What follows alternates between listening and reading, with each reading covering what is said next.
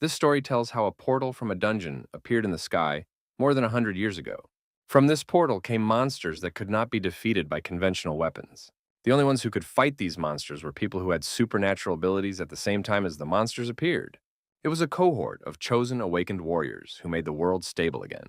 While monsters, mana, and a new civilization were emerging, some of the heroes became hunters, whose task was to destroy these demons.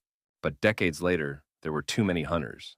As soon as the secret mechanism was revealed, it became possible to artificially awaken people, and anyone with money could take advantage of it. Of course, the number of people willing to become hunters immediately began to increase. Everyone wanted to become heroes.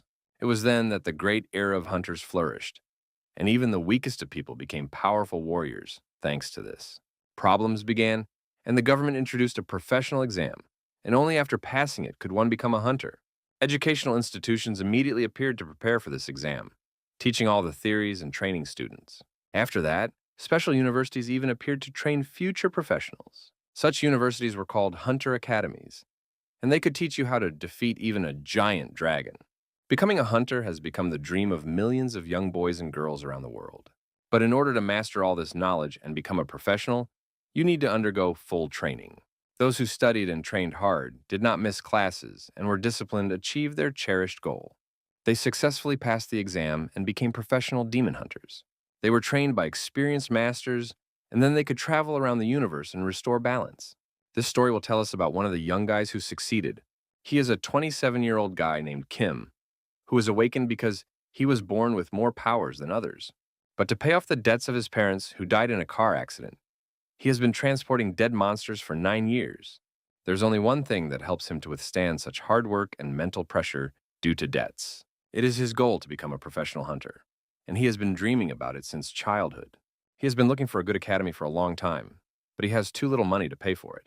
In the past, all those who were born awakened immediately became hunters, but now they have to pass an exam. The professors at the university are real professionals. They share their experience and give you the knowledge you need to become a hunter. This is why a huge gap has appeared between those who graduated from the academy and ordinary people.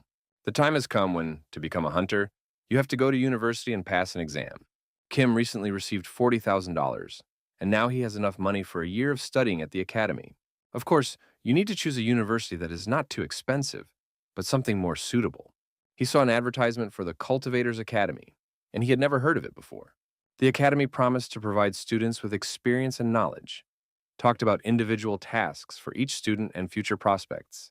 There were also a lot of comments from students who had completed the training and achieved incredible results. All this beautiful wrapping caught the interest of a young man who had long dreamed of something like this. The website looked like all the others, but the guy was worried because he had never heard of this academy before. He started looking at photos of professors with funny names, and he didn't like what he saw.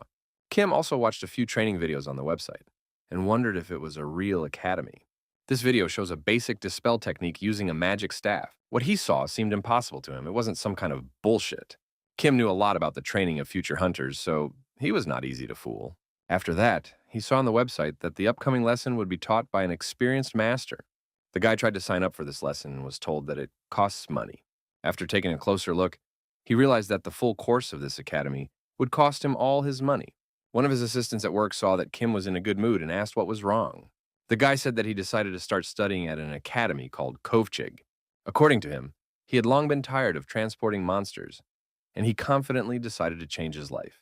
He said goodbye to his assistant and said he had to go home. Someone once said that life seems like a comedy when viewed from a distance, but a tragedy when viewed up close. As Kim passed over the huge monster, the platform holding it snapped and fell. The guy was terribly wounded and realized that in order to laugh sincerely, he had to accept his pain. The doctor explained that he had nerve necrosis in his legs, all due to rapid regeneration because he was awake. His boss at work refused to pay compensation and said that Kim was to blame for everything. According to the doctors, the operation will cost $40,000, and it must be done urgently before the nerves permanently fuse with the bones. Kim began to learn to look to the future while enduring this hellish pain for 9 years. All his savings that he had been saving for all these years were spent on the operation. He had almost nothing left. The guy was incredibly upset and unsure that he would be able to repeat his journey again. Suddenly, he heard the sound of the phone and saw that Kovcheg Academy was offering a free pass in honor of the anniversary. At first, he could not believe his eyes. It seemed like a miracle that could not happen to him. He was told that after the free lesson, because of his special situation, a year of tuition would cost only $3,000. If he collects everything he has left and borrows a small amount from his friends, he can raise the necessary amount. He realized that such a chance comes only once in a lifetime, so he had to try. As soon as he paid for the tuition, his phone started ringing loudly, and the Arc Academy congratulated him on entering their university. What happened next was hard to explain. A small person appeared from his phone. It was a little boy. He said hello to Kim and told him that he would be his new mentor at school. Kim didn't like this very much, thinking that it was unlikely that a little boy would be able to teach him anything. But the mentor looked confident and asked the boy not to worry about anything. Kim thought it was strange that his mentor's name was Mentor. Was it a joke? The mentor replied that there was nothing funny about it. He also told us that he was the teacher of Odysseus, a hero of Greek mythology who was his first student. It's been a long time since Odysseus became a cultivator, but he still comes to the academy sometimes. Kim decided to ask what was the difference between a hunter and a cultivator academy. The mentor explained that they cannot be compared at all because they are on completely different levels. According to him, their teachers can destroy hunters with just one finger. He asked Kim to fill out an initial questionnaire for new students to understand what kind of cultivator he wanted to become. It will also help you to understand the entry level and prepare a personal strategy for learning. The mentor asked the boy to answer as honestly as possible and not to lie. The mentor said he would teach the boy how to destroy mountains with a single punch. The guy did not quite understand whether it was really possible, but decided to believe him. The mentor also said that one should not be afraid of studying, because the academy never expels its students, and those who become members of the academy will remain members forever. Kim continued to answer questions. It took a long time. The mentor said that they would analyze his profile and draw up a curriculum for the first time.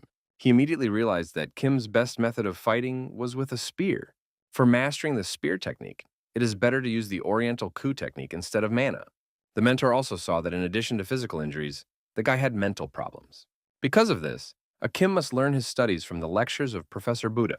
Thanks to his lectures on psychology, he is one of the most famous professors, and his subject is required for the cultivator's exam. Usually you need a lot of money to watch his lectures, but today is Kim's lucky day.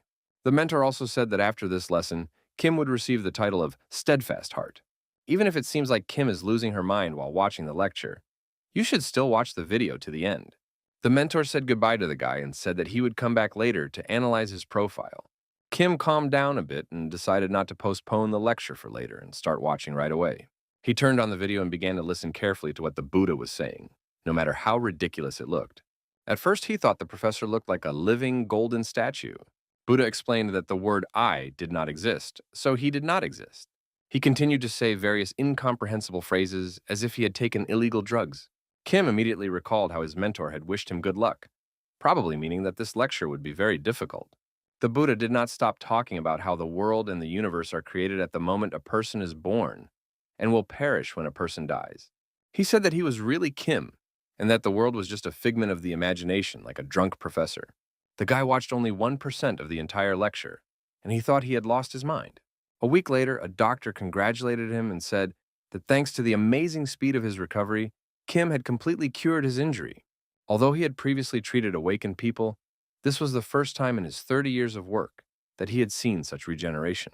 Kim was pleased. He hadn't dreamed it. He had only completed 2% of the lecture, but the effect was already incredible. Thanks to this Buddha's lesson, his heart calmed down, and this accelerated the speed of his body's recovery. He wondered what would happen when he finished listening to this lecture. The doctor suggested that he spend a few more weeks in the hospital, and without hesitation, he agreed. He also decided to start watching Professor Chiron's lecture, which was a rather low rank compared to Steadfast Heart, but it didn't matter. He started watching Chiron's lecture, hoping that through his experience he would learn more about body cultivation. This professor is a centaur, a creature with a human torso and the lower body of a horse. He was a teacher of almost every hero of Greek mythology and prepared students for the stage from which they could move to the early levels of cultivation. The professor said that in the initial lecture, combat techniques would not be the most important topic. The boy was happy and excited to watch the professor. This lecture was already much more interesting than the psychology lessons from Buddha. Suddenly, Corona called Kim a little rascal and ordered him to get up and move quickly. Not realizing what was happening, the boy was frightened and began to fulfill the will of his professor. The next morning came and Kim woke up to the sound of a message on his phone. This message from the academy said that he had received a new task for today, which was various physical exercises. He recalled how his doctor asked him to take it easy for the next few weeks. It looks like Doc will be unhappy. Kim thought he didn't have to do these tasks, but decided to just listen to the lectures while he was in the hospital. He wanted to turn on a new lesson, but he got a message that he couldn't do it until the daily task was completed. The guy quickly realized that trickery would not help him, and he would have to work hard. Kim said that a week would not solve anything, so he had better fully recover his strength. He wanted to watch Professor Bud's lecture, and saw that the free pass would expire in 83 days. Now he realized that admission to lectures is temporary after all. This is a full-fledged academy, and it is logical that you have to pay for it. If there are only 83 days left, then at the beginning he had 90 days. Kim didn't understand how the academy worked, but it seems that in order to make progress, he needs to listen to lectures and reach a new level of understanding. After watching some of the video, he did not see any progress, and it made him angry. The guy watched the Buddha's lecture many times, and his level did not change. He began to doubt that he could complete the course in 83 days. It looks like the free pass is just a trial period, a clever marketing ploy. Remembering that he hadn't worked out for a long time, Kim decided to warm up and develop his physical skills. He recalled how, for the past 9 years, he had been carrying dead monsters that weighed at least 70 kilograms all day long. Although he does not yet know how to use magic, he is an awakened person and is confident in his physical strength. Compared to my previous job, training on the sports field seemed very easy. After he finished doing the push-ups, he was surprised to see that the system did not credit him for this task. Perhaps there was a glitch in the academy system, so he decided to repeat the task again. Only later did he realize that he was not performing the exercise perfectly, and that was why the system did not credit this task. So, to graduate from this academy, you need to forget about tricks and work hard. Kim pretended that it was not a problem for him and continued to train, performing the task almost perfectly. The training turned out to be much harder than he expected and lasted for many hours until the evening. When he finished doing all these things, it was already dark and he had no strength left. He was not sure he could continue to train with such intensity every day. A few days later, his grandmother met him in the hospital and said that Kim was getting stronger every day, probably because of the suit. The guy explained that he had started to actively engage in sports, and it helped him to restore his health. At that moment, the news broadcast urgent news that at 5 o'clock in the morning, a level 4 impaler had been found in the city. According to rumors, he was sleeping, but the monster transportation service did not know this, so the impaler ended up in the city center. Many of them could have died, but by chance there was an awakened one nearby who detained the monster. The grandmother in the hospital said that thanks to the hunters they were saved again. Then she looked at Kim and asked if he was awakened and if he was going to study at the academy. The guy said that he had already started his studies, and that maybe in the future he would also be shown on TV. The man sitting next to them looked at Kim with a displeased face. He said that now it is very difficult to become a hunter. The chance is 1 in a million, but it used to be different. He said that Kim was probably not studying at the academy and was only wasting his time training. He would never become a hunter, so it was better to give up right away. He asked the boy not to waste his youth on dreams that will never come true. Kim immediately recalled all his years of hard work for his dream. He got very angry. My grandmother started shouting at the man and called him stupid, and the man replied that he only wanted to help. The man believed that by telling the truth he was doing a very good thing for Kim. The guy said that he would decide for himself what to do in life, and asked not to give him unnecessary advice. The man started shouting and called the boy a snotty little boy with milk on his lips. He also said that adults should be respected, and Kim did not listen to him. So he turned around and walked away. He has already become a student of the Cultivators Academy, and within a week he felt the effect of the training. The guy is absolutely sure that he will become a professional hunter. That is why, no matter what, he will continue to train and pursue his dream. Meanwhile, there were those who were tired of being a professional hunter. Those who thought that there was no point in the academy because of the expensive tuition have almost no students. So while Kim was dreaming about this profession, there were people who were dying of boredom working as hunters. Soon the guy realized that he had fully recovered from his injury, and there was no point in staying in the hospital any longer. He was happy to return to his home and was glad to spend the night in his own bed. Although he has a small apartment, he still considers it the best. With 1 more year left before the exam to become a hunter, Kim wondered how much money he had left. He seemed to have almost nothing left. The guy did not understand how to live his life. He also remembered that he had done all his assignments for the day, but forgot to watch the new lectures. He decided to start watching Professor Chiron's classes because he was one of his favorite teachers. The professor greeted him and looked at him as a child who was about to take his first serious steps in adulthood.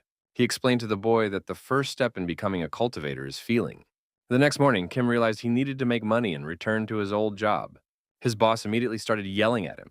saying that if this situation happened again, he would be in big trouble. He did not want to return and had no choice. He had run out of money. If he doesn't work, he won't be able to buy food, while if he works hard, he won't be able to study. Kim also mentioned that if he did not have time to complete his daily tasks, he would not be able to watch the professor's lectures. He faced a serious dilemma and had to make an important choice. The guy recalled the last lecture on sensations and the important role they play in battle. Sight, hearing, touch, taste, and smell are the five senses that Professor Corona talked about. The teacher promised to teach Kim how to work with these feelings and manifest her hidden capabilities. He said that the boy would be able to learn about something completely different from these five senses. It was about the sixth sense that is hidden in a person, intuition. At that moment, his work friend Park approached the guy, greeted Kim, and tried to hit him on the back in a friendly way. Suddenly, something happened that Park did not expect and had never seen before. It was as if Kim's eyes had grown on his back, and he had somehow managed to dodge his hand. Later, they both started working, and the guy again made his friend wonder. This time, Kim demonstrated incredible muscle strength and easily lifted a load several times his size. Everyone around him was surprised by such a rapid change in his behavior. He had just been in the hospital, and now he was demonstrating the power of Captain America. Although their boss tried not to pay much attention to it, Park noticed a change in his friend's behavior. At that moment, Kim felt as if his strength had increased several times, as if his training had not been in vain. He decided to complete his daily task because he wouldn't have time for it after work. The guy was very surprised to see that the system counted one of his squats as 3.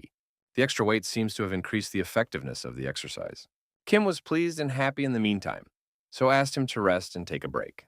He replied that he did not need it and said he could work harder. There is no point in wasting time on exercises if he can train at work. The more weight, the less exercises. The guy was happy until he returned home and felt a terrible pain in his muscles after all the exertion. Combining work and training turned out to be effective, but too hard. And it seems that only a real fool could have come up with this idea. At least he saved time, and that's enough to be satisfied with himself. After checking his profile in the academy, Kim saw that all tasks were completed successfully. He had already listened to several lectures, but he still felt like he was wasting his time. Realizing that repeatedly watching the video did not add to his progress, he decided to sign up for another course. Since he had no money, he started choosing free lecture options. He was offered to watch a lecture by General Bolg to become stronger and more resilient. He is the legendary king of the Western Black Sea, known for his superhuman strength. Since the lecture was completely free, Kim decided to try it, and if he succeeded, he would receive a spear that moves mountains. General Bolg started laughing at him and said that he was a loser who couldn't even lift a spear. Then this majestic warrior said that he would still try to teach Kim the spear technique and the power of the mountain. He told him to start swinging the spear, to feel it with every cell of his body and understand its power. The boy was upset because the professor said only a few sentences, and that was the end of the lecture. So Kim started doing these tasks even though it was already night outside. The next day, a girl came to Kim's workplace to check for live monsters. Her name was Kira, she was a B-class hunter, and she came to personally check this company. The boss said that his company had never had a single accident, thanks to safety and caution. Looking at her, Kim thought that she might be the granddaughter of the Star Sword. The Star Sword is a legendary warrior named Bond. 100 years ago, he was one of the awakened ones who received their incredible power at the moment the gates were opened. In those days, almost nothing was known about the awakened. The monsters were cruel and could easily kill people in the streets. It was a difficult time, and humanity was not sure that it would survive. When there was almost no hope left, a cohort of special warriors came to help humanity. Bond was one of the first awakened ones who saved hundreds of lives with his Star Sword. He helped the human race survive and wrote his name in golden letters in history. Many years have passed since that glorious time, and Bond has become an old and experienced master. But despite the fact that he is no longer young, the Star Sword can still show his skills and compete with anyone. Kim thought it was none of his business and continued to deal with work-related issues. When Kira saw him squatting with a monster on his back, she asked who he was and why he was doing it. The boss told her that he was a mentally retarded child, and it was better to ignore him. At that moment, his friend Pak called him and said he needed urgent help. Kim replied that he would be happy to help, as it would speed up the daily tasks at the academy. Park did not understand the point of these exercises and said that the guy would soon injure his back. But he was pleased that thanks to Kim's activity, there was less work. Suddenly, strange things began to happen. The monster the boy brought began to move. Kim was the first to see it and realized it was going to be fun. A few seconds later, this huge demon rose up and began to roar as if it was going to kill everyone around it. Along with the monster, everyone else started screaming, but they did it out of fear. At the same time, Kira was doing everything she could at this enterprise. She was happy that the boss of this company had left her alone. She thought he was an annoying fool. For many people, the Star Sword is a superhero, but for her, it's a label she can't shake. From an early age, her grandfather taught her how to be a hunter, but the level he demanded was too high for his granddaughter. Her real dream was to teach people and become a teacher, but her grandfather never listened to her. This is why the granddaughter of the Star Sword cannot live a normal life. Soon she and her grandfather agreed that she would open her own academy and start teaching. Because of her surname, everyone around her believed that they would be taught by a real Star Sword. But as soon as it turned out that my grandfather would not be a professor at this academy, everyone immediately lost interest. They wanted the legendary Bond warrior, not a young girl they had never heard of. Those who stayed later also left the academy because of Bond's threats. Now no one knows about this academy, and Kira dreams of at least one student. While she was thinking about it, the workers started shouting and ordering her to leave immediately. They told her that one of the monsters was alive and that it would not be easy now. Unfortunately, not everyone managed to escape, and Park was injured and close to death. Kim did not understand why Manticore was found alive, but he was not going to leave his friend. Park asked the boy to leave him and save his own life. Kim realized that he was facing a real monster, but if he ran away, his friend would die. An ordinary person will never defeat a monster, and an awakened one cannot use magic. Manticore is a 4th-level demon, and even a professional will have a hard time defeating it. The boy remembered that the granddaughter of the Star Sword was nearby. Maybe she could help. Although if she doesn't make it, Park will be left without a head. Kim realized that he had no time to think and had to act immediately. Someone has to do something right now. Otherwise, Park will die, but who? Realizing that no one would come to his rescue, Kim grabbed the nearest stick and started to act. He pretended not to be afraid of the monster and ran straight for it. The guy tried to scare and distract Manicore's attention so that Park could escape. His friend was, of course, happy and afraid that Kim was now in mortal danger. When the boy was left alone with the monster, he realized that he had to hold on and wait for the hunters to arrive. He tried to calm down and not be nervous, even though at that moment he was facing a real demon. Kim recalled everything he had learned at the academy about the basic 5 senses and spear technique. He also recalled the words of Professor Buddha, which helped him calm down a bit. The professor once said that we need to cover the entire universe and understand where it is moving. If the guy manages to do this, his fast-beating heart will calm down. Kim decided to trust his new knowledge and put it to the test in the real world. He really managed to calm his heart, despite the fact that he was being attacked by a monster. Kim decided to trust his instincts and physical fitness. The time has come when all this grueling training can help him in real life. He completely relied on his feelings and started attacking. He recalled how one of his professors said that monsters have a blind spot. He also thought about the words of General Bolg, who said that victory requires courage and confidence. So to win, you have to believe that you can break a mountain in half and not doubt yourself. Kim realized that he had no choice and had to believe in himself. He concentrated on feelings of power and the ability to break a mountain in half. Strangely enough, it worked. He activated his inner energy and delivered an incredibly powerful blow. The strength of his inner Kai was so significant that it seemed like an atomic bomb had exploded. Kira and other employees did not understand what was happening and what kind of explosion it was. The girl was not afraid and ran forward to see what happened. She ran to the central square and saw the body of a young man in the dust. Soon, everyone realized that Kim had single-handedly destroyed Manicore with his stick. The guy started smiling. He could not even believe that it really worked, and it was not a dream. While the system showed his progress, Kira tried to understand what had happened. Did an ordinary employee of the Enterprise, without proper weapons, destroy the monster? It seemed unbelievable because he doesn't even study at the academy. Kim wasn't going to talk to the girl about anything, even though she was the granddaughter of a Star Sword. He immediately ran to his friend to make sure he was okay. At that moment, the director of the company approached her and said it was an accident. She didn't really listen to him and watched the young man being greeted by his friends. Looking at this, she thought that she had found a really worthwhile student. Soon the working day ended and all the employees went home. Kim was very pleased to see that his performance improved after today's fight. It seems that defeating Manicore is much more important than listening to lectures. So practice is the best way to increase progress in the academy. While he was thinking about where to find extra money for his studies, Kira was watching him. She decided not to remain silent and called the boyfriend to talk to him. Kim realized that she was a huntress who worked with their company and remembered that she was the granddaughter of a Star Sword. The guy didn't understand what she wanted from him, but decided to meet her, and maybe it would turn out to be a useful acquaintance for the future. She decided to get straight to the point and invited him to meet her grandfather, which was really unexpected. The guy looked at her without much emotion and said he wasn't interested, which was really unexpected. She was sure he was bluffing and really interested, but Kim turned around, said goodbye, and walked away. Kira decided not to give up and invited him to join her own cultivator training academy. Kim didn't understand why he had to do it. There were no students in this academy. Was it a joke? In her entire life, she has never seen anything like this, and this guy might be really special. She remembered all his strange training and how he had destroyed a level 4 monster. The girl said that her academy had everything he needed. She would give him a new uniform and personally train him. The boy kept refusing, so she decided to offer him to take some lessons from her grandfather. She knew that all hunters dreamed of learning from the Star Sword, but Kim calmly replied that he was not interested. She was not going to let him go so easily and kept trying to convince him that he was wasting his time. Kira also told him that they had received a license, and if he agreed, he would be able to go into the dungeon tomorrow. If he doesn't need teachers that much, she can let him be and give him some time to train on his own.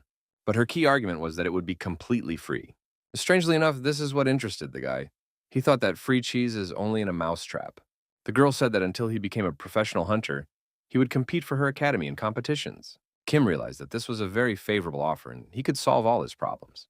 The girl said she chose him because she saw the incredible potential to become a legendary warrior.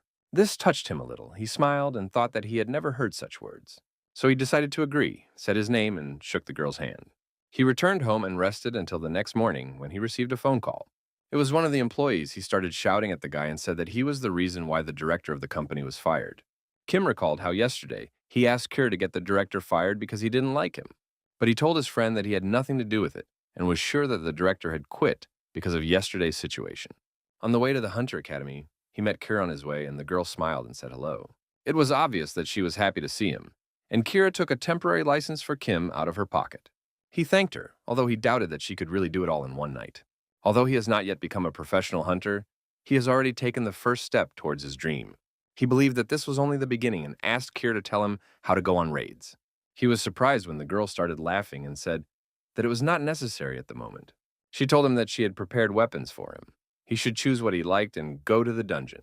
She said she had already signed a contract, and they could travel together through the portal. Kim was not very happy. He reminded her that she had promised not to interfere with his training. She replied that she could not leave the only student of the academy unattended, especially one so talented. Since it is his first time in the dungeon, he needs help, because there are not only kobolds around. Kobolds are second-level monsters, ideal for training beginners without combat experience. Fortunately, Kim can easily pierce their magic armor, just like in the battle with Manticore. Suddenly, he bent down sharply because he felt a kobold attack, and even Kira didn't see it in time. The guy was surprised. He easily destroyed the opponent and did not understand why his attacks were so effective. After that, he looked at his phone and saw his progress in some disciplines growing step by step. Of course, not as fast as after the assassination of Manticore, but still not bad progress. Kim thought that he could make good money in the dungeon. So he looked at the girl and said that he had to hurry up. He ran forward to destroy the monsters as if he were farming experience in a video game. Kira immediately realized that something was wrong with this guy, and now she was scared. What is this fool doing? Ever since they returned to the dungeon, he has been looking at his phone, which is turned off. But the worst part is that the strange things are only just beginning. A newcomer who first came to the dungeon destroys kobolds like a trained professional. He also constantly does strange exercises with dead monsters. Maybe he has some kind of mental disorder? Kira was worried that she couldn't take it anymore, that she couldn't hide the fact that she had a student from her grandfather anymore. The girl doubted whether she had made the right choice. Kim is a very talented and strange guy at the same time. Meanwhile, the student was happy. He could not even guess that he could earn real money for completing daily tasks. Of course, this required a lot of work. It was not easy, but his activity was not in vain. But the problem was that it took too much time and effort, and he didn't even have time to listen to the lectures during the day.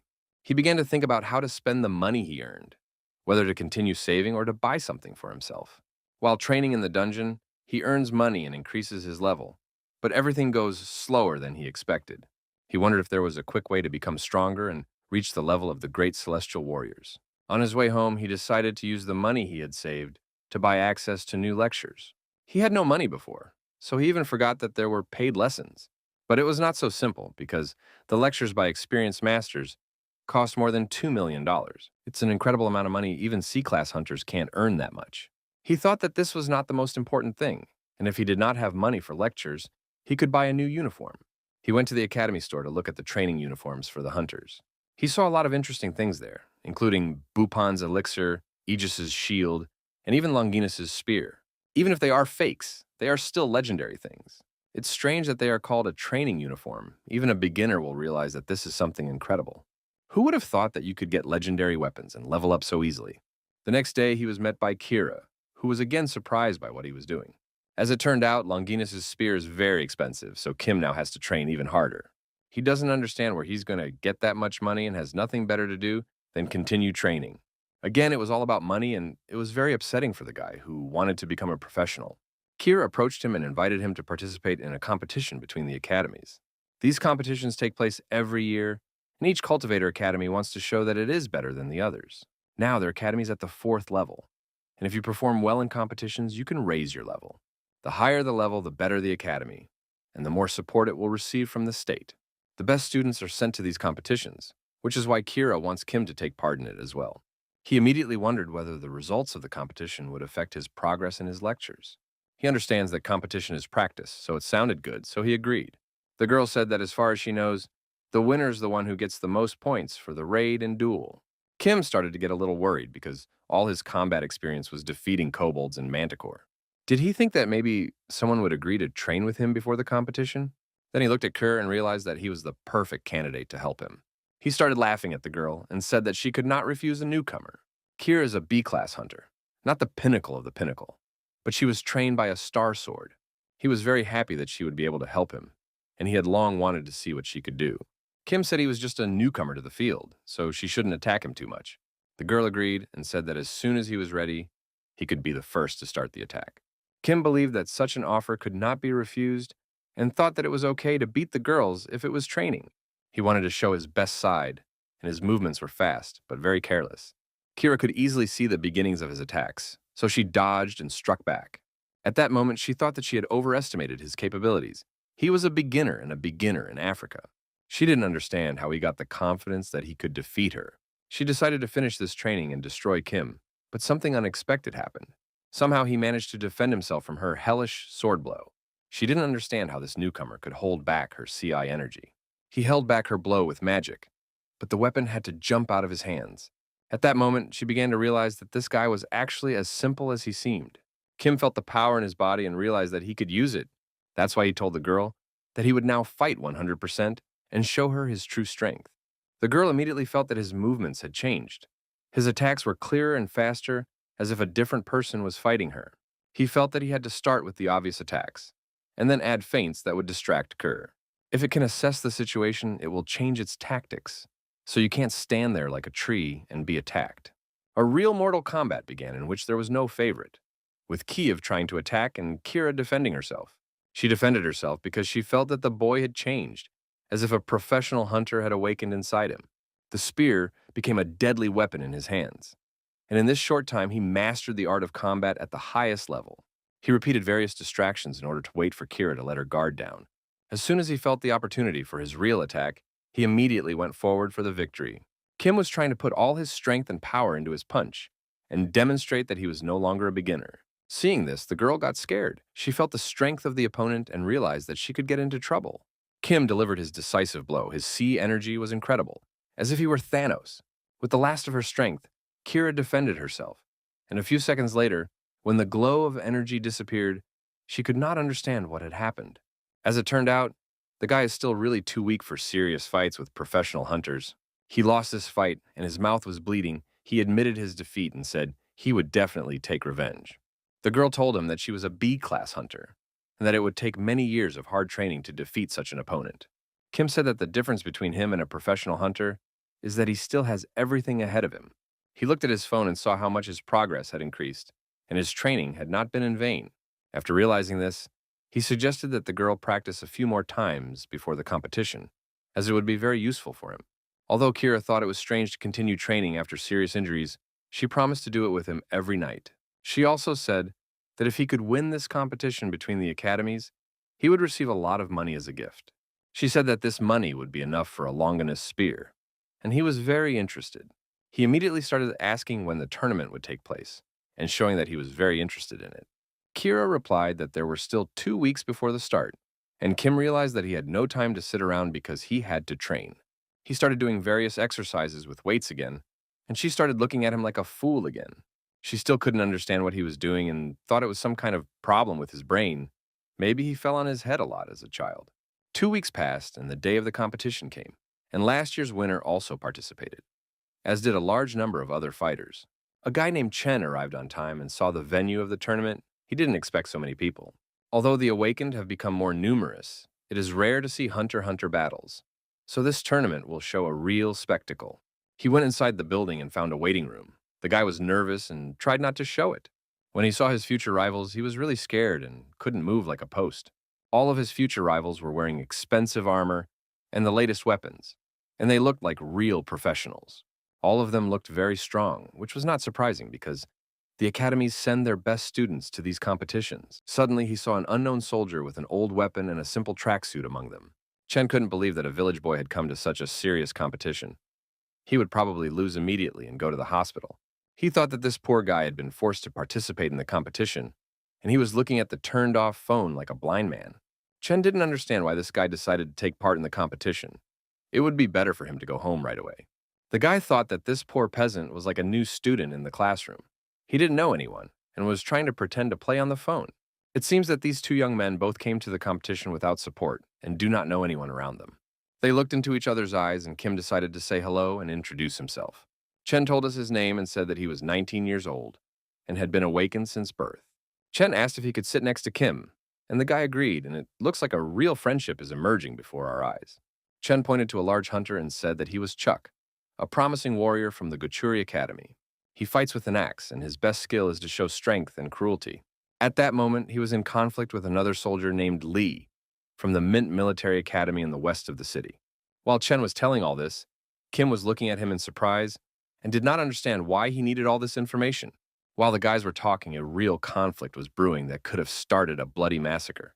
Another young talent, Wang, a student of the Revenant Force Cult Academy, intervened in this conflict.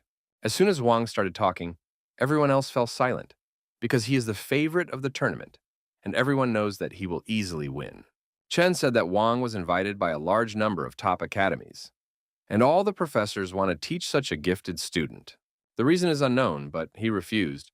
Probably he was very confident in his abilities, because even the granddaughter of the Star Sword invited him to visit.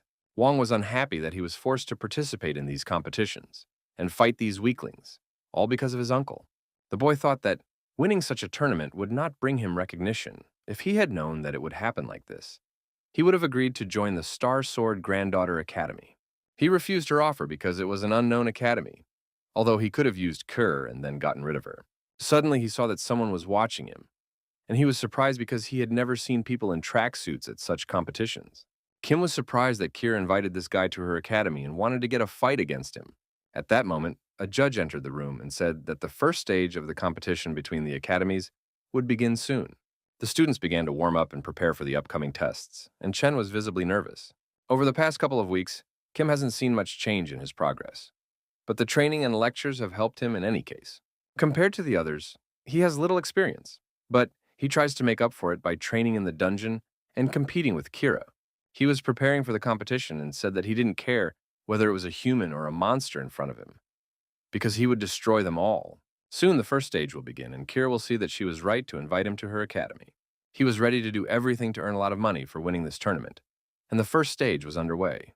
This year, the stadium was packed with spectators, all of whom wanted to watch the future professionals.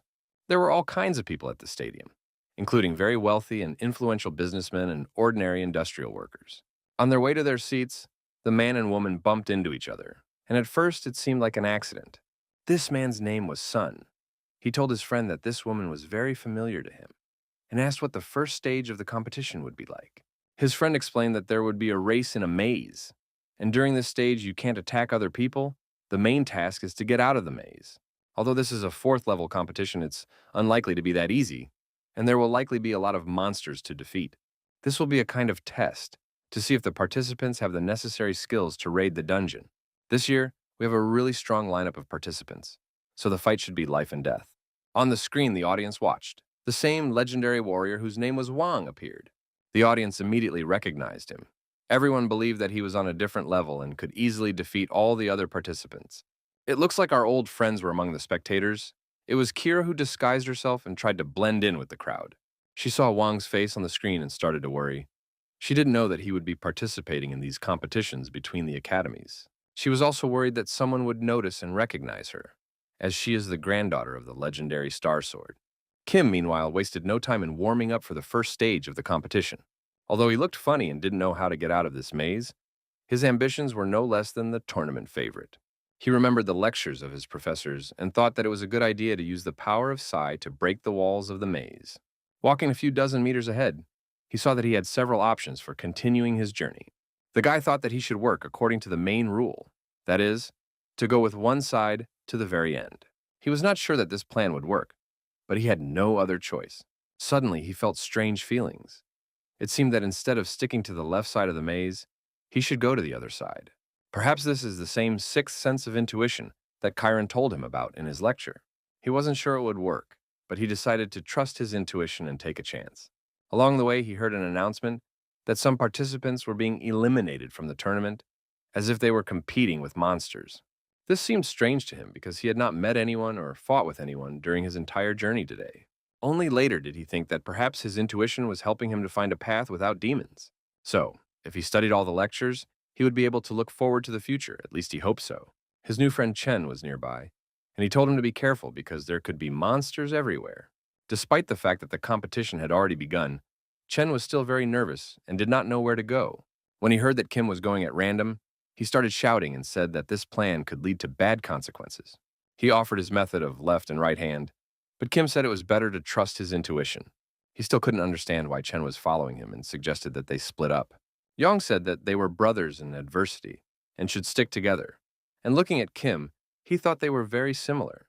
Kim hadn't heard anything dumber than that in a long time, and thought he'd found someone as crazy as he was. He decided to make an exception for his new friend and show him something really incredible. Chen was touched, he thanked his friend and showed him a photo of his younger sister. Kim called her very beautiful and started to run away, but it wasn't as simple as he thought. Chen said that they should stick together because it would be suicide to travel alone in such a dangerous place. Kim decided to ask him if his parents and sister had come to watch the tournament and support him. The answer was very unexpected. The guy said that his parents had died a long time ago, and he had no one left except his sister. Kim immediately realized that their lives were very similar. He had also lost his parents a long time ago and felt alone in this cruel world. Chen said that it was a long time ago. His younger sister is still young and cannot come to support him in the competition. After that, Kim felt that they were real brothers in misfortune, so he offered him to go through the maze together. But he immediately warned me that they were not one team, and since it was an individual competition, he would win the main prize. After these words, Kim confidently walked forward and told his new friend to keep up with him. Yang was surprised that Kim had no doubts at all and chose the future path without even thinking. Kim continued to trust his intuition and go where it told him to go. But this sense of intuition also needs to be trained, because after 10 minutes, the intuition led both guys to a dead end. At first glance, he should have turned around and walked back. But Kim continued to trust his sixth sense and realized that there might be a door in the wall. This door led to the finish line. The guys were the first to come here and more than doubled the previous record. The audience was surprised. Everyone thought that Wang would be the winner, not some hillbilly with his cowardly friend. Kira was even more surprised when she saw that her only student had won the first stage of the competition. At this point, Kim didn't show any unnecessary emotions. He considered it an unnecessary waste of time because he didn't get any progress for it. On the contrary, Young was happy. He realized that the meeting with Kim was not accidental, and thanks to him, he took second place. At that time, everyone around us was talking about the winner. He was from the Maria Academy, which no one had even heard of before. Everyone thought that Wang would win this task, but he ended up taking only third place, which was considered a disgrace for him. While Kim was watching the lectures on his phone, Wang walked over to take a personal look at his competitor. Kim didn't understand why he was looking at him like that and what he was trying to say. Maybe there was going to be a fight. But everything ended up being much easier than he thought, and after a short pause, Wang calmly turned around and walked away. Other participants believed that Kim was just lucky. Without luck, an unknown student from an unknown academy could not win this competition.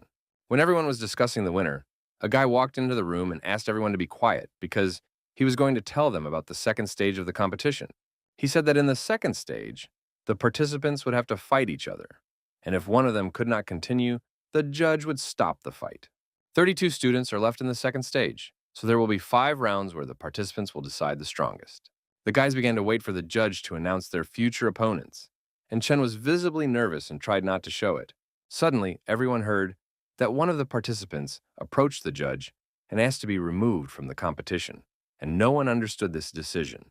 Kira was still at the stadium waiting for the second stage of the competition, and she was happy that no one had realized who she really was. She tried not to show her face to anyone and stay in the shadows until the second stage began. She heard that instead of 32 participants in the tournament, only 5 remained. All the others refused to participate in the second stage. She realized that these men were betting on a winner, and that Wang was the main favorite. But he had small odds. The men said that no sane person would bet on anyone but Wang. It was after these words that an unknown person in a raincoat approached and said that he was betting $100,000 on Kim's victory. Kira was watching all this time. She didn't understand who else could believe in this newcomer. She tried to look more closely, but could not see the face of this mysterious person. Kim didn't even realize that there were people who believed in his victory. He was bored and wanted to start fighting as soon as possible. He was very surprised to see the participants approaching the judge and refusing to continue participating in the competition one by one. Chen told him that in fourth-level tournaments, this happens a lot, and the same people almost always win. Everyone was afraid that if they started fighting with Wang, they would be disabled, so they refused to participate in the competition. Besides this champion, there were other serious rivals, and no one wanted to be live meat for them. That's why most of the participants refused to continue fighting. Their health is more important. In this strange way, only 5 participants remained in the tournament to compete for the first place. Soon, a judge came into the room and said that the first match would be Kim versus. Chen is very unlucky. He will have to compete with the main favorite of the competition, Wang. Young Master Li from the Mint Academy won an automatic victory and advanced to the next stage. Kim was wondering, after winning the first stage, if he made it to the final, would it be enough to win the tournament?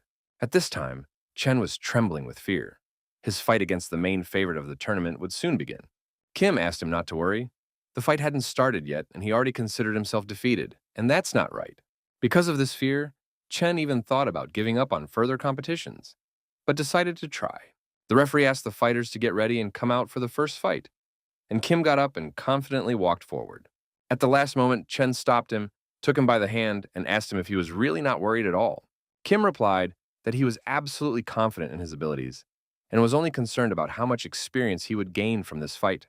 Of course, Yang did not understand what this meant, but Kim was not going to explain anything and went to the arena. The second stage of the 63rd Academy Tournament is about to begin, and only the strongest participants are left. The new record holder of the maze race, a young and promising talent, Kim, will be the first to fight. But it's not going to be easy for him because his opponent is a real killing machine, the giant with the axe, Chuck. This giant was absolutely sure that he would defeat this unknown opponent and reach the final of the tournament. A few seconds later, the judge officially started the first match of the second stage and ordered the students to start fighting. As Chuck from Gochuri Academy ran forward, Kim was still standing still and not moving. His new friend was watching the fight on TV, and he was very worried not only for himself but also for Kim. He realized that in addition to his friend fighting a real monster, he himself would soon enter the arena. He respected his opponent and decided to fight to the very end, no matter what, in case he could win. Wang and Chuck are representatives of well-known and large academies, and it will be a real challenge for anyone to beat them. While Chen was thinking about what he would do in a fight against this monster, the first fight in the arena ended in a few seconds. As it became known, a guy from an unknown Maria Academy, Kim, won this quick fight. Seeing this, Wang said that garbage belongs with garbage, and looking at Chen, he said that this also applies to him. He tried to break the guy down emotionally before he entered the arena, a clever trick of an experienced warrior. The first fight in the arena was unusual. The favorite of the fight immediately began to attack and try to take his opponent's head off. He tried to show his incredible strength, but Kim calmly and confidently defended himself, showing that it was nothing for him. The unknown master showed miracles of defense. He dodged his opponent's blows like Neo from the movie The Matrix. Chuck was very surprised and did not understand why his powerful attacks did not work. He was not as confident as before. He decided to do what the masters of the Gochuri Academy had taught him, to strike the green dragon.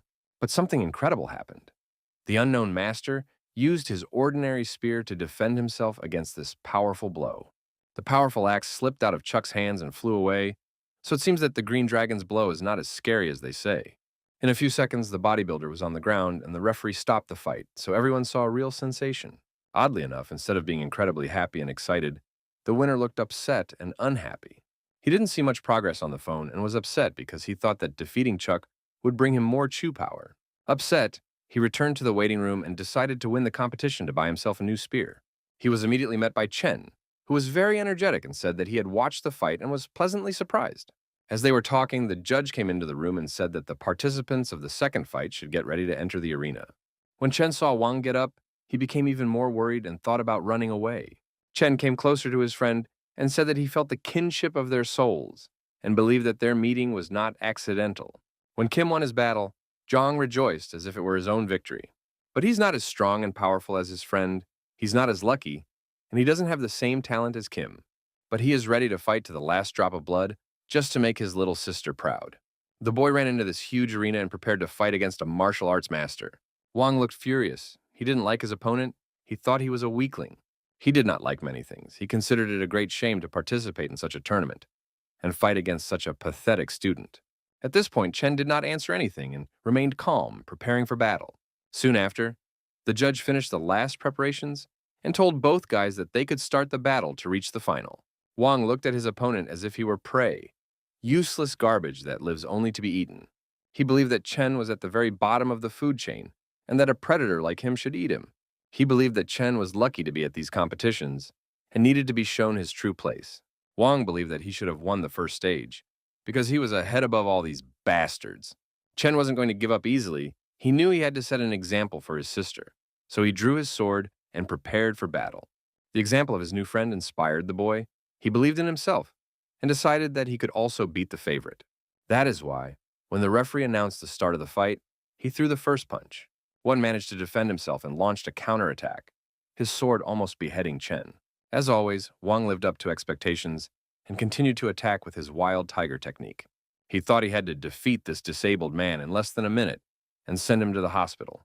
He struck a strong blow to the opponent's stomach. Chen's mouth bled and his glasses fell to the floor. The guy thought he couldn't win because they were on completely different levels, like a beginner fighting a professor. Chen really wanted his sister to be proud of him, but was there absolutely nothing he could do? At this difficult moment, he thought that he wanted to become as strong as Kim and defeat all his enemies. It seems that these thoughts had a positive effect on him, because he gathered all his courage and got to his feet to continue the fight. Chen thought that he should strike at least one more blow so that he would not be ashamed to return home. He swung his sword to try to touch his opponent at least a little. A few seconds later, the entire crowd in the stadium began to go wild and scream with satisfaction they got what they came for. Unfortunately, Chen did not succeed, and Wang easily defeated him and reached the final of the academy competition. The fans weren't even surprised. They believed that Chen was not up to the level to fight against real masters. But as it turned out, this weak guy still achieved his personal goal. He inflicted a small wound on Wang, and his cheek bled.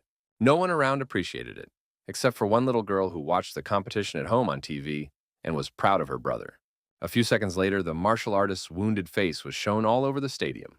Everyone wondered if this warrior was not as powerful as everyone thought and did not belong to the elite. Wang approached the judge and loudly said that he was leaving the tournament and would not compete anymore. He then approached his opponent and kneed him in the head. He started shouting that this tournament was created for the disabled, which is why there will never be any fighters above the 4th level here again. He didn't care that he could be disqualified for saying that. He thought he was right. Stepping on Chen's head, he said that these cockroaches should realize where they belong. Suddenly, something happened that no one expected. There was a warrior who decided to take revenge for Chen. It was Kim. He started attacking Wang and said that their battle was fate, and Wang would not escape from it. Kim promised to beat him so badly that even the best surgeons in the city would not be able to put all his bones back together. He ordered him to immediately remove his foot from his friend's head, apologize, and promise to never hurt the weak again. Wang replied that he'd like to do it and was not going to listen to unknown guys from the village. After these words, Kim used force and pushed Wang, whether it worked or the opponent did not expect it. It was a very emotional moment, and Kim picked up his friend to make sure he was still alive. Wang said that they were acting like girls and explained that they were not worthy of competing in such competitions. This conflict was closely watched by thousands of spectators who gathered in this arena today. Nothing like this had ever happened at such competitions before, and people were surprised and did not understand why the judge did not intervene in this situation. But, as it turned out, the judges were ordered not to interfere and to observe, and it seems that a mysterious person in a cloak was involved again. Of course, Kira was watching. She was very worried about her student and hoped that it would all be over soon. Wang said that this world is arranged in such a way that, without talent, A person cannot achieve anything. To succeed, you have to go head to head. According to him, there's no place for dreams in the world, and there are only those who achieve their goals and losers. Kim listened carefully to these words and realized that he had thought the same way many years ago. All these 9 terribly long years when he endured everything to become a hunter and constantly faced a cruel reality, he hated himself for having neither money nor talent. He hated his helplessness.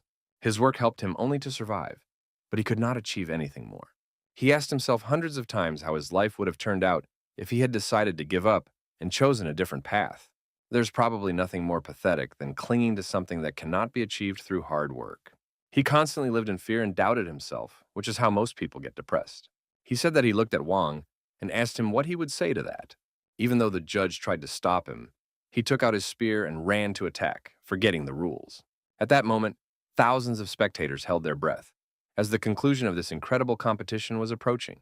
His opponent didn't move and just smiled, thinking it was a joke because he was much stronger than Kim.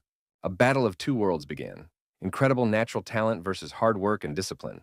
Kim was determined and was not going to take a single step back. He attacked, trying to remember everything he had learned from Kerr and the professors at the Cultivators Academy. The spectators at the stadium thought that the competition was over and that real gladiatorial fights had begun. Kim felt the strength and power of his opponent.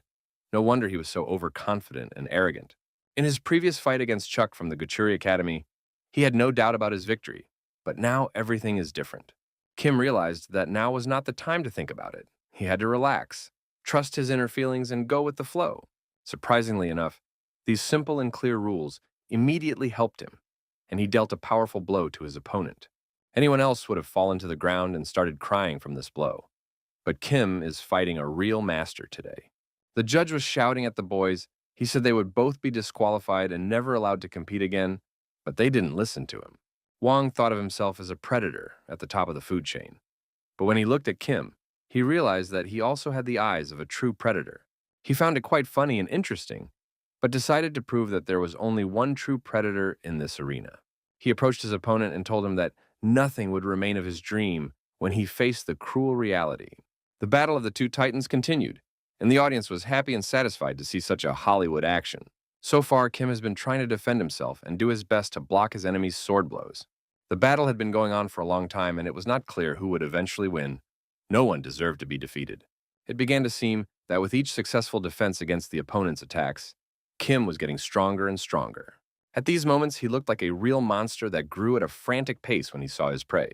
They dealt each other powerful blows, and each of them felt the strength of the other. Wang stopped underestimating Kim and realized that he was also a true martial artist. That's why he thought it was time to use heavy artillery and end this battle. Kim was surprised. He hadn't been able to control his mana yet, and that's why it was a serious problem for him. He thought that the best option for him was to run away, but for some reason his legs did not obey him. He thought that if he ran away now, he would betray everything he had learned and betray himself. At that moment, General Bolg spoke to him and told him that he had a similar situation when he was surrounded by the army of the Min Kingdom. There were 10 times more opponents, but he still didn't run away and started fighting because he realized that he had already lost and that he couldn't change it. That was the first time he felt real despair. Defeat scared him even more than death. But he started attacking and fighting the enemy anyway, because even if everything points to defeat, you have to fight and believe in victory to the end.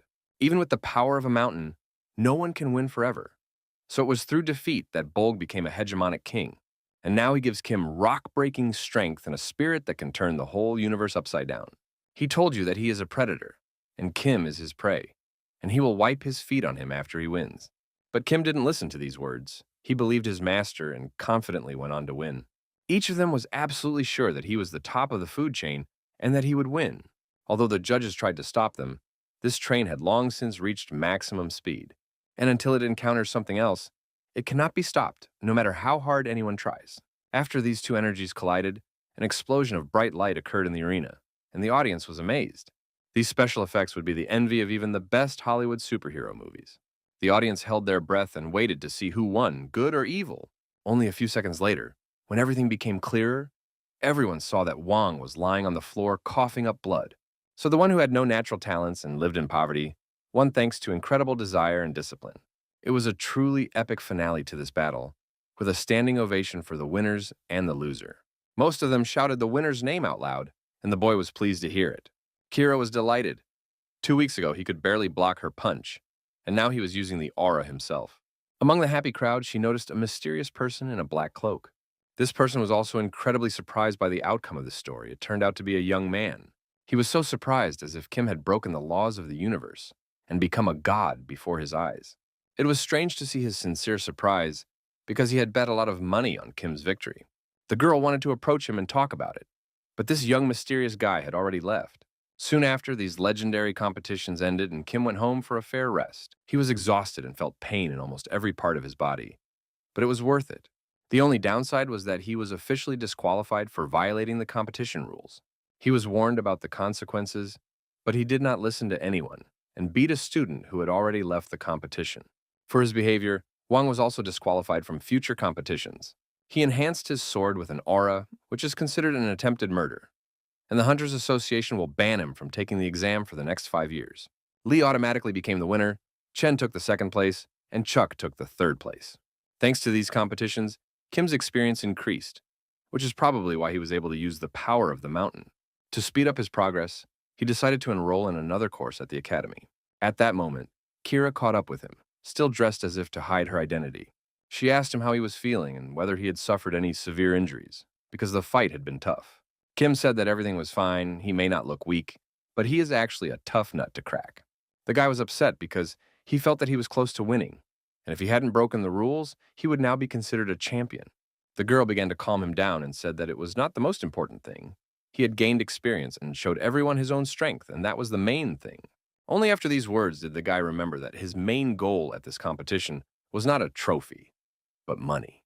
He was upset because he realized that now it would be difficult for him to buy Longinus's spear, and he would have to find money to continue his studies. Although he was upset, he realized that if he had not intervened and protected Chen, he would have regretted it for the rest of his life. Kira assured him that money could not be the main goal in life and said that he would be fine in the future. While they were talking, another guy hurried up to them. Judging by his clothes, it was Chen. He had noticed them a long time ago, but he couldn't walk any faster because his whole body was sore from the last battle. He asked Kim to wait and asked him if he could be as strong if he was disciplined in his training. It was a difficult question, and Kim thought for a few seconds to find the right words. Chen looked closely into his eyes and waited, even though he was badly beaten and his spirit was not broken. Kim explained that it would be very difficult, and to be honest, it's hard to become a professional hunter without talent. Of course, they say that you can achieve anything if you work hard. But the world is cruel, and you can't go far with just dreams. Kim said that you shouldn't focus on becoming a hunter, because you can find another job and be happy. These words really helped the guy. He said that he did not want to upset anyone and only came to say goodbye. Kim asked him not to let anyone tell him what to do and to always listen to his heart. Because Chen has no talent, he will constantly be told that he will not be able to achieve his goals and will fail. But the opinions of these people should not worry him and become a reality for him. Kim also said that if he wants to achieve something, he has to do it no matter what, even if the whole world is against you. He promised to come visit Chen and his younger sister sometime in the future and said goodbye. Kira was listening to this emotional speech all the while and was pleasantly surprised. It seems her only student is a real motivator. The girl encouraged him and told him that he now had a new fan, and that was worth a lot. Kira also thought that she had missed a good opportunity to invite him to her academy. Meanwhile, the tired Kim turned around and went home to rest and get a good night's sleep. Kira caught up with him and told him that he had done very well in these competitions and deserved to receive a new spear, which could be considered a scholarship to the academy. While they were looking for a good store with weapons for cultivators, an interesting conversation took place outside the city.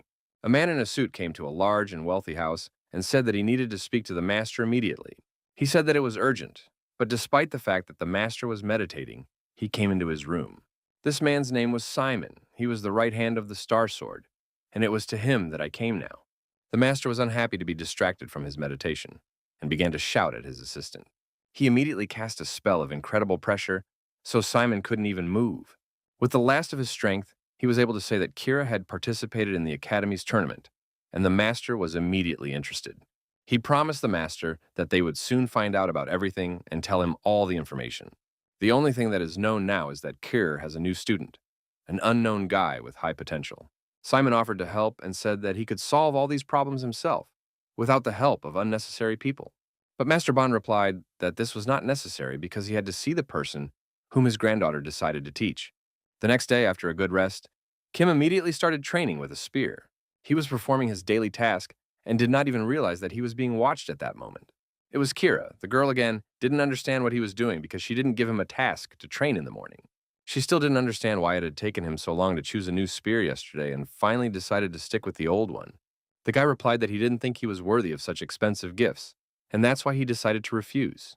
But in fact, after seeing the weapons created by cultivators, he cannot look at anything ordinary. The girl was upset. She promised to give him a gift and was ready to pay any money to make him happy. Forgetting about it, she decided to ask about his strange mana boosting technique he used yesterday. She personally saw him destroying monsters and winning competitions with this technique, which is probably a high-level technique. Kira had never seen him practice mana power, which was not surprising since Kim didn't know any such techniques. The mana amplification technique is a technique that allows you to use mana in the most efficient way. There are many different types of this technique. Depending on the effectiveness, it is divided into lower and higher class techniques. Every hunter has their own mana boosting technique, which is why Kim wanted to go to the academy to learn it. He asked the girl to teach him the technique of mana amplification of the Star Sword, but she said that her grandfather forbade it. This was not surprising because if my grandfather had not forbidden it, there would have been hundreds of students at this academy. Kim realized that a hunter cannot become a professional without this technique, and in his last fight he felt how important it was. Realizing that he didn't have much free time, he decided to take a course to strengthen his mana technique. When Kira saw that Kim was not listening to her at all, she was offended, turned around, and walked away. She said that she had urgent business, and as soon as he finished training, he should be sure to close the door behind him. The girl looked upset, and it seemed to her that Kim did not take her seriously and did not consider her a full-fledged master. To understand what mana is, you need to realize that everything in the world obeys the laws of cause and effect. And it is mana that can destroy all these basic laws of the universe. That's what it is. If you know mana, you can know the whole world, as the legendary Professor Archmage Merlin always said. At that moment, Kim was attending a lecture by this professor to understand this topic. It was not easy, and he was losing his mind step by step. The professor explained that it was better to start practicing right away and ordered me to create 1,000 spheres of mana today. The guy was angry that he had to do his daily task again, but he decided to try it anyway. He quickly realized that it was not so difficult to feel and control mana, probably due to the additional lectures. He felt the power and could not give it a shape. The professor said that he needed to connect his mind with the outside world. You have to transfer your mind to reality by deceiving it and assuring it that everything happens according to the law of nature. The most striking example of this is a power that does not exist in nature, the manifestation of mana in the form of an aura. When he realized what he had to do, he started to try it and saw that it was not so difficult. He was incredibly happy and considered himself the greatest sorcerer of all time, although his results were at the level of a mentally retarded child. This is all he managed to do in a few hours of training, but it's still better than nothing. After looking at him, the legendary professor said that even his cat makes a much larger sphere of mana. The guy tried to continue training, and the legendary Star Sword entered the building. Master Bond came to the academy to see his granddaughter's only student, and Kim immediately realized who he was facing. The legendary master saw what the boy was holding in his hand, and his experience immediately told him that it was a clot of mana. The master understood that it was not easy to create something like this. Maybe this guy looks like a fool, but he has talent. In his opinion, there is only one reason why such a gifted boy would come to this academy: to use his granddaughter. The frightened boy immediately greeted him and told him his name. He had only seen the Star Sword on the internet and was happy to meet him in person. Thinking that the master had come to see his granddaughter, he said that she had gone away on important business. The master was very surprised and aggressive. It seemed that he was going to chop the guy into Caesar salad. But then he looked at Kim in surprise and asked why he was still standing on his feet. His thirst for murder paralyzes everyone below the C class, but the guy still stands on his own 2 feet. Kim was very surprised. Perhaps he could resist this magic with a calm heart. Bond realized that with such talent, the boy would be accepted to any academy. But he decided to get closer to Kira. So Kim must be a pervert, and the master drew his sword and said he wanted to hear the truth. The guy realized in time that he could lose his arms and legs and said that they had misunderstood each other. Kim felt in danger and tried to get out of the conflict situation to establish a connection with the Star Sword. So far, he hasn't been very good at it because Master Bond has launched a Star Sword attack. The guy was lucky to dodge the first blow. He was very scared and felt like a prey. At the same time, his beloved granddaughter Kira was in the house of the Star Sword. She was surprised that her grandfather was not at home and asked where he would return. The girl was upset to hear that the master was very busy, and today she wanted to tell him about her new student. The girl did not even realize that the master had already met Kim and was trying to cut off his head. He looked at the boy with hatred and asked why he had entered this particular academy. Kira wanted to keep her new student a secret, but after the academy tournament, she couldn't hide Kim any longer. She was greeted by Simon's assistant, who said hello, and that they hadn't seen each other for a long time. Simon explained that he was going to call her right now, but Kira didn't understand what was going on. When she told him to come to her grandfather, Simon said that the Star Swordmaster had gone to her academy. She immediately realized that a disaster had happened and ran to her academy without saying goodbye to anyone. She did not understand how she could let her guard down, as she realized that her grandfather could come to her at any time. She could not allow the two men to meet without her, for a catastrophe would result. Meanwhile, the boy saw that Master Bond hadn't even taken his sword out of his armor. It was a good signal because it seems the master's not going to kill the guy and just wants to scare him. Kim tried to calm the master down and said that he didn't understand what was going on and why they had to fight. The master thought the boy was a liar. He knew how to control mana and moved perfectly in battle. So it's all just a play to hide his true intentions and use his favorite granddaughter. Kim asked the master to calm down and talk calmly, explaining that he was not going to hurt Kerr and use her. The guy realized how difficult the situation was, but he didn't understand why the master saw him as a liar. Bond was furious because no one told him that his favorite granddaughter had found a student. Kim realized that he would not be able to negotiate with the master, but his movements made it clear that he would not kill the boy. If the Star Sword really wanted to kill him, it would have done so the moment it felt his presence. Kim realized that he was the closest person to his ideal, and he had an incredible chance to show his best side. The master immediately felt that the boy wanted to try to attack. It seems that this young man overplayed video games or watched too many Superman comics. But very quickly, Kim felt that the mood of the Star Sword had changed, whether it was good or bad. During his life, he saw a large number of hunters, and only one of them looked into his eyes without fear. It was Kim. He must be very strong. But what does he want from the granddaughter of the Star Sword? Master Bond began to strike hard, and it was hard for the guy because he didn't see his attacks and didn't even feel them. He saw the master's eyes light up blue as if he were possessed by a demon. He didn't even see Bond's punches and realized that his power was beyond his understanding. The only question that worried the guy at this difficult moment was how much longer he could hold out. Kim decided not to wait for his death and show his opponent that he also has strength and potential. Holding on tightly to his spear, he ran forward, and Master Bond hardly even moved. This legendary warrior easily dodged the young fool's attack and, thanks to Linai's kick, pushed the boy back a few meters. Kim realized that he was missing something, but he couldn't let it end so badly. As long as the Star Sword Master is not serious, he has a chance to win. It will be only one chance, and you will have to show all your skills and end the fight with a single punch. The guy didn't understand how to do it. Yesterday, he was an ordinary employee of the company, and today he fights like a legendary warrior. The master still did not use his sharp sword and fought with his hands and feet. Kim was waiting for the right moment to counterattack and wanted to use mana to take her will and deceive the whole world. I had to imagine that his thoughts obeyed the eternal law of nature and the universe. The guy remembered all the lectures he had watched on his phone and all the training sessions he had participated in. This helped him combine this knowledge with the strength of his own body and thus deliver the most powerful blow he could. It looked very impressive and powerful, as if Captain Marvel was fighting instead of the boy. In real life, it's not so simple. When you're facing such a legendary warrior, even all your strength may not help. Bond easily defended himself against the guy's attack and made him fall to his knees like a defeated gladiator. When he saw that the guy was in pain, he called him a scoundrel who finally showed his true face. Kim did not understand what he was guilty of. He just defended himself and hoped that Kira would return soon. But it seems that the master was not going to wait for his granddaughter to return and wanted to end this conflict right now. He came close to the boy and told him that he would personally send him to the world of the dead. When Kim thought that his life was about to end and despaired, the door opened and Kira ran into the room. She started shouting at both men and said that what they did was terrible. She was so angry that Kim thought it was better to fight a Star Swordmaster than to deal with her. Master Bond looked at the boy and showed his displeasure as if he were looking at some garbage. He said that despite the presence of his granddaughter, if he wanted to, he could complete this case to the end. Kira looked at her student and was surprised.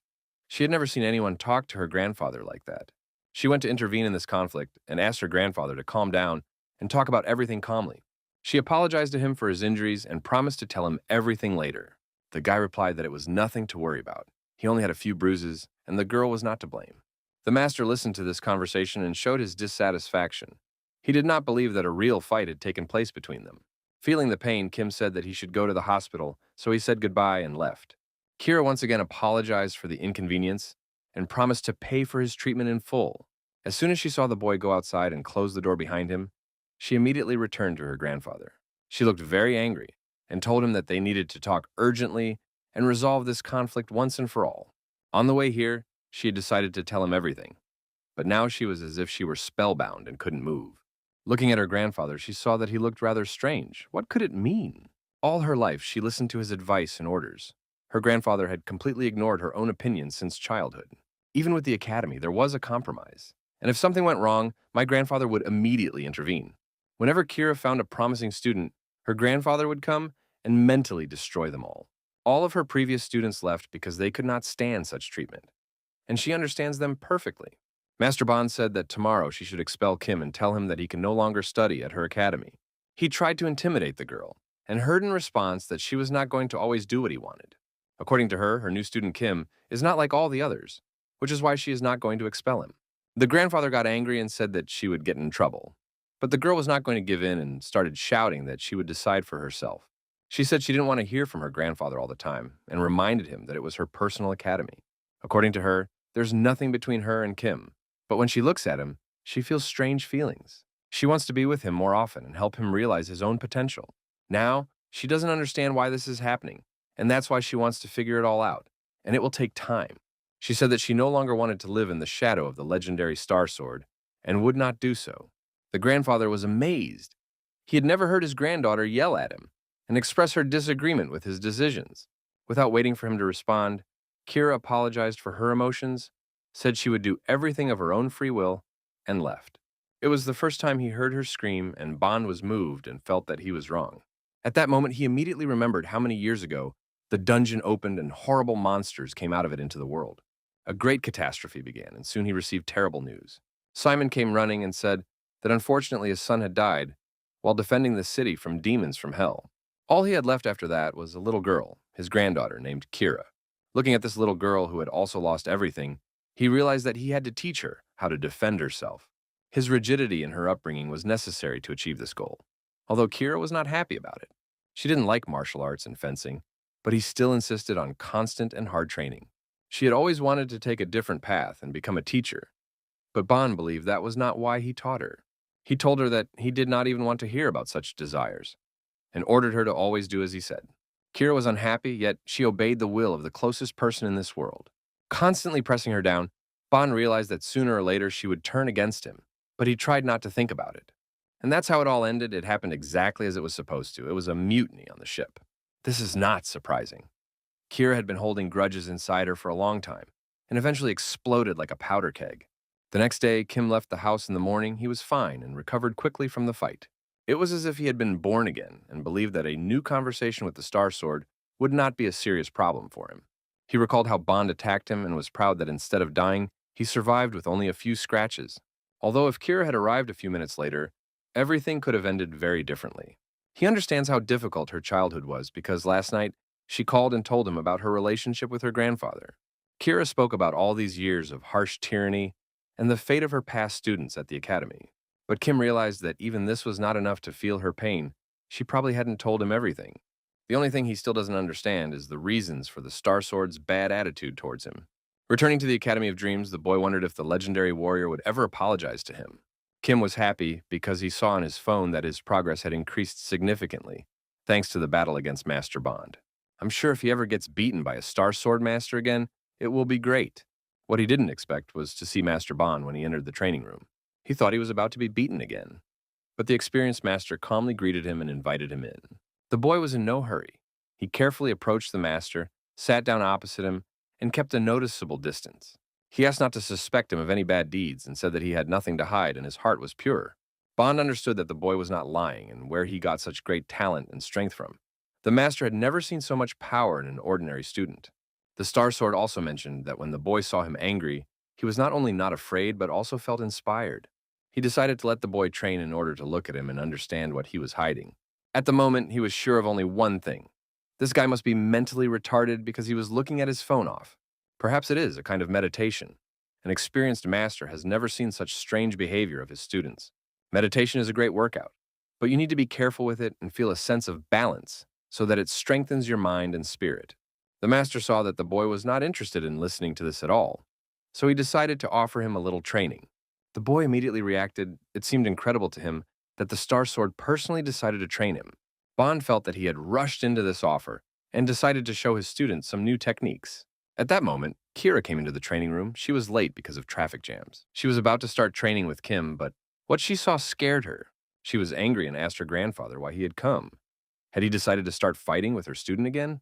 Bond calmly walked up to his granddaughter, leaned into her ear, and told her that her student had some mental problems and should be taken to the hospital. Looking at Kim, he asked the girl if he always behaved like this during training. Kira replied that she didn't see anything strange in this, and that he always behaved like this, and the master was surprised.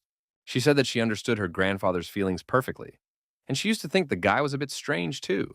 But now everything has changed. She thinks he is special and wants to help him realize his potential. The Star Sword still felt that he did not like the boy. His too strange behavior frightened the experienced master. Although he was not particularly smart, when Kira looks at him, she always smiles. The master wondered if his beloved granddaughter really enjoyed talking to him and spending time together. My grandfather had never seen her smile so much, so maybe there really is something about this guy. After all, the happiness of the granddaughter should come first, and the master was pleased to see her like this. Although Bond was angry when he realized that this impudent boy wanted to fall in love with his favorite grandson. Suddenly, Simon ran into the training room and said that he had urgent news for the master. According to him, the Order of Truth summons the Star Sword, but the master replied that they must come to him themselves. Then Simon said that Sir Kalia wanted to see the master in person, and these words made a strong impression on Bond. But the most important thing is that Sir Kalia wants the Star Sword to come with a guy named Kim. What a plot twist! It seems that the fame of this young student and his performances at competitions between academies has gone very far. Master Bond called the guy a liar and a scoundrel, so he must be one of them. Otherwise, why does Kalia know him? Kira recalled seeing a strange man in a black cloak at the competition. Is this person somehow connected to this situation? Kim said he wasn't really interested and asked if he had to go to this meeting. Kira was amazed that this legendary Order of Truth includes 7 apostles who are on the same level as the heads of the world's largest states. Sir Kalia is the successor of the Apostle of Chastity, and usually people like him do not make personal appointments. Kim replied that he didn't really care, and that he was just an unfamiliar old man who was not interesting to him. Simon said that Sir Kalia most likely knew right away that Kim would refuse his offer, and asked him to give something to the boy. He said that this meeting would be special, and that if Kim came to it, he would receive $100,000, exactly the same amount as Longinus's spear. The Order of Truth is a religious organization, and it does not serve human gods, but serves the truth. The same mysterious man in a black cloak who appeared at the competition between the academies is a big voice. This order revolves around 7 important qualities: abstinence, patience, charity, gratitude, chastity, reconciliation, and diligence. 100 years ago, the Order of Truth was considered a simple cult, but when the cataclysm struck, they joined forces with the forces of heroes. This legendary order is ruled by 7 majestic apostles, who transmit the will of God, that is, the truth. Thanks to them, peace was restored in the world again, and, most importantly, the Berserker monster was destroyed by this order. It appeared when everyone thought that everything was over. Even the heroes could not defeat it, which is why it was called the Second Cataclysm. Only the Great Voice and the 7 apostles could stop and defeat this demon, and that is how the earth was saved. Eventually, Kim agreed to the offer and went to the meeting with the Order of Truth with the Star Sword. Bond was unhappy with the place of the meeting, as well as with the fact that this little crook was standing next to him. They were not forced to wait long, and soon a large voice came to their feet. He kindly greeted the guests, said he was sorry for the delay, and invited them to follow him to meet Sir Kalia. Kim trusted Kira's opinion. It seemed that he was really being watched during the competition between the academies, but why? He wondered if these people knew something about him. Maybe they were related to the Cultivators' Academy. They went to the central room where they were asked to wait. Sir Kalia would soon come to them. The legendary Star Sword was furious. If he had known that he would have to wait, he would never have come here. Kim was sure that the Star Sword knew Kalia, and was surprised to learn that they had never met in their lives. The master said that during the first cataclysm, he met the Apostle of Chastity, but he did not meet his successor. The boy decided to ask his grandfather if he knew the big voice, and Bond replied that this person had appeared in public only once, during a battle with a berserker. There are many legends about that day, but the Star Sword has never met this legendary person until today. He had seen him several times from afar, but had never talked to him in person. Very soon the door to the room opened, and Sir Kalia came in. He greeted me and said that he was pleased to meet me. The Star Swordmaster showed his displeasure and said that it was not nice to keep guests waiting. Sir Kalia was a tall man with long white hair and large blue eyes. The apostle said that he needed time to purify his body and mind before he could hold this meeting. The Star Swordmaster was displeased. He thought he had never heard anything dumber than that.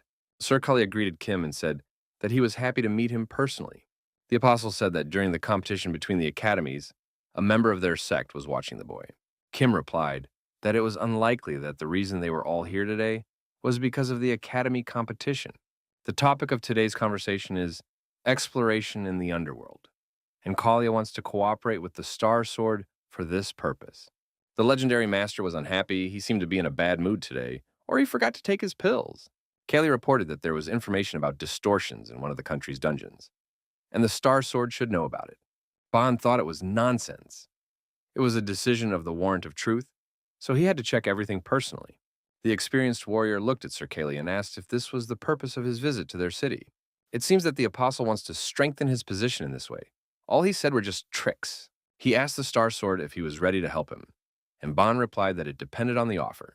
Sir Kalia said he had heard rumors that the Star Sword's granddaughter had founded her own hunter academy. As soon as he said this, the room immediately grew darker, and there was a real desire to kill the legendary Star Sword. Master Bond said that if someone tries to drag his granddaughter into this situation, that person will immediately die a terrible death. Kalia smiled, immediately apologized, and admitted his mistake and apologized to the guests. He said that he had nothing to offer, so he offered to fulfill any request he made in return for help. Bond was not very satisfied with the terms of the deal, so Kalia suggested that he additionally swear an oath to the Order of Truth. After some thought, the Star Sword agreed to these terms, and Sir Kalia immediately swore an oath to the Order of Truth. After that, the apostle looked at Kim and said that now we need to talk about this talented young man. He decided to get straight to the point and said that the Order of Truth wanted to sponsor Kim.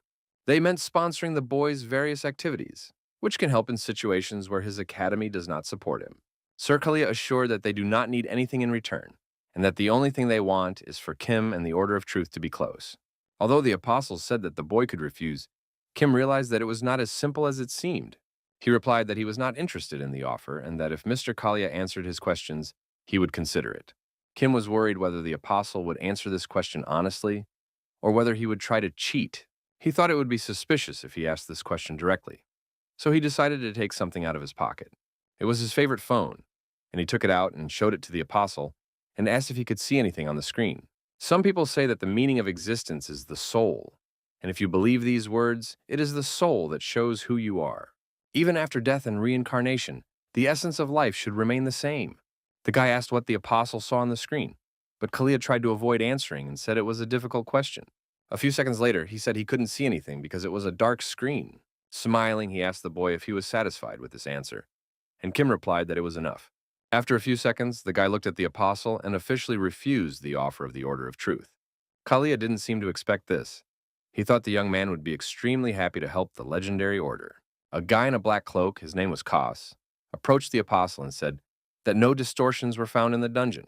He swore an oath that he had repeatedly checked this information. Kalia didn't see anything special about Kim, but the question about the phone screen surprised him. Kos wanted to tell the other apostles about this, but Clement replied that their priority was to be distorted in the dungeon. Kalia kept thinking about the dark screen of the phone that Kim was showing him. Meanwhile, the boy and the Star Swordmaster went for a walk in the evening city.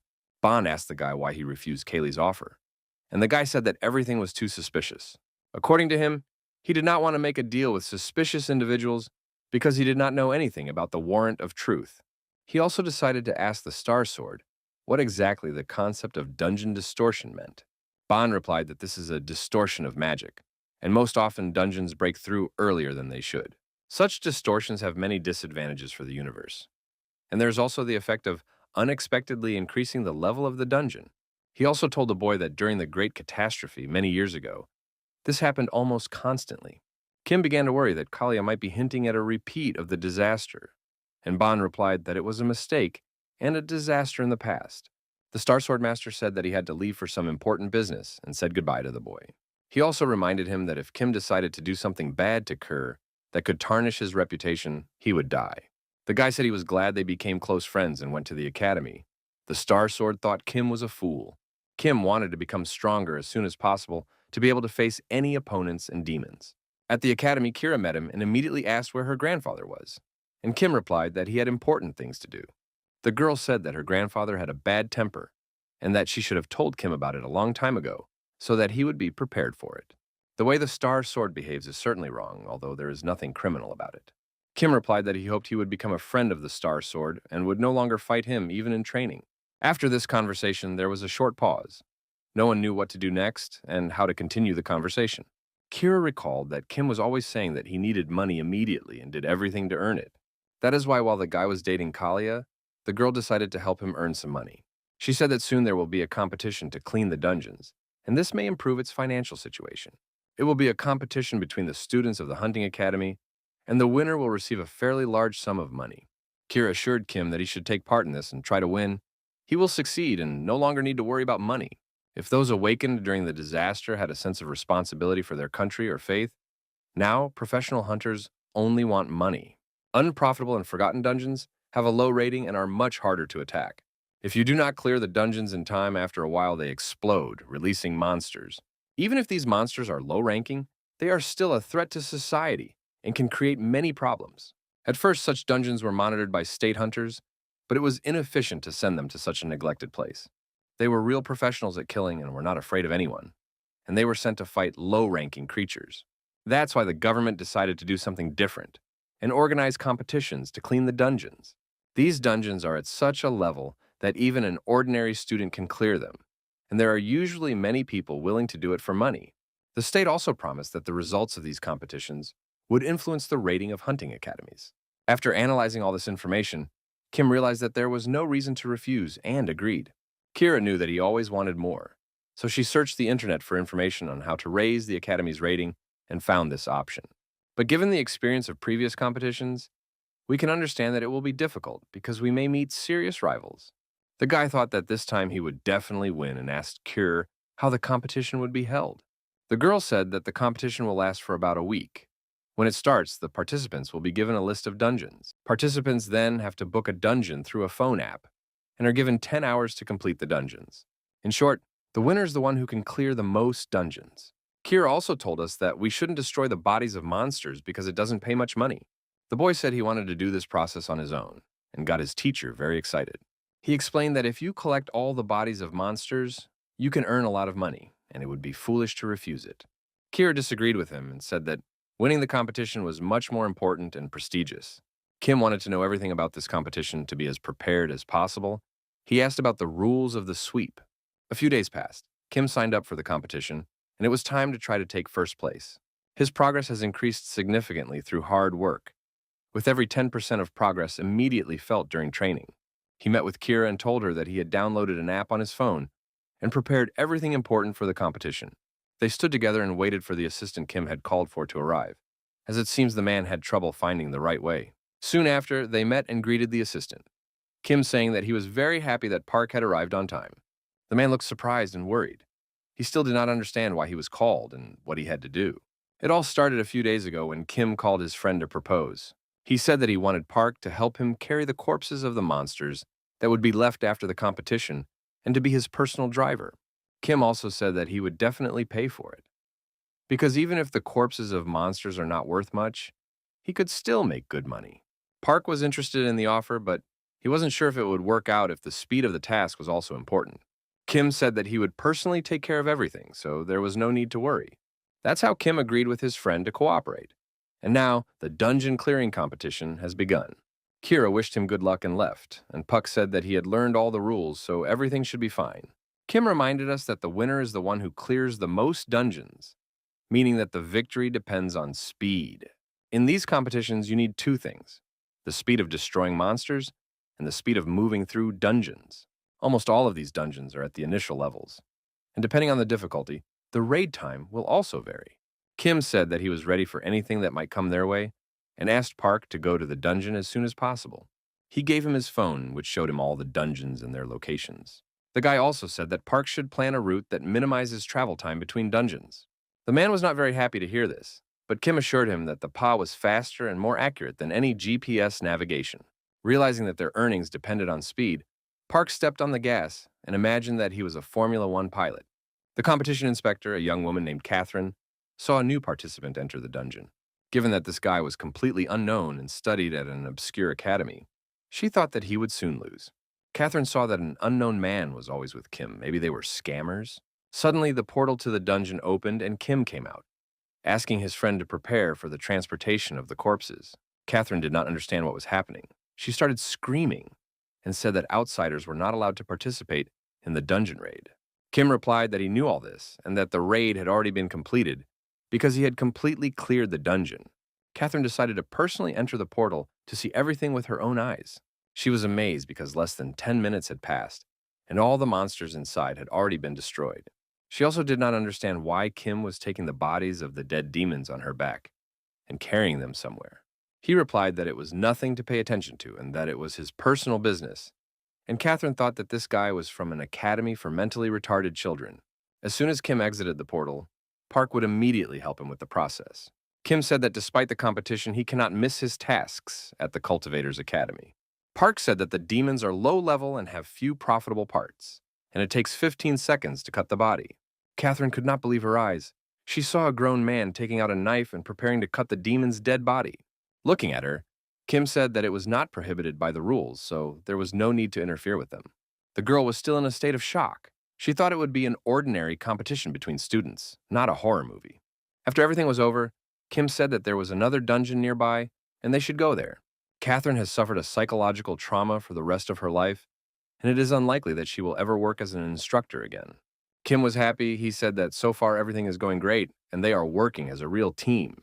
Meanwhile, the instructor of the next dungeon was enjoying the great weather and relaxing. He was eagerly waiting for the next participants to arrive in the dungeon and saw a truck coming toward him. Without even saying hello, Kim immediately entered the portal and began to destroy the demons. He wasn't going to waste a single second and wanted to kill two birds with one stone, win the competition, and make money on the corpses of demons. Very quickly, he handed over another batch of monsters for Park, and it looks like there will be less blood this time. Park said they had too much bone marrow this time and started working. The instructor watched this process in amazement, but unlike Catherine, he said nothing. He didn't even have time to say hello to the new participants and check out the dungeon before they left. It seems that for these competitions between academies, who really prepared professionally to take first place. In the evening, a lot of people gathered at the dungeon management team's office for paperwork. I had to check all the reports on today's competition between the academies. Mr. Baggio was in charge of this process and started checking all the participants to determine the winner. He couldn't believe his eyes when he saw that the young student Kim had cleared 32 dungeons in first place. This is definitely a new record for the competition, and he even called his assistant to check if it was a mistake. He didn't believe that an ordinary person could do that much work in one day. He was even more surprised to hear that the average raid took no more than 10 minutes. The entire department started checking to see if there were any violations of the rules during the competition. Maybe Kim had someone helping her? However, it was immediately discovered that the rules had not been violated and the boy had won the competition fairly. Very quickly, the employees found out that Kim was studying at the Golden Sword Granddaughter Academy, and now everything becomes clear. It remains to be seen whether the Star Sword personally participated in these competitions. Kim's victory upset many other participants, including a young girl, Julie, from the North Academy. The director of her academy yelled at her and told her that their school would suffer great losses because she failed to become the first. The girl said that she did her best, but her opponent turned out to be some kind of Superman. According to her, he was clearing the dungeon and finishing the raid every 10 minutes, which is impossible given the distance between the portals. The director of the academy said that it was possible if someone decided to help this guy. The current director of the academy is a former A-level hunter and is Julie's father, named Man. He asked his daughter not to be too upset and said that this is the law of life. The most cunning wins. The girl promised to train harder and said goodbye to her father to go on vacation. She remembered something. A guy she knew once said that a professional hunter should never have doubts. Julie replied that in this world, everything is decided by money and power, not by intelligence and kindness. His name was Lenar. He was Julie's brother, and he dreamed of becoming a hunter who would make everyone respect him. It was hard for her to remember his face. This guy was dead, and she dreamed of not remembering him anymore. It was a real hell for her, especially difficult to survive the nights when he came to her in her dreams. Meanwhile, Kim was satisfied with his easy victory in the competition and went to rest with Park for a while. The guys enjoyed this moment of happiness and discussed this difficult day. Then Kim began to calculate how much they had earned, and it turned out to be quite a good amount. Having finished the calculations, Kim said that each of them would receive about $3,000. Park said that he should get a smaller share because Kim did all the hard work, and he thought it was fair. Kim did not intend to divide the profits in this way, and said that they should split everything in half as full partners. The boy also asked his adult friend why he was not surprised by their victory. The answer was quite unexpected, as Park said he had already seen Kim's skills at the Academy's competitions a few weeks ago. Kim was very touched by the fact that his friend was secretly watching him compete. The guy thought that Park was a very good person, even though he was straightforward and always supported him in a difficult moment. Having had a good rest, the next morning the boys went to participate in the second round of the competition. They have already become quite famous after yesterday, so they began to be called monster eaters. Many people have heard about them and came to these competitions to see them in action. They had a lead over the second place and were close to the final victory in the competition. With 5 more rounds to go, Kim said he was very happy to be working with Park. Park replied that he was also happy to work together for a while and earn some money for his retirement. They were already calculating their potential earnings and dreaming of expensive purchases. The second day was again completed with a confident victory, and the two started the third round as absolute favorites of the competition. Puck pulled out his phone and saw something strange. He showed Kim that all the dungeons around them were now blocked. It seems that there are no free dungeons anywhere nearby, and it takes an hour to get to the nearest free portal. Did it happen by accident, or did someone plan to leave the guys without a title? Park believed that this was prohibited by the rules and that these dungeons would soon be available again. But these troubles continued all day. After Kim and Park cleared the nearest dungeon, they saw that everything around them was booked. It became clear that something strange had happened, as they had made only 10 raids during the whole day. Park probably said that Julie did it because she was in second place in the standings. Kim was getting worried. He was still in first place, and it was only the third day of the competition. If things continue in this way, he will lose. Which is why the guy asked Park to stop cutting up the monsters' corpses for now. Now winning the tournament is more important than that, which is why he decided to focus on raids.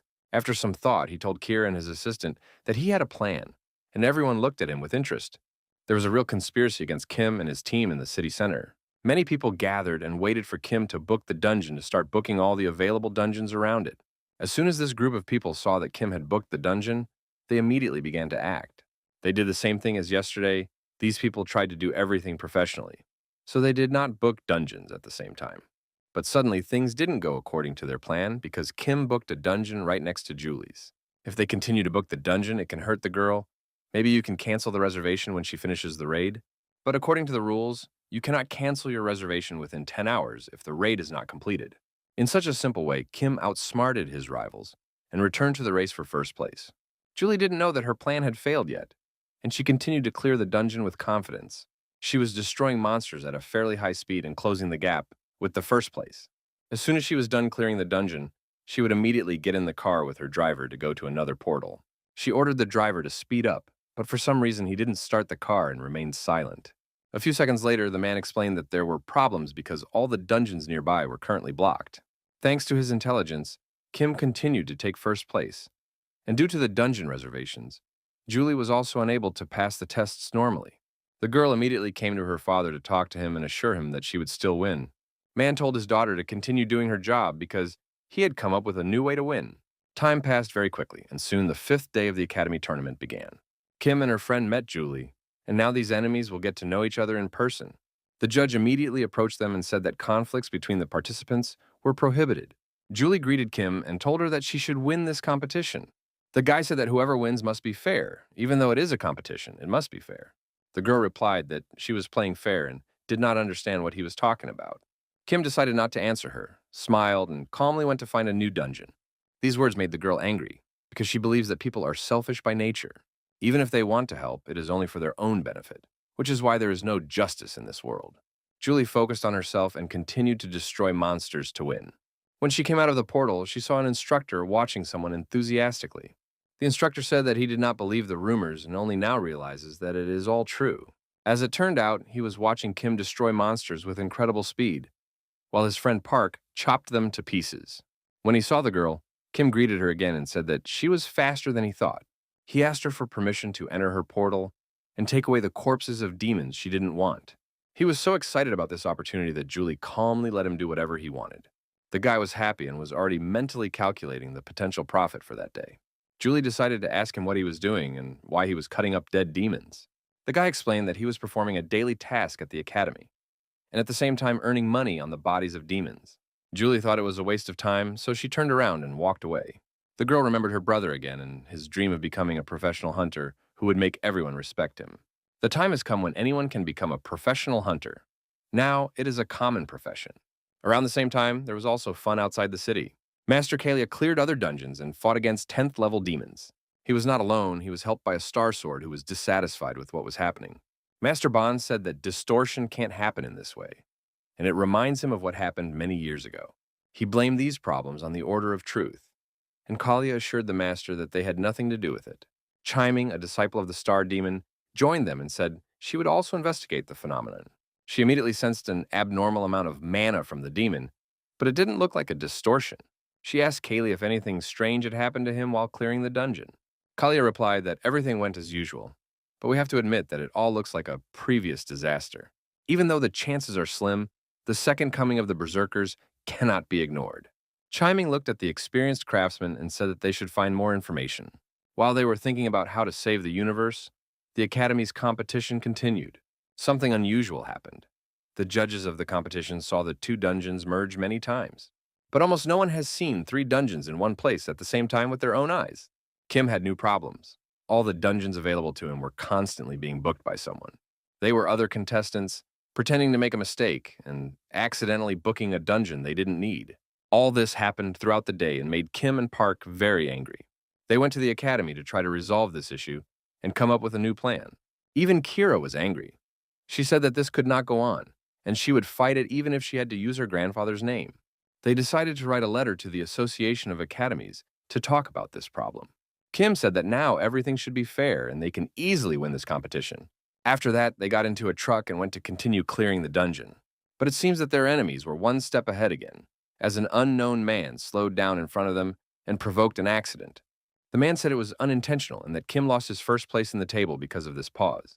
Kira began to calm the boys down and said that the director of the dungeon management had promised to personally take care of the matter. Park was not happy. He said it would be too late when someone solved the problem. Kira told us that Julie's father is the director of the academy where she studies, and he used to be a professional hunter. The most shocking information was that even the Star Sword recognized him as a true warrior. Now it's clear who is behind all these problems, and preventing Kim from winning the competition. That is why Kira said that it is unlikely that the investigation will be conducted before the end of the competition. It will be too difficult to win. The girl was very upset and began to apologize to Kim, and the boy did not understand what she was doing. He said that Kira had always helped him, supported him, and defended him, and if it weren't for her, things would have been even worse. Park agreed with these words and said that if it were not for Kira, they would have lost long ago. He looked at Kim and said that everything depends on him, so he needs to solve this problem immediately. Later, Man's assistant came to tell them that they had been overtaken in the table again. The assistant said that Kim only books dungeons when he is near them, which is why it is difficult to know where he will go next. It took this smart guy only 5 minutes to book and clear the last dungeon. His teacher also intervened and wrote a complaint against the inspectors, who were doing their job poorly. The assistant also told his boss that the academy where Kim was studying was founded by the granddaughter of the Star Sword. Man realized that he could not do anything against such a strong opponent. He asked his assistant to find another way for their academy to win. They had no right to take second place.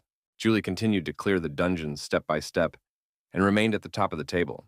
But her opponent had already come close to her and was right next to her, and it was interesting to watch this battle of the titans. While the leader of the competition between the academies was constantly changing, a meeting was held at the higher commission. It was very heated at this meeting because Kira personally came to achieve justice. She screamed and said that various unpleasant situations happen only to her academy. It can't be a coincidence. At the moment, there was a tie in the standings between Kim and Julie, and the committee said that there had to be a winner. Also, the director of the commission saw no evidence of fraud on Julie's part, so disqualification is impossible. After this meeting, the head of the dungeon management team was waiting to meet with the competition leaders. When they arrived, he began to tell them how the final round would take place, after which the winner of the competition would be determined. Each participant can choose one of the 3 dungeons and start clearing the second dungeon only after completing the raid in the first. Simply put, the first to clear 2 dungeons wins the competition. All 3 of these dungeons have the second level of difficulty. They are the same, so the participants will be on equal footing. Kim offered to be the first to choose the dungeon he liked, and Julie agreed. They quickly figured out the situation and started preparing for the test, and moment X came. At the last moment, Julie asked Kim in a quiet voice not to cry after the defeat, and not to write letters to the association. The guy decided not to answer, and as soon as the judge gave the order to start, he immediately ran at full speed into the portal. Now he was thinking about nothing but winning. It had become a personal matter, and he could not lose. At first, Kim thought there would be ordinary demons, but so far he hasn't heard anything. It was quite strange because it had been 5 minutes and he hadn't seen anyone, so it must have been a completely different test than before. After walking a few more tens of meters, he heard a terrifying scream, not at all like the scream of a level 1 demon. Later, he saw that in this portal, he would have to fight against Manticore. He didn't understand how a 4th level demon could be in a 2nd level dungeon. Maybe it was Julie's fraud again? Or maybe it was a portal error that led him to an unknown dungeon. But be that as it may, now he will have to fight alone against a very powerful monster, and it could end badly. Manticore started to attack. But today was not his day, because Kim sent him to hell in a few seconds. He immediately ran to the exit of the portal, worried that Julie might have already completed her raid. As soon as he ran out into his world, he immediately started shouting at the inspector and saying that there was a demon Manticore in his dungeon. The inspector was amazed. He did not believe that an ordinary student could defeat a 4th level demon on his own. The guy was sure that Julie had already completed the first stage and shouted that he wanted an official rematch. The inspector said that it was impossible to do this because the contestant Julie had not yet completed the clearing of the first dungeon. It was quite strange. Perhaps she had also encountered something much more dangerous than a kobold during her raid. Julie also couldn't find the demons during her raid for a long time. She didn't even realize she was being followed. The girl again recalled her brother and how she helped heal his injury after the competition. He said that she had ruthless hands, and if she switched to running monsters, the universe would die. Leaner also asked why they obeyed their father. He didn't want to deceive anyone for his own benefit. Leanar believed that there were things that could not be done, and he was even willing to go against his father's orders to do so. The girl started shouting at him and said it wasn't funny anymore. Other people at the academy called him a reckless fool. Leanar was now considered to be the age of professional hunters.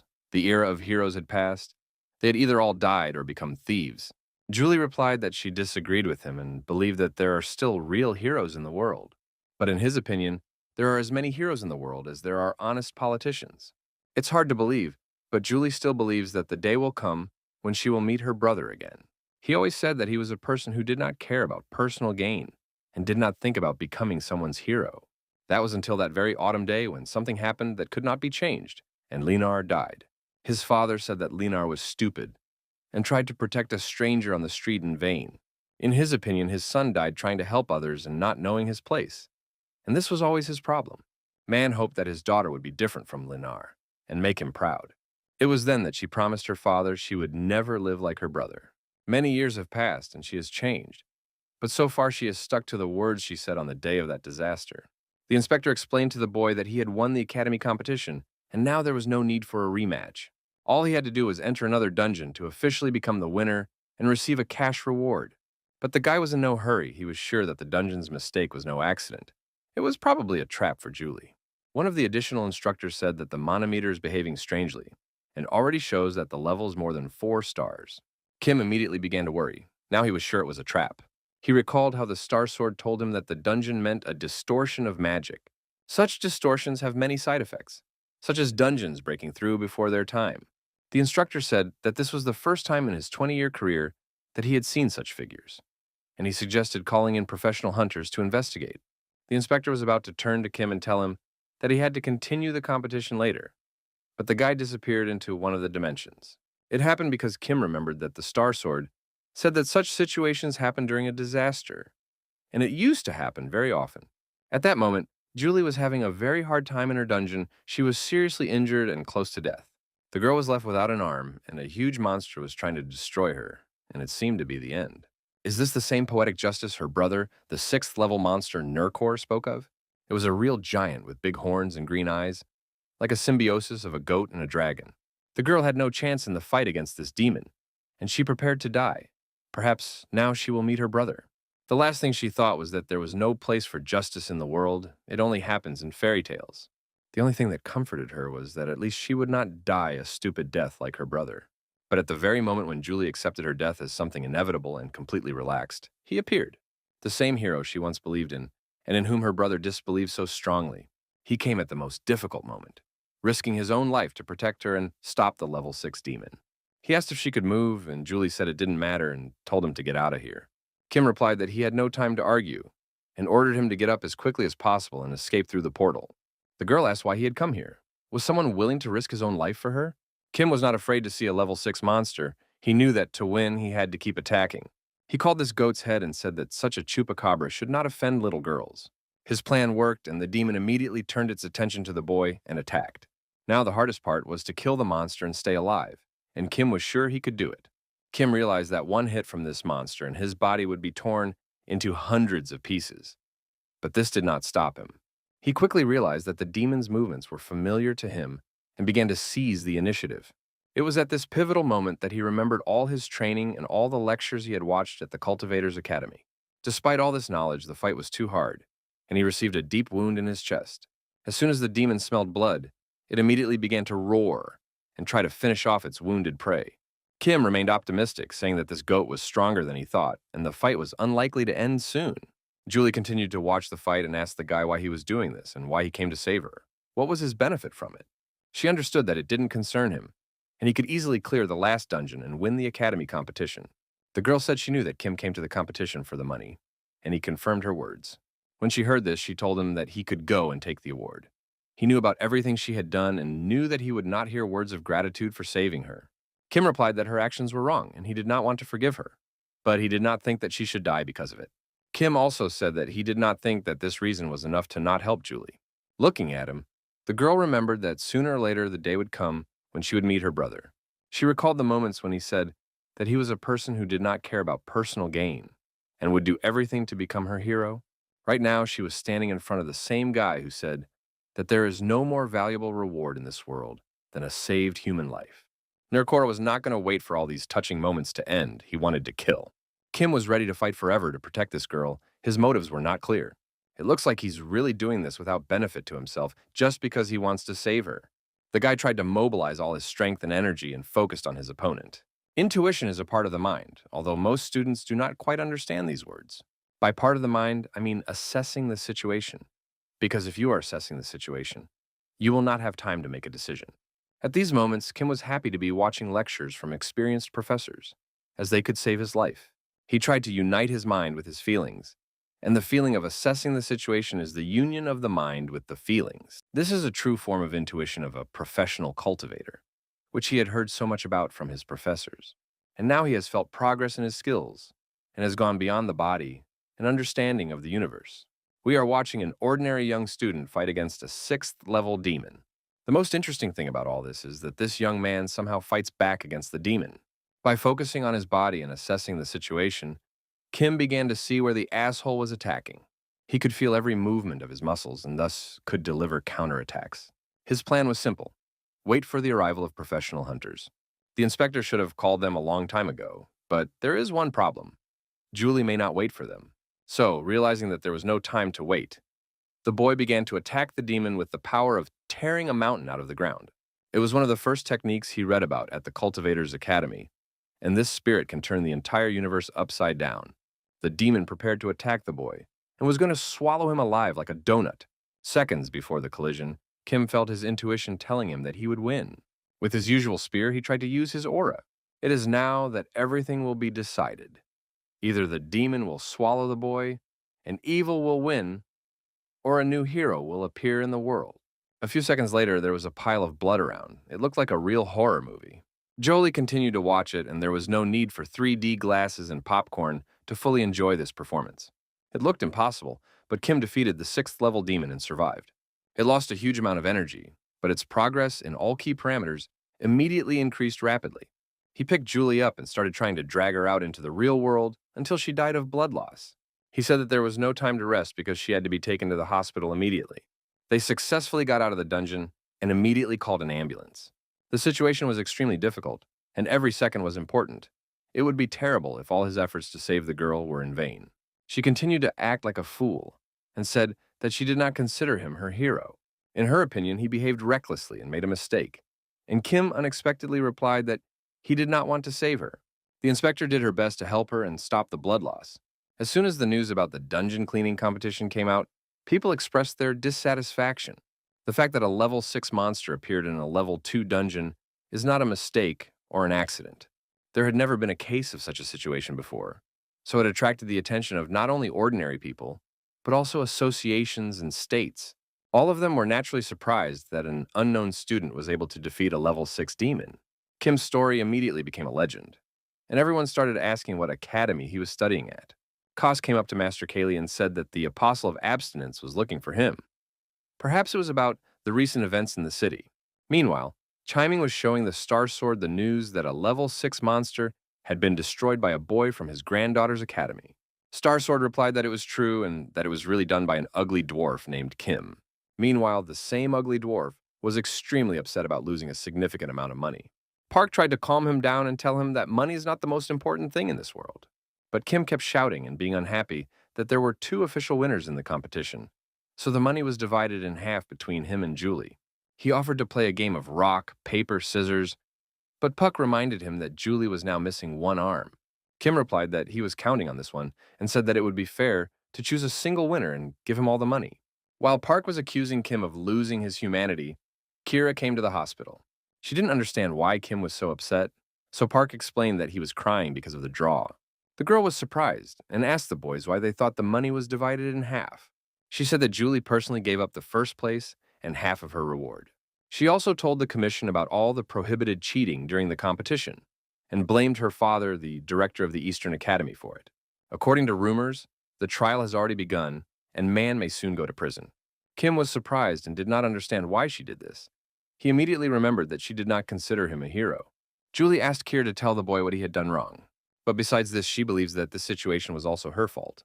So, in any case, Kim will receive her reward in full and she will be able to buy whatever she wants. The state also takes responsibility for the situation and offered the guy some benefits. For example, tax exemption for the money he won, as well as coverage of all medical expenses. And the most important thing Kira believes is that their academy has now finally been promoted to the 3rd level. Their academy will now have several privileges, and Kim can now clear level 4 dungeons. Kira thanked the guy and said that all this was possible only because of his efforts and courage. Kim said that after this story, the academy should have many more students. Realizing that all the problems were solved, the young team of the Maria Academy went to lunch. After the boy had eaten enough and received his money, he realized that it was time to go shopping.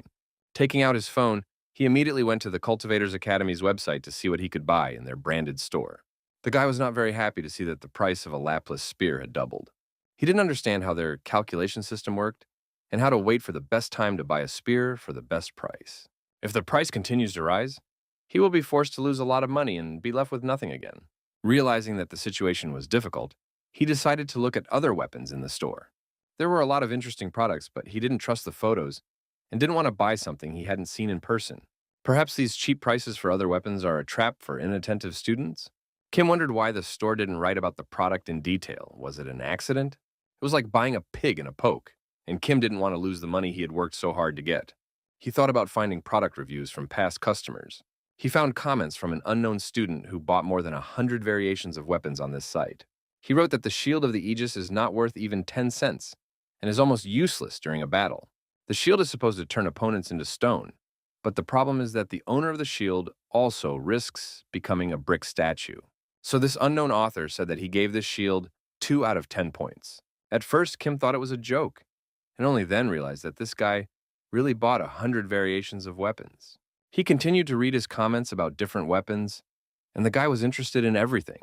The guy from the site said that such weapons should be bought as fakes, because the original costs incredible amounts of money. After reading these comments, Kim realized that the only weapon worthy of attention is kibbutz. The goddess Hera from Greek mythology had a pouch with the same name. After that, she gave it to the hero Perseus, who killed a jellyfish with this weapon. The boy immediately began to imagine that he could raid the dungeon and immediately put the corpses of demons into this bag. After realizing all the advantages of this mysterious bag, he realized that he had to buy it. As it turned out, 3 days later, this was not his only purchase. He finally bought a lapless spear. He also bought a cabesus and decided to test its effectiveness as soon as possible, because of the unusual aura it gives off. That was the bad news. After all these purchases, he became poor again. But in any case, he was happy because he bought what he dreamed of and hopes that it will justify the money he spent. Kira came up to him and asked if he had decided to go to the dungeon raid again. Didn't he want to rest? The guy assured me that he was completely healthy and did not want to rest extra days, losing potential profits. Kira thought the guy had a lot of money after winning the competition, but he said he had already spent it all. In fact, without further ado, it was clear what he spent all his money on. The girl was furious when she saw that he had spent everything again and would complain about his empty pocket. Still, she had gotten used to him, so she couldn't hold a grudge for long. They went down to the 4th level dungeon together, and Kim asked Kira to stay close to him for his own safety. This dungeon was completely different. It was not like the places Kim had been to before. Given that this is a level 4 dungeon, the demon should have the highest defense rank. In this case, these monsters are ideal for testing the strength of Laplace's spear. Kim decided to use it without adding magic to see what this spear could do. He realized that Laplace's spear could definitely hurt monsters, and if it was dangerous, he could add magic. But it seems that the spear was so powerful that it could destroy 4th level demons even without magic. Kim easily cut the monster into 2 pieces while Kira watched calmly. She didn't even have time to say anything during this time. It seems that her student is already on a completely different level. The girl thought that after all his successes, she would not be able to be surprised anymore. But it turned out that Kim was a real surprise man. She enjoyed watching her student continue to slice monsters like bacon. Kim saw that he had destroyed all the monsters and decided to hide them in his new bag. Kira did not understand how he wanted to put parts of huge monsters in such a small bag. But besides that, this accessory could also reduce weight by 70%. Kira was surprised. Maybe she didn't know something and the guy had secretly robbed the city bank? She didn't understand how he was able to buy so many different interesting things. Was it all for the money he got for winning the competition? Kim explained that it was all bought at the same hunting shop. He also said that this store is located on a dark street near his house and is intended for students from academies. Kira also wanted to go there to buy some things for herself, but Kim told her that the store was going to close soon because the owner wanted to go on a trip. I think at that moment it became clear that Kim had the face of a real liar. This conversation was not destined to end because stones began to fall from the walls. Kira and Kim immediately tensed up and prepared for all possible scenarios. They saw that new monsters began to appear, and this time there were too many of them. Kira asked the boy not to interfere and let her destroy them herself. Kim was against it because he wanted to try something in the battle against the monsters this time. He said that Laplace's spear was much more powerful than he expected. Without any additional magical power, the spear cut the gargoyle like tofu. In this case, he wondered what would happen if he added the magic he had recently mastered to the spear. An incredible force tearing up mountains of earth and all obstacles in its path. And the spirit that is able to turn the whole universe upside down will rule over the enemies. It seems that the demons came at the wrong time because they are about to be exterminated and go to hell. I realized that it was better not to interfere with the boy's magic. Maybe he is a child of Harry Potter? Kira did not understand what kind of incredible power he had mastered. The demons immediately felt on their own bodies what a meeting with Laplace's spear meant. After the last competition, Kim became much more experienced and confident in his own abilities. He's not the same guy as before. Whereas earlier it was an achievement for him to destroy Manticore, now he kills similar demons without even straining. Kira was surprised, and now she is beginning to realize that she was right to choose her student and helped him become who he is today. Despite the fact that Laplace's spear could have been a fake, it showed incredible power with the help of magic. According to legend, this spear was used to kill Jesus while he was hanging on the cross. Despite the history behind this weapon, no one expected it to work at least a little. But after the first use, he realized that he had bought something incredible. Kibisis also pleased the guy. He probably needs to buy a few more weapons to increase his power. Kira turned to him and said that she had almost forgotten to tell him something. She said that Sister Chimin was very eager to see him and meet him. He didn't know who she was, so Kira told him that she was a disciple of a star demon, a rather famous person in the world of hunters. Kim realized that we are talking about a girl who no one can match except the devil himself. Kira said that Chimin wants to see the boy to ask him about conquering the dungeon at the academy competition.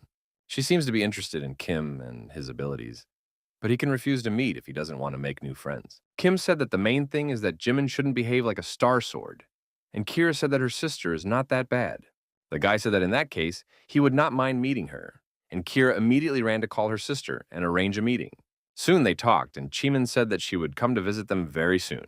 The Star Demon's apprentice must have super speed because in less than 5 minutes, she was already there. She was probably preparing to come here even if Kim had said he didn't want to see her. Chimin said hello to her sister and asked to see the guy her grandfather had praised so much. When she saw Kim, she could not believe that this special warrior was a student of the academy.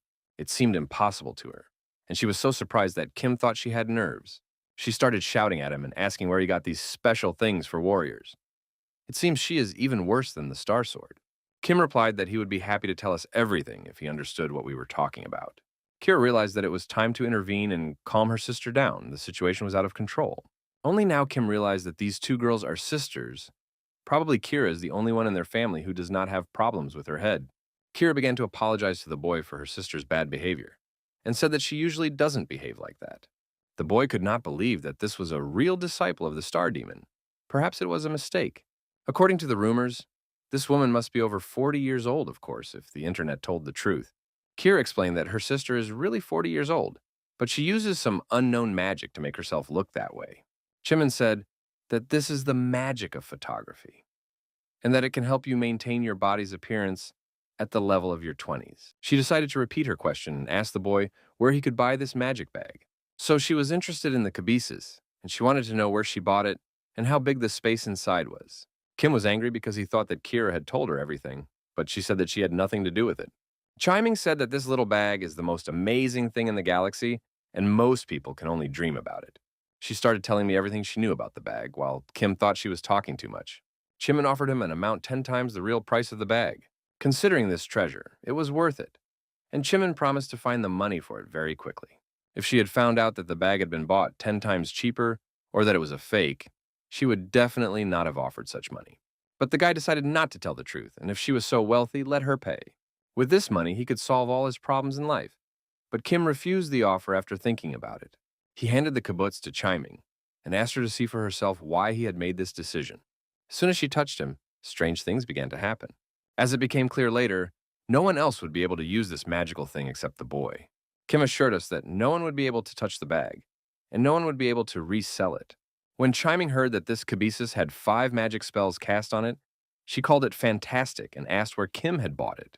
The guy told a rather interesting story about not remembering who sold him the bag, and said that the store had recently disappeared. It seems that Kim was born not only to fight terrible demons, but also to write fairy tales. After listening to him, Chimin said that she would need his help in an important matter. The girl explained that you can touch the kibisis if its owner helps you with it. Kim didn't understand. Did she really need the help of this bag that badly? Without hesitation, he decided to agree, and said that if he received a generous reward for this, he would be happy to help.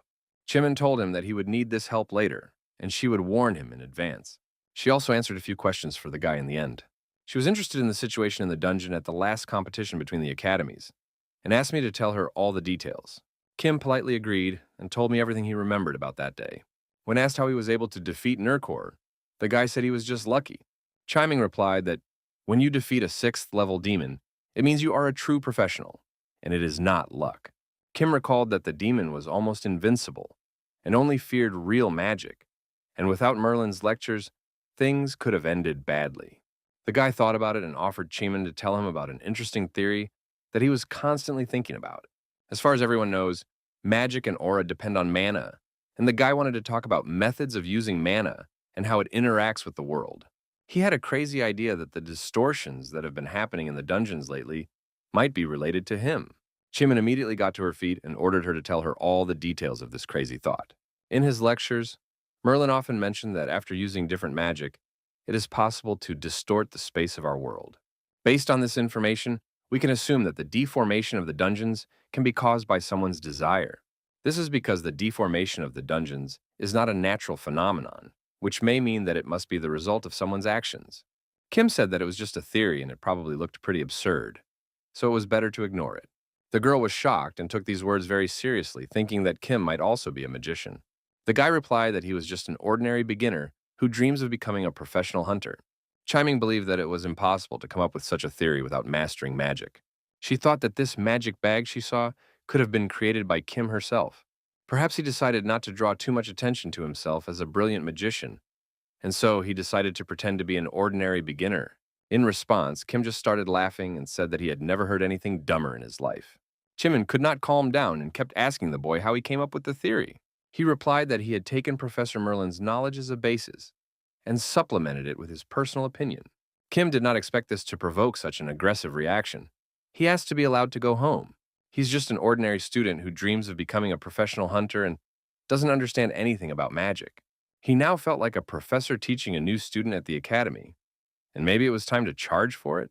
The brainstorming session continued, and Chimin was not going to stop and wanted to find out the whole truth. The boy understood this wisdom about dungeons thanks to his discipline and constant review of the lecture. After a long conversation, the girl realized that Kim was not familiar with the concept of magical sciences. Nevertheless, what he said at the very beginning will have to be carefully analyzed. Simon did not expect to hear such a wise theory from a beginner. Kira made sandwiches for her sister and Kim, but Chimin said that the job was done and it was time to go home. Kim was pleased. The Star Sword, Kalia, and now the Star Devil's apprentice. He was lucky enough to meet all these legends in a short period of time. Chimin was also excited because she was about to start researching this interesting topic. Kira said that now they would get more sandwiches and suggested that the boys start eating. Kim was very hungry after this brainstorming session and was happy that he didn't have to answer any more stupid questions. Soon his training continued, and the path to becoming a professional hunter takes a long time. He didn't like the fact that the process of progress was too slow. Couldn't it be accelerated? By increasing his efficiency with the help of Kibisis, he began to quickly complete individual tasks. But the problem was that soon the free access to lectures would be closed, and we needed to find money or speed up the progress. Kira was upset and said that she didn't have time to teach all the new students, so she had to find another professor. She could not invite a person from the street and was also worried about the money she would have to pay the professor. Of course, he immediately realized that this was his chance to earn extra money. But was he ready to become a teacher? For now, he decided not to rush and asked Kira if there would be any new competitions in the near future. He asked me to check if there is something similar to a competition between academies, where you have to clear dungeons. Kira picked up her phone and saw that there would be no competitions for the next 20 days. But there is one piece of positive news. A practice exam will be available next month. Since the professional hunter exam takes place only once a year, each academy has organized practice exams to prepare students in advance. They are held by the best academies in the city, and anyone can take part in these training exams. It is believed that the grades earned bring students closer to passing the professional hunter exam. Kim was sure that all the strong students like Wang would participate in this exam, and that there would be a lot of money for winning. But he was upset that this would happen only next month, when the period of free use of the lectures would end. Magic is not perfect, and it can be distorted at any time by changes in the situation. At such moments, intuition is needed, and this quality can exist as a pattern. Kim was happy to listen to Professor Kyron's lectures and thought that professional cultivators were amazing. Kim also saw that the start date of the cultivator training exam was approaching. The professor said that the main thing was not to focus on grades, because it was just a practice exam. So Kim was not heard, and cultivators also have their own personal training exam, which is quite interesting. In other words, cultivators also have their own exams and even a license, much like professional hunters. Kim immediately remembered seeing an interview with a 5th-ranked Celestial and a 9th-ranked Swordmaster, and he thought it was just a joke. He thought it was too early for him to take such exams because he was too weak to be called a cultivator. He decided to continue his studies and watch lectures by masters, which should help him in his upcoming exams. The new master also began to say that training exams were approaching and urged all students to practice actively. Kim didn't understand what was going on. Almost all the professors started talking about these exams at the same time. All of these lectures were held in real time, not as previously recorded in advance. Professor Merlin and Professor Buddha also sent him a message that he should prepare for the exam. There were enough strange things at the Cultivator Academy. Is this exam really that important? He began to look at the comments of other students and saw that many young people were also unsure whether they were ready to become cultivators. All of them were still in the initial phase of progress, and the professors advised them to raise their level. One of the professors said that passing the practice exam would help students make more progress in their studies. Kim seriously considered whether to take a chance and try to pass the professional hunter and cultivator exams at the same time. The next day, he immediately went to the training complex to improve his skills. He received another message from the Academy of Cultivators that the first exam would be absolutely free. He decided to accept this opportunity because it would have been foolish to turn down a free chance to progress. He immediately began to receive the first questions of the exam. The first topic was combat power. He heard strange sounds and thought that maybe the exam would start right now in the training room. The website said that the exam would take place in 15 stages and that the first stage could be a level 5 monster. Later, I received a message on my phone that the first stage was ready to start, and the phone started to glow brightly. A few seconds later, an unknown demon came out of his phone, and it seems that technology is developing rapidly. Kim had prepared his lapless spear and was ready to show his full potential for success. It was strange to watch the demon that came out of the phone get bigger and bigger with every second. His life had not prepared him for such adventures, so maybe it's not too late to give up the exam. A little later, it became clear that he would have to fight a dragon at the first stage of the cultivator training exam. A message came on the phone that Kim had only 30 minutes for the first stage. Later, I received another message that the first stage had failed. It seems the dragon had destroyed the guy. But Kim was still alive, so it was all just an illusion. But how to defeat this powerful monster? This dragon is called Fafnir, because if the first stage is so powerful, then in the last stage you will probably have to defeat God. Fafnir's strength is incredible. Some of these dragons reach the 10th level of power. The guy quickly realized that it was an illusion, and everything was not as scary as it seemed at first glance. He learned that he had 10 attempts to pass the first stage of the test. Although at the beginning it seemed that even 10 attempts would not be enough to defeat this dragon, the guy decided to try. He's already been an underdog and fought those who are several times stronger than him. So why not create a sensation once again? A few hours later, he failed 5 more attempts to pass the first stage of the test. Kim had no idea how to defeat this mythical creature, and even Laplace's spear would not help. Resting on the street, Kim was upset. It would be difficult for him to become a professional hunter, and almost impossible for him to become a cultivator. He wanted to do something to increase his progress, but the dragon killed him before he could move. Suddenly, he received a new message on his phone where the master offered to give a lecture on dragon fighting. This professor was called Optimus. He was very wise and his power was equal to that of the heavens. Optimus began to tell me that the task of the first stage of the training exam was the Dragon of Destruction Fafnir. It's a mindfulness task which creates some problems, but if you dig deeper, everything will be much easier. Most students may be intimidated by the first breath setup, which is the beginning of Fafnir as well as the end, whatever that means. Optimus said that to defeat the dragon, you have to avoid breathing. Maybe Optimus has seen too many Transformers movies? But Optimus was as serious as possible and told the boy to look more closely at the dragon. He said that there is no need to cut the dragon's breath, you just need to dodge it. The dragon's breath is its most powerful weapon, so this should be the main focus. As soon as it regurgitates its energy breath, it needs time to restore its energy and becomes an ordinary lizard. And the moment comes when you can safely hit him and not be afraid of being destroyed. Kim was happy to continue listening to Optimus's lecture. He was sure that it would help him finally destroy Fafnir. In the video, the master used the staff of the sky of the moon and stars to show what shape the meteorite is falling. It was clear that he was a true master of magic spells and could easily become a professor not only at the Cultivators Academy, but also a professor at Hogwarts. Even though this task tests the ability to understand the situation, it is only the first stage. The last thing Optimus said was that the harder it gets, the easier it gets. Of course, Kim didn't understand and thought Optimus was too old to learn. He wasn't sure if the lecture was supposed to help, because now he had even more questions than at the beginning. In the comments of other students, he saw words about the breath of lightning, and this was not the first time Kim had heard of it. He didn't know how to master this technique and began to get angry, first at himself and then at the professors at the academy. He didn't know what to do and destroy the dragon. Could he really not make it to the initial stage of the exam? Kim also noticed that he had completely used up all the important free coupons. The last hope was a lecture by Professor Fried, who used the Christian sword Balmung and was the most famous dragon slayer. The dragon that helped him get the title of fighter was the Dragon of Destruction Fafnir. Fried, the dragon slayer, began to tell us that the key to defeating a dragon is its breath. The key task of anyone who wants to defeat dragons is to successfully dodge the dragon's breath. That's all Fried wanted to tell. Kim asked the professor to tell him about the peculiarities of Fafnir and show him another way to defeat this dragon. First of all, the dragon spews its breath where it is called, and almost all beginners forget about this. So, if you call Fafnir and quickly run away from this place, the dragon's breath will pass you by. It's a common dragon trap, but knowing this, you can easily dodge its breath and save your own life. Fried said that there are mentally retarded students who can't even dodge the dragon's breath, so he will tell you another way to win. He said that to use this method, you need to prepare a gold bar.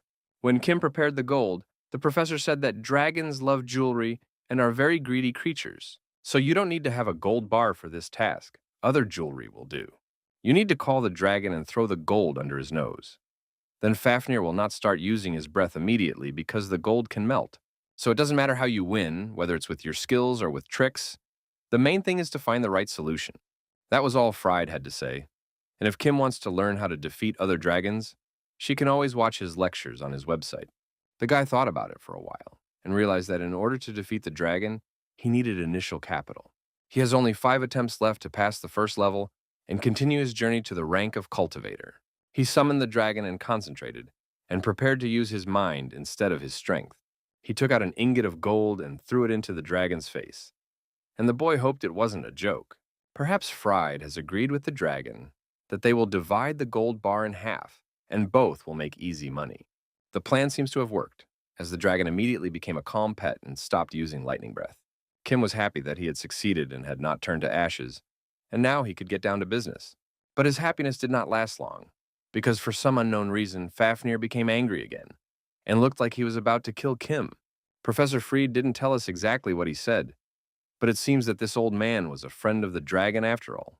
As Kim watched Fafnir rage with rage, he did not understand how this dragon could be perceived as an ordinary lizard. Very quickly, even without the breath of lightning, the dragon defeated the boy again. Even the gold did not help. These lectures took so much time, and still did not bring him any closer to passing the first stage of the training exam. The only consolation was that we received a message that the boy's progress had increased by another 3%. Time was running out, so Kim decided to continue his attempts to defeat this huge beast. Despite all his past defeats and numerous injuries to his arms and legs, the guy did not stop and continued to move forward. It was hard for him to even think about winning. All his energy was spent on dodging the lightning. The dragon was 10 times bigger than the boy, and easily defeated him in these battles. This time, he decided to break Kim's spine with his tail, which probably shows that Fafnir is already completely bored. Realizing that it was too late to dodge this blow, Kim decided to get a kibitz. From this small bag, he took out a gold bar and threw it forward, and the dragon immediately turned its attention to the gold. During this time, the boy managed to dodge, although he almost died from the blow of Fafnir's tail. It seemed that the dragon understood the boy's tricks, and this made him even angrier. Did he really guess everything? As it turned out, the dragon was much smarter than it seemed and realized that it was not real gold, but a fake. Realizing that there was no choice, Kim again climbed into his magic bag and started throwing real gold around. The dragon was shocked by such generosity. It was a real holiday for him, and he did not know what to do. Taking advantage of this weakness of the demon, Kim decided to use a great power that destroys mountains. He also recalled Professor Kieran's lectures and tried to apply the magic of the incredible power of Psi that covers the entire universe. He was sure that with the help of magic and Laplace's spear, he could pierce the demon's armor and kill it. Kim used all his energy and did everything he could, and at first it seemed like it was enough to win, but only then did he realize that the demon was completely indifferent to these attacks. He felt the dragon's cold breath on his back and guessed that he would not like what was going to happen next. A lot of blood immediately appeared around, which meant that the guy had failed another attempt to pass the first stage. It seemed to Kim that he was very close to victory, but now he could barely move and was lying face down on the ground. He saw that his progress in some parameters had increased, but this did not reassure him very much. If this continues, he will have completed one course of lectures by the end of the free course. Seeing that he had 3 more attempts to defeat the dragon, he decided to try again. A few days later, Kira met him in the training room and asked him why he hadn't been going on dungeon raids lately. Kim said he didn't have time for that, because he decided to focus on his individual training. Of course, Kira didn't believe him. She saw that he still played on his phone every day. So she said goodbye and said she would return to the paperwork. Kim was upset that he had failed the training exam and received a very low grade in his first course. The problem was that the progress of the lectures was moving too slowly, and the only way to make rapid progress was to go into real combat. When a guy analyzes all the material he has learned and successfully applies it in practice, then his progress increases. The training exam for cultivators takes place every 3 days, so the guy waited for the next attempt. He wondered what tasks awaited him this time. It seemed that the Cultivators Academy had come up with something interesting again. A red fireball suddenly appeared in his hand. It didn't look like a demon. Maybe it could be used to see the future? While Kim was trying to solve the mystery of this magic layer, an interesting character appeared behind him. He received a message on his phone that he had to escape from the Dragon Khan and prevent him from getting the pearl called Lapura. He had an hour to complete this task, and the Dragon Khan is immune to any attack. Who didn't immediately realize what was better, running away from a terrible demon or trying to defeat it like the last time?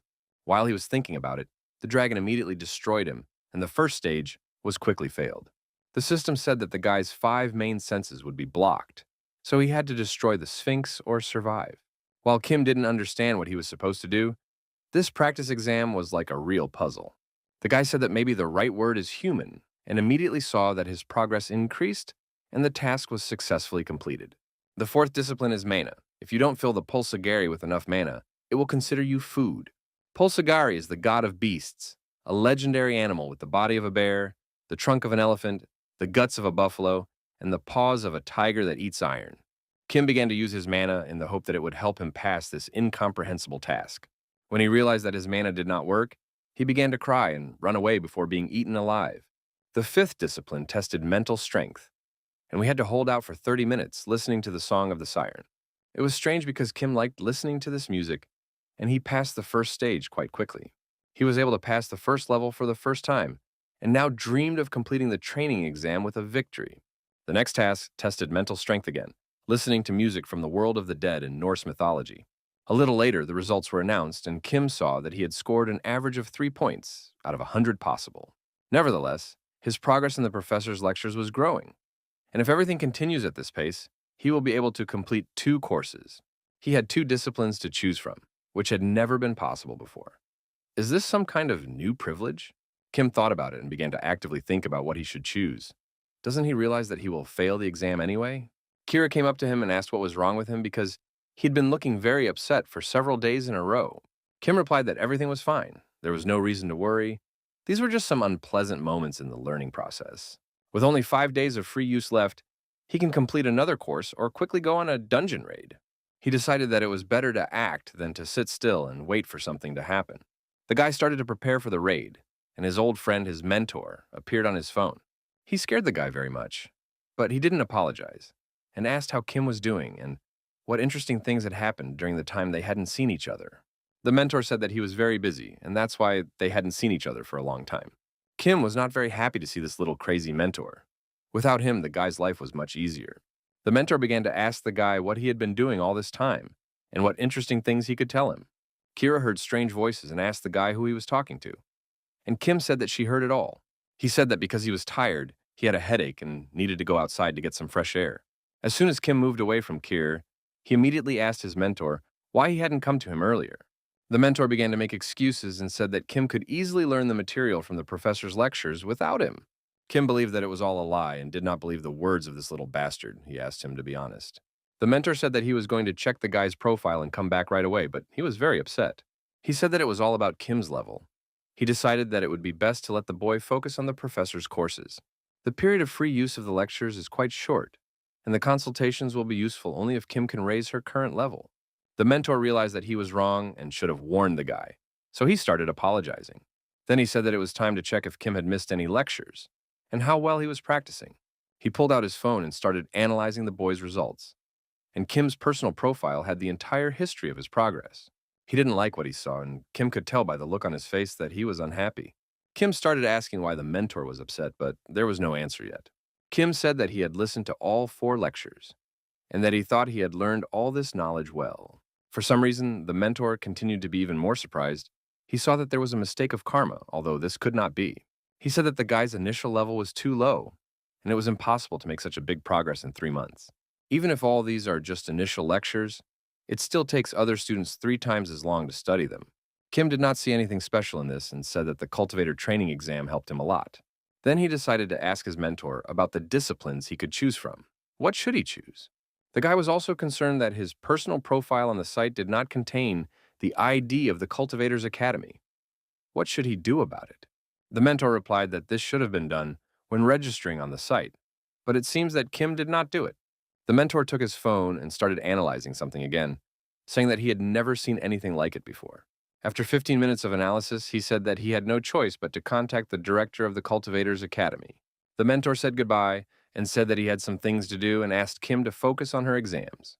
He promised that this time he would definitely come back soon and decided on the disciplines of his choice. The mentor promised to return before the free period ended and immediately disappeared. Kim was a little sad because he wanted to ask him a few more questions and didn't have time to do so. But if he said that he would return before the end of the free period, then they will meet again soon and you don't have to worry. The progress of one of the professor's course has reached 100%. As soon as the course is completed, Kim will fully master the spear whose power destroys mountains. He could not believe that he had mastered some of the knowledge so quickly. He looked at his lapless spear and thought about trying to use this power right now. At first, he was not very sure about this idea, but as soon as he picked up the spear, he immediately felt the energy of Sai. It became immediately clear that a tremendous force was overwhelming the spear. As soon as he was convinced of his new capabilities, The system offered him to listen to the epilogue lecture. The master said that he did not think that the day when Kim would finish this course would come so soon. The master is sure that everyone who has taken this course has changed a lot and can now use this boundless power. Now the students have to learn the spear technique and devote themselves completely to the path of becoming a cultivator. This path can be very difficult.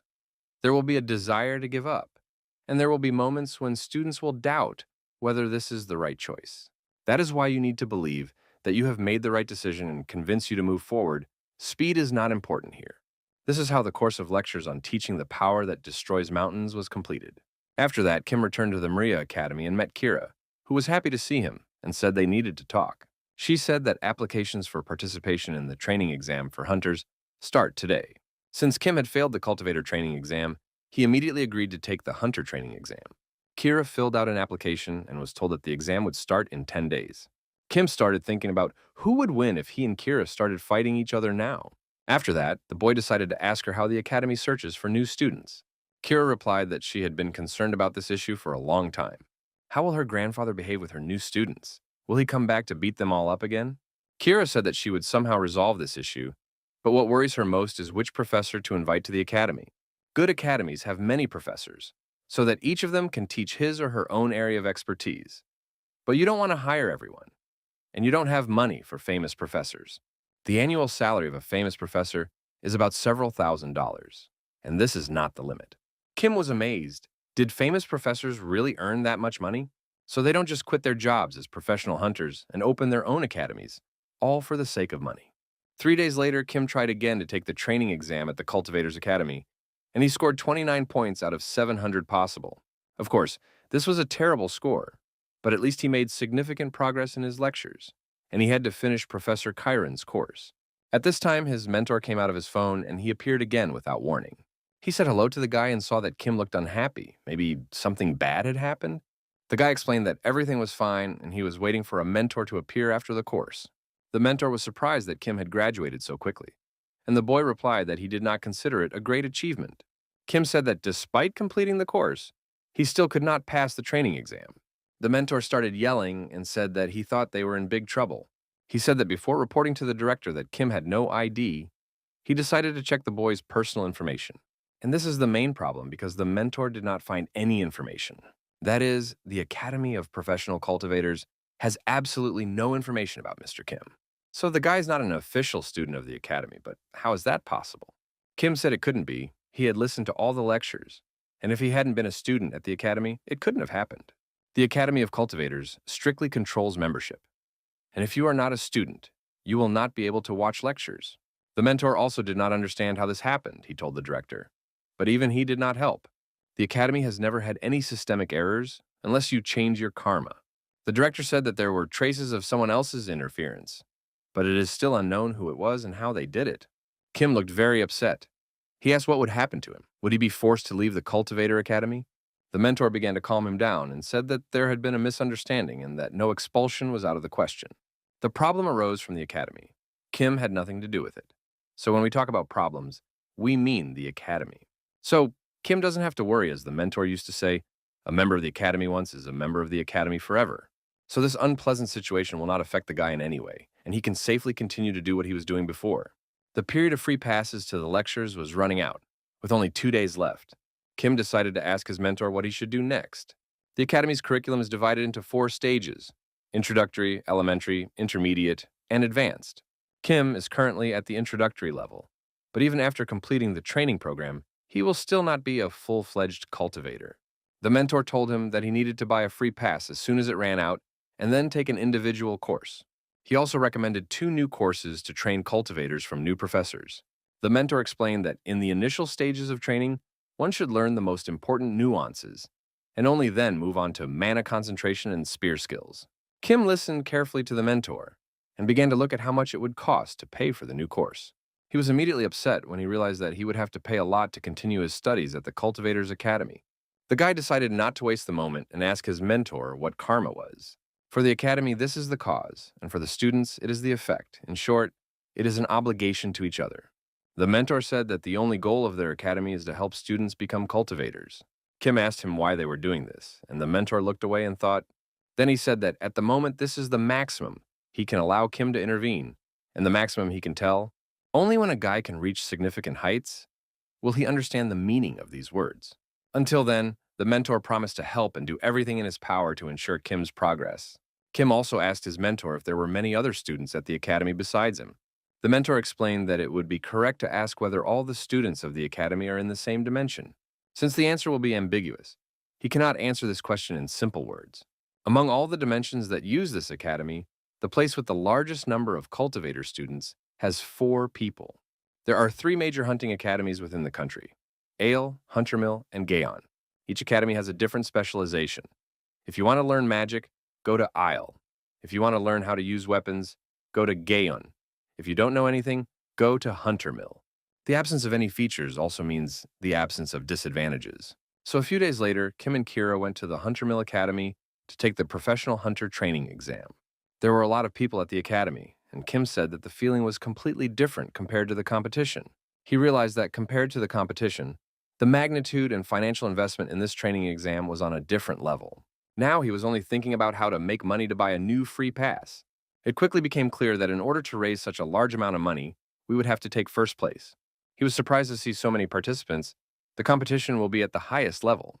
Kira explained that this is normal for such a serious academy as Hunterman. She said that now it was time for him to be left alone against his rivals and wished him good luck. While Kim was waiting in line, he heard someone start to quarrel. Was it a fight before the exam? All the participants were very excited, and any spark could ignite a real fire. Among those who remained calm despite everything was Huntermill Academy student Ganchol. This conflict occurred because Ganchol was allowed to go first in line. But then, when some of the guys were told that he was a student of the Huntermill Academy, they immediately calmed down. It was said that this would be the best training exam in history, and it is true because Ganchol is one of the top 3 specialists at the academy. Now Kim has personally seen this young star of the Huntermill Academy with his own eyes. Then he overheard some young students arguing about the potential winner of the competition. Ganchol was considered a favorite, rumored to be supported by the Order of Truth, and most importantly, it was his academy that conducted the exam. This means that the director of the academy could have told his student additional information. These disputes did not stop for a second. Everyone had their own opinion and their own favorite. Then they all heard someone shouting very loudly and ordering them to let him through immediately. Kim also heard this noise and turned his attention to the conflict. Looking at this guy, he didn't understand why he needed so many weapons: a sword, a spear, a bow. Would he really use all of them? This guy said he was also a participant in the training exam and showed me his application. He was ordered to get in line, but this guy said that Ganchol had gone through without a line and he wanted to do the same. Other participants of the competition started shouting at him and telling him not to hold up the line. Soon after, judges approached him and forcibly took him to the end of the line.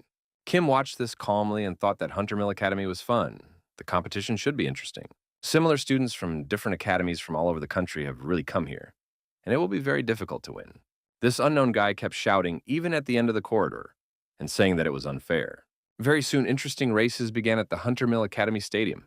It's time to meet a guy named Dosok, who is preparing to become a hunter at the 2nd Division Academy. He believed that he was on the same level as the talents of such giants as Huntermill, Ale, and Gaon. If you ask why only the 2nd Division, the answer is simple. It's all about money. People tried to console him and said that it was better to become the head of a snake than the tail of a dragon, but he disagreed. In his opinion, if you become the tail of a dragon, you can fight dragons, and if you become the head of a snake, you will have to compete with snakes. He decided to take part in a training exam and plunge into the world of real professionals. The Huntermill training exam, excluding the test part, includes 5 disciplines of a professional hunter. The first point is endurance, a simple task where everyone has to run 3 kilometers in 5 minutes. At first, Doskok thought Kim was a stupid weakling, but they've been running for the 15th lap and there's no one left but them. So he just had to recognize this guy who was running on the same level as him. Dosok tried his best to overtake his opponent and win this task. Everyone had their own motivation, and Kim thought about how important it was for him to win in order to get money for his studies. Dosok felt his heavy breathing and the pleasure filling every cell in his body. He completed the first test with a time of 5 minutes and 12 seconds. The guy was happy that he made the right choice and started fighting dragons instead of snakes. Doskok stretched his hand forward and congratulated his combatant on the victory. Kim continued to run, but Doskok was not upset because he got a good grade. Kim paid no attention to anything and thought about how easy these tests were for him. Later, in the gym, the boys were surprised by what they saw. They watched Kim lift a very heavy barbell and thought that he might be a demon, not a human. It was easy for the guy, he had practiced lifting big monsters, so now he looks very confident. When everyone saw that the barbell was bent by the load, there was no doubt that Kim was a demon. He thought it was an easy task and was happy that the daily workouts strengthened his body. Perhaps it was all thanks to the Optimus lectures, and he wondered what would happen if he took a course in Hercules lectures. Many students were simultaneously completing the strength task, and not all of them were able to complete it successfully. But there were those who did not yield to Kim's performance. For example, Ganchel also showed a good result and went to rest. Almost no one was surprised to see this, as it was a student of Hunter Mill Academy. In fact, this exam is not very important for students above the average level. 3 of the strongest students took part in the competition just to warm up and to confirm the prestige of their academies. But this time it was more interesting as an unknown guy approached Ganchel and advised him to watch the participant named Kim more closely. It was again a man in a black cloak whose name was Koz, and according to him, Kim was a very underrated talent.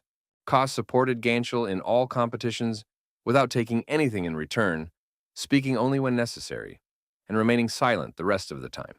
Ganchel recalled hearing Kim's name before, after the dungeon situation, and they had also met before the competition today. He didn't see anything special in the guy, and it looks like he'll soon change his mind about Kim. Ganchel saw the surprise of the other participants when the scores for the first endurance competition were announced. As it turns out, Kim is currently in first place, while Ganchel is only in third place. The difference between him and Kim is 11 points, which is quite a big difference between 2 students. I didn't understand how he could not be the first, and I also didn't know the student who took second place.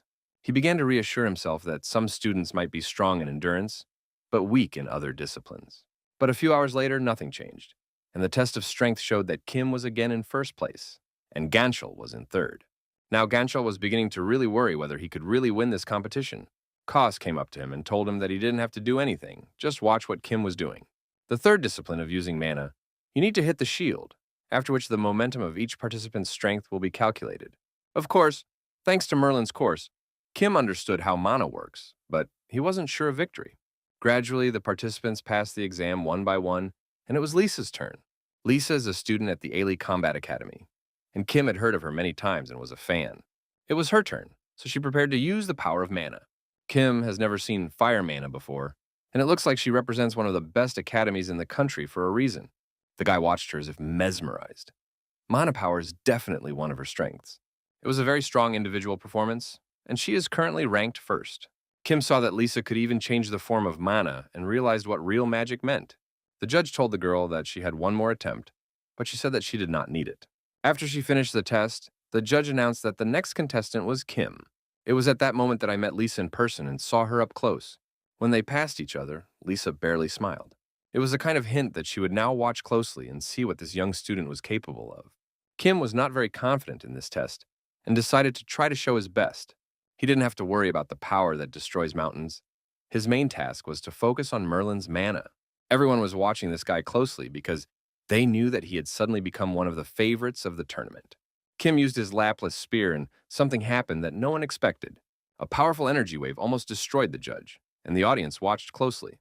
Lisa was incredibly surprised. She had never seen anything like it before, but Kim was just as surprised as she was. After all this happened, no one said a word for a while. There was absolute silence. Immediately, the results were updated, and everyone saw that Kim had taken first place again. After that, the device that forms the shield was broken, and the exam had to be temporarily stopped for repairs. After everything was fixed, the competition continued and the final results were announced. The audience could not believe their eyes. The students of the country's best academies took neither first nor second place. Everyone also could not understand who Kim was and where he came from. Only then did everyone realize that this was the same guy who solved the dungeon problem and defeated the 6th-level demon on his own. Kira watched the boy closely and was also surprised, because she did not expect such a strong student. This year, the level of participants is very high, and it looks like we'll have to reconsider the difficulty level of the professional hunter exam. Until now, everyone was shocked that Ganchel had such a weak start to the competition, especially considering that it was held at his academy. Everyone was wondering if there were any students at Hunter Mill Academy who were ready to compete with Kim. Kira watched the standings and was proud of her student. He is truly incredible. Meanwhile, the guy tried to ignore the extra noise and prepared for the rest of the exam. Yes, he realized that the practice exam was going to be incredible, but he remained calm. What surprised him the most was his own mana power. It seems he had underestimated his abilities. The sacred spear that was rumored to have killed Jesus really turned out to be a legendary weapon with incredible functionality. The problem is that first, we need to find out all the nuances about this weapon, because Kim only knows the publicly available legend. He guessed that the sacred spear has the ability to ignore the mana shield, which is already expensive. Suddenly he was distracted from these thoughts, turned around and saw an unknown student singing songs and dancing. Then he recognized this guy, the same student who, before the exam, wanted to pass faster than anyone else. So this is the same guy who was later taken by the hands and dragged to the very end of the line. This guy also recognized Kim and ran over to him to meet the superstar of the training exam. This guy was very polite. He said he was glad to meet Kim and told me his name. As it turned out, this guy's name was Minor, and he was the one who had been ranked second in all disciplines all along. Kim realized that this guy had a strange personality and was not really going to fight or show his grievances. 5 minutes later, the judge told the students that a raid on the dungeon would begin soon and that everyone should get ready. The judge also said that the dungeon would be created using augmented reality. The fourth discipline of the Hunter Mill training exam is a dungeon raid, and the main evaluation criterion is the time spent in the raid. It also became known that the enemy to be destroyed in the raid is 10 nerfs. Kim met these demons, so he immediately started cutting them up like slices of pizza. He quickly destroyed most of the demons and wondered why it was necessary to knock out the nerfs in this exam. Even if the monsters are created by augmented reality 1 star below the real ones, it's still too hard a level. Not all demons were destroyed, so there was no time to think about philosophy. This time it's completely different. Of course, there is a big difference between a real narcissist and an augmented reality narcissist. Even after realizing this, he felt that he was on a completely different level at the moment. 3 months ago, he was a nobody, working every day to survive and was an ordinary person fighting for his life. But when he became a student at the Cultivator Academy and met Kier, he felt his life begin to change. Kim didn't want to show off because he realized that the path to becoming a professional cultivator was long and difficult. But perhaps in the future, he will become the world's best professional hunter. He completed the dungeon raid discipline with the best result. Everyone around him looked at him like a real superhero. And that's how quickly an ordinary guy's life can change. Not everyone was delighted with his success. There were students who envied his talent. Now he is the favorite for the first place. If he is not disqualified, no one will want to participate in competitions where there is already a winner. Minor took second place again and was upset that even this time he couldn't win. Ganchol was also very confident at the beginning of the competition, but now all his confidence has disappeared. Minor was quite a strange guy. Despite the competition on the exam, he was very friendly towards Kim. After getting to know each other better, Kim decided to ask why Minor brought so many weapons with him. The guy explained that no one taught him the art of fighting, so he learned everything himself. Kim was surprised to learn that one of the competition's favorites didn't have a coach and was training on his own. A self-taught person is someone who studies independently and does not belong to any professional academy. There are many such cases, and almost all of them involve students who do not have money. Kim said that any academy would like to have such a guy, and Minor said that he would be better off on his own. In fact, he has one teacher, but he doesn't know that Minor's his student. The guy did not have time to tell this story because the judge intervened and said that an unexpected problem had arisen. All the students who came to the practice exam were immediately tense. For some reason, Nanchel seemed the calmest. Maybe he knows what the problem is? The judge explained that the people appointed as jurors could not come due to unforeseen circumstances. As soon as Professor Huntermill was on his way to the academy, the dungeon rifted. As it turned out, it was a 10th level dungeon, so the academy professors had no choice but to personally intervene. The judge said that an urgent meeting was being held and asked the students to wait for the results. Obviously, this was done by the order of truth, and the problem is that it threatens to stop the training exam. Hansel decided to appeal to the judge and said that the method of conducting the exam should be changed. The last discipline is a test of combat power. You can save the target and hold the stage in the format of a tournament between students. The judge said that these words made sense, but it would be difficult to implement. A lot of people take part in the Hunter Mill training exam, so it takes a lot of time to hold a tournament. Gonchal suggested that instead of judges, professional Class A hunters should be hired, and this could be done immediately. He explained that this was the best opportunity to continue the practice exam and not sit around waiting for something unknown. The guy also suggested holding a tournament where only those who apply will be able to participate. The exam is now broadcast throughout the country, and if it is not continued, it could deal a severe blow to the reputation of the academy. The judge listened to all these suggestions of the young student and thought about it. Of course, This was a cunning plan by Ganchol, who did not care much about the prestige of his academy, but only wanted to defeat Kim. He dreamed that all the achievements of this young talent would be passed on to him after the victory. Even if Kim wins the training exam, it is Gangchul who will be the new hero in the eyes of the people. Other titled students from various influential academies began to support this proposal. Even Minor started to smile and said that it was a really interesting offer, at least better than nothing. He turned to someone and asked if he would be involved. At that moment, the room was absolutely silent, and everyone was wondering what the favorite of the exam would say to this proposal. The guy said that one way or another it would be an unscheduled exam, so I should be paid extra for winning. Soon, the strength competition began, with 15 students, including all the main stars, announced. The viewers were satisfied, and they were looking forward to a real live battle of the Titans. The winner of the first battle was a student of the Gan Hunter Academy named Dawn. Soon after, Lisa also won her personal battle. She used fire magic and burned her opponent alive.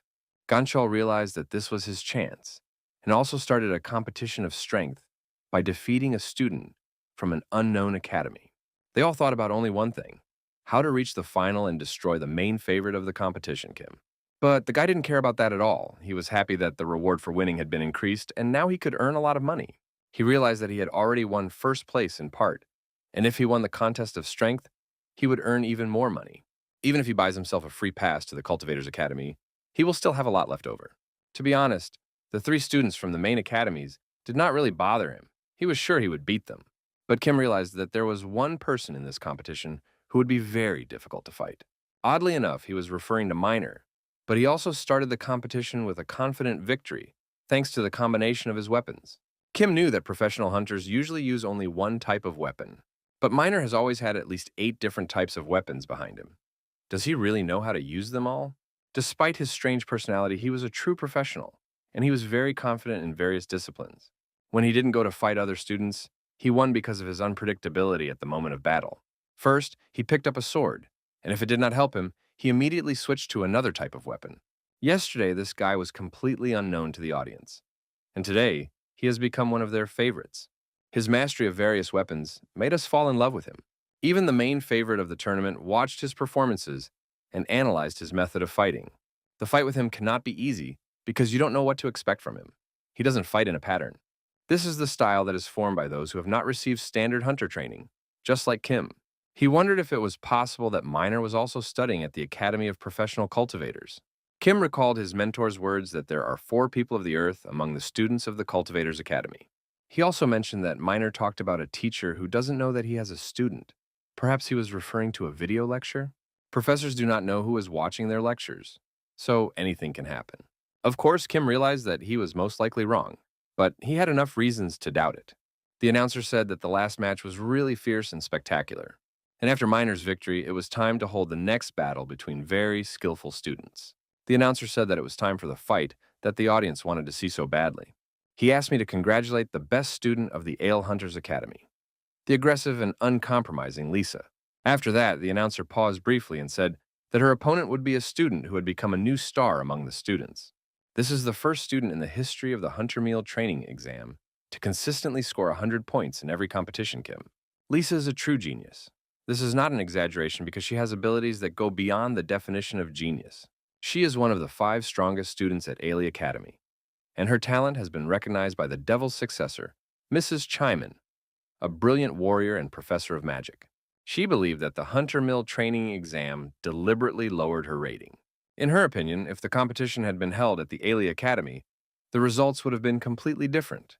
But anyway, now she was up against the favorite of the training exam, and was going to destroy him with her magic. But what happened next was hard to believe. Kim remained very calm and destroyed the attack with her magic fire. Magical power is the girl's strongest point, and she has always defeated her rivals with its help. The moment Kim stopped this attack with one swing of his spear, he could not believe that he had succeeded. But you could see the real surprise on Lisa's face. She started shouting that it was impossible and thought that someone had helped the guy. She has never seen any of the other students able to have her magic.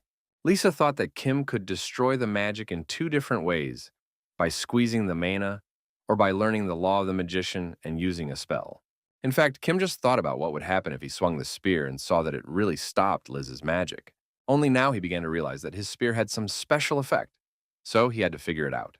With the money he will receive for winning the training exam, Kim decided to buy an additional weapon and compare it to the spear. But it is too early to dream of future achievements because his opponent is very angry and has prepared a new attack. She used her mana again to create a magic attack called Fire Arrow. Kim concentrated and tried to focus his attention on his breathing and remember everything he knew about defense against magic. Soon he picked up his spear and masterfully began to repel Lisa's fiery arrows. The girl was not going to give up and continued to attack. She increased her pressure in the hope that she could win due to the number of fire arrows. But all this had no effect. Kim was like a Neo from the Matrix, dodging all her attacks. She didn't know what to do. She had never had to fight such a strong and powerful opponent before. Realizing that this was pointless, she threw her spear to the ground and fell to her knees before the mighty warrior. She couldn't beat him and didn't know why she even came out to fight him. It was a disgrace for Liz. Kim came up to her, put his spear on her shoulder, and told her he had won, and then smiled. Lisa thought he was a real monster, and the announcer loudly declared that the winner of this battle was Kim from the Maria Academy. Then the announcer said that the next fight would be a confrontation between two real warriors, Don versus. Unexpectedly for everyone, this battle was very equal, a fierce battle of young students. Of course, the fighters thought differently. Don said he was much stronger and the victory should go to him. Minor did not answer anything and focused exclusively on the fight. It was clear that it was hard for him, but he did not give up. Don was surprised to see an unknown student perform so well on the practice exam yesterday. His self-confidence did not always help, as Minor suddenly seized the initiative and began to attack dangerously. He used many types of weapons, thus preventing his opponent from concentrating. In this fight, he even used additional blades coming out of his hand as if he were a wolverine. Without focusing on one thing, he constantly changed his attack style and weapons, and now he was using nunchakus. Don could not help but pay attention to this. He realized that if this continued, the advantage would be on the side of his opponent. It was a very close fight, and the audience was happy. It's always more interesting to watch a fight between equal fighters than a total beating.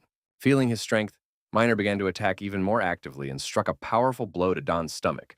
The blow was hard to take. Don immediately fell to the ground and threw away his weapon. He couldn't breathe and lowered his head. The announcer loudly announced that another sensation had happened at the training exam. Minor was the winner of this fight. Don was unhappy with this outcome of the fight. He started shouting that it was against the rules and no one fights like that. He shouted loudly that he was not going to recognize this result and considered the fight invalid. The viewers immediately started discussing it. Most of them believed that the strategy was not very important and that the winner was actually speaking. Kim silently watched the fight on TV and was sure that Don would have lost, even if Minor had fought unarmed. In his opinion, the strategy and choice of weapons are not important. The main thing is intelligence and the level of martial arts. Ganchol also watched this fight. He was disappointed and thought that now it was clear why the Order of Truth did it. They weren't just watching one student, Kim and Minor. The Order of Truth was interested in both of them. When Ko said that we don't have to do anything but watch Kim, there was no other context to it. The real goal of the Order of Truth was to organize a fight between Kim and Minor. Is Minor a member of the Order of Truth? Ganchol was sure of this. Otherwise, no matter how talented you are, a self-taught fighter will not be able to destroy the best fighters of the best academies. The announcer began to announce the next match, which will feature the owner of a power as strong as iron, who wants to defend Hunter Mill's honor. Meanwhile, Ganchol thought he was only asked to observe and did not know how best to start the fight. His rival will be the main character of today's competition, who destroys everyone who stands in his way. Ganchol was unhappy and believed that the Order of Truth had planned all this and was trying to make living meat out of him.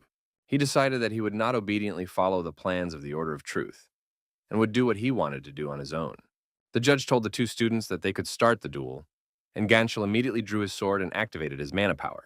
Kim didn't expect a second invitation either, so he picked up his spear and prepared to fight, knowing that he was facing the best student at Hunter Mill Academy. This is not an opponent with whom you can be relaxed and smile. At this level, one mistake can cost you your life. As soon as the fight started, the audience immediately realized that it could be one of the most interesting battles in the competition. The strength of the students was so great that the energy wave threw them both back several meters. Kim remembered how important it was for him to win and get the cash prize, so he couldn't lose this fight. Ganchol realized that Kim's weapon did not have the power of the Aura Sword, but for some reason it easily blocked his Aura Sword. It doesn't just block blows, it doesn't let the force pass through at all, as if ignoring it.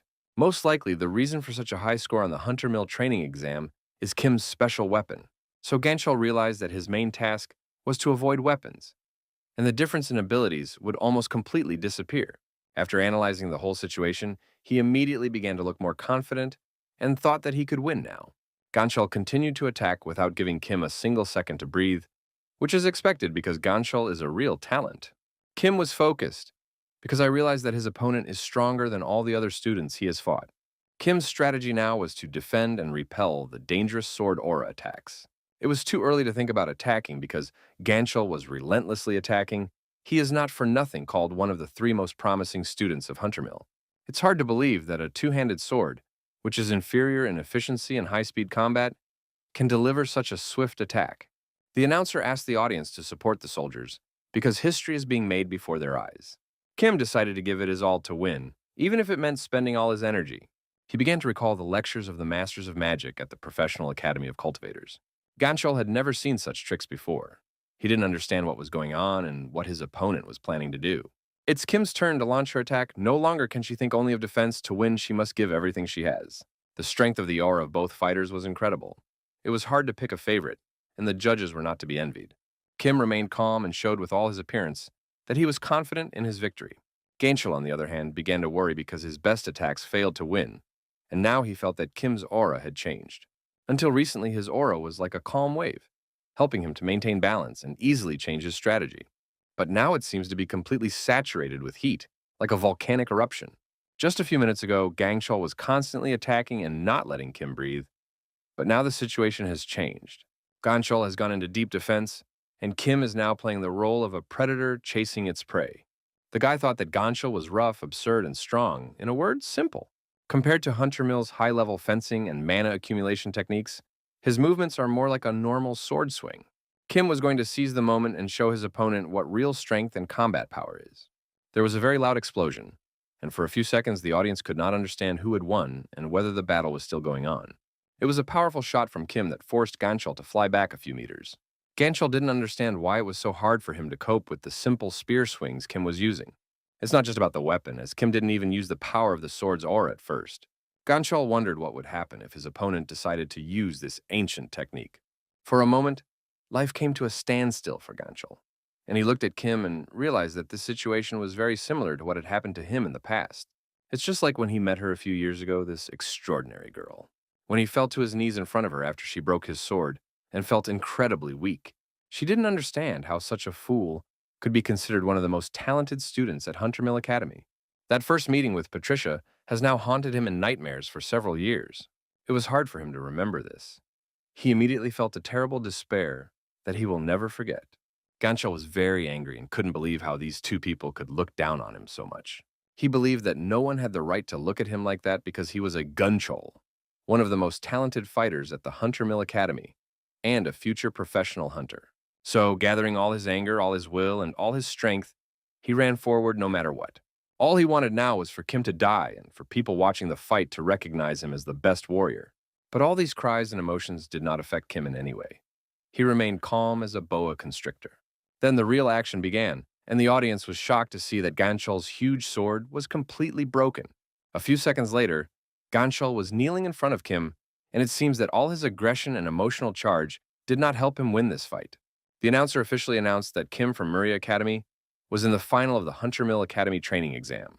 Miner was watching these events in the waiting room, and the time had come for these two young and still unknown students to fight in the final.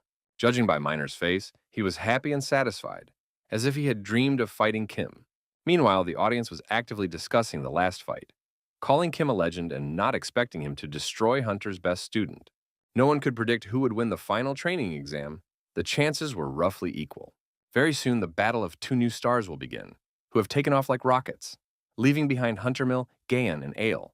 Miner was happy. He said he dreamed of fighting in the final against Kim. It looks like we're going to have an amazing battle. Coming closer to his rival, Kim said that he did not expect Miner to have a teacher. Miner said that his teacher didn't actually know that he had a student, and Kim asked him to tell him more about it. These words made Miner angry. He asked why Kim needed this information and immediately began to look aggressive. Kim replied that he might know someone who had taught Miner. Maybe they had even studied under the same professor. Kim was in no hurry, but he was already thinking about telling Miner about the Cultivators Academy right away, so that he would understand. But he decided not to say so, because if Miner was not a student of the Cultivators Academy, then everything would end in a misunderstanding. The guy realized that even if they both studied at the same academy, They were not friends at all, but rivals. Right now, he can't figure out how Minor will react, so he shouldn't be the first to put his cards on the table. Kim said that teacher Minor could turn out to be a real professional cultivator. Minor was surprised. He didn't understand how Kim knew all this and who he was. Kim said that the best option would be for the loser to answer the winner's question. Minor did not trust this offer very much. He wanted to hear guarantees that the answer would be true. As soon as Kim replied that there were no guarantees in this case, the judge immediately ordered the boys to start the final match. What everyone had been waiting for had begun. The audience held their breath and waited in suspense for the special effects.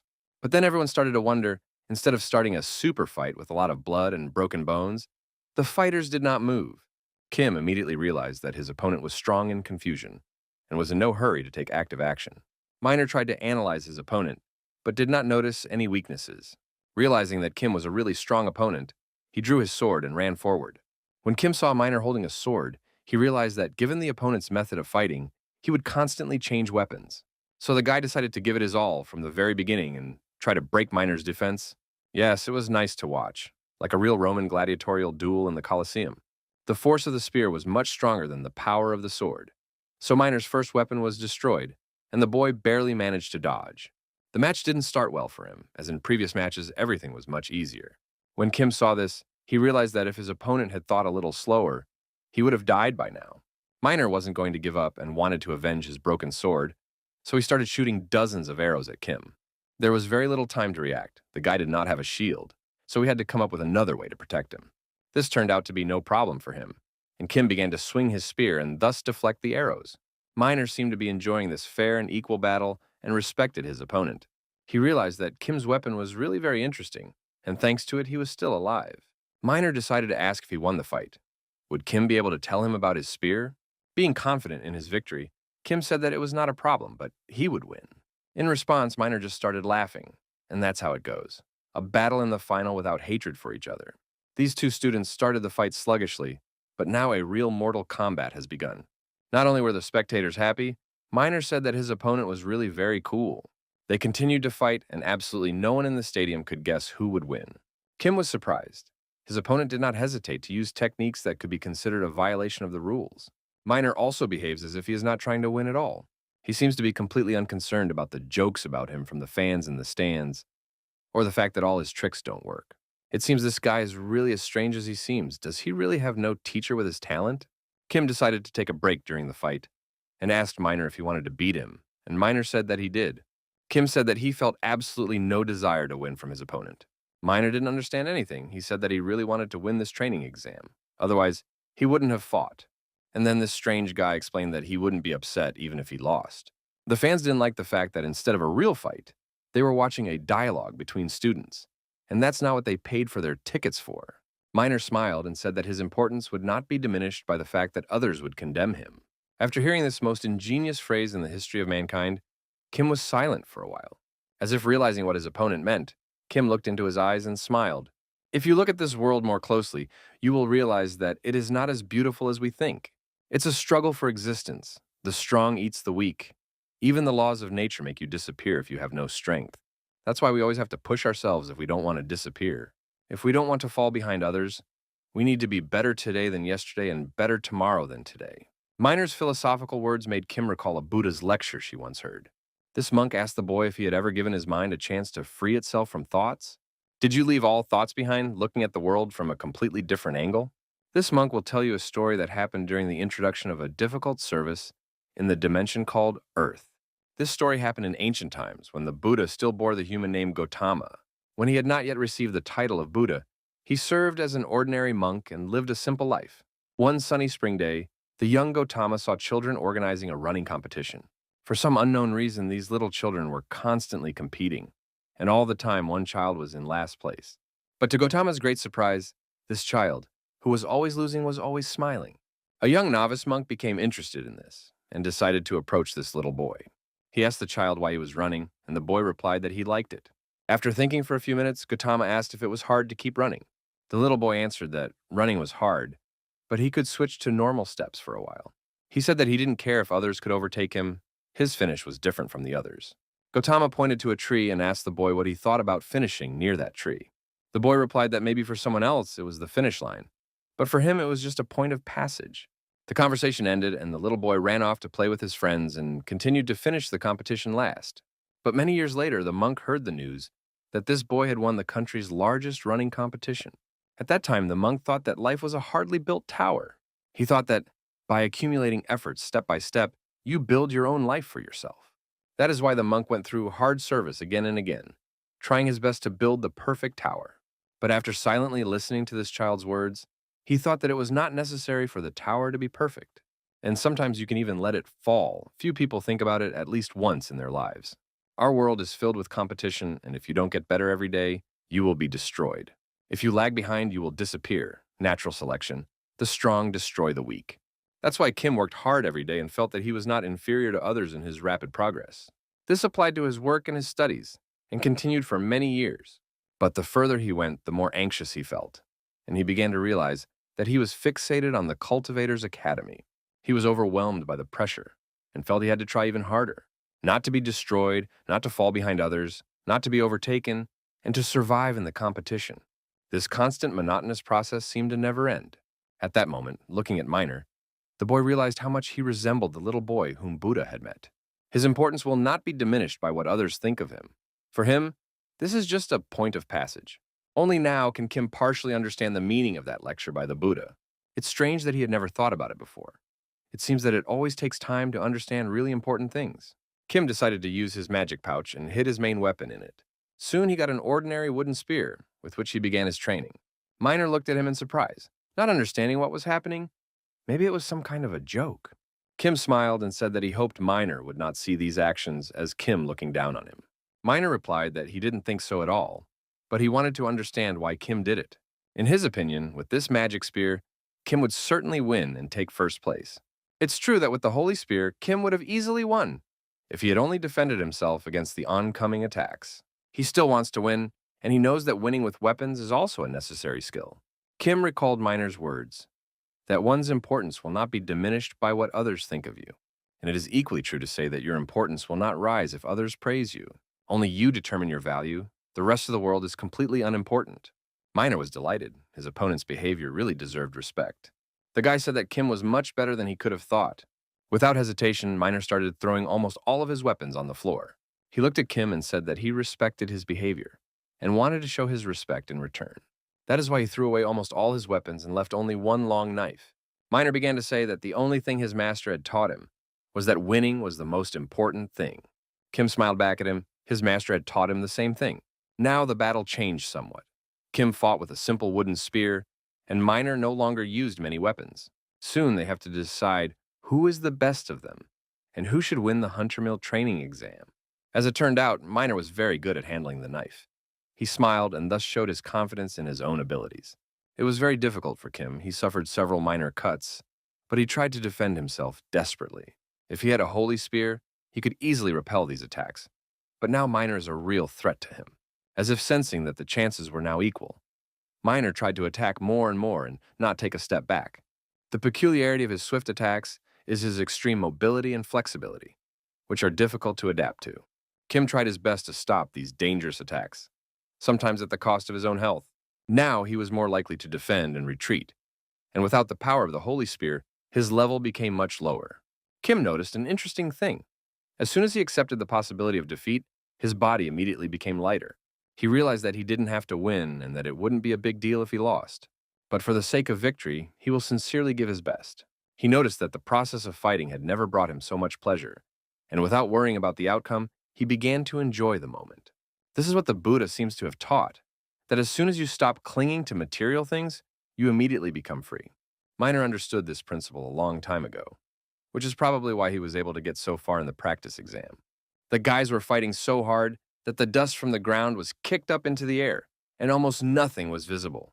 Taking a few steps back, Kim immediately tried to cover his face with his hand to prevent dirt from getting into his eyes. He has almost completely lost sight of his opponent, which can add to the difficulty. Soon, Minor completely vanished into thin air, as if he were a member of the League of Shadows. He became invisible.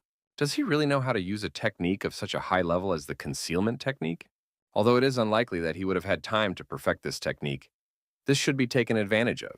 Without concentration, he constantly disappears from view, and Kim thought that this was Minor's last winning move. But Kim also had his own tricks. He decided to use the mana he had been saving up all this time. But suddenly he remembered all those moments of Miner's fight that he had watched in the waiting room. He saw many moments before his eyes from which he could analyze his opponent's technique. It was his technique of changing weapons, large-scale arrow attacks, and concealment techniques. Recalling all these moments, Kim thought about whether he was going to do the right thing. The point is not whether he is confident, but only that he realized something while watching Miner's freestyle of fighting. He realized how limited his own fighting style had been all along. Learning is always great, but if it becomes a habit, it can become an obstacle to self-expression.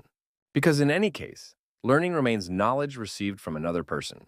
How long will you be able to claim that you are doing a great job using the knowledge gained by others? Sooner or later, every warrior will come to a point where training alone is no longer enough. The knowledge gained should only be a way to express yourself, not the other way around. Kim realized that he was releasing his own mana, not the mana of his professors, and that he needed to use his own method. So instead of using something else, he decided to create his own.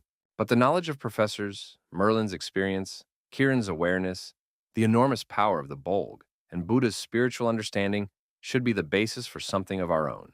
Kim focused on all this knowledge, and for a second forgot that he was holding an ordinary wooden spear. He channeled his inner strength and experience to create a truly majestic force. As soon as he created the Aura Blade, all the spectators in the stadium immediately took out their phones to film it. Even hunters who have devoted decades to training are not capable of this.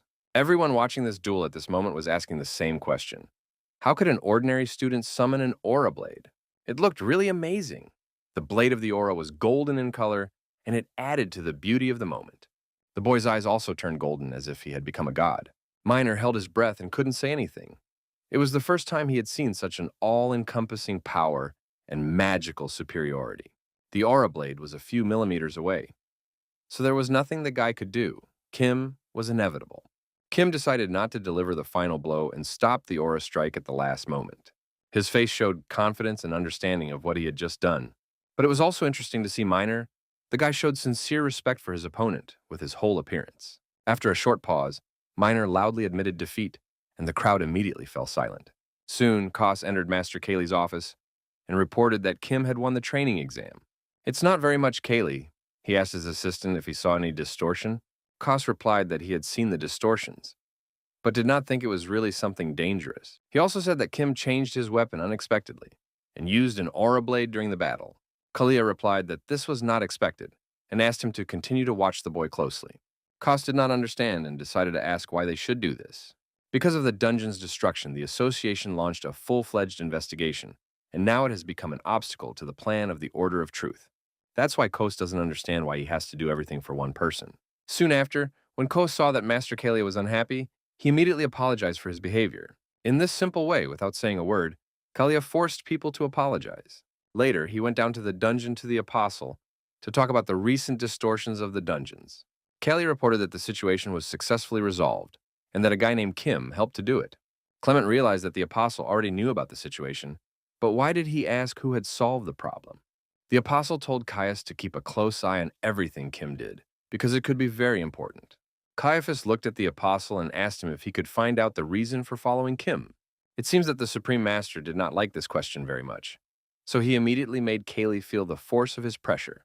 He knows that Clement has one of the strongest positions of all the successors of the Apostle of Chastity, but he forgets that this does not make him the next Apostle. Feeling incredible pressure on his body, thanks to the Apostle's aura, Kalia immediately apologized for his inappropriate questions. Kalia did not want to spoil his relationship with his master and tried not to anger him. It is no coincidence that the Apostle of Abstinence occupies the most important place in the Order of Truth. For the whole world, he is one of the 7 apostles whom no one can contradict. The Apostle knew that Caius had to solve all the problems all this time on his own, without the support of other craftsmen.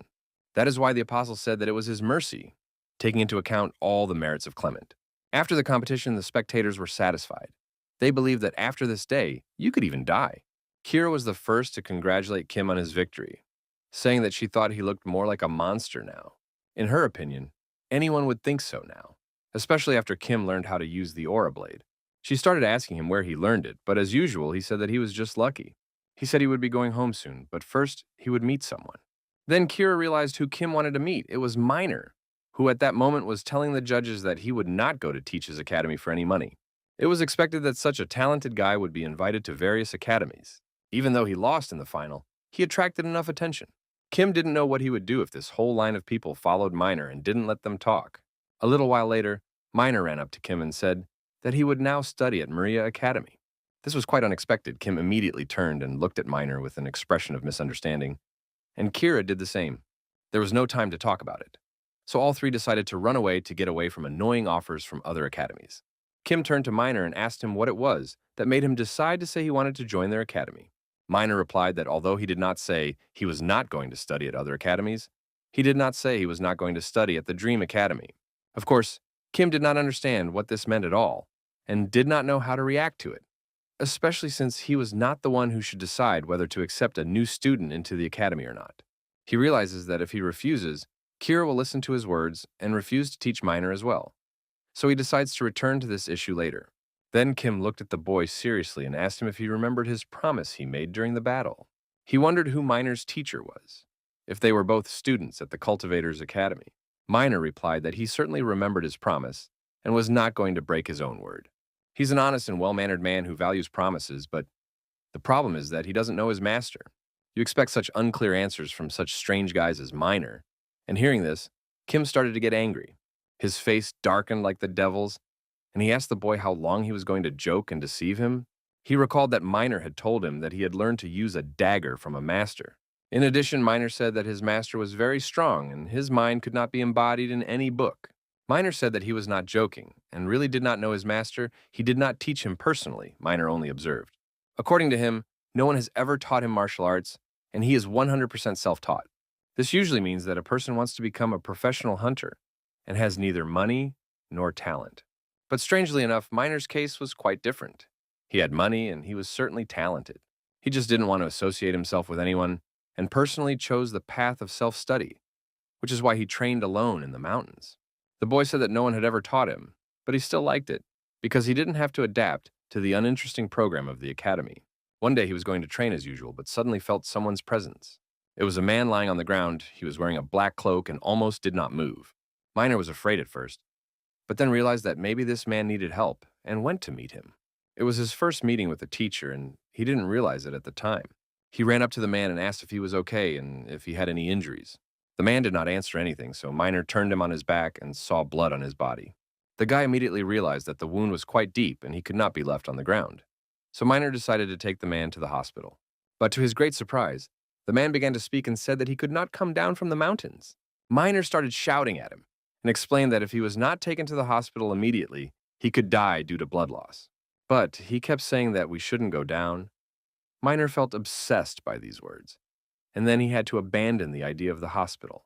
The guy had no other options for treatment, so he decided to treat the man in an abandoned house in the woods.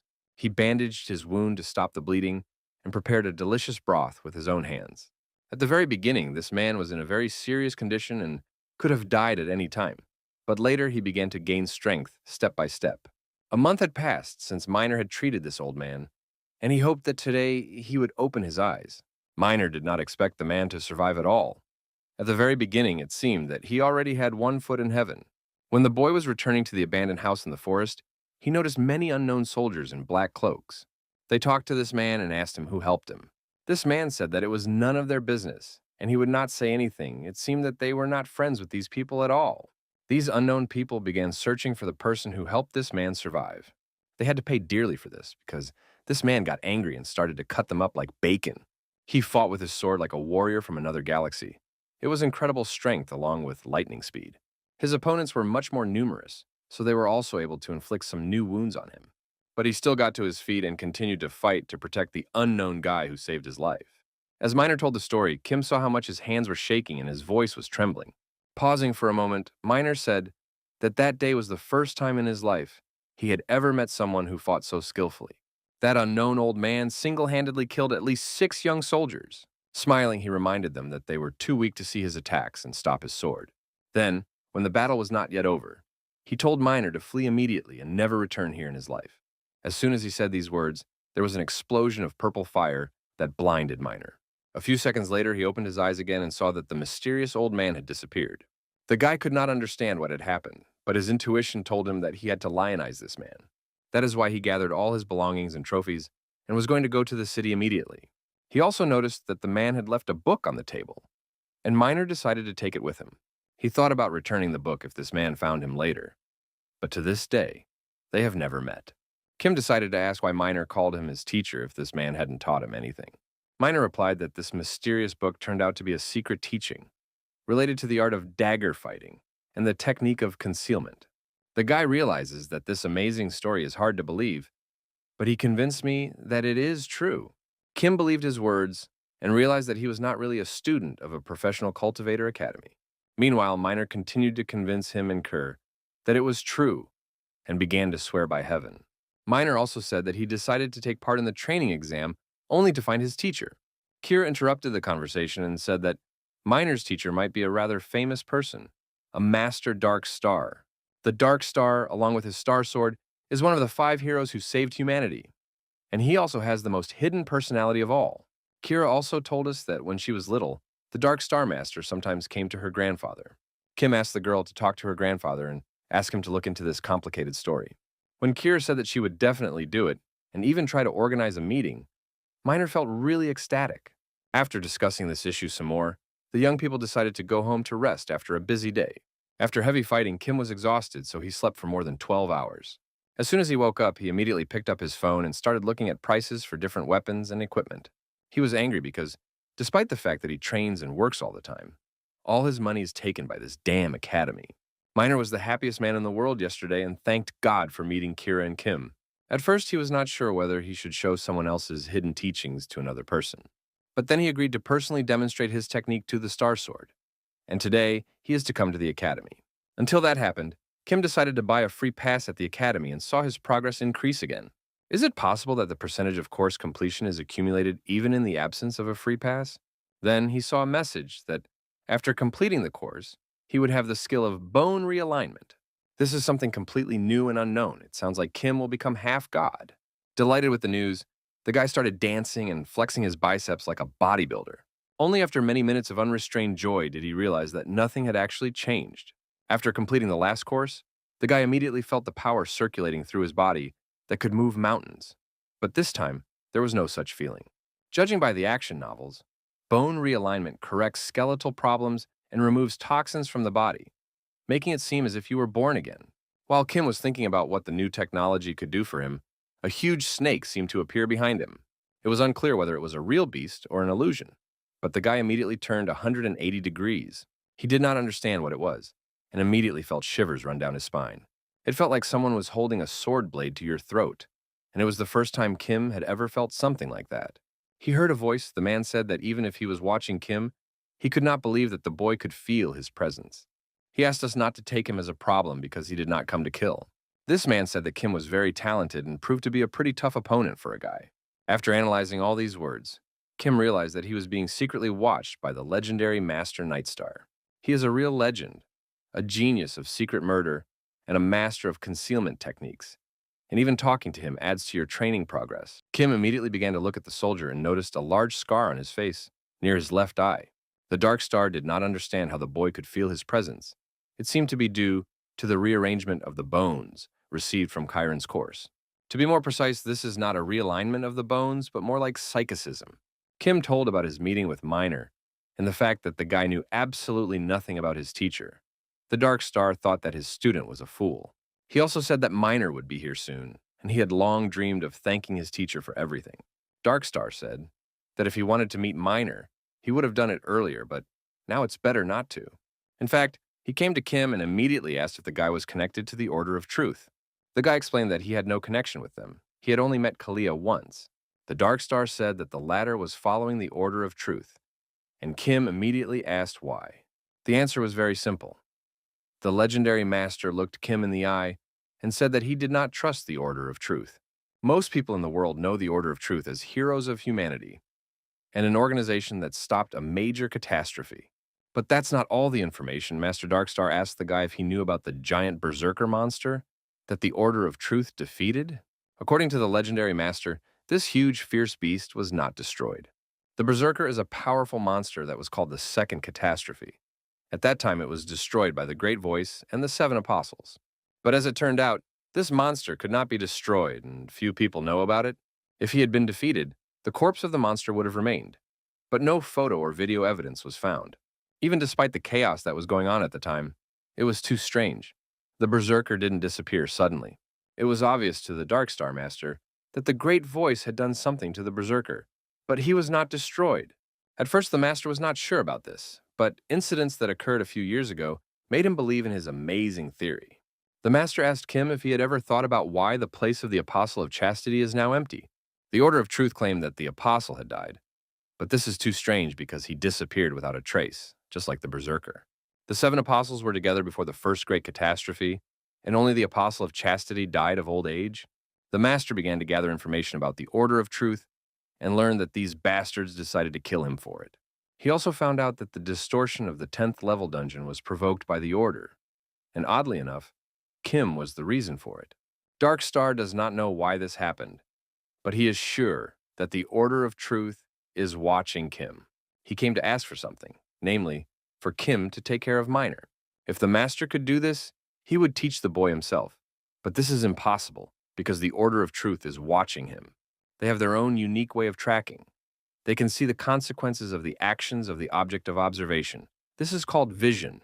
The Dark Star has also fallen under their surveillance and leaves its mark on everyone it comes close to, which is why Kim must play the role of mediator. The guy thought that it also left a mark, but the Master said that Kim was an exception to the rule. They don't see the guy the same way as everyone else, and even after this meeting, they won't feel anything special. Kim asked why they couldn't see him, and the Master replied that there was no answer. The Dark Star managed to escape their watchful eye and was one step away from oblivion. But how Kim did it is a mystery. He wondered if it could be because the Cultivators Academy did not have his data. The Master of the Dark Star approached him and asked him to give Minor something. He explained that he had written in a hurry last time, and this time there was much more information for his student in this book. He explained that he trusts Kim because people who are not seen by the Order of Truth are trustworthy. Then he leaned over to the boy and said he wanted to give him something as payment for his help. This is another hidden teaching that he wrote, and it can be useful for Kim. The boy calmly replied that he didn't need it, and asked if the Master had any other gift for him. The Master thought that this fool did not realize that even professional hunters would slit each other's throats for this Dark Star technique. He asked the guy what he wanted, and Kim thought for a few seconds and replied that he was interested in money. The Master was amazed at the impudence of this young student, but Kim confidently said that he would do nothing without money. The guy explained that tuition fees and new weapons cost a lot in this difficult time. He said that for $50,000, he would be happy to help an experienced craftsman do a good job. Kim explained that he was the only one who could do this because the Order of Truth could not see him. He also reminded us that he was supposed to help Minor, and given all the nuances and dangers he faces, this is an adequate price. He also reminded Minor that he was the only one who would trust him, and if someone else was watching him, he could go back to the mountains. And most importantly, Kim said that he would be in mortal danger, and that it would be expensive. After analyzing this information, he believes that he deserves to receive this money, perhaps even more. The Master had smoke coming out of his ears, so he immediately agreed not to continue listening to it. Kim also reminded the Dark Star Master that it is advisable to bring cash to avoid paying taxes. The Master said that the guy had no conscience, promised to transfer the money to him in a few days, and left. Finally, he asked Minor to warn him to keep his tales of the Dark Star's identity to a minimum. While Kim was analyzing this situation and thinking that the Order of Truth was watching him, Minor came to the academy. Kim immediately decided to tell Minor about everything that had happened because it was only fair. As expected, the identity of his teacher shocked the boy. And of course, Kim did not talk about money. He said that the Master of the Dark Star had to go about his business, and he asked me to give him this book instead. Kim was pleased with himself. He did everything the Master asked, and he also made a lot of money. Now he wanted to listen to lectures by professional cultivators and buy a new weapon. Minor was surprised that Kim had given him the book honestly, even though he could have hidden it and kept it for himself. Kim didn't know what to say, for if he said he didn't need the book, he would offend the Master, but he didn't want to talk about the Cultivators Academy either. He had to come up with something more believable, and he started to think actively, or at least pretend to think. Nothing smarter came to his mind than to say that it would be wrong to steal this book. Minor said that after hearing these words, he decided to finally become a member of the Dream Academy, and it would be an honor to train with Kim. He was touched by his kindness and honesty, and he believes that Kim is a good friend and a good person. Minor was so happy that he was radiating a glow of universal trust that you rarely see. Minor continued to be happy to be a new student at the academy. He considered it the right move. Kira came to see them and was also excited about the news, saying that she would not mind accepting a talented student into her academy. Kim was not surprised that the girl would be happy to have a new person in her academy. To be honest, at first it seemed like a bad idea, but he realized that he could benefit from it. Minor will be practicing on his own with the help of the book given to him by the master, so it won't create any problems. But then he realized that if Minor was always around, he could ask the Dark Star for more money. Realizing that his head had come up with an ingenious plan, Kim was happy. He found the golden goose. While her boyfriend was thinking about how to increase profits with Minor, Kira realized that they could now participate in team competitions. She explained that there are different competitions where several students from the same academy participate. Of course, this increases the reward for winning the competition, and Kim paid special attention to this. If these two talented guys combine their efforts, they will be able to win all the competitions they take part in. Kim looked at this golden goose and thought that this guy was the best thing that had happened to him in a long time. He said he was very happy that they would now study together at the same academy. 3 days later, Kim began to watch the lectures of a new professor at the School of Cultivators. The lecture started with a guy who was working out in the gym and asked me to wait until he finished doing an exercise. In those 3 days, since Minor joined the academy, they were able to win several competitions and earn a lot of money. Kim has never made such easy money in such a short period of time. Now he was watching the first lecture by the legendary Professor Hercules, and he had long dreamed of saving up enough money to get access to these lectures. Hercules is the strongest hero of Greco-Roman mythology, a disciple of Chiron. For cultivators, the physical body is the most important factor. Strength and flexibility and other indicators are the foundation for passing the exam. Hercules promised to teach his students real strength and create killer muscles on his body. Strength, speed, and reflexes are all made possible by impressive musculature. The bigger your size, the heavier you are, and the greater your strength. The boy watched the professor closely and marveled at how Hercules, straining, doubled his muscles. The professor asked me to watch even more closely so that he could demonstrate his incredible speed. He explained that this was possible only due to very powerful and strong leg muscles. Then he broke a huge stone and explained that it was possible thanks to the strong muscles in his arms. Conditioned reflexes instantly react to thoughts along with intuition, which is also important in the physical discipline. Hercules explained that his endurance is impeccable.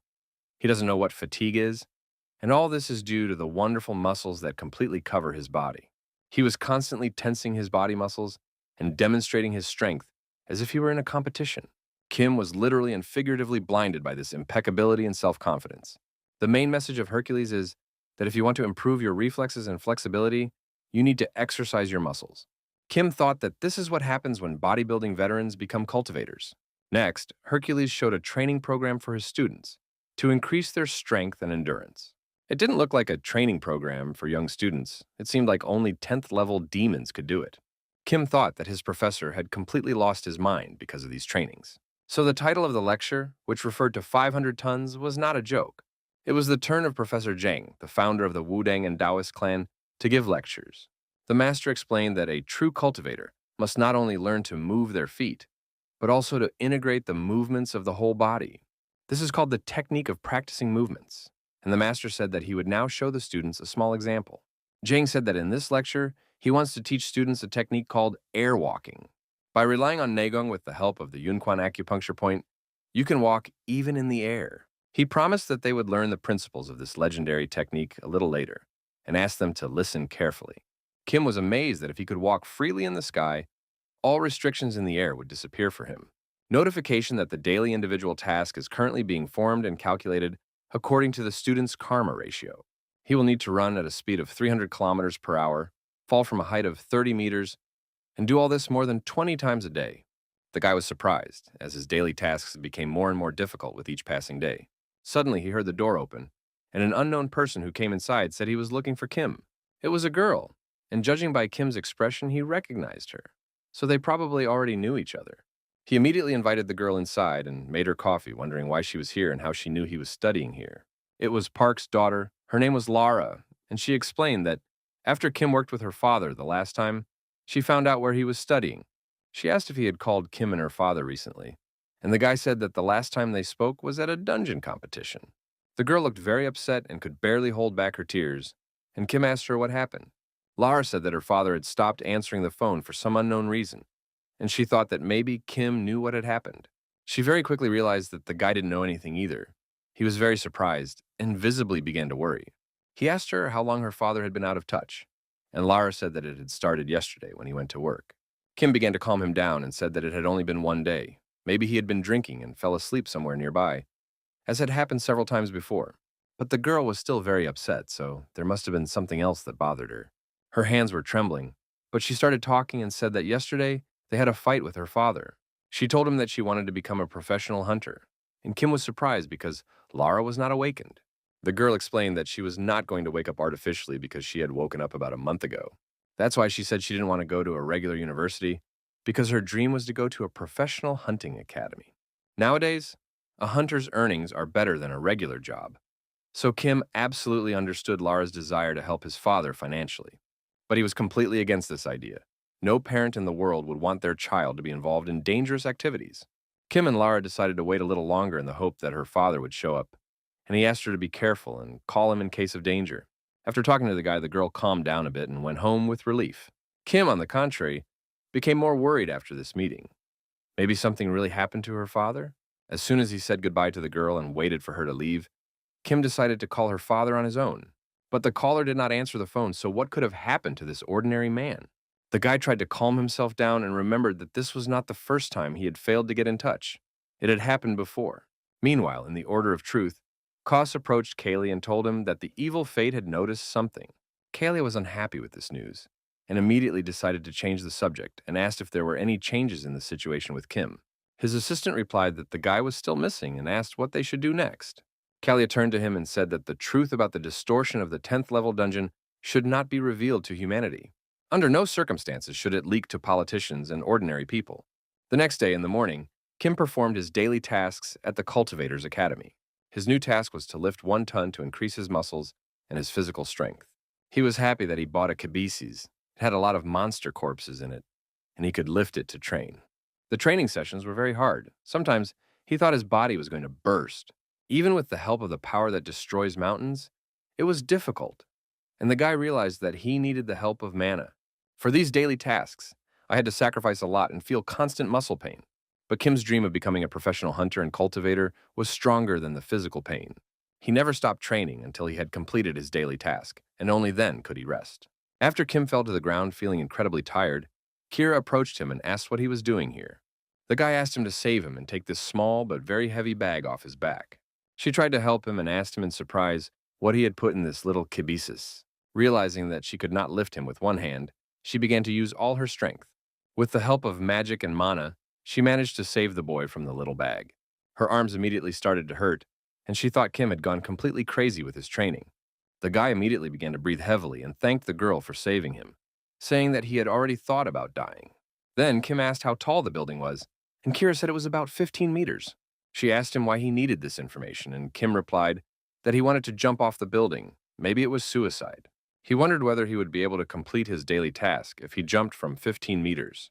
Kira didn't understand anything at all and asked the guy to take his time, but 2 seconds later he disappeared. After a few more seconds, she heard the voice of a guy shouting that he had succeeded. Kira thought he was crazy and began to worry that if the new students of the academy saw him, they would immediately give up studying. Soon Miner came to Maria Academy. He was in a good mood as always and greeted Kira. Then he asked what was going on with Kim, and she replied that she wanted to find out for herself. Miner asked if he always behaved like this in everyday life, if he had poisoned himself or hit his head. In fact, Kim was worried that Park hadn't been in touch for 4 days, and they'd known each other for more than a decade and never had this happen. Lara also said that she couldn't get through to him and had already contacted the police, and Kim realized that he had to do something immediately. He explained that he didn't want to fall off the building anymore. He was just going to look for his missing friend. Kira and Miner immediately became interested in the problem and started asking what happened. The guy said that he was not sure of his guesses yet and would tell us everything when he returned. He immediately went back to his old job, and the employees immediately recognized the new superstar in the world of hunters. Everyone already knew how well he had performed at the practice exam and wished him further success in his studies. Some even said that he would soon become a professional hunter after 9 years of hard work at the company to save up for his studies. They asked him why he had come. Did he really want to entrust them with the task of transporting the corpses of demons? The guy said that everything was fine and he just came in to say hello to his old friends. He then asked if anyone had spoken to Park recently. The men replied that they hadn't seen him for a long time and said that he was probably drunk on whiskey again and sleeping in a place unknown. Although later, one of the men said that Park had disappeared since he left alone. It was about 4 days ago. A strange man came and said he was looking for helpers to transport monsters, and Puck went with him. Another employee recalled that this strange man had promised to pay twice as much as usual. The employees immediately noticed that this man was strange. He did not place orders through their company, but directly through them, which is always strange. The workers also mentioned that Park accepted this lucrative offer because he needed money for his daughter's education. Kim immediately asked them which dungeon Park had gone to with the man, but the workers didn't know. They said that this could be found out in the association, where they constantly report raids and transportation in dungeons. The guy thanked the men for their help, said goodbye, and said that he had urgent business. He immediately ran to the association and demanded all available information, but was told that it was forbidden to provide information to outsiders. An employee of the association said that the disappearance of the person was not confirmed, so he could not help. Kim was incredibly angry with these words because it was a matter of life and death for his friend. He went outside to get some fresh air and think about what to do next. Park has not been in touch since he left with a suspicious man 4 days ago. There is no doubt that something happened there, but the problem is that there are no confirmed facts in this case. Kim hadn't felt so anxious in a long time. His intuition told him that things were bad. He remembered his old friend and all those positive moments with him. He recalled how he offered him money at times when the boy needed it. At that time, he collected all the money he had and brought it to Kim at the hospital. Kim wanted to refuse, because Park had to pay for his daughter's education. But the man said that when an adult gives money, you have to take it and thank him. It was a good example of honest and sincere help from a friend in a difficult moment in life. Uncle Park believed that money was just dust, worthless, and could always be earned again. When Kim, after 9 years of work, lost all his money due to an accident, Park was the first to come to his aid. He lived quite poorly himself, but he did not hesitate to give the boy all his money, which became the basis for his admission to the Cultivators Academy. This is what helped Kim become who he is today, and he has never forgotten it. He could not sit idly by and do nothing when his friend disappeared. He decided to act immediately and took out his phone to make an important call. He called Kier and said that he had a very important request to arrange a meeting with the Star Sword. Of course, the girl could not refuse his request and immediately called her grandfather to ask for his help. A few hours later, Kim and the Star Sword met, and Bond said he was familiar with the situation thanks to his granddaughter's stories. Star Sword immediately asked the boy what he needed to help him. Kim replied that he wasn't really interested and suggested something unexpected, that we should fight each other one day. At first, it seemed that the guy had problems with his head. Maybe he forgot to take his pills. But after a few seconds, everyone present at this meeting began to realize that Kim was absolutely serious and really wanted to do this. The Star Sword became even more serious than usual and asked if he had heard something. Kim said that if he wins this battle, the Star Sword will not only help him, but will also take an active part in this case. And in response, if he loses this fight, he will leave the Marie Academy. These words made Kier incredibly angry. The guy immediately said that he realized that he would not be able to completely defeat such a legendary warrior. That's why if he can wound the Star Sword at least once, it will be considered a victory. Kim understood that Park had followed an unknown person, but the association did not provide information about this situation. But if one of the 5 heroes of the country comes to them, the conversation will be completely different. Although it is a game of roulette, the guy has no other choice but to save his friend. Star Sword said that this was a very presumptuous offer, but he agreed to it and asked the boy to follow him. They went to a neighboring house, to one of the rooms where the legendary warrior lived. Star Sword looked very angry, as if he was insulted by the offer to fight the young student. In this room was the weapon of the legendary warrior, of course. The sword was his favorite weapon, which is why it is called the Star Sword. He took out one of the most beautiful swords, and his assistant Simon immediately opened his eyes wide when he saw what kind of sword it was. He was incredibly surprised because it was a legendary sword of the Azure Dragon, and there were many legends about it. According to the legend, the warlord of the state of Yoshin went to a neighboring city and met Nan on his way, receiving command methods and a sword from him. Despite the fact that it is only an imitation of a real sword of the Azure Demon, even so, the sword is considered the pinnacle of the creation made by the best blacksmith in the country. Simon was not surprised by chance. He knew that the Bond would only take out the Azure Dragon Sword in one case. This happens when he is sure that he must kill his opponent. He hasn't taken out this sword since the last disaster. Frightened, Simon asked his boss what he wanted to do with Kim. Simon realized that if the situation got out of hand, Kira would be very aggressive towards her grandfather. Bond replied that he didn't care and reminded him that Kim was just a student who had to be ready for anything if he decided to challenge him in the Star Sword. The legendary warrior decided to have some real fun during this battle with the student. At the same time, Kira was shouting at her student and persuading him to refuse her offer. She said that her grandfather would help them if she asked him, and that she didn't have to fight him. Kim did not want to hear anything and said that it was his final decision, so there was no need to persuade him to refuse. He thanked the girl for her concern and said that it was a necessary act for the future. At the moment, he can't understand why Park disappeared. Maybe it was him. If so, it could happen again in the future.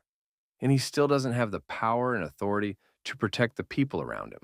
And to do this, he needs to involve the Star Sword in this case, so that people understand that if someone offends Kim, the Star Sword will personally intervene. It was a very risky and interesting decision, and the guy promised Kerr to come back with a victory. It was obvious how much she cared about her student.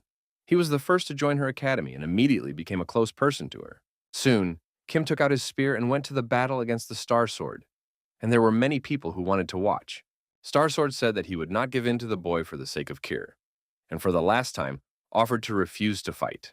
Kim replied that he would not take his words back, and also hoped that the Star Sword would fight at 100% of its power. Bond replied that this decision was very rash and stupid, but praised the boy for his courage. He took out his legendary Azure Dragon Sword and prepared to give Kim a martial arts lesson. The Star Sword said that it gave Kim the right to strike the first blow, and he looked incredibly convincing when he got into character. From the very beginning of his journey as a hunter, Kim did not pay attention to authorities and was not afraid to be an underdog. Even if his opponent is a Star Sword, with his current strength, he can withstand several attacks. The guy prepared himself and tried to show Bond all the strength and power he had learned at the Cultivator's Academy. He realized that there was no time to look closely at the opponent. He had to show all his skills from the very beginning. In the moment, it all looked pretty epic, and the audience was definitely excited. As it turned out, the legendary warrior is considered one of the 5 heroes of the state for a reason. Even many years after the last disaster, he is still an incredible warrior and a dangerous opponent. Star Sword stopped the guy's attack with one hand and asked him if that was all he could do. Then, without waiting for an answer, he pushed Kim away from him, again with one hand. Probably at that moment, the guy began to regret deciding to fight Bond. It was not like fighting against other students. But there is no choice. We have to do everything possible to win and inflict at least minimal damage on the enemy. Kim realized that he had to think about defense first, and only then to counterattack. It happens in life. You want to beat up an old man, but he turns out to be an incredible swordmaster. A few seconds into the fight, Kim realized that his opponent was serious and not going to lose. The eyes of the Star Sword burned with blue flames, and he hadn't looked so focused and aggressive in a long time. His every attack, his every movement, all of it carries a touch of deadliness. Now the guy felt on his body why the Bond was nicknamed the Star Sword. Probably no one else in the world is as good at this weapon as he is. Despite his old age, he was still very flexible and strong, and his wife is probably glad of that. The wave of energy that came from his blows almost made Kerr fall to the floor, and Simon saved her. It was only now that she began to really worry about her student, realizing that the Star Sword wanted to kill him. The guy is facing a real hero of a major disaster, a professional hunter of the C rank. His level is sky high, and no professional hunter wants to meet such a rival. Yet, strangely enough, with all his strength and experience, Bond still could not defeat this young student. At that moment, he realized that the guy was really incredibly talented and had high potential. Just a few months ago, when they first met, Kim looked like a typical juvenile fool with no prospects. Bond realized that he had a little potential, but his talent did not go beyond the level of a student. Yet the guy in front of him is still making progress and improving even now. He didn't care that a legendary warrior was fighting against him. He wanted to show everyone and himself that he was as good as the Star Sword. Kim combined defense well with dangerous attacks when he had a chance. But the Star Sword was still much stronger, and one blow was enough to throw the guy back 10 meters. But strangely enough, the blows that could destroy 10th-ranked demons could not penetrate the young man's defense. Bond was surprised. Even his appearance showed the guy's eccentricity. But how come he could stop his sword energy? If not for this, the battle would have been over long ago, but somehow, the guy is still alive. The Star Sword was not going to fight at full strength, but decided it was time to add a little seriousness. Kim was not at all afraid and looked ready for anything that might happen, but a Star Sword is a Star Sword. His powerful new attack caused him significant problems. The energy of the blue flame filled the room. It was not clear whether the boy survived the attack. It was an attack that was almost impossible to stop, and blood appeared on Kim's face. Having retreated a few meters back, the guy was still not going to give up, although it was very difficult for him. Faced with students like him and some of the stars of the academies, Kim hoped that there was no one better than him. Still, we have to admit that a student is a student, and his past rivals were just young guys who had not yet reached the level of professionals. Now, Kim realized that he could not see this huge difference between him and the Star Sword. The guy was even upset when he realized that his opponent was not fighting him at full strength.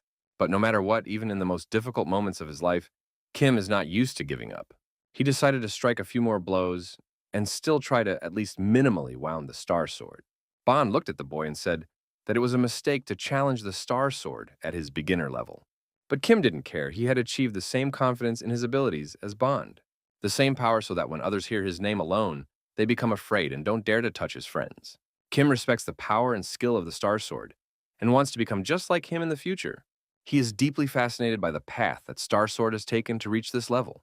He was too arrogant to believe in the false reputation of the cultivator, and without realizing it, he disrespected the Star Sword.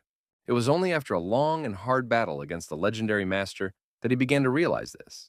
The guy began to realize that he was weaker than a Star Sword, much weaker. It was probably the first time in his life that Kim was able to look at and evaluate his abilities objectively. And thanks to this, someday in the future, he wants to go beyond this adoration of the legendary hero, to cross the line of adoration just to become better and write your name in history in golden letters. But the future is unknown, and right now there is a battle going on that will determine a lot. His hand tightly clutches the spear, but strangely enough, the boy feels nothing, unfamiliar sensations. His every step at this moment feels unnatural, as if something is wrong. It looks like the star machete took advantage of this moment and inflicted a serious wound on the guy. There was a lot of blood. Kim immediately felt unbearable pain, which cannot be compared to the pain of hard training or being hit by rivals in competitions. Kira immediately started screaming when she saw that her favorite student was seriously injured. While the girl ran to rescue Kim, the Star Sword assistant said that the guy showed a very strong fight, but this was to be expected. Master Bond did not show any unnecessary emotions on his face and stood right in front of his wounded opponent. The only thing he said when Kim was falling to the floor was that he hoped the guy would keep his word. The young talented student challenged the legendary master and lost in a fair fight. Kira looked at her grandfather with great anger in her eyes, as if she hated him with all her heart. Kim was lying on the floor face down and did not respond. It was unclear whether he was alive or not. Far from this place, interesting events were taking place in absolute darkness. These events were closely intertwined with the history of the confrontation between the Kims and the Star Sword. Park was running with an unknown man on his back and said that he would never have come here if he had known what would happen. The man replied that he could not have expected the dungeon to be distorted. He would have gone alone if he had known about it in advance. Park said that there was no point in discussing it and asked the man not to worry, because their disappearance had been noticed and the search had probably already begun. But this man said that this was unlikely to happen because he asked the association not to discuss the case. In his opinion, it will be very difficult for them to get out of this hell alive. Park still had hope for rescue and was sure that a little rascal named Kim would find a way to save him. The man didn't understand what he was talking about, but Park said that it didn't matter. The main thing was to believe that they would be saved. After a while, it became clear that Kim would survive if he was treated in time. Soon he woke up and saw that Kira had been sitting next to him all this time. He asked how long he had been unconscious, and the girl said it hadn't been long and suggested he rest. Kim said that he had no time to lie down and rest, and that the Star Sword was much more important now. Strangely enough, as soon as he said this phrase, the door to his room immediately opened and the legendary master entered. Kim immediately came on and tried to figure out what was going to happen now, maybe a second round. But a second later, the Star Sword took out his legendary weapon and threw it into the boy's hands. It was the same azure dragon sword that he used to win the battle and severely wound Kim. His assistant Simon immediately began to worry and ask what was going on, and Kira also did not understand anything. Kim asked why Bond was doing this, and the master replied that he just wanted to keep his word. He told him to bring the sword as evidence to the association, and they would immediately understand what it meant. According to him, it will be much better if Kim solves this problem without his help and does as he wants. Star Sword said that as soon as this problem was solved, the sword would return to him. The Association of Professional Hunters is an organization that controls the activities of hunters. It is also a commercial organization created by professional hunters to protect their rights, and Master Tukan is its president. Soon after, Kim personally went to him and brought him the Azure Dragon Sword. The guy said they hadn't met yet and told me his name. He apologized for the unexpected meeting and said he had a few questions. Toucan recalled that not long ago, Master Dark Star came to him and forced him to transfer a large sum of money to Kim.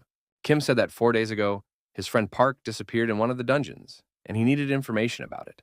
The president said that before answering the question, he had to check whether the sword of the Azure Dragon was real. Kim was not against this initiative, but he was worried that everything would go as quickly as possible. Toucan began the process of checking, and was immediately blinded by the radiance coming from the sword. Soon, he realized that it was indeed a real star sword, and he had to help the boy. Kim asked Toucan if it was true that Park went to the dungeon with the evil rock. Toucan confirmed this guess, and said that the evil rock was investigating the recent distortion of the dungeon. Before he went there, he said he had found a lead and asked to keep the investigation secret. Kim mentioned that the Dark Star believes that the problem with the dungeons is due to the Order of Truth. It's a really complicated matter. The guy thanked the president and asked him one last question. Could he leave the Azure Dragon Sword to the association to get a loan in return? A little later, Lara called Kim and asked if he had found her father in the meantime. The guy said that he hadn't found it yet, but he was close to it because he knew where it was. He said that he was sure Park was in the dungeon, he was running an errand, and there was a problem. Lara was very scared her mother died 11 years ago because of the dungeon's distortion, which is why it's so hard for her now. Moreover, her mother gave her own life to save her daughter. Who knows? Maybe that's why Lara wants to become a hunter so badly, so that she never loses people she loves to monsters again. The girl started crying and did not understand how to live. But Kim calmed her down and promised to bring her father home. According to the president, Park and the Evil Rock entered the dungeon where the 6th-level monster Driada lives. Although the Evil Rock is old and injured, he is still one of the 5 heroes, so there must be a reason why he cannot get out of the dungeon. Perhaps the Order of Truth ambushed him there to kill him. If someone interferes in this matter, the Order of Truth will immediately know about it through the vision and will act. That's why no one can intervene in this case except Kim, who received money from the Association for the Azure Dragon Sword. The guy did it to buy a new weapon at a cultivator shop. If the Evil Rock can't get out of the dungeon, then the guy needs a half-hearted preparation. He immediately went to the online store and started buying what he had been dreaming of for a long time. First of all, it was Gungnir, and it's still unclear what it is. It looks like Harry Potter's Elder Wand. Now he was completely ready to travel to the dungeon and open the portal. When he got inside this dungeon, he saw that there were a lot of trees around. It was unusual. He knew that in this dungeon there was a 6th-level dryad monster, almost indistinguishable from an ordinary tree. Kim realized that he had to be very careful. It would be bad if Driada attacked him unexpectedly. The boy wondered how he could find his friend, and decided to try to use the power of his tactile senses. Everything around me immediately opened up in a completely different way, as if in a dream. He also experienced different feelings. Discomfort that is difficult to describe in ordinary words. Wandering through the dungeon, he looked at trees that are very similar to each other, and have almost no differences. Soon he decided to get his new toy out of the library and test it in real life. It looked like a rather interesting weapon, but as soon as the guy activated it, it became immediately clear that it was something very dangerous.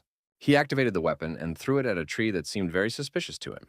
Perhaps it will turn out to be an ordinary tree, and the guy will destroy it now, and environmentalists will immediately sue him.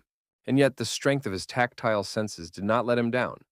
This tree really turned out to be a level 6 monster. Driada was angry when he saw a deadly weapon flying at him, but managed to dodge in time. When Kim saw that his strike missed the target, he began to worry that the demon might strike back. He began to fight the demon, and the weapons flew around them as if enchanted. After a few seconds of battle, the Gungnir finally hit the target and made a huge hole in the level 6 monster. Kim watched this beauty as if mesmerized, as if he had bought a real radio-controlled rocket. Gungnir is a spear used by Odin when he tore apart the body of Ymir and created 9 worlds from it. Kim expected this spear to have incredible power, but he thought the fake would not be as powerful. The fact is that despite the fact that it is a fake, it was created by a real professional cultivator. According to the myth, in addition to hitting any target, Gungnir's spear also has the ability to call back. He had read about this feature of the weapon and decided to pretend that he was Thor calling for his hammer, despite the fact that this is not the Marvel universe. The guy still managed to pull off this trick. To begin with, there is indeed a summoning feature, but it consumes a lot of mana, so it can only be used a few times during a battle. In ancient myths and legends, it constantly returned to the owner, but fakes have their limitations. Kim's current level will allow him to do this only a few times, but one day he will do it all the time. If in the future the Star Sword gets angry and tries to kill him, Kim will throw Gungnir at him and run away. This weapon is really powerful. The level 6 monster, the legendary Dryad, was destroyed in a few seconds. Not far from the boy, Park was still alive and carrying an evil rock on his back. He was in a great hurry because living trees were running after them at full speed. That's right. Dryada was not alone in the world. There were many of these monsters in this dungeon, and they were very close to tearing the two old men into many pieces. One of the monsters managed to catch the men with his hand, if you can call it that, and knock them down. Park fell to the ground and thought that his life was about to end. He was driven to a dead end. But suddenly he saw that the evil fate was not so old, that it had lost all its power and might. This legendary old warrior activated the power of his mana and said that Park was running away while he detained the demons. The evil doom said that he was not left long to live in this world, so this would be the right choice. He realized that it was because of him that Park was trapped in this dungeon and was now risking his own life. The evil rock kept yelling at Park and telling him to run away as fast as he could while he had the chance. But Park did not know what it meant to leave a man in trouble. As soon as the evil rock lost his strength and fell to the floor, he immediately rushed to help him. He mentally apologized to his daughter, whom he would leave an orphan in this cruel world. But he could not do otherwise. At the most difficult moment in his life, salvation came unexpectedly, and it was the one he had been waiting for. It was Kim, and he greeted Park and said that he couldn't go out for so long because his daughter was worried about him at home. Park had never been so happy to see this little rascal in his life, and tears even welled up in his eyes. The guy said that they should leave the conversation for later and ordered Park to take the evil rock with her and run away immediately. As soon as the boy appeared, the evil demons immediately turned their attention to him, which is exactly what he wanted to do. He decided to immediately start his attack with the strongest Dryad, and after killing him, switch his attention to the others. There was a bright light ahead of him, as if the monsters had decided to blind him in the eyes. Of course, this did not help them, and now, thanks to his new weapon, he has become even more dangerous and powerful. The problem was that no matter how many times he tried to cut off their limbs, they still recovered quickly. In the current situation, it will be difficult for him to get close to the demons. It is better to deliver a powerful blow to Gungnir's trunk to the main demon. But first, it would be nice to find Gungnir, because with these dangerous battles, he has completely forgotten about him. Soon he saw his new toy, a spear lying on the ground not far from him. In parallel with this dangerous battle, Park tried to escape as quickly as possible with the evil rock. But their speed was not enough, and they walked only a few dozen meters, like old people with disabilities. Kim realized that he had to act immediately to protect his friends, and launched a dangerous attack. Then, having made sure that they had already moved away enough, he realized that he could deliver a decisive blow. To do this, he had to distract the demons and take his new weapon. Kim quickly ran to Gungnir, hoping that the evil trees were too slow to catch up with him. Luckily for the young student, everything worked out. He took this spear in his right hand and threw it at the main Dryad. In front of his eyes, this legendary spear, Odin cut the demon into two parts, and now he can light a fire if he wants. There was a very loud explosion, and probably at that moment Kim realized that this was now his favorite weapon. Although he defeated the main monster, all his other helpers remained alive and dangerous. That's why Kim started looking for Gungnir in a hurry to use it again. He raised his hand and commanded the spear to return to him. Kim thought this trick should work again. As if feeling a strong calling, the spear immediately flew into the air and into the boy's hands. It looked very epic, and Kim even thought he should go to Hollywood to shoot superhero movies. Now holding in his hands the spear of the majestic Odin, the holy spear that killed Jesus, he felt immortal. The guy got so into the role of a dangerous guy that he felt like he was playing the role of a Terminator. At first, the demons thought he was mentally retarded, but when they saw this theme of the weapons of the Titans, they realized they were going to have a bad night. After he took out his weapon, they did not try to attack as aggressively. The guy started laughing, thinking that it only took a few attacks for them to realize how dangerous it was. The trees of hell told the guy that he talked too much and now he would regret it. One of the Dryads was the most talkative and constantly threatened Kim with death. That's why the guy decided to kill him first, so that everyone else would understand how to deal with the future cultivator. Although this angered all the other hell trees, they became even more afraid of the boy. Just when Kim thought that today's battle was even easier than his training, something interesting happened. He saw that these monsters were doing everything possible to prevent him from using Gungnir anymore. But they didn't know that the tree trunk was causing him the most problems, and now he would only be grateful if they approached him. Perhaps the monsters forgot that besides Gungnir, the guy has another legendary spear in his hands. He gathered all his power that can destroy mountains and magic mana and prepared for the second round. Soon it was all over. The boy went deep into the forest and found his friend along with the evil rock. Park was happy to see him, although he said that the guy was too slow and should have saved him earlier. Kim asked why Park had quarreled with his daughter, and the man replied that it was his business. He also said that the evil rockmaster was feeling bad and had lost a lot of energy to protect him. The condition of this old man is very serious, and it is unclear whether it is possible to save him now. Kim said he would have to start by using an elixir he always carries with him for emergencies. It is almost the same as the help of qualified doctors. The elixir should greatly improve the man's condition. He took some of this magic liquid out of his pouch and helped the evil doom drink it. When the old man regained consciousness, Park told him that he was the guy they were waiting for. Evil Rock looked at Kim and asked if he was a student of the Academy of Professional Hunters. The man did not understand how the boy had guessed where to look for them, and how he was able to destroy the dangerous monsters. Kim said that it was his intuition and active training at the academy that worked. Then, he asked why they came here. Evil Rock explained that he needed an assistant to study the monsters, because he was old and couldn't do everything on his own. He did not use the help of a transportation company, because he was afraid of drawing too much attention to himself. Kim asked him if he acted alone because he was afraid of being seen by the Order of Truth. The man wondered how this young man could know all this, and suddenly they all heard a loud sound. Kim thought it might be an earthquake, because it was hardly the sound of a demon, it was too loud. But the experienced master replied that it was the same monster who had taken all his powers. Kim could not understand why such a great master as Evil Rock was locked in a dungeon. It seems that in this strange dungeon, there is something that even the legendary Evil Rock cannot cope with. At first, the guy thought a huge mountain was coming at them, but a little later it became clear that this was not a mountain, but a huge dryad. This monster was bigger than all its predecessors. Although it's not clear that he can be called a monster at all, Evil Rock said that this is the first time he's encountered this kind of demon. Perhaps it is some kind of anomaly or mutation. There's no difference between the other demons, except for the difference in size. The boy suggested that they try to escape and return to their world as soon as possible, but Park replied that they had already tried to do so and failed. As soon as they tried to leave the dungeon, this demon would immediately attack, and it is because of him that the Evil Rock is so traumatized now. This is not just a mutation. Its bark is so strong that it cannot be penetrated even by strong magic, and if it is immediately restored. Magic is not enough in this case. Perhaps this monster has evolved and gotten rid of the weaknesses of other dryads. Evil Rock explained that he could pierce his bark with magic and slow down his regeneration. But the problem is that at that moment, he becomes completely vulnerable. The master's too old for this. To pierce the bark and destroy the core, you need to strike with one powerful blow. As soon as Kim heard that one powerful punch would be enough to win, he immediately smiled. The boy proposed a plan so that the Evil Rock could weaken the monster, and he would destroy its core in the meantime. Of course, he was referring to his new weapon, but the men did not understand him very well. The master said that a simple blow would not destroy the core. He would try to do everything to weaken the monster, but it would be difficult.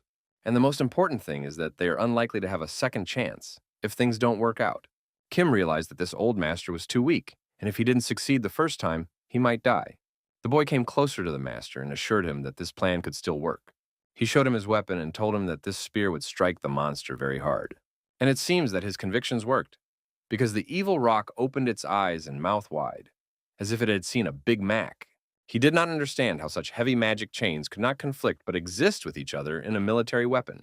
He was incredibly surprised that there was a magic chain that he could not decipher, that the Evil Rock was so excited to see this weapon that Park had never heard him talk so much. Now the master realized that it was really possible. Thanks to the power of the spear, there was no need to weaken the monster. He looked at Kim in surprise and asked where he could buy such a fantastic weapon. Kim smiled and said that the spear had been bought for him by a star swordmaster. The boy thought that selling the Azure Dragon Sword and buying Gungnir for the money were the same thing. So it was decided that Kim's plan should be implemented. The guy was happy that now they would start hunting for the real boss of the demons. Kim decided to go over all the details of the plan once again to make sure everything was perfect. Though the plan was incredibly simple, the evil doom weakens the monster and Kim destroys its core with his spear. The boy asked the Evil Rock if he could activate the magic of weakening immediately.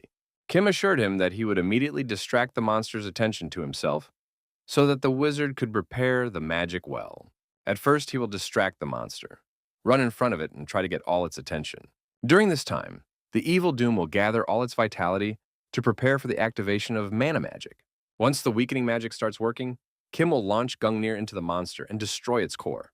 Although it's not really that simple, there are a few nuances that can arise in this regard. Firstly, Kim can die during the distraction phase. And secondly, the monster can sense magic and start attacking the evil doom instead of Kim. If Kim pays attention, the distraction phase will go well.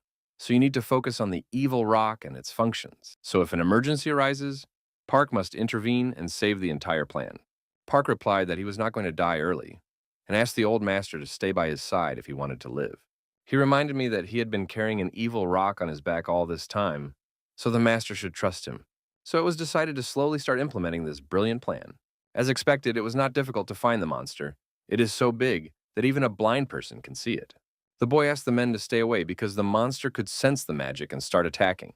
The evil rock asked Kim to be more careful, and the boy replied that today was the time to take risks to win.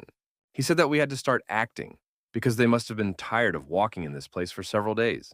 Park laughed and said that he had long wanted to go home to his daughter and wished the boy good luck. Kim ran forward to fulfill his part of the plan, his task to make the monster pay attention to him. As he ran closer to the monster, he thought that even from a distance, the demon seemed large, and up close it looked gigantic. But what is most important is that he feels a very powerful energy around the monster. Now Kim realized why this fight against Dryad was so difficult for the evil rock. Luckily for him, the monster destroys everything around him, so there are no helpers nearby. Kim tried to concentrate his attention as much as possible because he realized that only one mistake could lead to death. As he got even closer to the demon, he began to shout and try to make the monster pay attention to him. Of course, it worked, and in a few seconds, the drone turned toward Kim. The boy stood right in front of him, and with his whole appearance, invited the monster to start attacking. The vision of the world in the eyes of a demon was not quite the same as that of ordinary people. It was like a predator looking through a thermal imager at a potential victim. The angry demon was not used to such impudence of his rivals, so he immediately began to attack the boy with his tentacles. Kim immediately felt the fierce power and strength of a level 6 demon. He didn't understand why the demon was so long and tall. When the guy was planning his strategy, he didn't think about it. Dryad didn't give Kim even a second's respite. It was as hard as fighting against a green sword. His attacks turned out to be much faster than the guy expected, depending on the initial plan. While Kim was running away, he was simultaneously thinking about whether the spell of weakening from the evil doom was ready. But at that moment, it was better not to think, but to focus on staying alive, because he had never fought such a big opponent. The problem was that the tentacles of this huge tree were almost everywhere. The tentacles not only attacked the guy from the sky, but also grew out of the ground, which added to the danger. Kim realized that no matter how hard it was for him now, he had to hold on to survive and destroy the monster. He had to use his holy spear for defense and continue to keep the monster's attention on him. Kim used all his mountain-destroying power and magic to defend himself. But even this was hardly enough. The monster was too strong and attacked from all fronts. The pressure on the young student was incredible. Even the air around the demon was completely different. If everything continues at the same pace, problems may arise. Although Kim tried to run away and defend himself as much as possible, he still had to strike back to survive. Then at the last moment he saw a flash of red light behind him, and men who said that the preparation for the spell was complete. So the evil doom has come in time, and now they need to move on to the second phase of their strategy. Kim started calling the monster to him and calling it a wooden scarecrow and a wooden doll. Of course, a level 6 monster couldn't like that, and he wasn't used to talking to himself like that. Dryad was furious and wanted to scalp the guy and keep him as a memento of his talkative rival. As soon as the wooden monster began to approach, Kim immediately began to run away and lure it after him. Now everything was ready for the final phase of the plan, but we still had to stay focused. The demon was trying its best to reach the boy with its wooden tentacles. Kim was dodging and showing incredible flexibility at this point. Perhaps he was a gymnast as a child? He stopped to look at the demon, having moved forward a little bit. The enraged Dryad continued to chase him, almost without lagging behind. There was only one last dash to get to the planned place where the magical attack of evil doom was to begin. The main task at the moment is to do everything possible to make sure that the monster comes to this place. Kim continued to break world records for short-distance running speed like Usain Bolt. He was constantly checking to see if the demon was chasing him, and the boy played the role of a great bait. Suddenly, when the demon entered the planned territory, real magic began to happen. Chains of fire appeared, shackling the monster and preventing it from moving freely. His movements became heavier and his strength noticeably decreased. The magic of the evil doom worked exactly as it should. So now that the second part of the plan has worked, the final blow remains: the destruction of the demon's core. Dryad was screaming and making some incredible screams. Maybe he was afraid that they were going to make him into a million pencils. The monster wasn't going to give up easily and started aiming for the exact spot where the evil rock had activated its weakening magic. The evil Doom has used up a lot of magic power, and Uncle Park is not even an awakened ordinary man. They can only dodge a few times. So, realizing that he had only one chance, Kim took out his new spear and prepared to strike the decisive blow. He decided to channel all his power and strength into Gungnir to destroy the demon's core. The main thing is to be calm and not nervous, because now it looks like a sniper's work.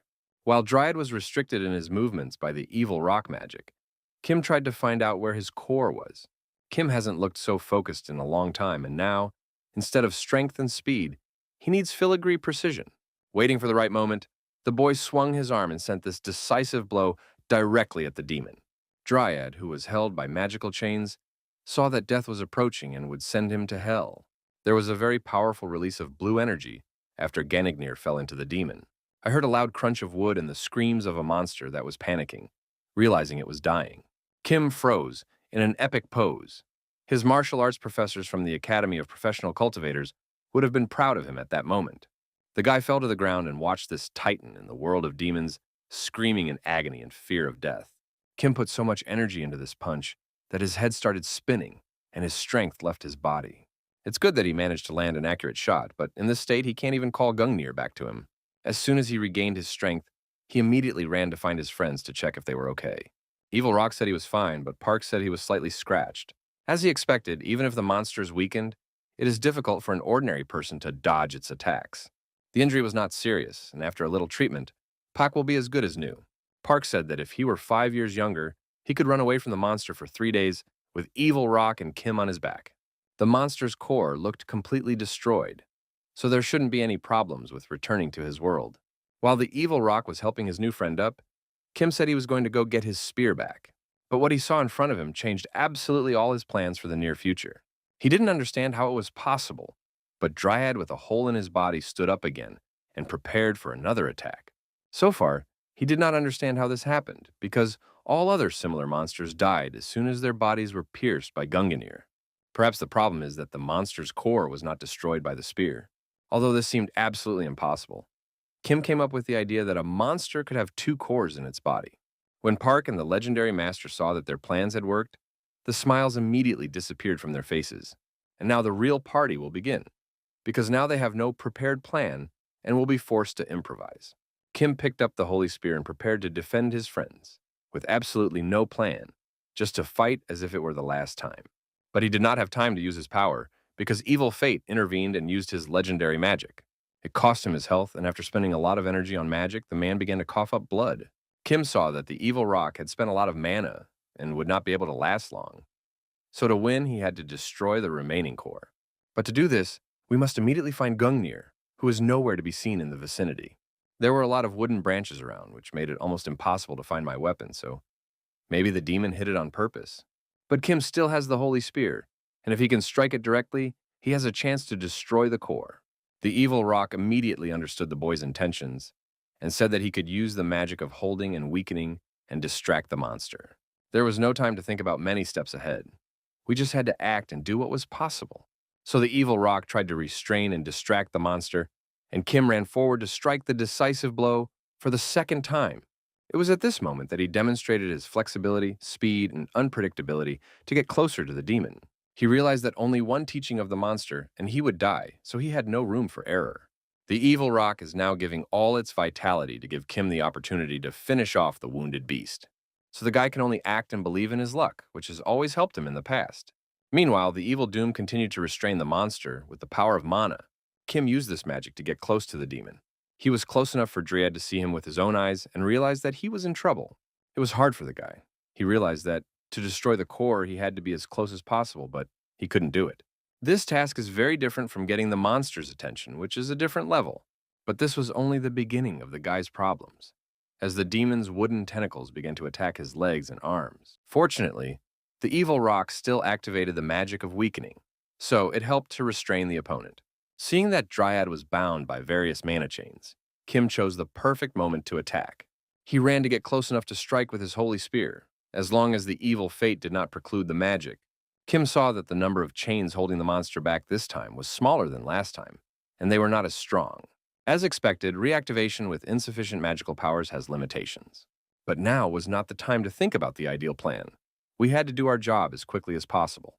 Kim got closer to the demon and saw its weak spot, and that's where the second strike should be. The boy continued to dodge the wooden tentacles on his way to his goal. After that day, he can confidently open a course of personal lectures and teach how to destroy the dryads. But he was still not a professional in this area. A hell of a tree to break free of his chains and strike back. Now the guy felt the real power of the tree. He missed a punch in the stomach and started coughing up blood. The guy fell to the ground and was again too far away to strike with a spear.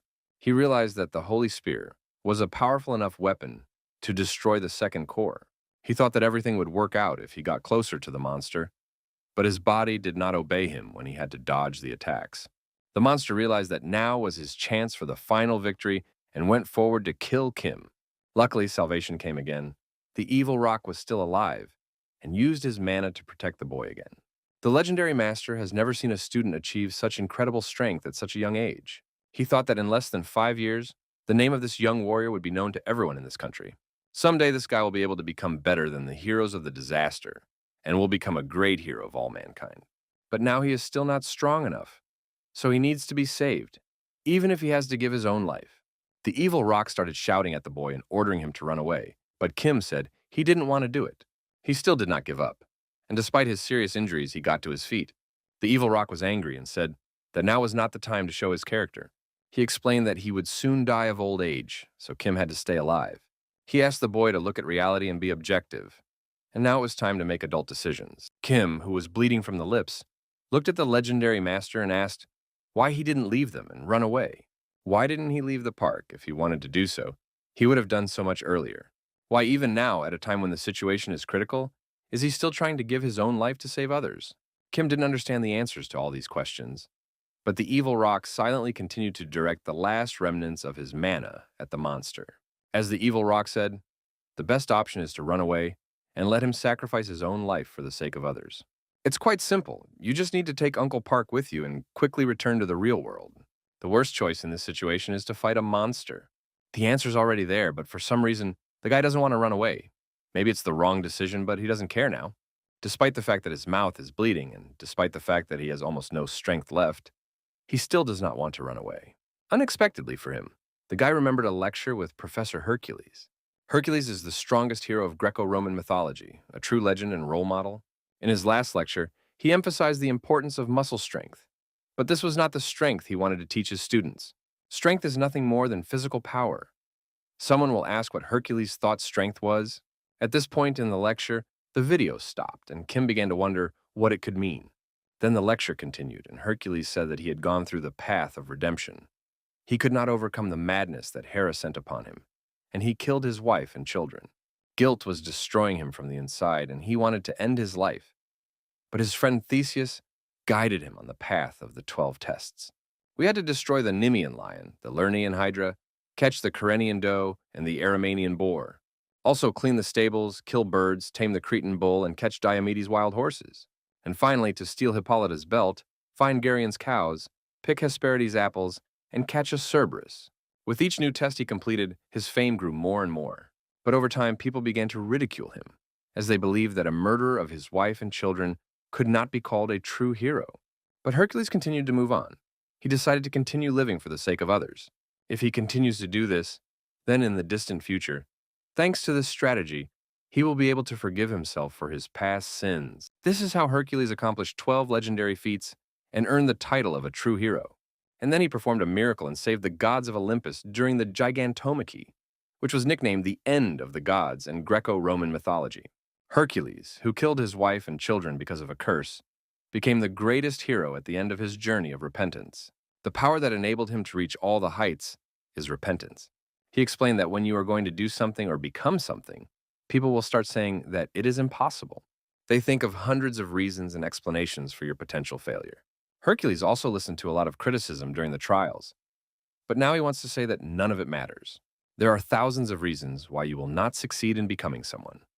Thousands of reasons that others will find to dissuade you from doing so. Hercules doesn't force you to go against the grain, but when you decide to achieve something, that's your only reason. The only reason that makes an ordinary person a real hero. The evil rock continued to shout at the boy and said that it would be a very stupid thing to do if he did not run away. The evil rock said that the boy should realize that he would not be able to compete with such a strong monster. The guy did not deny that he could not win, but he could not bring himself to run away. He immediately recalled the words of Hercules, when people all over the world would say that nothing would work. When everyone tries to dissuade you from acting, you have to take a step forward anyway. You have to keep going no matter what. And despite the shadow of doubt and the voice of fear, this is the real strength that comes not only from the muscles, but also from the human soul.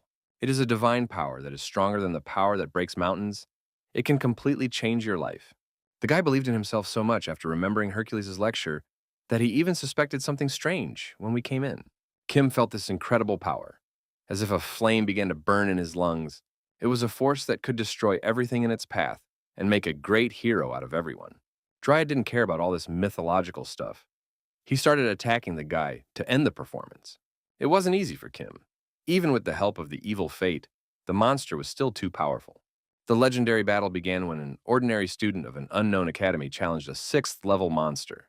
The fire illuminated the entire forest around it, as if the sun had risen in the middle of the night. Even the legendary master was already powerless. His mana was almost completely gone, and he could no longer restrain the demon. The only thing he could do was hope and believe that this little warrior would save his ass. Despite the bright rays of light, he looked up and saw that Kim was very close to the demon. The guy seemed to be walking on air. Had he already mastered the Zhang technique? There was a powerful explosion, and at first it seemed like an atomic bomb went off. It was so large. The evil rock noticed the boy in time and used the remnants of his magic to catch him as he fell. At that moment, the sun rose, the clouds disappeared, and the wounded Pa got to his feet because he was worried about his friend. He immediately ran to Kim. The boy was lying on the ground, and there was an evil rock near him. His wound is not superficial, and it does not look like his life is in serious danger. Probably the loss of consciousness is the price for using a force that exceeds his capabilities. With a sad look on his face, the evil rock said he was very scared, for the first time in many years. He is not afraid of the thought of death. Or to be more precise, he is afraid of what will happen to the world after his death. People have always believed that the world they live in is very safe. So, as death approached, the evil rock began to worry, because he realized that the world still needed his help. That is why he decided to find a student who could replace him after his death and take care of the universe. Chiman was the best of all, even better than the master expected. But he still couldn't let go of the darkness that lived in his heart. But looking back, I realized how unnecessary all these experiences were, because there is a person in this world who can protect the universe and people even without him. In this young hero who refused to give up, he saw a hero of a new generation, a hero who can find the strength to lead all of humanity. When he realized what a treasure he had found, the evil rock was relieved and no longer worried about the future of humanity. Now he looked at the world knowing that he didn't have to worry about it, because there was a hero who would save him in case of danger. After a while, Kim opened his eyes, scared, because he thought the battle with the monster was not over yet. As it turned out, he is in the best hospital in his city, and Puck explained to him that they managed to return to the real world. First of all, he started asking his friends how they were feeling. Park said that his wounds were shallow and with proper treatment he should not have any problems. Evil Rock replied that he was also fine, and that perhaps thanks to Kim's help, he would soon be able to feel great.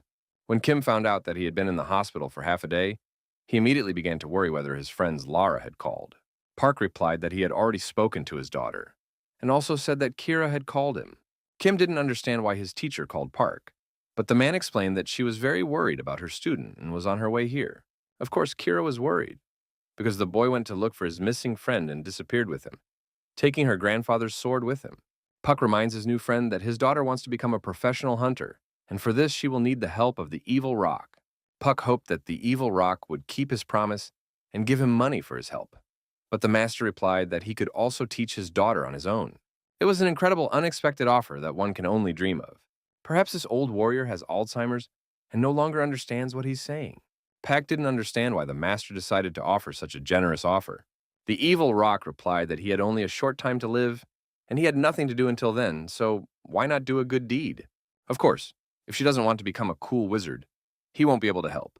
Then the evil rock looked at Kim and said that he was also his hero, and he might as well start training the boy. Kim started laughing and said that if he wanted to thank him, he should pay him with money, not lessons. As soon as the legendary master agreed to this offer, the guy immediately began to calculate the price. While we were talking, someone very angry came into the room and kicked the door. As soon as Kim realized that the Star Sword had come with his granddaughter, he realized that he would soon die. Star Sword was very angry and said that he was going to tear this little rascal to pieces. Kira ordered Kim to run away. The guy didn't know what to do, maybe jump out the window, but the star sword could still land on the sword and catch up with him. Luckily, salvation came from nowhere. The evil Doom smiled and asked if it was the legendary Master Bond. As it turned out, these two old men were old friends who had not seen each other for many years. They immediately calmed down and started talking about the glorious years of the past, and thanks to this, Kim has remained alive for now. Evil Rock did not expect them to meet in the hospital because of such an interesting story, as if they were young smokers and spent time together all the time. Starsword also recalled this glorious time and asked his old friend how he was doing and why he was in the hospital. Evil Rock began to tell what happened and how he got into this ward, while everyone else was not quite interested in listening to the elders. The Starsword said that it was all fiction and nothing terrible could have happened. But the Evil Rock replied that he really almost died. He pointed his fingers at Kim and said that if it were up to this young man, he would already be in the ground. For some reason, when the Starsword turned its attention back to the boy, it began to get angry and its eyes began to glow like a predator's. Kim explained that he did it unintentionally and had no choice. Master Bond ordered him to shut up and reminded him that he had not given him the Azure Dragon Sword to sell it. He began to defend the guy, saying that Kim was actually a very talented and honest person and deserved to be forgiven. Starsword said that he had turned a blind eye to the boy's actions for too long, and said that Kim did not know the boundaries for normal behavior. The Evil Rock did not understand why the boy had angered the Starsword Master so much. Master Bond started shouting and said that this little rascal was so stupid that he sold him the sword of the Azure Dragon. Evil Rock said that the guy told him that Master Bond had bought him a weapon called Gangnir. When he heard that his lies were coming out, he thought that his life would be over. He began to shout at the Starsword that he hadn't actually sold his Azure Dragon Sword, but had only pawned it. Kim emphasized that he could easily buy the sword back for a small amount of money. The Starsword has already activated its mana to kill the guy. Then the old master was persuaded to let the boy live. But in return, he had to strike one blow at Kim. It looks like he doesn't want to solve the problem with this blow, but to put a bold point on it. The Starsword warned the boy that he could dodge or deflect a blow, or die, of course. Kim tried to stop the legendary warrior and shouted that he would definitely return the Azure Dragon Sword. Master Bond replied that of course the sword should be returned, but that did not cancel the punishment. It activated all its power and, like lightning, prepared to strike. But at the last moment, when it seemed that Kim's face would turn into mashed potatoes, the unexpected happened. The guy decided not to wait for a decent death, but to repel the blow of the legendary hero of the past. Of course, Kim was still too weak to withstand such a load, so he immediately fell to the floor. He instantly felt his arm hurt incredibly and started screaming and moaning. Yet, strangely enough, his arm is as if it were new, although it should have broken or even shattered into several pieces. This infuriated the master, and he prepared for a new attack. Kim began to shout that the agreement was only for one blow, and he was allowed to defend himself. Taking advantage of the pause, he immediately said that he had to go outside to get some fresh air and ran away. The Starsword thought that this guy could not be fixed. He had to either accept it or kill him. The Evil Rock started laughing and said that his friend was too old. He thought that the Starsword would kill the boy, but he restrained his aggression. Bond explained that if he had really killed the guy, it would have only caused him unnecessary trouble. Evil Rock said that it was all just an act, and that Bond couldn't really hate Kim that much. Perhaps all this ostentatious hatred is only because Kira likes the guy? Starsword asked to stop talking and sat down next to his distant friend. He changed the subject and asked what the hell happened in that dungeon. First, in the 10th level dungeon where the distortion occurred, traces of the Apostle of Abstinence were found. Second, a mutant appeared in the dungeon while following the Order of Truth. And of course, at the same time, the whole situation was saved by an ordinary student of the Hunting Academy. Starsword was surprised by the boy's success. Only a few days ago when they fought, Kim was too weak. The Evil Rock looked his friend in the eye and said that he could see that he still could not recognize this guy. Bond explained that this was true and that he could not trust the current professional hunters, and it would be difficult to convince him. Also, among the C ranks, he hadn't met a single really strong hunter. They were all like garbage. The evil fate agreed with him. When people think of the heroes of a major disaster, they think of heroes like the Golden Sword or Evil Doom. But now everything has changed, and now people become professional hunters, only to make good money at this job. The warriors of the past dreamed of peace more than anyone else and waited for it to come. The world is not as safe as ordinary people think. Someday all the heroes will disappear, and if the world is threatened, will it have the strength to stop it? Perhaps all this is a cunning plan of people called the Order of Truth. The Evil Rock told his friend that sometimes it seemed that someone who seemed weak could do things that others could not. Their century is already coming to an end. Perhaps their time has already passed, and they have not even realized it. Brand new young talent is emerging to take responsibility for security across the universe. Even if these young talents seem weak, this does not mean that they are not worthy of taking on the role of heroes. Too much time has passed. Things are different now. And instead of shouting at them, it's better to help them. Meanwhile, on the street where Kim, Kira, and Park were, a rather sentimental situation occurred. His daughter came running to Park, hugging him and crying like a little child. Watching this, Kim was happy. He personally saw what he risked his own life for. Park looked at his friend with tears in his eyes and sincerely thanked him for saving him. The guy replied that this was just a manifestation of true and sincere friendship, and even Kira started to cry at that moment. It is said that the best outcome is when everything returns to its place. A few weeks later, all the characters in the dungeon story were discharged from the hospital and were able to return to where they needed to be. Some continued to work with monster corpses, some returned to teaching young students, and some continued to train.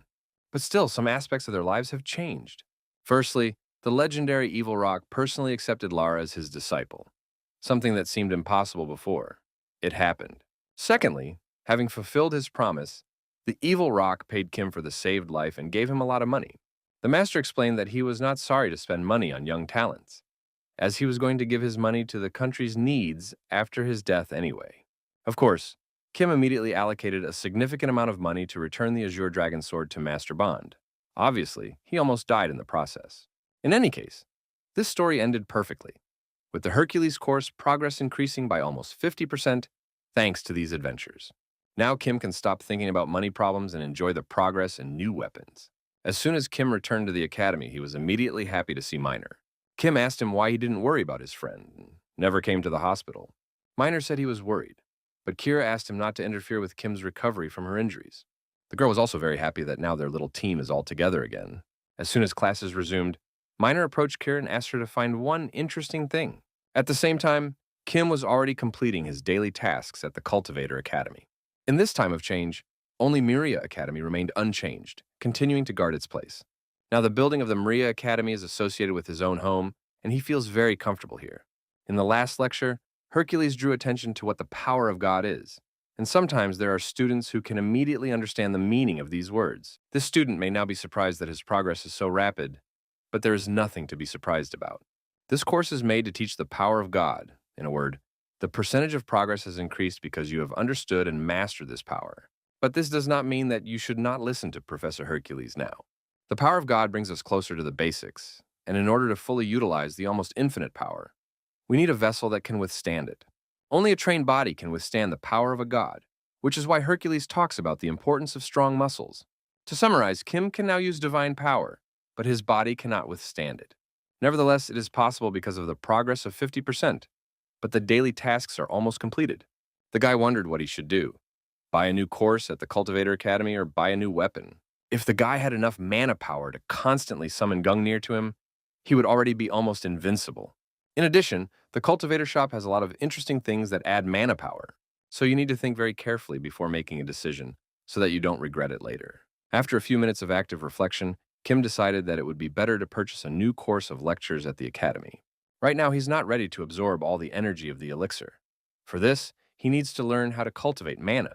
The guy turned to his mentor and said that he had accumulated karma and needed a course to train his mana. He wrote a letter to his mentor and mentioned that he usually responds in about a week. Soon he received a reply in which the mentor advised him on some courses. The guy saw the prices and realized he didn't have enough money, so he went to Kerr. She was surprised that he spent everything he had again and now asks to know when the next competition will be. Kira started screaming and asking why the hell he was spending all his money and making the same mistake every time. Did she think that maybe someone was eating all his money, or did it all mysteriously disappear at the same time? Kim apologized and said that all the courses at his academy were very expensive, and he was also tired of making money. After calming down a bit, the girl looked at her diary and said that the competition would be held soon. She made the guy happy by telling him that he could get $50,000 for winning. But there was one problem. Only teams can participate in this competition. It is not an individual event. She explained that only a team of 3 students from one academy can participate in the competition. The guy thought it was a big problem and immediately remembered the new student at the academy. Currently, there are only 2 students at the Dream Academy, and they can achieve great success if they unite. But according to the rules, a 3rd student is needed. Kim hoped that maybe there would be some new student who would want to start studying at their academy. But on the other hand, even if they do open up for enrollment, there are no guarantees that a newcomer can be trusted. Is there really no one you can contact and really trust at competitions? It should be a future hunter who has not yet entered the academy. Kim knew many young boys and girls, and for some reason could not make an obvious choice. Only a little later did he start thinking about Lara. Maybe that would be a really good option? He immediately proposed his candidacy to Kira and waited for her to respond. At first, the girl began to doubt that it would be right to lure Lara to their academy to participate in team competitions. She remembered perfectly well that Lara was now studying at the Evil Rock, so it seemed rather wrong. It was unclear how they could interest the girl. She was being taught by a legendary warrior, so she should be happy. Kim replied that it was not only for the sake of competition, although it was unclear what he meant. Soon after, it was decided to go straight to the house where Evil Rock lives. The boy went into the living room and one of the master's assistants asked him to wait until the evil eye came. That's how quickly his life changed. One phone call, and the young student was already sitting in the living room of the legendary warrior. The master came into the room and said that only a few days had passed since their last meeting, and now they met again. Evil Rock said he was always happy to see guests like Kim and sat down across from him. The guy noticed that the master was walking with a cane, so he was probably not in the best shape. He also asked how Lara's training was going, and the master replied that she was currently studying elemental magic. It's incredible. Only 2 days since she became his student, and she already knows how to use mana. Even chiming took longer to master this technique. Such talents are sometimes hidden from view. Since the master had a short time to live, he decided to give all his free time to his students, and it turned out to be quite fun. Kim chose a rather interesting strategy to lure Lar to Muri Academy. He began the story by telling us about the Dark Star and his student who studies with them, and explained that this is done through following the order of truth. The master was shocked by these stories. He did not know that the Dark Star was afraid of the surveillance of the order of truth, and he did not know that he had a student. He explained that the order of truth might become interested in Evil Rock again, and that this might draw attention to Lara. According to him, if he is involved in this case, the order of truth will not be able to see those who train with him. That's why he suggests that the legendary master refuse to teach Lara and allow her to transfer to the Maria Academy. Of course, it was a lie, but on the other hand, the guy was partly right. It would really help the girl's safety. He explained that Lara was like a little sister to him, and even without competition, he would like her to study with him. On reflection, he realized that he shouldn't have made rash decisions just because he had little time left. Kim saw that his plan had almost worked and was immediately overjoyed. Sometimes it seems that there is no limit to his cunning. After thinking about it for a while, the Evil Rock replied that he agreed with this proposal because it was the right thing to do. He agreed that he shouldn't restrain the girl for her own safety. She would be really dangerous with him. If you think about it, gaining experience and practice is also one of the best ways to train. Kim brought the lucky girl to his academy, and Kira and Minor were happy to see her. Minor was the first to come up to meet the student, and he had already heard a lot about her. The happy and cheerful boy told us his name and began to tell us that his teacher was also a legendary figure. Lara was curious, but Kim intervened and put his hand over Minor's mouth, reminding him that it was actually a secret. Strangely enough, 2 seconds later, he told the girl that this guy's name was Minor, and his teacher was a Dark Star, so there was no need to look for logic here. He told his friends about the girl and asked them to be kind to her. He also said that she was still at school, so you can't pick on her. The girl replied that she was actually graduating from high school and did not need to be treated like a child. Then the guy approached Minor and Lara and told them that the three of them were participating in a team competition. Of course, as soon as Minor heard this, he started to rejoice as usual. Sometimes it seems that he will be happy even if he finds out that he has cancer. The guy said they would definitely win because they had Kim on their team. According to him, he and Lara may not even need to do anything. Kim's efforts will be enough for all three of them. When she heard that they had decided to participate in the competition, Kira said that they needed to come up with a name for the team. Everyone immediately started thinking and coming up with various interesting options. I couldn't think of anything interesting except the name Disabled, and everyone started looking at Kim. Minor smiled and said that Kim was the captain of the team, so he should come up with the name. Kira said that this shouldn't be a problem because the most important things have already been done. The team has already been formed. At that moment, Kim was only thinking about how to win the competition, and he had no options for a name. He began to look at the building of their academy, hoping that it would help him think of something. Soon after, he suggested a rather original name, calling the team Dreams. Minor and Lara were pleased and said that it was a rather original name that suited them. So the Dream Academy team was called the Dream Team. I've never heard anything dumber in my life.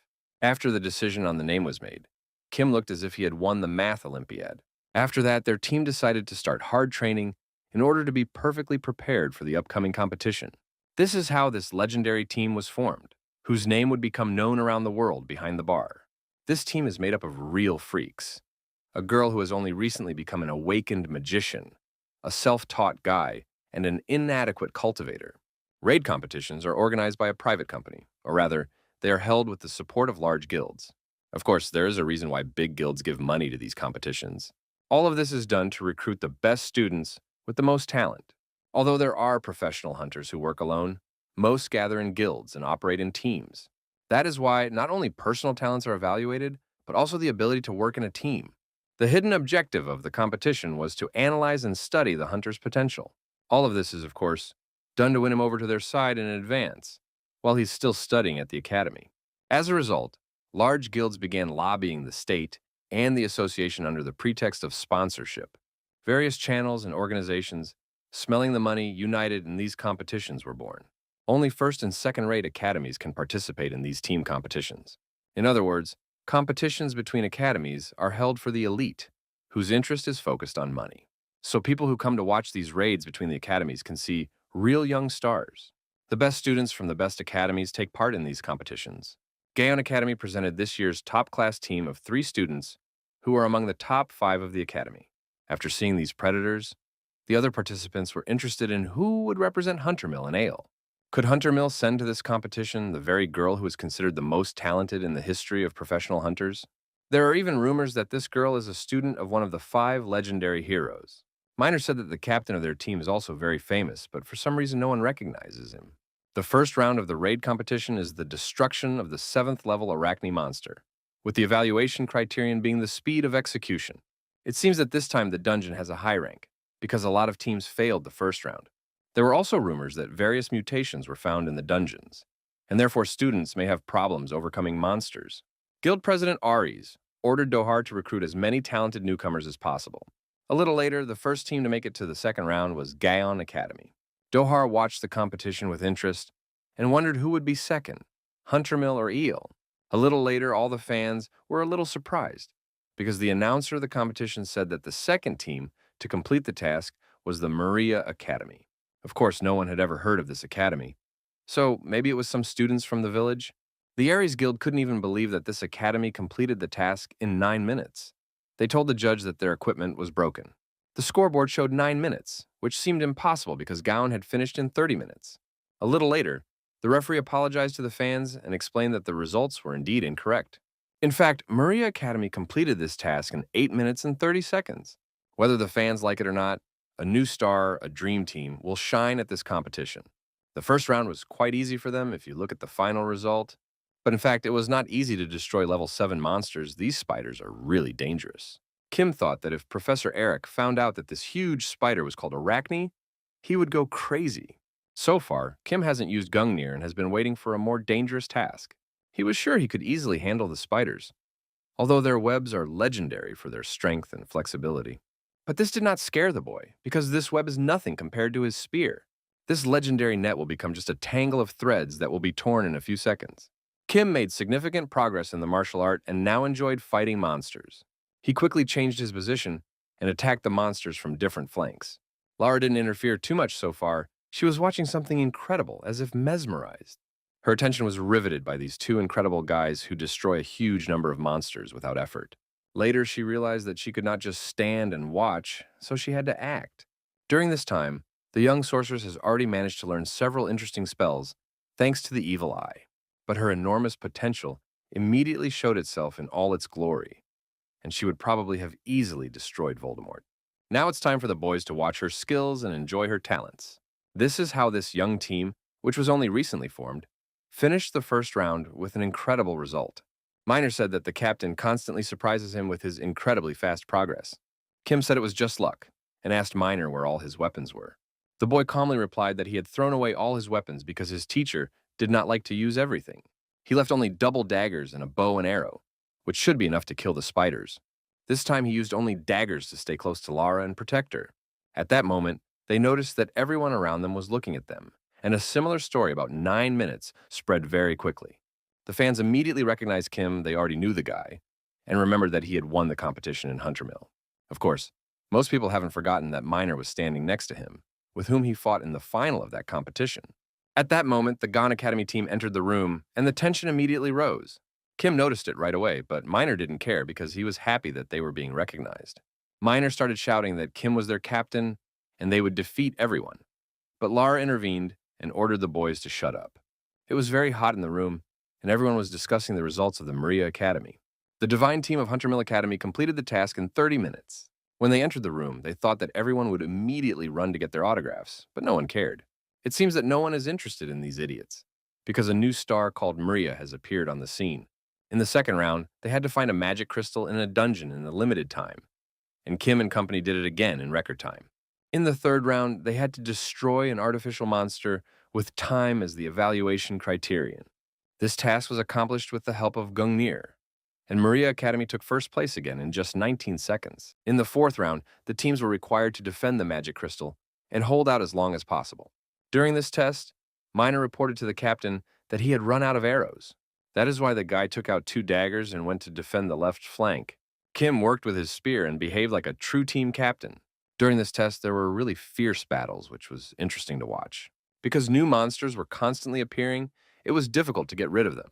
Then the Dream Team saw something in the air, and there was a huge concentration of mana. It was almost impossible to see this object with the eyes, but Chiron's sense helped the boy. Is it the core that forms the dungeon or some kind of monster-generating medium? Kim could not relax because new demons were constantly attacking him from all sides. The legendary Gungnir and decided to check what would happen if he ran this unknown kernel. First, there was a rather loud explosion and a blue glow blinded everyone in the dungeon. But then, when Kim looked closely, he realized that Gungnir had only bisected the air. Maybe the boy thought there was something there, or maybe he was hallucinating due to the air in the dungeon. All of these options are possible, but Chiron's feelings have rarely deceived Kim. The situation is quite confusing. In all this time, unlike Gungnir, the boy has not yet been able to learn all the effects of the Holy Spear. He was sure that the spear had options that were as good as Gungnir's, and perhaps even better. Kim wondered if it was the perfect time to test what the Holy Spear could really do. Despite the attacks of monsters from the dungeon, he ran to the blue core to test this theory. One day you can take a chance, although it would be a shame if the Holy Spear broke. The Gaon Academy team was also undergoing this test in parallel, and they had a lot of problems in coordinating team movements. They began to quarrel because some team members did not protect the necessary areas in time.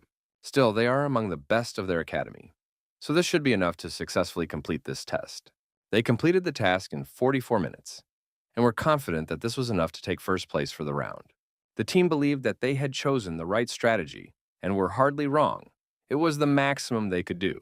They passed the Maria team, their main competitors in this competition, in the corridor.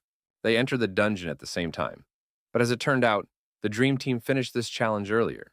Suddenly, one of the members of the Gaon Academy saw the results and said that there must have been a glitch. They couldn't believe it was really possible. Maybe it was a joke. In the arena, the announcer was also surprised, saying that something had happened that was considered impossible before. Everyone knew that the magical core in the dungeon existed as purposeless matter. The announcer said that the Dream Academy had successfully passed a new test, and that the result was impossible to measure. It's only been a month since the Hunter Mill exam. Are they really progressing that fast? If everything continues at the same pace, they will enter the world of professional hunters at the next exam. There was no time to explain the information now. Dohar was ready to do everything to recruit his dream team. While the guilds were dreaming of recruiting at least one member of the dream team, Kim was enjoying success. He was sharing his holy spear and thanking himself in the past when he bought this weapon. From the very beginning, he guessed that the holy spear could have the effect of ignoring the shield from mana. Gungnir can do the same, so they're just big sticks, only with a difference in levels. The guy guessed that the Holy Spear might not be able to do this, but decided to take a chance. When you're young, it's much easier to take risks, and you don't really care about the consequences.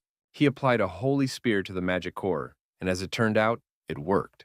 Oddly enough, Gungnir was unable to help at this point, and the Holy Spear showed its best. Perhaps it's all about the ability of the Holy Spear to inflict damage on the object itself. He thought that in the future, he should test this theory and find out the answer. The guy was focused on his own thoughts, and did not hear his team celebrating their success.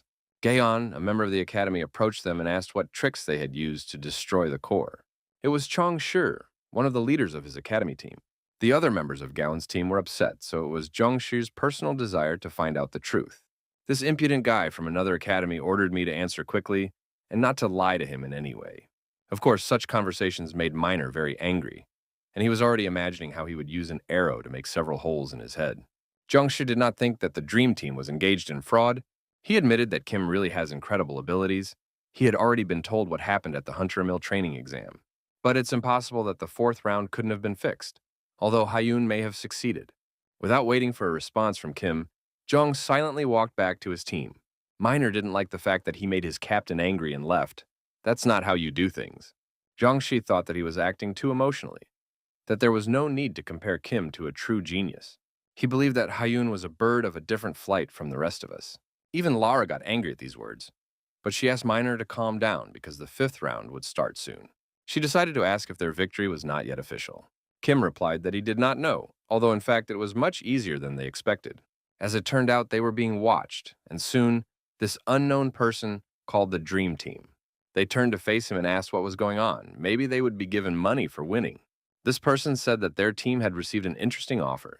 If they agree to this offer, they will immediately receive $100,000, the same amount of money as for winning the competition. But there is one condition.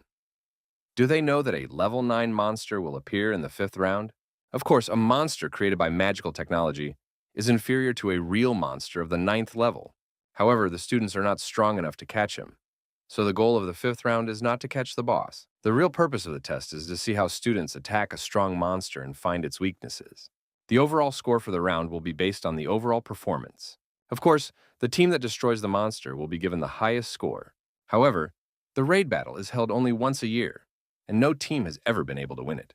So, the condition of the deal is to destroy the monster, and if it fails, the Dream Team must forfeit the reward. If the team refuses, nothing bad will happen. It's just a suggestion. They can go through the fifth round on their own and get the first place award. This offer is not from the organizers. Given Changshu's recent words, other academies believe that the Dream Team is not playing fair. So with this proposal, they plan to destroy the Dream Team and restore the honor of the best hunter academies. Minor and Lara said they didn't care and asked the captain to make the decision for the whole team. The judge said that the organizers wanted the Dream Team to accept the offer. Kim immediately realized that the competition organizers were under pressure from channels and sponsors. In case of success, an easy $100,000. In case of failure, a loss of almost guaranteed $50,000. Kim didn't know what to do and offered to make a counteroffer. If the total prize fund is $100,000, then let the organizers add money from themselves, and the fund will be $150,000. If this happens, the Dream Team will be ready to accept the offer.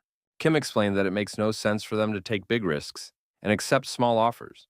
Even now, this little rascal was thinking only about money. He should have gone to the business academy. He also mentally imagined money in his hands and buying new lectures at the Cultivators Academy. And if his new plan works, he'll have enough money to pay for a mana power course and an elixir. The judge was shocked by the impudence of this young man. Isn't he ashamed? Dohar could not even imagine that his dream team would make a counteroffer. They understood the intentions of the organizers and showed their intuition, which shows their confidence in their own abilities. Everyone was wondering if these brazen young men would really succeed. The guild boss hasn't seen Dohar so confident in someone in a long time. This time, a revenant will be created, a level 9 monster that does not feel pain and dies only after being killed twice. Dohar assured that even this would not be enough to stop the Dream Team. As it turned out, Kim and the company had already entered the dungeon, and soon everything would become clear. Inside the dungeon with the 9th level monster, Lara asked the captain if he was possessed by a money spirit. Minor explained to the girl that their captain had always been like that, although now he was even more greedy. Kim asked these little slugs to shut up and reminded them that this was the last round, so they should try to earn big money. At first, the team was very happy when they mentioned the money, but then they realized that they had difficult obstacles ahead of them. It was very dark around, and you could feel how heavy the air was in this place. Soon, they heard strange voices, as if this 9th level demon was somewhere nearby and was preparing to meet them. When people saw the broadcast from the dungeon, they were shocked. Would Draugr really be a rival of these young students? It's not a level 9 monster at all. It's worth at least 10 stars, and is famous for its killer difficulty level. It seems that the organizers decided to kill the entire team, and the creation of a mental monster is strictly prohibited. Dohar didn't understand what this monster was doing on the list of rivals for students, but decided to intervene immediately. In fact, The creation of a 10th level monster is such a big deal that students are not in danger of dying from a monster created with magic. But in one case, this monster can actually kill when it uses a mental attack of a monster of a mental type. This will happen because the human brain takes all the mental damage. It may be a fiction, but only the mental damage is perceived as real, which is why Dohar was so scared. In the past, when students died in competitions, a level 6 monster was created. But now they are facing a monster of at least the 10th level, which is not a level that a student can compete with. It attacks the brains of its victims and makes them imagine various scary scenarios, such as the death of their parents or the death of Iron Man in the Avengers. If this is not stopped, the Dream Team will soon meet a horrible death due to a mental monster. Dokar ran into the organizer's room and started shouting at them to immediately force the students to return from the dungeon. He was told that they had already sent a person to help, but due to overloading, he could not get into the dungeon. Dohar was very angry and said that it was necessary to destroy the magic core or cut off the power supply. He called the organizers fucking psychos who left people to die for a few million. And these are children who have a great future ahead of them. It seemed to have an effect on the organizers, and they began to try to come up with a way out of this situation. But then strange things began to happen on the TV screens, broadcasting the events from the dungeon. Everyone who was watching the Dream Team at that moment fell silent, as if they had seen their own death. Even the Gown Academy team was watching and waiting for the outcome. An unknown mythical black figure with huge red eyes appeared on the screens. It was like a ghost approaching Kim. All his friends were already lying on the ground, unconscious. Kim was smiling for some reason. He probably didn't understand what was going on. It seems that this is the same Draugr we have recently heard about. Miner and Lara got to their feet, but they, like their captain, were as if mesmerized by the monster's hypnosis. They saw strange visions. Miner shouted that he didn't do it and it wasn't him. Lara cried and asked her father not to die. If Kim had also seen the scary visions, he would probably have imagined that he had lost all his money. But the boy was not fascinated. He watched his friends fall to the ground and did not understand what was happening. The demon said that the guy might be winning now, but how long will it last? The demon called the boy garbage, who will not be able to behave the same way when he becomes a professional hunter. Kim did not lose his mind, but the whole situation was very unexpected for him. He did not know how to react to it. He was facing a real 10th level demon, but how exactly could he defeat it? The progress of the Buddha's courses immediately began to grow rapidly. The guy smiled and asked the monster what he wanted. All he heard in response was a growl, so he decided to take out his holy spear. Maybe he could make the demon believe in God? Without thinking twice, as usual, Kim decided to run forward and attack his opponent. Looking at the boy, the demon said that without the Academy of Cultivators, he was nothing. Kim guessed that this was not the voice of the real Draugr, but the thoughts in his subconscious, which was worried about the monster. These are the seeds of his anxieties and doubts, all the things he has been carrying around inside him all along. Buddha spoke in his head, and he said that he hoped the boy did not limit himself in his mind. Randomness is transformed into connection, and connection ultimately turns into destiny. Your accident will turn into fate in the end. And the guy's progress grew in parallel with these words. Doubtful thoughts kept creeping into his head, and it was hard for him to ignore them. The demon said that neither before nor in the future would the boy be able to achieve anything on his own. If a depressed person talks about the past and an anxious person talks about the future, a calm person will talk about the present. If an artist is struck by stupidity and randomly applies too many colors to the canvas, he will only end up painting everything black. Sometimes you have to learn to release your soul from the burden.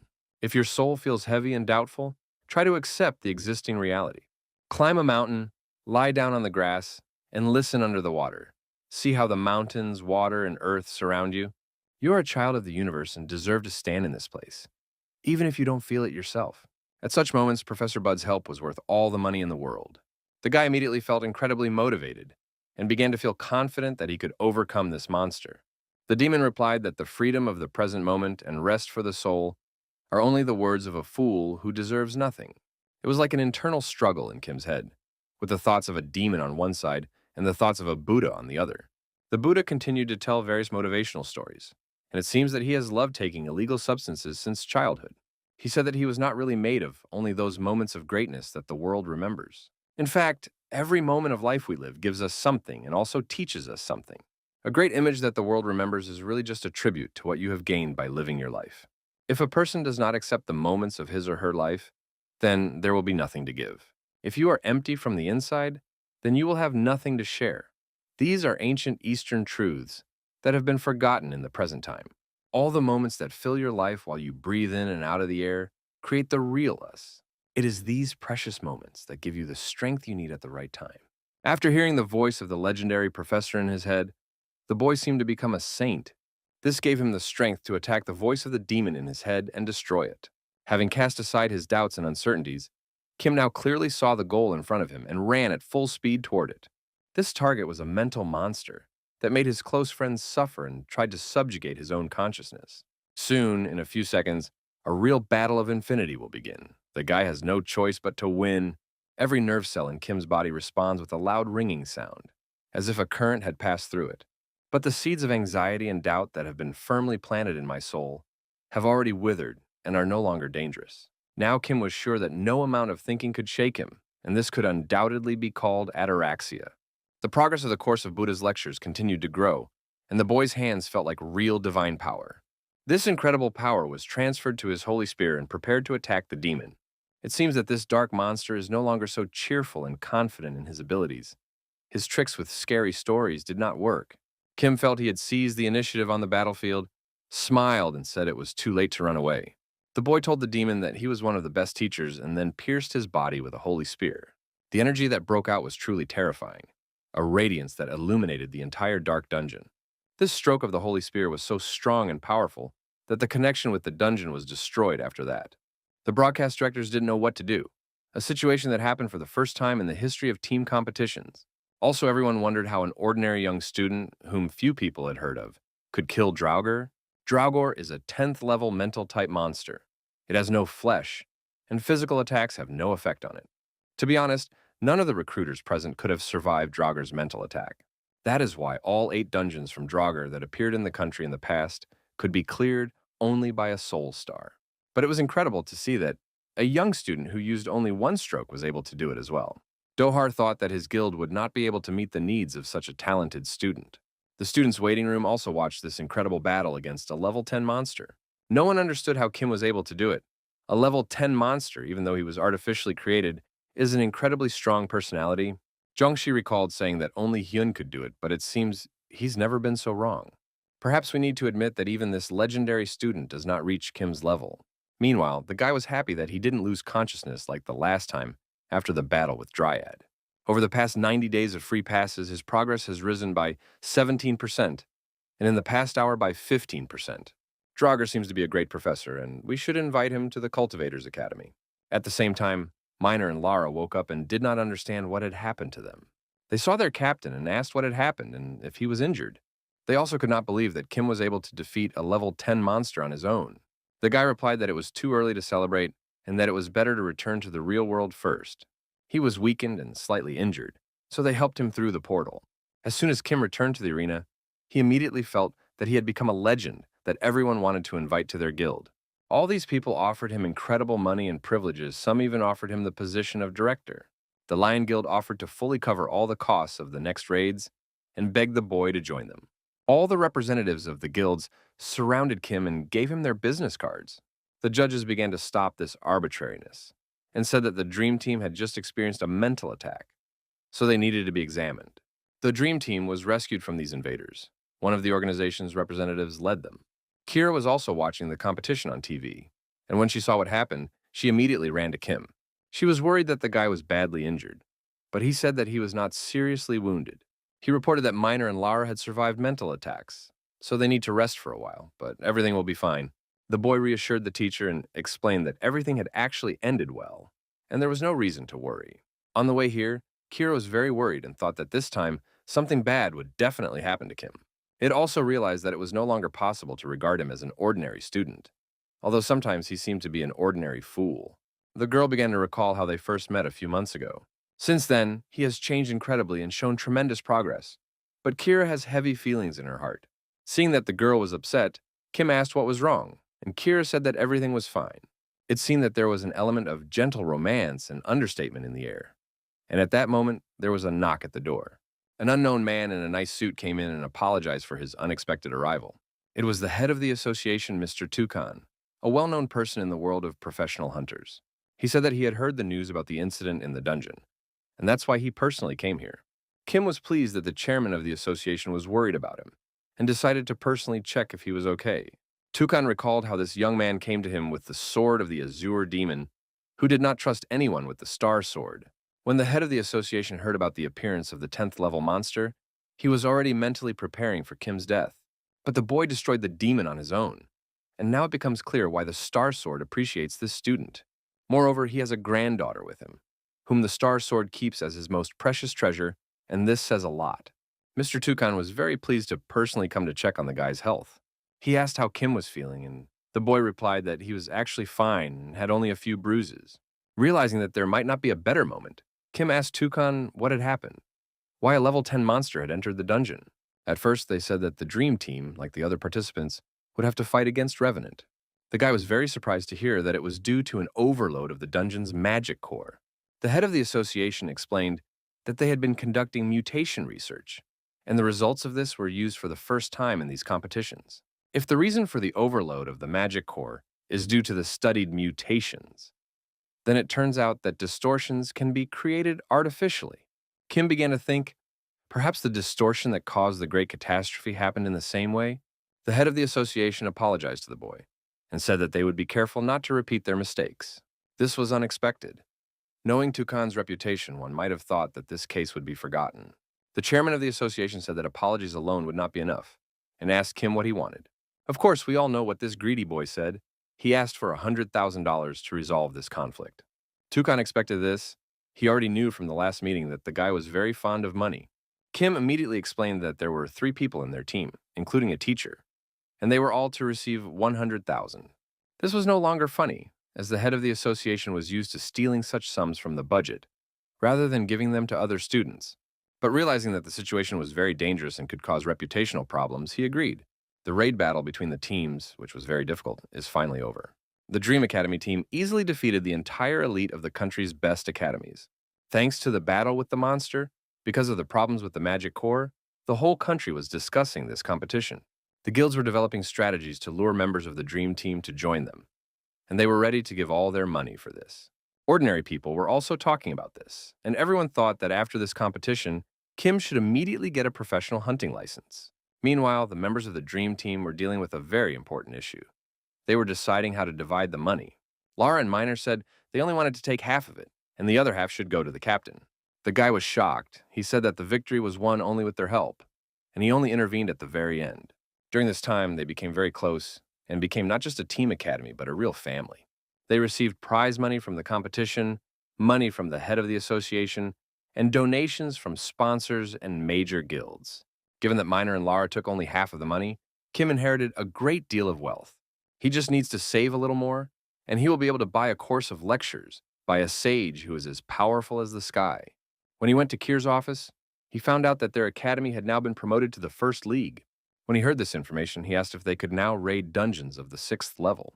Kier answered that this requires that each hunter has a minimum A rating. The problem is that Kier is a B-ranked hunter, so they won't be allowed to raid. The girl started to apologize, but Kim immediately reassured her and said that without her help, they would not have been able to even participate in the previous competitions. When he left her office, he thought it was a waste of time to come in and ask. Now he began to think about how to get into a raid in a level 6 dungeon, the only place where he could make a lot of money. He also wondered whether to continue earning money or buy a course of lectures on the power of mana. He decided that the best solution would be to consult with his mentor and began to write him a message. It was not expected that the mentor would appear immediately. Usually he only responds to messages. Kim said that the mentor needed to choose another way to appear, or he would soon have a stroke. The meter replied that he was having fun in this way and asked why Kim had called him. He explained that he was completely confused and did not know which lecture to start with. The mentor started to think and replied that maybe Kim's current level was enough. Then he said that the guy could get a discount for karma and then enroll in both courses in parallel. Kim was immediately interested in this offer, but he did not understand what the karma discount meant. The mentor told me that an incredible event is happening now that will allow you to get a discount on the karma calculated for each person. Kim didn't know that the Academy of Professional Cultivators had discount periods, let alone a 50% discount. The mentor explained that the guy had misunderstood everything, and that with great luck, you can get a discount of up to 100%. In other words, Kim had a chance to enroll in a course with a great sage whose power is equal to that of heaven for free. The mentor stopped the boy's joy and explained that it would not be easy to get a discount. He began to tell me that the Cultivators Academy is currently hosting an event to support excellent students. This event will help those who scored the highest on the practice exam. Naturally, Kim was upset, and he immediately remembered that he had completely failed the training exam at the Cultivator Academy last month. Yet, unlike last time, he now has the technique of movement and divine power. Kim's progress in psychology has also increased, and he could score much more points now if he tried again. The mentor said that he had misunderstood. It was not about excellent students, but about those who showed a tendency of progress. That is, the main criterion is an increase in the score compared to the last time, and the discount will depend on this. Therefore, it is not necessary to get the best score. The main thing is to show progress and finish the practice exam better than the last time. The mentor said that with Kim's current level, it was possible to do it, and asked if he would try. The guy realized that he could not miss such a great opportunity and immediately agreed. He and his mentor went to Central Park to try to pass the training exam again. He had a fake gold in his hands. He was already experienced in this business and remembers how Fafnir lost his head over gold. The guy hoped that all the tasks from the previous practice exam would remain unchanged. The mentor said that you can take the exam for free only once, and now you have to pay. Kim began to calculate various math formulas to figure out how much money he would have left and what kind of discount he could get. So to get a 60% discount, he needs to score 3 points for each of the 7 tests. So he immediately pulled out his phone and confirmed his participation in the new training exam. The guy was informed that the first combat mission was being formed and asked to wait. Kim began to prepare for a new meeting with the dragon Fafnir, as their relationship was tense last time. As soon as I received a notification on my phone that the task had been created, everything started right away. Kim almost broke his head. The mentor also did not expect such a rapid start, and he already regretted staying with the guy. Kim realized he had to act immediately, picked up a fake gold bar and threw it at the monster. Then he quickly took the holy spear out of his magic pouch to defend himself. He decided to act quickly while the dragon was distracted by the gold. This was his chance to finish the test quickly. But as it turned out, the tasks of the training exam had changed this time, and it was not the dragon Fafnir who stood before him. It was a kind of multi-headed monster like a hydra, and this monster did not understand why gold was thrown at him. When he saw Hydra, the guy immediately panicked. No one had informed him about these changes in the rules. He started to calm himself down and said that the dragon Fafnir must have mutated, and that's why he grew 9 heads. The mentor said that the task had really changed. You had to kill a Hydra in 30 minutes. He looked at the guy, said he would succeed, and wished him good luck.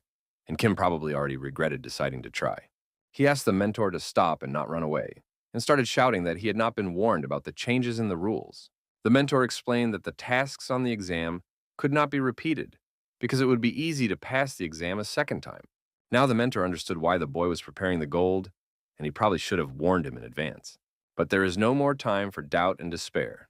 We must immediately gather our strength and defeat the monster. A hydra is not a gift for any hunter. This monster simultaneously attacks with its heads and leaves no chance for its victims. Kim immediately felt the power of his attacks, but he was only concerned about one thing: the need to score 3 points for this test. With the help of his holy spear, he was ready to go through real hell for his goal. He activated his new skill, skywalking, to climb to the hydra's head. Meanwhile, the mentor watched this interesting fight and was pleasantly surprised by the guy's progress. It's unbelievable that Kim managed to learn the technique so quickly, even through the air, which usually takes at least a few years. Using this technique, the guy climbed up to the side of one of the monster's heads. Although it was a really dangerous journey, this demon was releasing from his mouth something that looked like fire, some kind of purple magic that could turn a person into ashes. Kim did not have time to dodge in time and therefore suffered an injury to his left arm. Not fatal, but dangerous. The mentor expected that this would calm the boy down a bit, but Kim got angry and immediately went on the attack. The Hydra looked at the guy like a fool. This monster was not used to students attacking him. Usually everyone just defends themselves. Kim quickly decided to stop his attack because his wound began to hurt incredibly badly. Very quickly, due to unbearable pain. I failed the first stage, and it was much easier with the dragon Fafnir. He didn't understand why he was in such incredible pain, and tears began to flow from his eyes. The mentor explained that the Hydra's venom is very dangerous, which is why the monster is classified as a demonic beast of the highest rank. In ancient mythology, a Hydra poisoned Chiron, who could not bear the pain and begged to be killed and renounced immortality. Now, Kim was experiencing somewhat similar emotions, and it was impossible to bear. The progress of Professor Zhang's course has increased by only a few percent, probably because it is the initial phase of the exam. If everything continues in the same way, the guy will be able to get a discount and increase his progress. The program offered him to repeat the test, and Kim asked his mentor if it was possible to finish it. The mentor replied that of course he could finish and go on vacation, but it was unlikely that he would be able to score the required number of points. That is why it was decided to repeat the test and challenge the dangerous monster again. One way or another, this is a combat power task. In other words, you can only score points if you damage the Hydra. But it's much easier said than done, and it's not so easy to injure this huge nine-headed beast. That is why Kim decided to use his secret weapon, his joker called Gungnir. This weapon has almost always saved his life, and now it should help him again. Kim saw that Gungnir had hit the target and smiled, one less head of the Hydra. Now the task is simple. Attack the other heads and finish off the wounded beast, or so it seems. What happened next was obvious, but for some reason Kim did not know that the Hydra could regenerate. Two new heads of the demon grew in place of the severed head, which did not make the boy happy at all. He didn't know what to do or how to defeat this demon, and it looked like he was going to fail the first task again. He started thinking about a new strategy, but no interesting ideas came to him. A few seconds later, the first stage of the training exam was failed again with absolutely no chance. Kim was screaming because he didn't know what to do and how he could defeat the nine-headed monster. Last time he received 4 points for once, sticking a holy spear into the body of Fafnir. He didn't know how the points were calculated, and if the criterion was the effectiveness of the shot, it was too strange. Seeing that Kim was having great difficulty in this task, the mentor suggested watching a lecture with explanations. This lecture will slightly lower the final score, but the guy can still get a high grade thanks to the knowledge in this lecture. So Kim has to choose whether to watch the lecture and get a reduced grade, or do everything without additional instructions from the professors. Kim decided to take his time and try again to defeat this legendary monster on his own. The Hydra frightened him so much that tears came to his eyes again, and he had never had such a hard time fighting a demon. Unlike the boy, the mentor was in a great mood and danced to support his student. When Kim saw this, he said he hated his mentor, and that his dream team was cheering for him better. Soon after, there was a huge explosion, and the guy was just dust, so the mission was failed again. The combat force discipline exam is over, and the next exam will take place in 3 days. When Kim counted up the scores, he saw that he had scored almost 9 points in the first exam, and the mentor said that the guy was showing incredible progress with each meeting. He was really impressed with the speed of progress. It was much faster than any student he had ever seen. Although the level was certainly one of the worst, Kim said it would have been better not to say the last sentence. In any case, the guy's happy that he has achieved an increase in his scores in the first discipline. He thought that he should continue at the same pace, and then he would get a great discount. But suddenly something strange began to happen. His mood immediately changed, and everything around him went black. He fell to his knees and said that it was over. But it's not clear what that meant. Next, we see what happened 9 days ago during the basic endurance discipline. The guy's task was to hold the sky for 1 hour, which seemed like a very difficult task. 6 days ago, the third discipline was the talent of adaptation, and we had to win the Argus gazebo. It was difficult because this monster had dozens of eyes, and while one eye was opening, another eye was closing.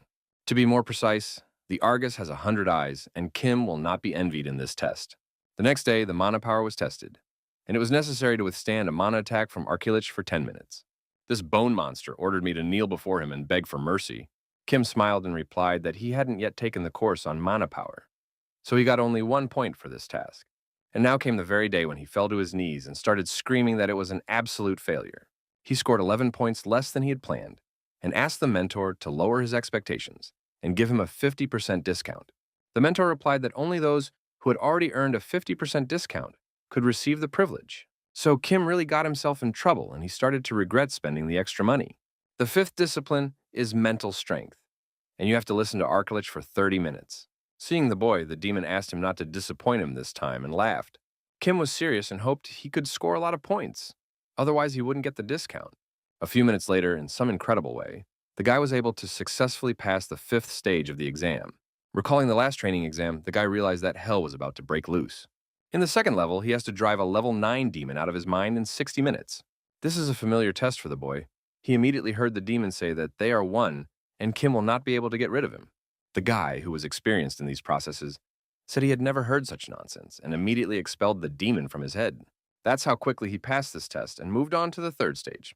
Here, everything became much more interesting. He needs to escape from the spell of the goddess Aphrodite. I would also like to pass such a test. When he saw this legendary goddess, the guy said hello and asked her if she was cold. Almost immediately, the 3rd stage was successfully completed, and the mentor did not understand what was happening at all. Just a few days ago, this guy could not pass the initial tasks and was crying because of his injuries. and now everything has changed so much. On the fourth level, one must listen to the cries of the martyrs in Avicha Hell for 30 minutes. They were all screaming all the time, some asking to be saved, some asking to be killed, and some saying that they were in hell because of Kim. They blamed him for all their problems and also forced him to save them. Looking at his face, it became clear that he didn't care at all. Probably to see his emotions, we should only talk about money. Kim replied that he was sorry, but it was the first time he had seen them and did not know what they wanted from him. The martyrs continued to sing their song and say that Kim was to blame for everything. Perhaps they were referring to the Korean dictator. Soon, 30 minutes passed and the fourth stage was successfully completed, and the mentor continued to be surprised. The fifth stage began, and I had to withstand 60 minutes of pleasure given by the incarnation of the demon king Mephistopheles. Even Faust could not resist the temptation. The seven deadly sins are paradise embodied in seven deadly desires. Fornication is a paradise that will allow you to realize all your innermost desires and fantasies. Greed, where you can get everything you want, is a paradise where there is no lack of abundance. The hell of gluttony is a place where food never ends, no matter how much you eat, and abundance thrives there. The hell of laziness is a place where even angels can't hold back their happy smiles. This place is where they constantly rest. The hell of wrath is a place where you can mock your enemies, a paradise for those who dream of revenge. The hell of envy will allow you to get what you couldn't get before. It's a hell where you can be happy. Even Kim was surprised at how he managed to survive the previous disciplines with only a little bit left. It was time for the last test, the last of the seven worst human sins, pride. But at this stage, something went wrong. The guy failed this stage, even though he was in pretty good shape before. He returned to the real world and thought that this stage was much tougher than the previous ones. Kim tried to repeat this stage, but all 10 attempts were unsuccessful, and the mental strength test was over. The exam for the next subject would be held in 3 days, and he was upset because he could not resist the hell of pride. The mentor tried to understand the reasons for the failure. He asked what percentage of progress the boy had made in ataraxia's lectures. Kim said that at the moment his progress in this lecture was 31%, which seemed to him to be a little bit. But the mentor replied that this was a fantastic result in such a short period of time, because in their last meeting, the progress was half as much. The mentor was so surprised that he said he wouldn't believe these numbers until he saw it with his own eyes and took the phone away from Kim. As it turned out, he saw that the boy's progress in all the main courses of the academy was growing rapidly. Kim replied that he was only lucky, but it must be incredibly lucky to have made it to this level. The mentor said that this was impossible, and he was especially surprised by the progress in psychology, which even the best students of the academy would find difficult to repeat. Kim did not want to hear anything and said that he was just lucky, which made his mentor even angrier. A little later, the results of the mental strength discipline came in, and Kim scored 22 points, 13 points more than last time. A few days later, the final results of the training exam were announced on the Cultivators Academy website. Kim's overall score has almost doubled, and instead of the planned 70%, he will receive an 80% discount. Now his dream will come true, and he will finally be able to buy a course of lectures by a great sage whose power is equal to that of heaven. And he could do all this with an 80% discount, while the mentor still couldn't believe the student's anomalous results. Kim wondered how many points she needed to score to get the professor's praise, and the mentor replied that she needed to score more than 60 points in each discipline. Even if the total score is higher, as long as there's at least one discipline that does not score 60 points, the exam is considered failed. The ideal score depends on the exam, but usually, to become a cultivator, you need to score at least 90 points. So, taking into account all the disciplines in the exam, the total score should be 630 points at least. The number is certainly incredibly high, especially if we consider that Kim has only scored 52 points so far. The guy was upset. At first he thought he had done a great job, but only now he realized how weak he was. Kim realized that he needed to continue his studies and immediately decided to buy a course of the great sage. He did not know which course to buy in terms of mana power. He began to inquire about the price of the course, hoping that the 80% discount would be enough to make his money last. He was again upset by the information on the website, because in order to buy a course by a great sage, you need to learn the great sage's method, block, puncture, and grip. But fortunately, there were other courses by this professor, such as the basics of staff and spear skills. Even with a huge discount, the price was quite high, but the guy didn't really care. He immediately began to enter his bank card details to pay for the great sage's course immediately. Soon he had access to the course and immediately clicked on the video. He couldn't wait any longer. Suddenly, the video stopped and did not continue, and he began to worry that he had lost money for nothing. But then the video continued, and the great sage appeared, apologizing several times for the delay. An excited Kim could not take his eyes off his phone. He had long dreamed of hearing the truth from this master. The great sage said that he was very late because he had been summoned by the monk Tripitaka on important business. Kim was happy to hear his voice, and did not care that the great master was helping ordinary monks. The master once again apologized for the delay, and said that he would give a very interesting and instructive lecture. He promised to teach the boy how to use a staff and a spear, and at the last free lecture, he had already explained what an interception, block, and piercing were. These are 3 spear and staff racks, so now we can move on to the art of wielding a staff and spear. But perhaps some of the disciples had forgotten, so the great sage said that he was ready to show the truth again. Kim listened attentively and tried to memorize everything. For so much money, this course should make a god out of him. A great wise man said that the first thing he would tell you about the block is a lunge from the inside out. Then he started showing it in real time. And to be honest, it was not clear how students were supposed to understand anything.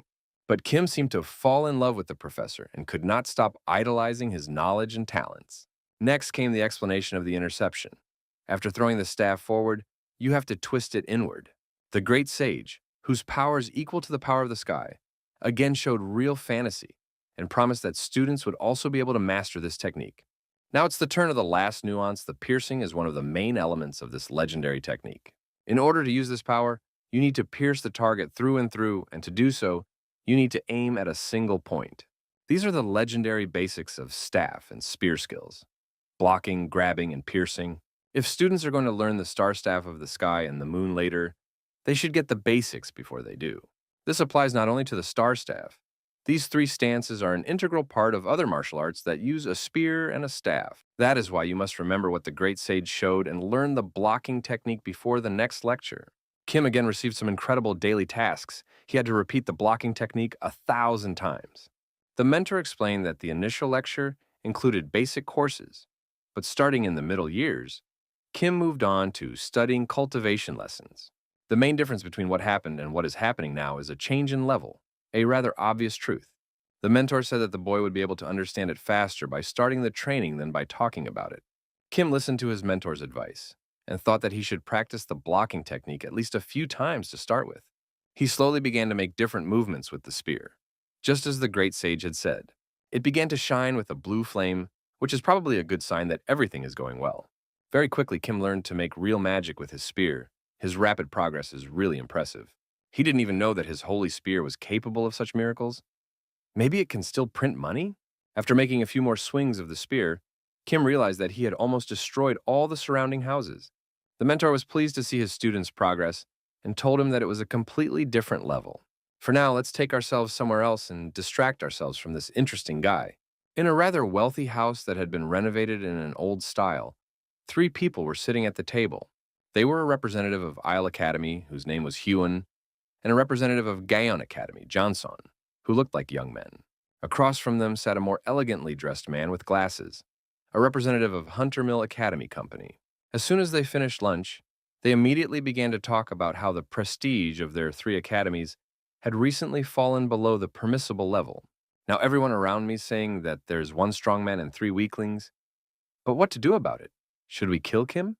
CO offered to break all his bones, but Jinsung said that it would be suicide, because the boy is protected by the Star Sword. He explained that just one mistake in this complicated matter, and not only would CO lose his head, but the entire Hunter Mill would be razed to the ground.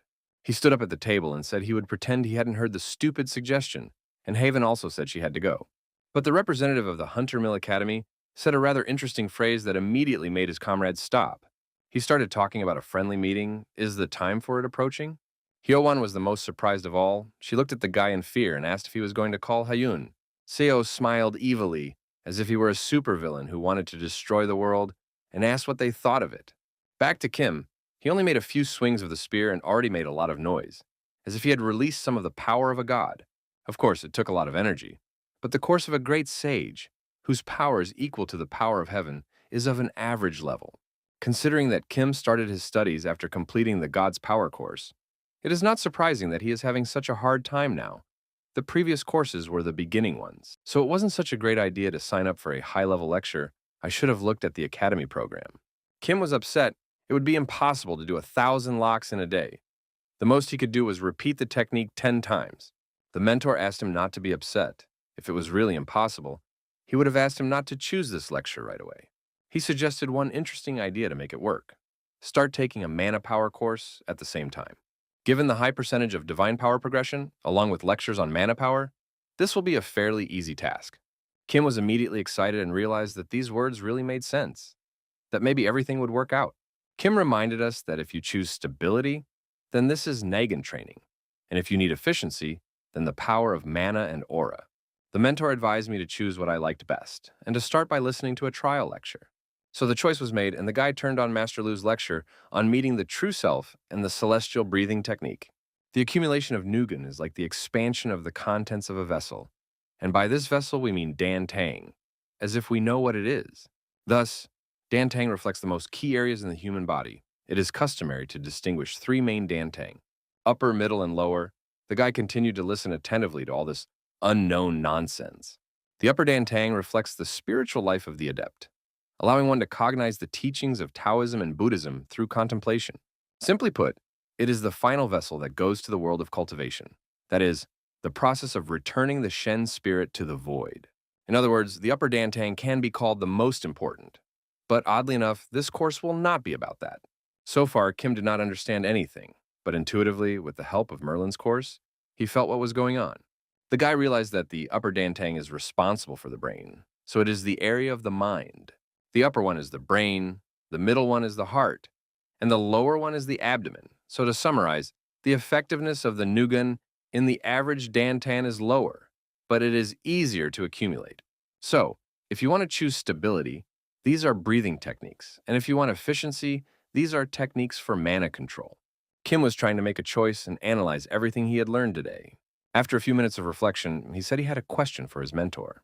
He asked if it was impossible to study several lectures at the same time, and the mentor thought the guy had completely lost his mind. Based on lecturer Lu's explanation that the upper Nagong is the area of the mind, it turns out that the Buddha's ataraxia is responsible for the upper Dantang. Ataraxia is a mandatory subject in the process of learning about cultivation. We can say that all cultivators are professionals in this. So, when choosing a course in terms of mana power, we use two Dantangs at the same time, upper and middle, or upper and lower. So the guy was wondering if it was possible to use all three Dantangs at the same time, or was it some kind of fantasy? The mentor could not help me. He thought for a long time, and then said that he did not know and did not understand all the subtleties of the lectures. Seeing that Merlin's progress in the course had improved, the boy became confident in his theory. He asked if other students had talked about it. The mentor replied that they did not think about it because they chose what they liked best. He had never heard of it. Kochiem thought it would be great to ask the professors. He would write in the academy community, but he can't post on the site. Besides, it would be more correct to ask qualified masters. Or is it impossible because the lectures are uploaded online? Perhaps it's all about money again, but my students can still ask me questions about the lectures. The mentor could not answer all these questions, although the boy dreamed of studying two subjects at the same time. Is it really all about money again? This Academy of Professional Cultivators is skillfully extracting the last money from poor students. Kim decided to wait for his mentor to return, and in the meantime, he wanted to return to the Dream Academy. There, he immediately met Kerr, who was happy to see him and said he was on time. Kim was very surprised to see that they were visited by three unknown young people, and they were representatives of the best academies in the country. Kira kindly introduced him to them and told him that they were students of the Hunter Mill Academy, Ale and Gaon. These young talents smilingly greeted the boy and said that they were very pleased to meet the new star. Kim could not understand what could have brought representatives of the best academies here. Seo explained that it was a friendly and unofficial competition in which three academies, Huntermill, Gaon, and Ailey, were participating. But under the current circumstances, the Dream Academy also has the right to join them, and they hope that Kim will grace them with his presence. Kim did not expect such a turn of events and did not know what to say, although he instinctively realized that it could be a clever trap. The guy started to think. Meanwhile, Kira said that she had nothing against the proposal, so it was up to Kim to decide. Of course, he immediately thought of money, as he always does, and asked if they would give any awards. He was immediately told that there would be no awards in these competitions, and his heart was broken. Representatives of the academy explained that this was just a friendly meeting. Its only goal was to improve the skills of geniuses through a duel. Kim asked his teacher if it would bring any benefit to their academy, and Kira said no. It's just an unofficial competition, and if he wants to participate, he can. If he doesn't like something, he can refuse. The guy's answer was quite predictable. When he heard that he would not be given any money and that his academy would not receive any bonuses, he refused. The students of the best academies were amazed. Would he give up the opportunity to exchange experience with geniuses like him and lose his chance? Kim said that he didn't care about all these beautiful words and replied that he was not interested in competitions that would not give him anything. Students from the best academies continued to persuade him, clearly showing that they were interested in his participation. Kim met Minor, greeted him, and invited him to take part in a friendly meeting. At first, Minor was interested, but then he asked why Kim refused to participate in the competition. Kim replied that he didn't have any extra time, so Minor thought he could accept the offer to test his new technique. So happy, Kim said goodbye to the representatives of the best academies and said that Minor would take part in the competition instead. Later, representatives of the academy gathered together to decide what to do next. A little earlier, they continued to persuade Kim to participate in the competition, but he said that he would only agree if the prize was $200,000. They didn't know what to do. No one expected this young talent to be so obsessed and in love with money. Kim said that without money, they might not even invite him, and if he refused, the meeting would lose its meaning for them. That's because the primary goal of the friendly is to clip Kim's wings, but it's a disgrace to give a reward at a friendly. Minor asked his captain what he needed the money for again, and Kim replied that he hadn't come up with a purpose for it yet. Soon, representatives of the best academies came up to talk to the captain of the Dream Team again. It seems they had different opinions during the discussion, but now they have come to a consensus.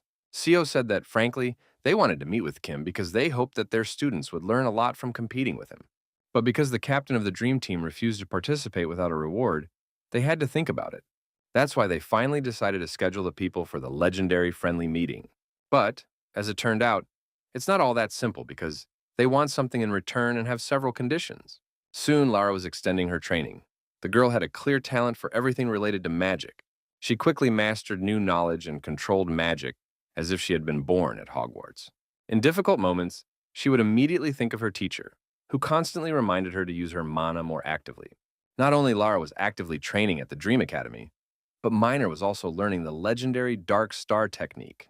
He also worked quickly because the knowledge his teacher had passed on to him was incredible. Sometimes Kim even watched him, and the boy also noted his friend's very rapid progress, perhaps even envying him sometimes. Aside from his lectures at the Professional Cultivators Academy, Kim rarely trained, having relaxed after his successes in previous competitions. As a reward for winning the friendly, a financial payment of $100,000 was still awarded. The second and third place winners will also receive large sums of money, and the competition will be individual rather than team-based. But Kim got a few conditions in return, because in any case, the costs of the competition would be borne by Huntermill, Gayan, and Ale. That is why they will personally set the rules and methods for this friendly meeting between the academies. So they said that they wanted all the members of the Dream Academy to participate in these competitions, which is logical because they take the main responsibility.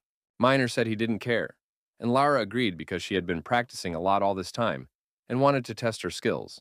Kim was pleased that all his friends would attend the friendly meeting and asked if there were any other conditions. So said that there were no more conditions, but another person did not give his consent to participate in the competition. Kim wondered what he meant. Since there was no one else in the academy except the three of them, Kira began to worry and asked if they were referring to her. It seems to have worked, and soon the granddaughter of the Star Sword began active training to get in the best shape possible. Looking at her, Kim still didn't understand why she was forced to participate in a friendly if it was an individual competition. The boyfriend watched her train hard and felt guilty towards her. He came up to Kira and said that it was all his fault, and he didn't want her to take too many risks. The girl started laughing and said that she had only ever received help from Kim without giving anything in return, so she wanted to help at least once. She started pushing him outside and told him that she would be fine and that he shouldn't bother her. She asked me not to worry about her health and to focus on preparing for the training exams. Kim thought that it would be really good for him to start training, at which point Kira got very upset for some reason. Going outside, the guy remembered his mentor. Why hasn't he been in touch? Suddenly, his phone received a new message. It was a mentor. He said that he didn't need to come to the course on mana power yet. It was quite difficult to explain everything in the messages, so the mentor asked the director about it. And as soon as he received an answer, he would come to Kim.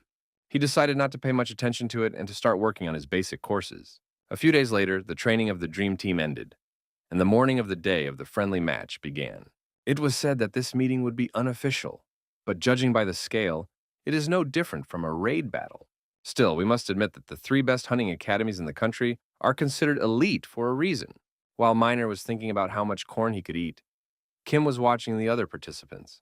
Also, the captain of the dream team saw a crowd of people. Is it really what he thinks? And are they really journalists? Apparently, the organizers really want to allow journalists to attend a friendly meeting.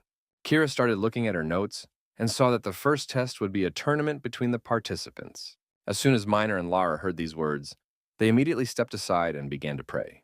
They asked that the captain be the last person they would have to fight. Miner asked that Kira be his opponent.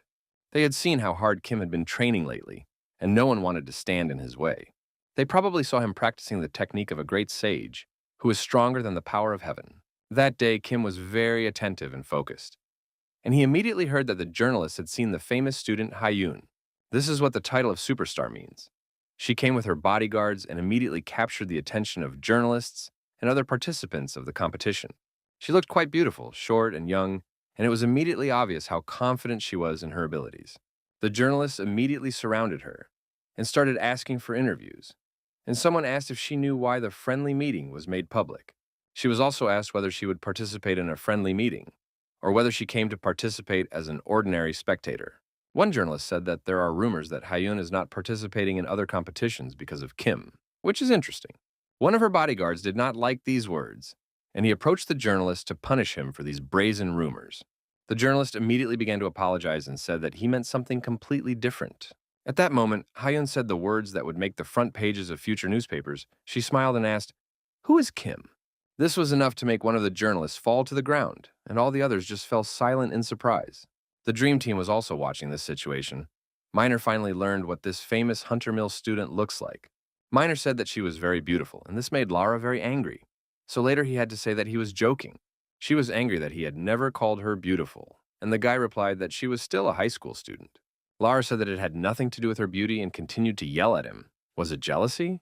During this argument, they heard someone talking about Kim and the Dream Academy. Now, the entire team of their academy understood why this meeting was partially open to the public. The journalists ran up to them and started asking various questions, all wondering if Kim was ready to fight against Hyun. In response, the guy just laughed and said that they had to run away from these annoying cockroaches. As previously reported, the use of personal weapons and clothing is strictly prohibited at a friendly meeting. That is why the team of the Dream Academy received weapons from the organizers. Everything was fine, but the problem was that they were not used to these weapons. Lara smiled and said that a true master would never blame his weapon. Miner said that real craftsmen never use such garbage because they have good tools, and he probably didn't realize that Lara was joking. Meanwhile, their captain was looking at his new spear, not quite what he was used to. Miner thought that the captain didn't like the list, and Lara replied that a real captain wouldn't blame the guns. Kim wanted to intervene in this conversation, but it was too late. The battle between King Kong and Godzilla had begun. Students from other academies were watching them, wondering if the Dream Team was so strong that they were forbidden to have their own weapons. Soon the judge came in and asked if all the students had read the rules. Our old friend Chong Shi said that he was not going to participate in this meeting. His friend asked him if it was because of the rumors about Hyun's involvement, that even the great Jong Shi was afraid of her. Jong replied that this was not the case. The problem was that Kim was also participating in the competition. This young talent has already become very famous, and soon he may catch up with Hyun in terms of Instagram followers. The patron did not believe that his friend was really that afraid of Kim, but now he has a chance to show who the real star is among the newcomers. The judge announced that the fight was ready to begin, and Kim immediately disappeared. The patron did not understand what had happened. Did he really miss his opponent's move? It is not known where Kim came from and started attacking. He was motivated to show his full power. Patron immediately realized that it would be very difficult. It seems that he is not a real star among the beginners. He didn't understand how Kim had so much strength, especially since he was fighting without his own weapon. Although the battle looked quite epic and spectacular, almost always only one fighter attacked. Despite the fact that his weapon was an ordinary wooden list, Kim showed miracles of skill and strength. He was constantly pressing and not giving his opponent a chance to rest. Like a real boa constrictor, he increased the pressure and was approaching a certain victory. The patron did not have time to constantly defend himself and was already millimeters away from his own death. He had no choice, so he immediately gave up, and the judge officially announced that Kim, from the Dream Academy, had won. After the fight, Kim saw that his spear had failed. He knew it would happen. He felt uncomfortable all the time. If the battle had lasted a few more minutes, his spear would have been reduced to ash. So he immediately began to call one of the organizers of the competition and ask for a replacement weapon. He said that because of the poor quality of the spear, he could not show his best. He was immediately given a new weapon. To be honest, he was worried as soon as he received the spear, but he did not realize that it would start to crack after the first blows. You may have to replace your weapon after every battle, but that's not a problem. Miner and Lara looked up to Kim as a god, and he was a true model of professionalism and talent for them. They told him that they had only seen a small part of his technique and training, and now everyone is talking about him. Kira started laughing and said that they had already written an article about Kim. The article focused on a potential meeting between student Kim and student Hyun. This super fight was expected by everyone, and this article was probably written by one of the journalists standing at the entrance to the building. Kim thought Hyun was incredible, but Miner said that Kim was the truly incredible one. Miner said that only low-grade journalists can compare some girl to a real monster in the world of hunters. Everyone around us had the impression that Hyun was an invincible wall, but now everyone is starting to doubt it because Kim has appeared. Kim started laughing and said it was too early to draw such conclusions. The fight would show everything. Meanwhile, news of the article and the gossip also reached the star of the academies, Hyun. She asked Seo what he thought of this talented young man, and Seo replied that Kim was really worthy of attention. The representative of the academy immediately told her not to worry. They had already prepared a plan in case of her defeat. Hyun tried to assure her that she should win because the guy's singularity was no higher than her mana level. He said he believed in her talents and that she would win and show everyone the power of their academy. Then he continued to observe this interesting and talented guy from the Dream Academy. Kim, meanwhile, did not know that he was being followed and told the judge that his spear had broken. Seo felt excited. There used to be no students who could challenge the best academies, but now times have changed. The tournament continued with a series of lightning-fast victories for the Dream Team, with Miner, as expected, moving up with a significant lead. His teammate Lara kept up with him, and even though it was hard for her, she still beat everyone. And of course, Kim also continued to confidently defeat his opponents and win the hearts of the public. His only problem at the moment in this friendly was the poor quality of his weapon, which had to be constantly changed. Even though he promised to control his power, it's not as easy as it seems, because all his rivals are great hunters. He had already changed his weapon 9 times, and given that one spear costs $5,000, the tournament organizers were beginning to worry. They had already spent too much money because of his strength, but they could not refuse to give him weapons either. The organizers approached him again, and the guy thought that he would finally be allowed to use his own weapon. The guy explained that this was not help at all, but only a necessity, and asked the representatives to change the rules. People from the organization said that they would analyze this issue, and Kim would be happy if he was given the opportunity to use the Gungnir, or Holy Spear. Very soon it was Lara's turn to speak, but at that moment, she was shaking for some reason as if she were ill. When Kim saw this, he immediately ran to her to make sure she was healthy. Her face turned completely white. She explained that she was actually fine and healthy, and that she was worried because her next opponent was Hyun. The guy now understood why she was so worried. The reason for this was really quite strong. Lara has only recently started studying Evil Rock, so it's a lot of stress for her to have such a strong opponent in the competition. Kim realized that he had to try to calm her down and say the right words. Although knowing him, he could only make things worse. The guy said that this is not a dungeon raid. Losing means nothing. Just like winning, the desire to win is good, but you shouldn't focus on it. But these words did not help much. Lara felt that she was superfluous during the raid battle and became even more upset. She recalled the feeling of overcoming obstacles together with everyone else, hearing the recognition of other people, and feeling the results of hard work during training.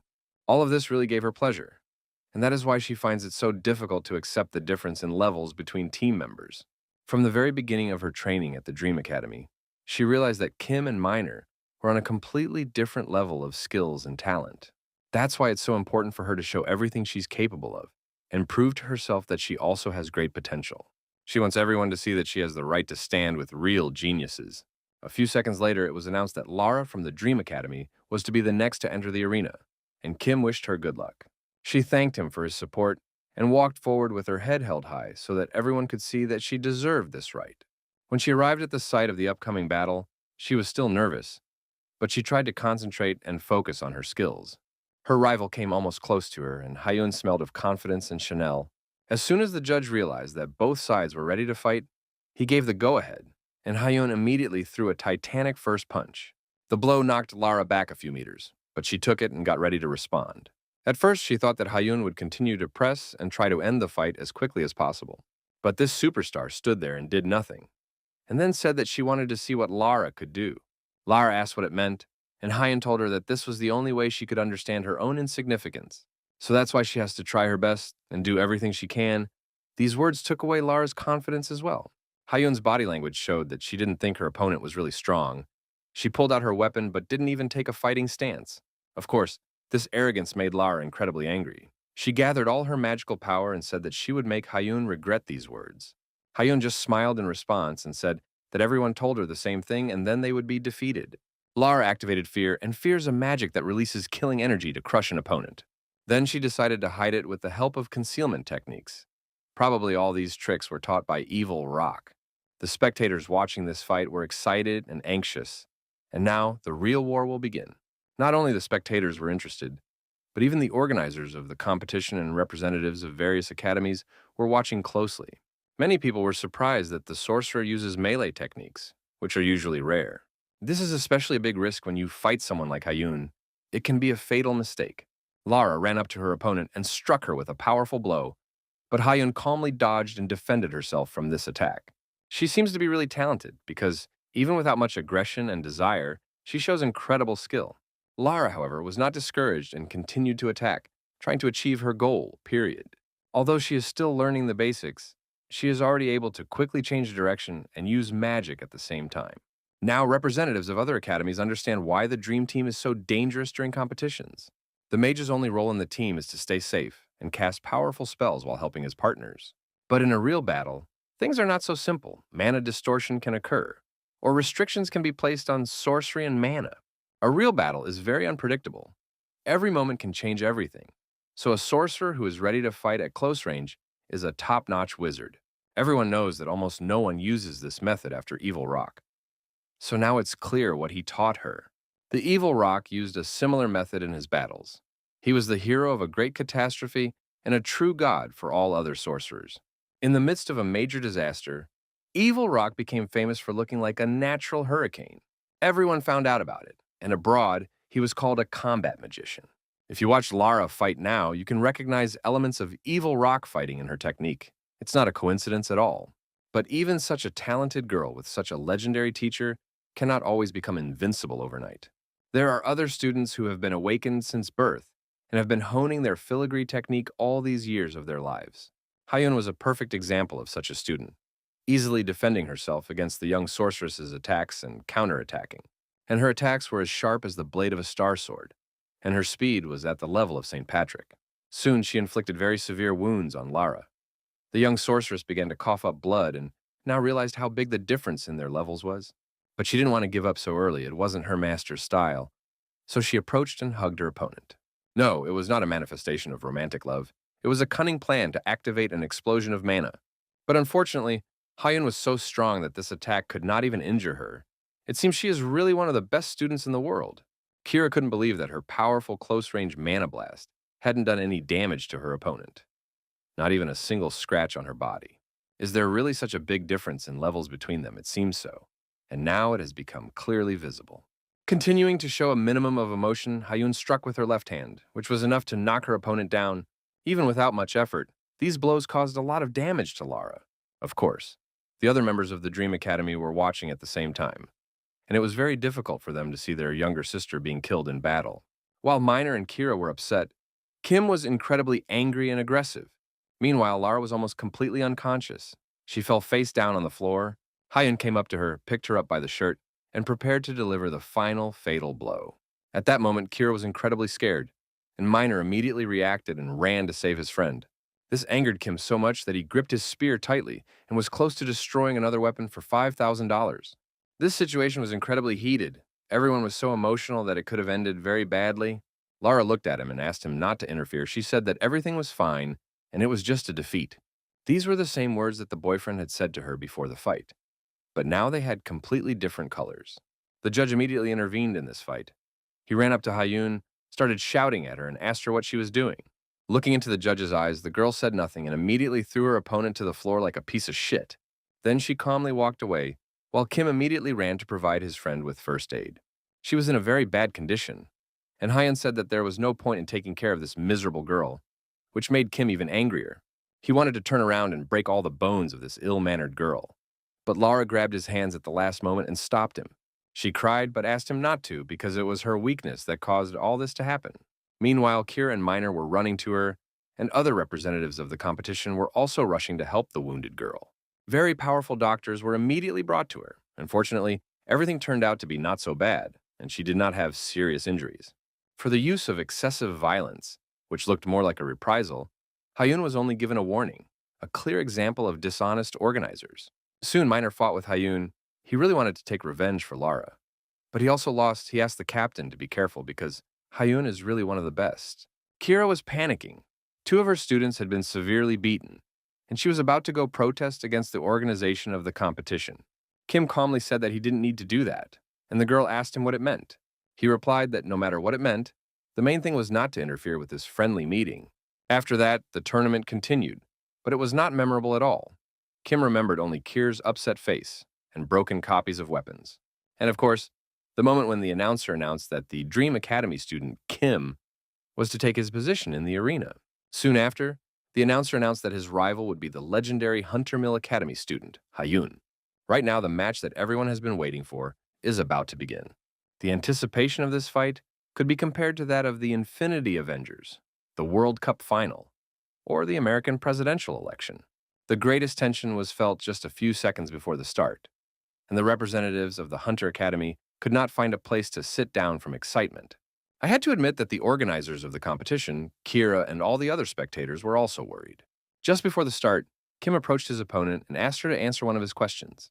He asked if this was really necessary, since Hyun was the strongest student in the history of professional hunters. This means that it has never felt upset by the reality that makes you stand still, no matter how much you try. But we have to admit that these efforts are the embodiment of efforts. But Hyun killed the efforts of another person with her own hands. Kim believed that the insignificant abilities of this arrogant girl did not give her the right to look down on everyone else. As always, Hyun remained as calm as possible, and then asked if he had finished his lecture. The upset boy replied that the lecture was over, but it was unlikely that the student would understand anything from the words alone. When the referee announced the start of the fight, Kim didn't move and told her that he wanted to see everything she could do. That's right, these are the words that every self-respecting student should hear when they fight with Lara. And now she's in the same place as this young sorceress. And now Kim is telling her to at least minimally resist. The guy kept standing there and told her that now she would feel that her abilities were dog shit. Hyun replied that Kim was too confident in his abilities. She said that he belonged with the losers on his team. The guy replied that she had jelly instead of a brain, and now he would publicly show that her talent was nothing more than an exaggeration. The judge said that we should end these lectures with insults to each other and start a real fight. Hyun immediately got into a fighting stance and grabbed her sword, probably offended by the boy's words. Kim continued to do nothing and stand calmly, one of his hands holding a spear and the other in his pocket. She asked him what he was doing, and he said that she should show him everything she could do. The girl said that her talent was incredible, and her strength was more powerful than a 10th level dragon. But Kim was not going to listen to this nonsense. Oh yes, finally this impudent and ill-mannered student of Hunter Mill Academy showed her emotions. She was very angry. Unable to listen to Kim's words any longer, she ran forward with the intention of cutting off his head. Kim continued to stand calmly. Perhaps he had popped 10 tranquilizers before the fight. In addition to her super speed and strength, the girl also tried to activate the energy of the flame. Finally, all the spectators of these competitions saw that she was starting to turn on high speeds and demonstrate all her power. But now, with all due respect to her past rivals, she is facing a completely different beast. A beast that considers her its prey. While the girl was waving her sword and trying to intimidate him, Kim started yawning as if he was sleepy. He did not use his weapon at all and showed with his whole appearance that his attacks were nothing more than a warm-up before training. Then he asked her to stop, came closer and asked her if this was really all she could do. He pushed her with his hand without even making an effort, and the girl flew back 5 meters. She said that despite the fact that Kim was trained by a star sword, she also knows how to handle sharp weapons. She began to show the power of mana, and a blue glow appeared around her. Perhaps this would help her at least wound her opponent. Kim immediately saw that she was using an aura blade, and if he continued to stand there with his hands in his pockets, he might get in trouble. That's why he finally started using his list and defended himself against Hyun's first attack. We must also recognize that her attacks were really powerful, and watching her, one could understand why she is called the most talented student in the country. The blue radiance that her blade of aura showed blinded many people around her, and one can go blind in this way. Only the members of the Hunter Mill Academy watched calmly, as they had probably seen what she was capable of many times during training. The girl continued to attack with all her might, but she didn't understand how Kim could push her away. He did not show that it was difficult for him. It seemed that he was defending himself from the aura blade without any extra effort. Soon he got tired of it and pushed the girl away from him, and now she realized that he was also a real young genius. It must have been hard to admit. Hyun is used to being considered the best of the best, and now that someone of equal strength has appeared, it's hard to believe. Kim began to activate his power in response and said that we should not expect him to restrain his power. Hyun tried to raise her morale and constantly thought that she was special, that she had always been special, and that she would always be special. Unlike others, she didn't have to work hard to get to the top. Her outstanding talent is about her. True talent is stronger than any effort, and everyone around her began to say that she was the most talented professional hunter in the history of professional hunters. But this did not make her feel a bit proud or happy, because they were saying obvious things. And now that Kim has said that we should not expect him to restrain his power, something has changed in her mind. Did this young man who has been talked about so much lately not fight to his full potential until now? Kim dreamed of revenge for his friends and realized that it was the perfect time to show off a new technique in his arsenal: blocking. Hyun immediately felt what kind of ancient technique it was, and her mouth bled after the boy's first attack.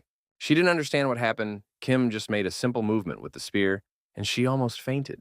Now it's time to show her what the capture technique is. Who he felt was his finest hour. A powerful force turned the girl upside down. The audience must be surprised. They have never seen Hyun look like this during a fight. Kim continued to press and attack. He felt that he had to confidently finish the match with his victory. That's why it was time to apply the third technique he had recently mastered, the piercing. This is a full-fledged combo of ancient techniques that he learned through lectures at the Academy of Cultivators. The explosion was so powerful that even his 10th spear could not withstand the strain, but Hyun's was much heavier than the boy's weapon. She fell to the ground and for the first time in her life felt that she was no longer special. It was a strong blow to her pride. Realizing the strength of her opponent, the girl began to panic. It was even more like hysteria. She did not believe that this was really happening. In her opinion, he could not be stronger than her. It was absurd, abnormal, and impossible. Hyun thought that he had no right to be so powerful. How could there be anything in this world that was stronger than her? She was sure that she had the best talent in the history of professional hunters, and she couldn't believe that it turned out to be untrue. Kim said that the fight was not over yet, but Hyun said that she would never accept that she was not the best. She grabbed her aura blade and ran forward to finally cut off the head of that annoying student. It was a telling moment for everyone who watched this fight. Kim demonstrated why he is considered incredibly fast during the fight. Hyun did not have time to strike with her blade. The boy was ahead of her and knocked her out with a right hand. He was probably not taught that girls should not be beaten, but this made Hyun even angrier, and she called him the son of a stupid dog. The referees were about to intervene and stop the fight. But if you look at it in general, Hyun has a weapon in his hands, and Kim is fighting with his bare hands. Hyun is not going to stop. Although the most interesting thing is that Kim wins even without weapons. He beat her with his hands and feet as if she were a punching bag. Kim said that she probably doesn't know that there are people in the world whose life is constantly getting hit in the head. There are those who find life very difficult, and unlike Hyun, they were not rewarded with incredible talent. That is why they can only live an ordinary life and constantly feel the blows of fate. Hyun thought all these words were nonsense and continued to try to kill the boy, but she failed.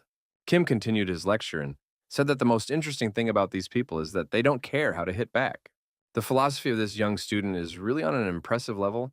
It looks like he has watched too many Buddha lectures. Even living a life that brings only blows every day, these people still value this life. That's why no matter how hard a blow they miss, they never break under this pressure. Step by step, they move forward, miss the blows, and then get up again. They may stumble, but they still keep going. That is why the only way to win a battle that is lost in advance is to not let it end. As Kim approached his rival, he looked at her and said, "That's what real talent means." Hyun replied that this was nonsense, that it couldn't be a real talent, because she was the real talent. Kim said that Hyun could not be the most talented student in the history of professional hunters, because she was very weak. In his opinion, people like Hyun have no right to mock and ridicule people without talent. It seemed that it was at this moment that Hyun realized that she could not win this battle and accepted defeat. A girl who has never trained hard and was able to reach incredible heights only through sheer talent. She was always sure that she was special, but the moment came when all her brilliant dreams were shattered like glass. Strangely enough, these dreams were shattered by an ordinary poor guy who had no incredible talent and acquired all his skills through hard work. At first, he worked for many years at a regular company to save up money for the academy, and then eagerly studied new information. And it is he who can now end her life with one blow. Hard work is stronger than talent. Discipline will always beat class. Thus, it was a real shock for everyone watching the match. Even the judges did not expect such a turn of events. All of Hyun's dreams were shattered, and her heart must have broken at that moment as well. Kim looked into her eyes and asked her calmly if she understood all the words he had said to her. The first stage of the friendly ended with Kim's victory, and the academy representatives decided what to do next. It was a very painful blow to their reputation, and no one knew what to do. Academy Representative Gaon Jinsung said that even if he fought Kim, he would not be able to win. Although too much time has passed since his resignation, the C-ranked hunter is now saying these words. Seo didn't want to admit it, but he completely agrees with his friend. Kim uses the piercing technique especially dangerously. It's not at all the level of a student. Even during the raid battle, he was not that strong. Apparently something happened after that competition. But a representative of the academy said they could turn the situation in their favor. Meanwhile, journalists began to attack the new superstar, asking if he was really a student of the Star Sword. Everyone was also curious about what Kim would do after he successfully passed the professional hunter exam. The guy didn't like the extra attention of strangers. He didn't like all those photographers and journalists. Meanwhile, Sun said that although they lost the battle to Kim, they did not lose to Dream Academy. For now, let's go back to the waiting room where Kira was waiting for her team captain. Kim answered the door and said he was back. He looked quite relaxed and happy with his last performance. He said that Kira showed him that articles about his victory had already been published, and the whole country was talking about the new superstar. People even started talking about Kira and other team members in the comments under these articles. The girl said that she didn't care what anyone said about her. It didn't bother her at all. The girl approached Kim and told her that she had to start thinking about what to do in the second stage of the competition. According to rumors, it could be a team raid to clear the dungeons. But the problem is that Lara and Minor are now in the hospital. She promised to return soon and left Kim alone. He sat down to rest and thought that he shouldn't have used the power of God at the end. It took too much strength. At that moment, he was completely overwhelmed by emotions. But now he realizes that it was not necessary. Suddenly, something Kim did not expect happened. His mentor appeared on his phone again. He really scared the boy by his appearance. He needs to be warned in advance of his arrival. Even though the mentor said that he had asked different professors questions, and to find out the answer, he even left a request to the director. To begin with, all the lecturers said at the same time that it was impossible to study several topics in parallel. But the principal said something else, that maybe a really talented student could do it. According to the director, this is only a theoretical possibility, because from the very beginning, the director also said it was impossible. Kim did not. First, each creature, depending on the type, will help absorb and use a limited amount of mana. Mana is a source that forms the true essence of a creature. That is, it is impossible to go beyond the established volume. The limit of the source that a creature can withstand is the limit of karma, usually measured by either the middle or lower dantang. Therefore, it is the one who has gone beyond his limit of karma who will either break or die. This happens, oddly enough, because Kim's karma cannot be calculated. He recalled that the last time he spoke to the director, Kim did not have a profile on the site. If it is impossible to calculate karma, then a person has no set limit. The director also said that when using two dantangs, one should pay attention to several points.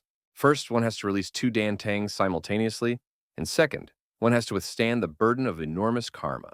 When you release two dantangs, the amount of mana you need to fill them increases. The mentor said that in his opinion, the risk was worth it, and it was worth a try. The director said it was possible, and she doesn't throw words to the wind. If she said it, it means it is. A cultivator who uses 3 dantangs at the same time, if this is really possible, then something unimaginable will happen.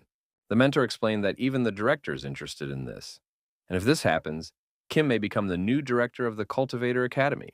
The mentor replied that he could not reveal her identity, but only tell a little about her level. To be honest, it can be called the second cultivator. Kim did not understand anything, so the mentor decided to tell him the story of the formation of the Academy of Professional Cultivators. As soon as the guy immediately asked her if she had discussed the terms of the second round with the Academy representatives. Seo said that he had just finished the interview and would tell me everything. The Academy's social gathering is a really great chance for students to share experiences and see real talents. That's why the organizers and representatives of the Academy held an interview and decided to hold the second round. Knowing that teams will be formed not only from students, but also from one student and one teacher of the academy. Kim immediately realized that this was the way he and Kira would raid the dungeon together. But she decided to ask what the additional reward for this competition would be. In her opinion, if the organization and representatives of the competition do not change the rules as expected, there should be compensation for academies. It seems that Kira got money sickness from Kim, and he tried to stop her, but she wouldn't listen to him. She smiled and made a cute face, saying that there was no need to worry about her and she would be happy to help. Then Kim started to speak. He said that before they named the required amount of compensation, he wanted to put forward a counteroffer. He said that the guy also added that if he received $100,000 at once, he would accept any conditions offered by the organization. And according to the rules of the second round, students from the best academies will form a team with their principals to clear the materialized dungeon. The dungeons will be divided into 3 versions. The first dungeon will be cleared by students. The second dungeon will be cleared by representatives. As soon as the academy representatives have to kill the boss together, and the academy that does it the fastest will win. Kim received his coveted money and immediately bought Professor Liu's Heavenly Breathing Technique course. While he was buying another course on Dragon Aura, the judge came into the room and asked him to get ready for the second round. The training room of the second round of the Dream Team was fully equipped and ready to go. There was also a ready-made place to insert the crystals to create the third dungeon. In fact, it doesn't really matter, as the conditions of the second round are not personal records, but a set of team achievements. Kim realized that the key to winning the second round was to clear the dungeon as quickly as possible. To begin, the judge said it was time to start the test, and before entering the portal, Kim wished Kira good luck. As soon as he entered his dungeon, he immediately saw that it was a very dark forest. After a few steps, he also saw that his new friends were already waiting for him. They were real werewolves, and the problem was that there were too many of them. Seeing that a delicious dinner had come to them, the werewolves immediately prepared to attack and tear Kim to pieces. Kim immediately got ready to show them what real fighting techniques were, and told them to attack. He started waving his spear and was preparing an attack that could destroy mountains. He hadn't used it for a long time. Activating the power of his mana and making the right movements with his hands, he struck a powerful blow. This scared the werewolves, but they quickly realized that Kim had missed. It seems he hadn't practiced this technique for a long time. Realizing that they were facing a real talent in the world of hunters, the werewolves turned around and started running away. Of course, he caught up with and killed all those dogs, but he would have spent much less time if they hadn't been running away. Having completed all his business in the dungeon, Kim returned to the real world. He was immediately confused when he saw that Kira had not yet completed the dungeon raid. He remembered that he had to quickly insert the magic crystal to fix the time of the dungeon's clearing. But when he got closer, he saw that the time of the sweep was being broadcast online. The guy immediately realized that they were in trouble because other academies were doing it just as fast.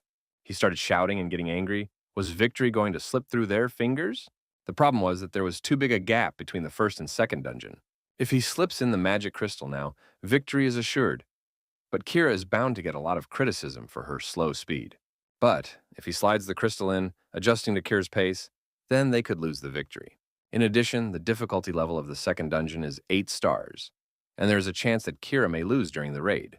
He started to worry and did not know what choice to make.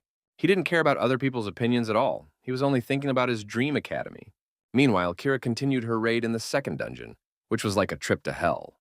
Instead of werewolves, she had to fight fire lizards, which were a symbiosis of a dragon and a lizard. It was very hot around and the fire was burning everywhere, and the girl spent a lot of energy to protect herself and survive.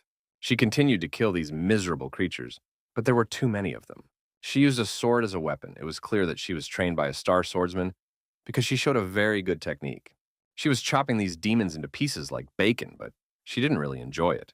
When the lizards died, they exploded like atomic bombs. It was very dangerous. Kira managed to survive the last explosion, but her arms and legs were almost blown off. These miserable lizards continued to attack her from all sides, trying to cut off her head. The girl had to demonstrate not only her speed, but also all her talents to dodge fire and counterattack. Kira was constantly thinking that she had to hurry and clear the dungeon in time. She realized that Kim was already waiting for her outside, and so even if she couldn't save time, she should at least get through the dungeon. But she had one problem. The number of lizards in her dungeon was abnormally high. She couldn't relax even for a few seconds. She felt something slippery on her foot. Maybe it was a slug. But it was not the slug we were all used to. The lizard set a trap and attacked it from different sides. The girl was ready for it and instantly dodged it. She can't be defeated by such cheap tricks. To be honest and forget about emotions, Kira never had any special talents. She was the granddaughter of one of the heroes of the Great Catastrophe, and she had been trained by the Star Sword since childhood. Although she respected her grandfather, a hero of the Great Catastrophe, she also hated the fact that she was constantly compared to him. In addition, she considered herself a worthless hunter and hated herself as well. At that difficult moment in the hot dungeon, she remembered how Kim had wished her good luck before the start of the second stage. Since childhood, the girl told her grandfather that she did not want to be a hunter at all. Her dream has always been to teach others, but when you are the granddaughter of a Star Sword, things always go your way. She finished clearing the dungeon and killed all the lizards, while also finding a magic crystal. Then Kira remembered the first time she met Kim, when she thought they could use each other. But after going through a lot of hardships with her boyfriend, she began to think that she wanted to be with Kim longer. There's not much time left before the exam for a professional hunter, and after this friendly meeting, they will probably go their separate ways. We must admit that it was a regular communication that lasted for some time, and this communication reached its final station. Kira thought that it would be great to be able to help her student in some way, at least in the end. If she stops dragging him down and can bring him at least a little benefit, that will be enough. The girl came out of the dungeon and immediately saw Kim in front of her, and he immediately greeted her. Looking at him, she dropped a magic crystal on the ground. What could it mean? She said that she did it unintentionally, and Kim looked closely into her eyes and decided to come closer. The guy said that he really needed a lot of money, but money was not the most important thing in his life, so he was probably lying. Then he said that you can always earn money and spend it at any time. But he wanted to walk the path of a professional hunter and a professional cultivator, not alone, but with such people. He activated the 2 magic crystals, and the Dream Academy's readings appeared on the screen. The room immediately turned green, but this hardly means an early victory. The total time for completing the Hunter Mill Academy challenge is 58 minutes and 53 seconds. So to win, you need to destroy the boss in 48 seconds. Kim told Kira that if he had been alone all this time, he would never have been able to get this far in his life. He also added that it is for this reason that he is counting on Kira this time. And then he smiled and added that it would be better if she took care of him in the future. It was too emotional and pleasant, and Kira couldn't stand it and started crying after these words. Kim said it was true, and added that she was the only one he could truly trust. That is why if problems arise now and he loses consciousness, she must save him. And now it's time to show an incredibly fast result and destroy the boss in the 3rd dungeon. Kira did not understand why he was talking about this. What could his words about losing consciousness mean? So his plan is simple. Activate the Aura Blade with divine power and destroy the dungeon. When he started trying to put his plan into action, he realized that even this incredible power would not be enough. That's why he quickly went to his smartphone, found the website of the Cultivators Academy, and bought the pure energy elixir. Now everything around her turned blue, and Kira felt that even the air began to vibrate. She didn't understand where he got this strength from, but all this energy came from his body's resources. First, he activated the lower Dantang, and then it was the turn of the middle Dantang. He recalled the professor's lecture and the information that when using the spreading block, it is important to make sure that the spear movement does not go beyond the body area. You have to do it from the inside out, and then swing the weapon as if you were slowly pressing it, which is how you can activate the blocking technique. Once this technique is out, it's time to capture the internal type. It's like throwing a punch forward and pulling it back in. Kim was doing great so far, and Kira watched in amazement at these unknown to her techniques. It was the turn of the last technique, the piercing, for which the spear blade should be an old extension of the body. Kim listened to his professor's voice coming from inside and activated the piercing technique. Probably, if he could look at himself from the other side, he would think that he looks like a professional cultivator. At the same time, students and representatives of the country's best academies were watching. No one had seen or even heard of all these strange and ancient techniques. It seemed some time passed and Kim finally regained consciousness. Frightened, he immediately got up and saw that he was in the hospital again. When he saw that Kira was sitting next to him, he began to ask her how it all ended. The girl asked him to calm down and not to shout, because everything was fine and they had won the friendly. She asked him if he was feeling okay and if he had a headache. And Kim replied that he was strong in body and mind. According to Kira, the guy looked at her. He felt incredibly close to this girl. He replied that he was the one who should thank her. And at that moment, unknown people began to enter the room. It was journalists again. Unfortunately, there was a guard in the ward who said that Kim needed to be left alone for the moment. Everyone wanted to interview the new superstar and take a picture of him for the cover of the magazine. Everyone was also wondering how he was able to destroy the dungeon, whether he really destroyed it with force, or was there some other way? One of the journalists also said that the best academies in the country refused to recognize the victory of the Maria Academy. They said they lost only one student, but not the entire Dream Academy. Kim replied that he was also a student of the Dream Academy and hadn't really done anything special. He said that now journalists have started asking Kir how she feels after her Hunter Academy became the best in the country. Kim was the journal. Videos Anonymous began to say that today he would tell everyone the truth about Kim, who has made a lot of noise lately. The friendly meeting attracted a lot of attention from various people due to the participation of the Dream Academy team and its captain, Kim. He not only defeated the most talented girl in the history of professional hunters, but also destroyed the dungeon. And because of this, the internet exploded with articles about his superpower. And now we need to talk about the most important thing, the main mysteries hidden in the director of the Dream Academy. She is not just an ordinary young girl. As it turns out, she is the granddaughter of the legendary hero of the Great Catastrophe, the Star Sword. That's how Kim watched the video and immediately started laughing. He didn't think it could harm his reputation. At the end, as soon as walking through the city at night, he saw a strange girl in front of him. She did not seem to be hiding her face. When he got closer, he realized that he was facing his opponent from the first round, the legendary and unique Hyun. She said after Hyun finally started talking, saying that she knew that Kim was a Star Sword student, which immediately interested the boy. He said that it should be obvious, and we shouldn't believe in rumors from the internet. Still, Hyun wasn't going to let him go so easily, and she caught up with him and asked if he had trained with the Star Sword. She was also interested in what he was taught at the Dream Academy, whether they had special training and what other students were like.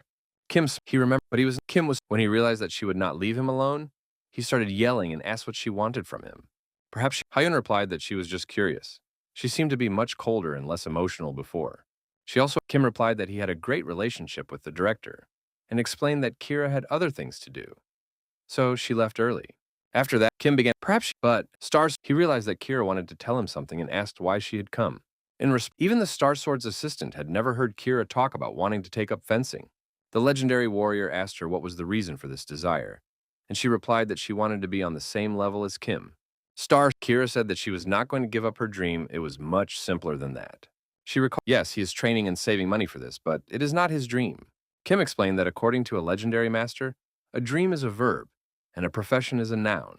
That is why he believes that a profession cannot become a dream, and that is why he does not dream of becoming a professional hunter. The girl explained to her grandfather that she wanted to follow her own path using other methods. That is why she confidently stated that she wanted to pick up the sword again. Star Sword made a stern expression and looked directly into the eyes of his granddaughter. At such moments, he was the most terrifying person in the world. Meanwhile, Kim was thinking about money again, as if it was always there, but on the other hand, it was always gone. When I bought the pure energy elixir, Karma valued it at $50,000. I probably should have bought a car instead. But the main problem was that from that moment on, Karma increased, and the price became 3 times higher, meaning you could buy a Lamborghini.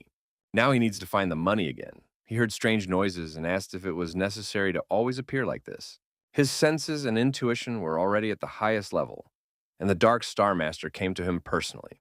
The Master said that Kim surprises him every time he meets him. Even the bastards from the Order of Truth couldn't reveal him, but Kim manages to do it. The guy explained that he was doing it only because of his feelings, and perhaps the Dark Star is not as skillful as he used to be. Kim asked the Master how he was doing and why he had come to him. The Dark Star said he came to talk about the Order of Truth, but first he wants to know how Miner is doing. Kim replied that the guy was injured in a competition, but he was fine. So the Dark Star gave him a few more books with training. Master Dark Star also reminded him of the money he had to give to Kim and promised that it would be done soon. Kim also told the Master that now, at their academy, there's a student named Evil Rock. He explained that the Master had taken on another student. Before that, he had only trained chiming. The guy also said that the Evil Rock asked him to look after his student and paid 3 times as much as the Dark Star. The guy started making up all these beautiful stories and hinting that the money he was paid to look after Miner was not enough. Evil Rock asked him what he was getting at, and Kim replied that he was just telling the story, the sly rascal. Suddenly, the door to the academy opened, and a man came in and asked what it meant. It seems that this is no longer an academy for professional hunters, but a club for retirees, because another old man, a Star Sword, has come here. He again had a stern expression on his face, which is always stern, and asked what the Dark Star was doing here. Are these 2 enemies really enemies, or are we about to see the Battle of the Titans with our own eyes? Star Sword activated his surrounding mana and asked the question once again, "What is the Dark Star doing here?" The Dark Star also began to get angry, and loudly replied that he could appear wherever he wanted and do whatever he wanted. Kim felt as if he was between two fires, and he asked them to calm down and stop this conflict. It didn't really help. The Star Sword said that the Dark Star hadn't changed at all after betraying them. The Dark Star Master replied that he had never betrayed his friends, but had only warned them of the danger. That the Star Sword said that this could not be an excuse because he was involved in the plans of the Order of Truth anyway. Kim did not know what to do. Realizing that he had to intervene immediately, he activated his mana and showed what he could do. Experienced masters definitely did not expect this. They had never seen anyone activate the aura in this way. A little more time and that building would have been destroyed. Is it possible that this young man has made such progress in such a short period of time? Kim started screaming and asked if the Dark Star knew what would happen to Minor if the academy was destroyed, if he would run away to the mountains again. He also began to yell at the Star Sword, saying that if the building was destroyed, Kira would never look her grandfather in the eye. He didn't know what happened between these two legendary heroes. If they wanted to fight, they should do it elsewhere. The guy said we should go back to the original conversation and asked what the Dark Star wanted to tell him. The master replied that there was no time for idle talk, and said that the Order of Truth was planning something to do with berserkers. It is not yet known what they want to do with the giant monster, but the apostles have already begun to act. He believes that the apostles are influential enough to expect anything from them. Darkstar said that, in any case, he wanted to conduct a full investigation and asked Kim to help him with this. He explained that he could not do everything on his own, so he needed help. According to the information, the freaks from the Order of Truth are constantly conducting some experiments aimed at a special dungeon. That's why the Dark Star wants Kim to explore this place. But the boy replied that he is still a student, and some dungeons are not accessible to him. The exam for a professional hunter will begin soon, and after that, there should be no problems with this. After listening to this conversation, Star Sword asked Darkstar why he was asking the boy to do this. The legendary master of concealment replied that no one could do it but the boy. He said that even if he told all the details, the Star Sword would not believe him, so there was no point in talking about it. These words made the Swordmaster very angry, and it even seemed that he blushed like tomato juice with anger. They started a battle of looks again, and Kim started saying that they should fight in the street. Now these experienced and legendary heroes seemed to him like ordinary children. He stopped them and decided to ask the Star Sword why he came to the academy. If he wants to find his granddaughter, she left earlier and said she had important things to do. The Star Sword remembered yesterday's conversation with his granddaughter and began to get angry. Kim did not understand what was going on. Even the building felt the anger of the Star Sword, and it seemed as if an earthquake had begun. It seems the real reason he came to the Dream Academy is to destroy Kim. The guy felt the danger and immediately prepared himself. He was sure that he would be attacked. But as it turned out, the Star Sword activated its aura not because of this stupid boy, but because of a potential enemy. But this potential enemy turned out to be a young and very talented student at Hunter Mill Academy. So this cheeky girl continued to stalk Kim and observe his personal life. She said that she was walking down the street and accidentally found herself near the building of the Dream Academy. She felt an incredible accumulation of energy inside her and decided to take a look at what was going on inside the academy just a little bit, with one eye. That's how she got here, but now she may end up dead if Hyun doesn't explain to the Star Sword who she is. When she saw this legendary hero with her own eyes, all her impudence immediately disappeared. The Dark Star asked the guy if he knew this girl, and Kim replied that it was the first time he had seen her, so she had to be beaten. The Dark Star then asked the boy if he would help him in the cause of the Order of Truth, and Kim replied that he had no choice. So they decided to return to this issue after the professional hunter exam, and Kim asked the master to remember to bring more money. Hyun, meanwhile, did not understand anything and sat on her knees in silence. She didn't understand how this young student could extort money from such a legendary warrior as the Dark Star. The girl was even more surprised to hear that the Dark Star was ready to triple his monetary reward to Kim. The guy replied that in addition to helping him, he also had to look after Minor, so the price should be 4 times higher. The Star Sword started laughing and called the Dark Star a fool because he was being forced to pay money. Kim began to calm them down again, saying that he would be very happy if they killed each other, but not in this place. Master Darkstar said goodbye to the boy and said he would meet him after the exam. After he said that, he disappeared, and Kim managed to remind him of the obligation to pay on time. As soon as the master disappeared, the Star Sword immediately asked the boy what he had to do with the Dark Star. Kim replied that it's really hard to say that he has anything to do with the master. They only have a business relationship. Then he saw that Hyun was still kneeling next to him and asked what she was doing here. The girl replied that she was not trying to follow anyone and it was just an accident. The boyfriend told her to tell everything, and if Hyun started lying, he would ask the Star Sword to cut off both her hands. Hyun decided to tell the truth and asked to be accepted to the Dream Academy. Kim thought she had a concussion after the competition. He didn't understand why she would go to their academy, especially since there was not much time left before the exam for a professional hunter. Then Kim thought about it and said, "Is she a spy for Hunter Mill Academy?" The girl denied everything and said she was telling the truth, and there was no point in lying. She really wanted to become a member of the Dream Academy.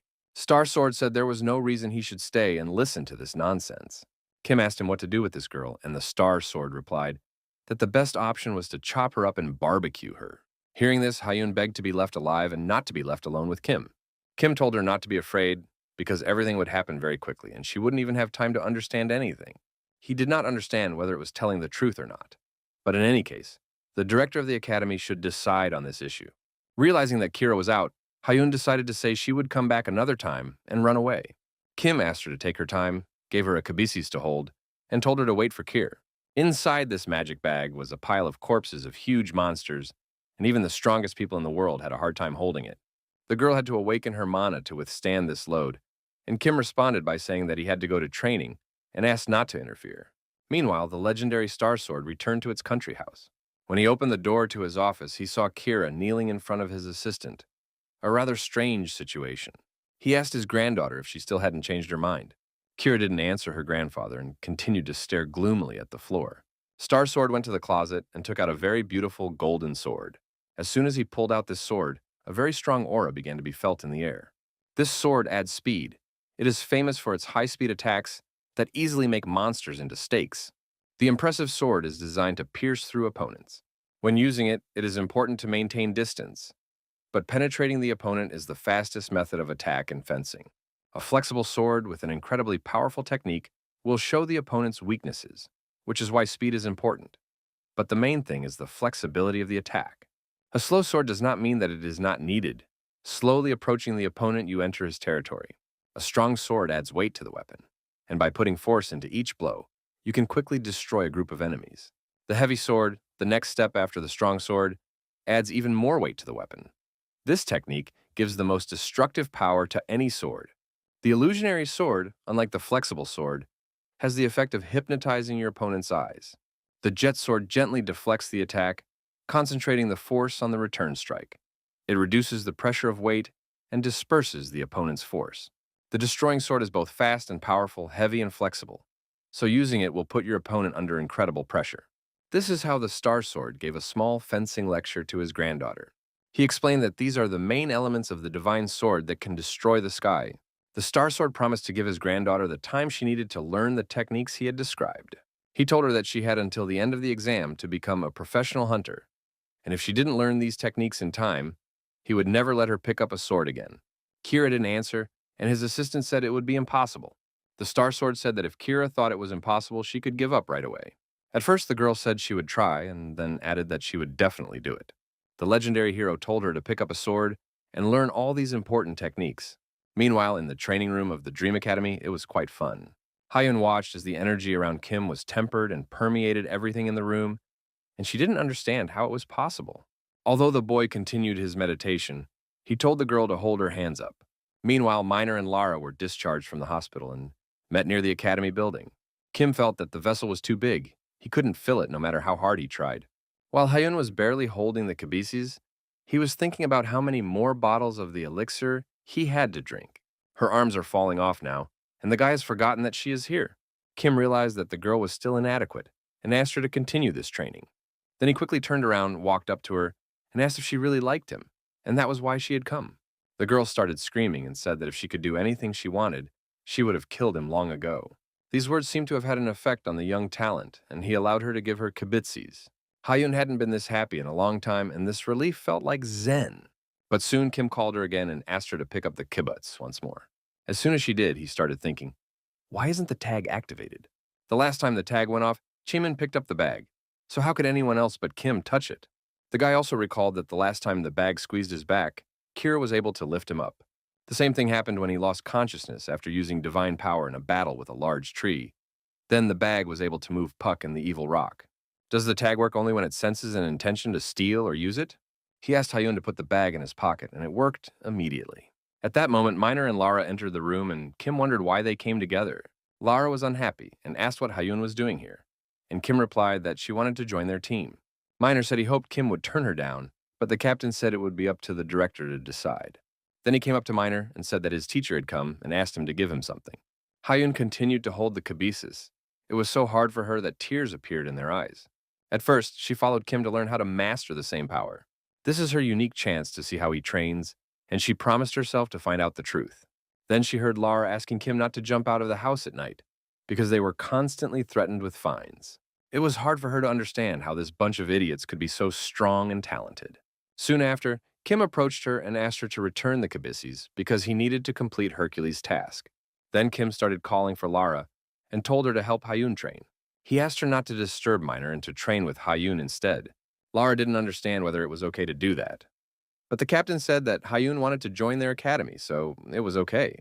Lara mentioned that this girl is really very talented and strong, and she can help to make progress in training. So she agreed and immediately invited Hyun to train together. Hyun tried to refuse and was told that she was waiting to talk to the director, but no one listened to her. Now let's move on to the headquarters of the Association of Professional Hunters. It was a large building with a lot of offices, and each department had its own separate tasks. This time the interview was too long, and I had to listen to the management almost all day. Everyone was discussing what had happened for the first time in the history of professional hunters, and everyone was also talking about Kim. Now the whole country is talking about the upcoming exam for a professional hunter. And the reason for this is that Kim is an exception to all the rules. The entire community of the country began to discuss all the pros and cons of the upcoming exam for Kim. The director of the association came into the room and apologized for waiting too long. Everyone immediately began to ask what format of the exam was coming this year, and whether Kim would be exempted from taking the exam. The president said that he understood the concerns of others, and the committee discussed the issue of exempting this student from the exam. But it violated the rules and angered the community. There were also those who offered to make a separate exam for the boy. But this is also discrimination and additional responsibility for an ordinary student. So, after long discussions, the Association of Professional Hunters decided that this year's exam should be slightly modified. Firstly, the exam for a professional hunter will be conducted according to the absolute evaluation system. Secondly, the level of difficulty of the exam will be increased, and the introduction of absolute grading may lead to a few students getting a higher score. That is why the association decided to raise the level of complexity to resolve this issue. The level of difficulty of the exam will be increased so that no student can achieve the highest score. Of course, the director of the association said that this is true even for a talented guy like Kim. Journalists started shouting and saying that these changes in the rules would lead to a lot of problems. The director also said that if no one gets a higher score, the hunters will be left without an A rank this year. Previously, 100 points on the exam necessarily meant first place. But under the new rules, first place does not guarantee the highest score. The association wanted to change this rule, but it proved impossible due to the huge influence of the guilds. Only professional hunters of A rank and above are eligible to establish their own guild.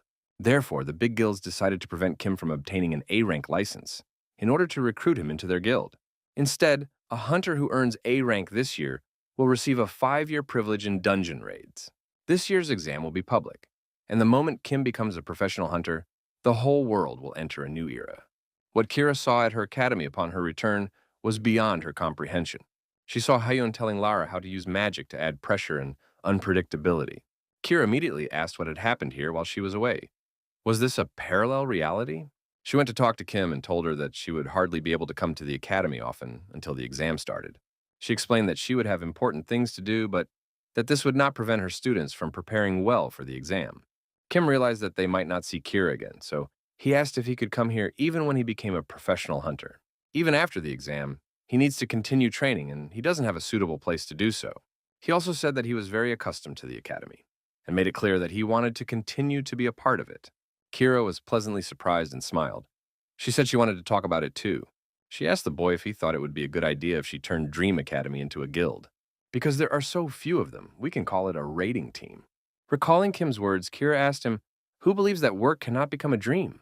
But it's not that simple. The girl has her own condition. She said that Kim would be the head of the guild. He wasn't happy about it, but the girl explained that the guild could be formed by hunters of A rank and above. But her level was B. Therefore, at this exam, the guy must obtain an A rank hunter's license. Hearing this conversation, Minor started shouting that he supported the idea, and Kim asked him to shut up. Minor explained that he also wanted to talk about this idea, but Kira beat him to it. Of course, Lara interrupted the conversation and said that she also fully supported this idea. Minor and she immediately started talking about who would be the vice president and arguing about who would make more money. Kim started to get angry because of their behavior, and Kira told him that he had to pass this exam. The girl assured me that if they acted like a real team, they would succeed. Their brief but fateful meeting finally reached its final destination. And at the same time, the end of this meeting helped us find connections and opened a new page in our history. The end of the acquaintance was not the end. It was just a touch of another life and turned into a new beginning. All of them continued to work together toward common goals and fell asleep dreaming of success. Time passed very quickly, and the long-awaited day of the professional hunter exam came. There were a lot of people around because the exam was public, and Lara was upset that Kira was not present with them. Kira was absent. She apologized and said that she hadn't done what she had to do yet, but the team was trying to concentrate on the upcoming exam. Kim was trying to give a motivational speech before the exam, but he saw that Hyun had come along and asked what it was doing here. A few months ago, Kira told her that Mariah Academy was no longer accepting new students. Lara began to defend her new friend and said that Hyun had helped her a lot. Minor also said that if Lara is happy with everything, he also supports Hyun. Kim replied that he did not want to argue with anyone and was ready to agree to the team's terms. A lot of people around saw that the local superstar was preparing to take the exam. Kim realized that there would soon be a lot of journalists around him. So he said goodbye and said that they would meet soon. He used his disappearance technique to escape in a second and not answer journalists' questions. Meanwhile, we are transferred to the VIP room of the venue, where the professional hunter exam is held. The head of the guild, the legendary second-ranked player in the country, Lyson, said that this year there is a lot of talent. The head of the third-ranked Karam guild, Yumi, said that the Legend Guild would not be able to win this year because they had insufficient funding. The head of the Hibiscus Guild, the fourth largest in the country, Minsak, said that now was not the time to quarrel.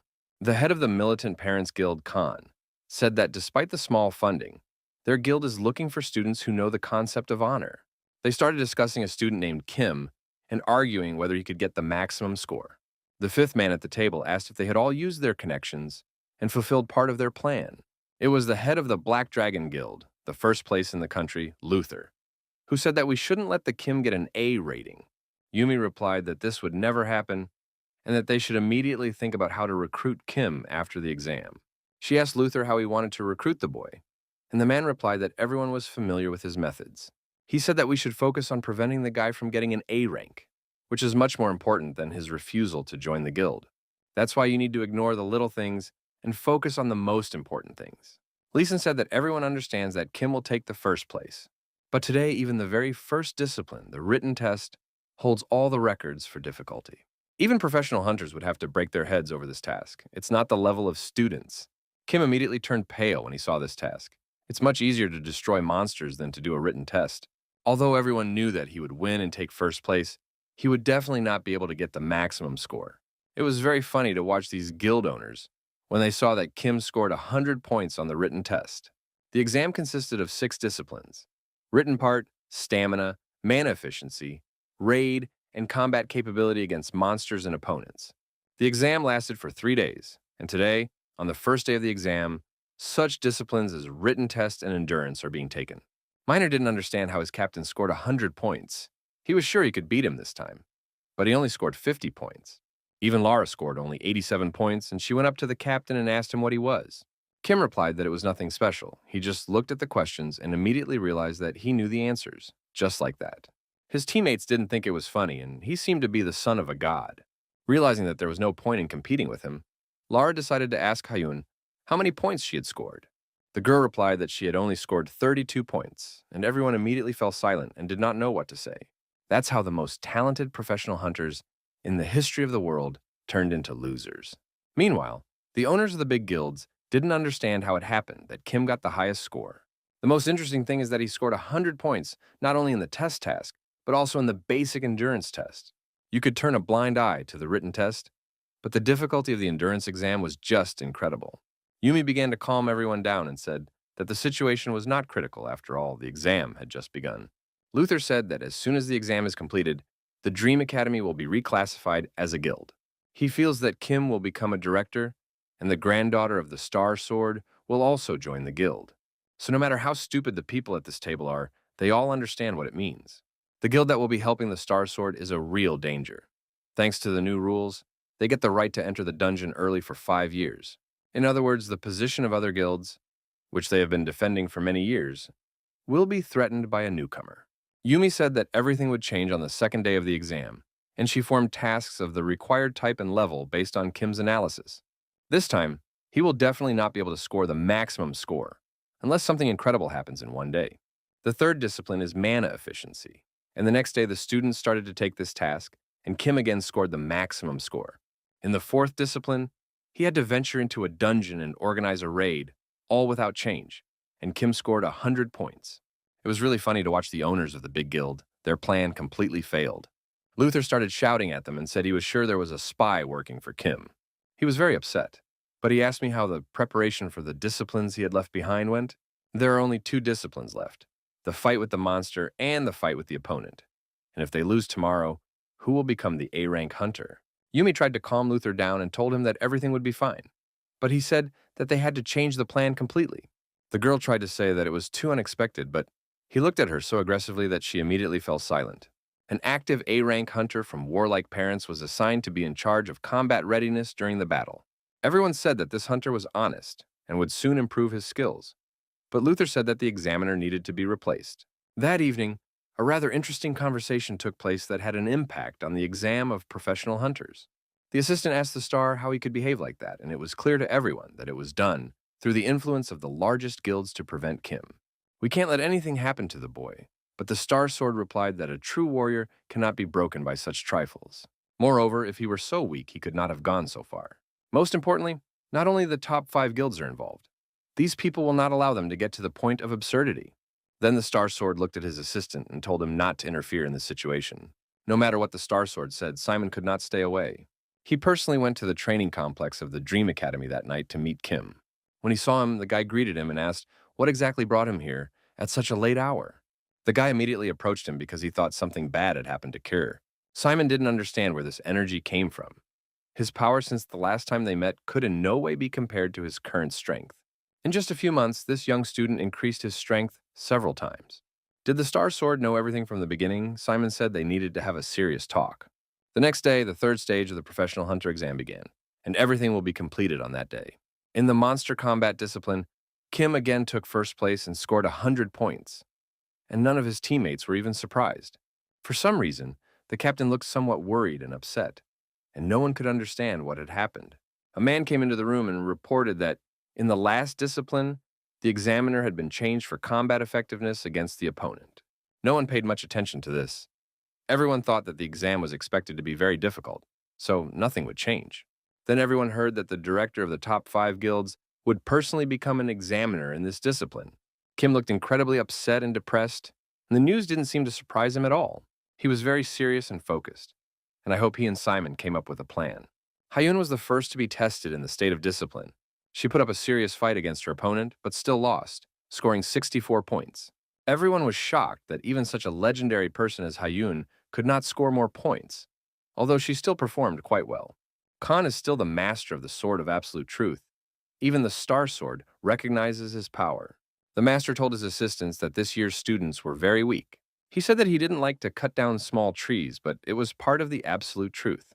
Next, the next student was invited to the arena. It was Kim, and now everything will be decided. Everyone around me was talking about this, that the exam was judged by the directors of the best guilds, and soon it would be Kim's turn to fight Han. Everyone was wondering if the boy would be able to defeat the experienced master, which had never happened in the history of professional hunters. The video and photos quickly spread on the internet, and everyone from an ordinary driver to a nurse was interested in this event. Of course, Kim had her own army of fans from her previous job. All the members of his team had already passed this test and hoped that at least their captain would be able to defeat the master. So the moment everyone had been waiting for came. The master of the sword against the young student, David against Goliath. Khan greeted the boy and told him that he had shown incredible results in this exam, and that was very good. But there is a limit to this, and according to the master, Kim will not be able to score the highest score in this discipline. Kim calmly replied that he already knew about it. He remained focused and serious. The day before, he wasn't so serious. He was angry because the guilds were bothering him. He also found out that Kira would leave the academy if she didn't master fencing by the end of the exam, and all this worried him a lot. Simon explained that the boy would not be able to get 100 points tomorrow. He would be told that he was incredible, but would only get 99 points. Of course, you can protest, but it's unlikely to help. Kim said he was very sad. He respected the masters for their respect for absolute truth, but they sold their souls to the devil. The only way out in this situation is to ask the Star Sword, and if you offer it the right conditions again, it will agree to help. The boy asked Simon if Kira's fencing training was going well.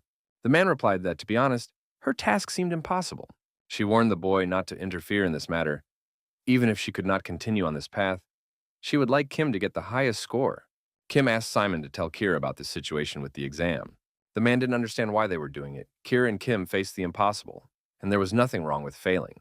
Kim replied that it was the other way around, that if he could pass the test, it would inspire Kira to do the same. Kim said that he would not go to the Star Sword and said goodbye to Mr. Simon. Simon returned to the house of the Star Sword and asked his master not to be harsh on the girl. She hasn't eaten or slept for several days now, only practicing fencing, which can cause great harm to her health. All the more reason to be honest and admit that it is impossible to learn such a difficult technique in a few days. But the problem is that she chose this path herself, and that's why we have to respect it. Looking at her, Simon began to understand something and smiled. He understood why she was so eager to start fencing again. Meanwhile, Kim told Master Han that he had to get the highest score because there was someone waiting for him. The master replied that the world of professional hunters is very cruel. No matter what happens, Kim will not get the highest score. The guy asked what would happen if the professor who was taking the exam was unable to give a grade. Who would do it? If a situation arises where a guy can't get anything but the highest score, what will happen? Khan smiled and said there was only one way to make an examiner faint. Kim replied that he hoped Han would not die and would only stay in the hospital for a month. The master hadn't heard such insolence for a long time, and his desire to beat this guy up only increased. He said that Kim was too self-confident and that his sharp tongue could get him into a lot of trouble. Kim smiled and said that he was obliged to get the highest score and let the master strike first. The legendary Master Khan prepared to send this guy to intensive care. From the very beginning of the day, he was not going to be particularly active against the students, but this was a special case. Activating his mana power, he began to attack and said that he would make Kim regret his words. A truly fateful battle had begun and too much depended on it. Master Han wanted to quickly destroy this guy and show everyone that Kim was just a mortal. But the student was very strong and confident in his abilities. He asked the master not to die and said that this time he would fight with his own holy spear. 9 years ago, Kim told Uncle Park that his last name was the same as the director of the Warrior Fathers Guild. Park replied that Han's father had saved his father in the past, and that's why he changed his name in honor of him. He asked young Kim if he had heard of the period of the Great Catastrophe. There was a case when one vault was completely destroyed by monsters. At that time, the government and the army did not have enough power, and there were too few awakened ones. The people in the shelter could only sit humbly in the destroyed shelter and wait for death. At that moment, all 5 legendary heroes were defending themselves from the attack of other monsters and could not intervene. It was a very difficult situation, and people were already mentally saying goodbye to their lives. And just when everyone thought it was over, he appeared, the father of Master Han and the creator of the Sword of Absolute Truth. He looked at the monsters and said that if you decide to take the path of absolute truth, you have to ask yourself a question. Did you do everything in your power? Did you fight for life and death? And did you throw everything you had at your opponent? His technique was truly legendary. It was he who pioneered this method of sword fighting. Everyone thought it would not work, but he cut the bodies of a whole pack of monsters with one sword and saved 50,000 people without a single casualty. Unfortunately, in that glorious battle, this hero died defending others. Among those rescued people was a man who had a son named Pak, the same Pak we all know. Kim said that he had long dreamed of becoming a hunter and was trying to save up money for training. Uncle Park wished him good luck and said that he would succeed. While he was giving a motivational speech, their boss started yelling at them and ordered them to keep working. Later that day, Kim saw an urgent news report that the distortion of the 10th level dungeon had been stopped thanks to Hunter Han. The guy realized that this hunter was the son of the same legendary man who gave his life to save others. The most important thing in the Sword of Absolute Truth is not strength at all, but absolute truth. These were the words of the same character 9 years ago on television. Courage and bravery are the key foundations of the sword technique of absolute truth. At that moment, this young, unknown guy thought that someday he would be able to reach this level. Many years have passed, and now he fights with that hero on TV and makes him bleed. It seemed that this was Kim's finest hour. He fought skillfully and used his entire combat arsenal. The guy first used a blocking technique, then he made a takedown. After a few seconds, it was the turn of the classic piercing technique, which was very powerful. The legendary master was covered in blood, screaming in pain and unable to stop the boy's attacks. Kim demonstrated why he is called one of the greatest students of the Academy of Professional Hunters. Everyone was watching this fight online, and it's not every day that you see Principal Khan lose a fight to a student. This fight was not competitive at all. It seemed like a master fought against an ordinary person. Khan thought that if this guy had put all his strength into the punch, he would have died long ago.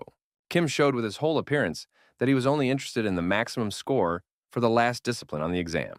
As the examiner's one-sided loss approached, it seemed that no one could stop Kim. But Khan did not give up. He said that the referee was obliged to continue the fight until the student was able to continue the fight.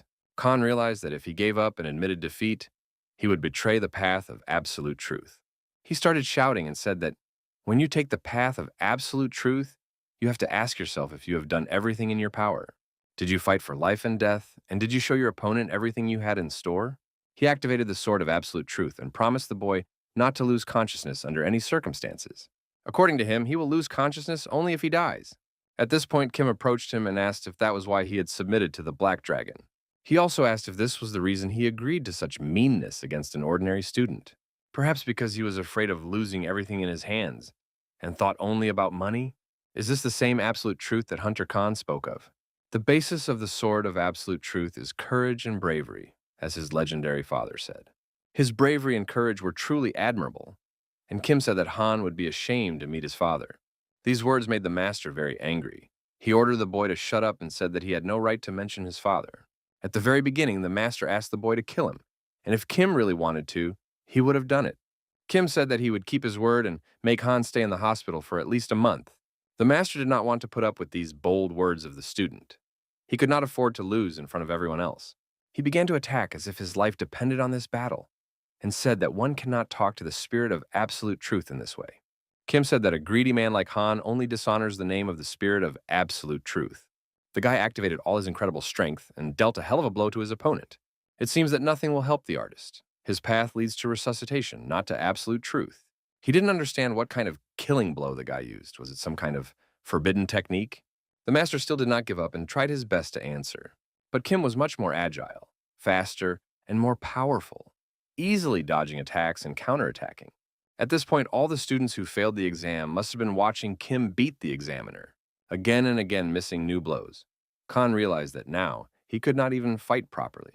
He knew that Kim was really strong, but he did not expect this young man to be several levels above him. Now it became clear that Kim is unattainable, and Master Han is not even close to him in talent. It was a truly incredible difference in levels. You could feel it on every millimeter of the arena. At the very end of their confrontation, Khan asked the boy to kill him to end this abuse. Kim probably took these words too literally. He charged his fist with mana and prepared for the final blow. In a few seconds, all those thousands of viewers who watched this fight online saw what true divine power means. After a loud explosion and a flash of fiery inferno, the examiner fell to the floor and could not get up. When Kim came up to him, he started begging to be left alive. It was a total disgrace. Kim believed that Han had not only disgraced himself, he was miserable garbage. This behavior is not worthy of someone who takes the path of absolute truth. And Luther probably conquered him in the same way, although he has now promised the highest score. If the fight is completed, he can change his mind at any time. If Kim fails to get a higher score even after defeating Han and has to kill him to get the grade, he will be disqualified. Luther thought of everything in advance. From the very beginning, there was no way for the guy to get an A-rated license. But if there is no other way, the cultivators whose path Kim has chosen will create it themselves. That's why the guy forgot about all the restrictions and activated the power of 3 Dan Tangs at the same time.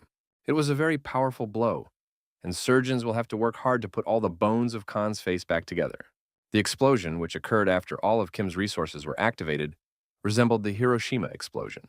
A strong spirit will not break before anything and will not bend before anything.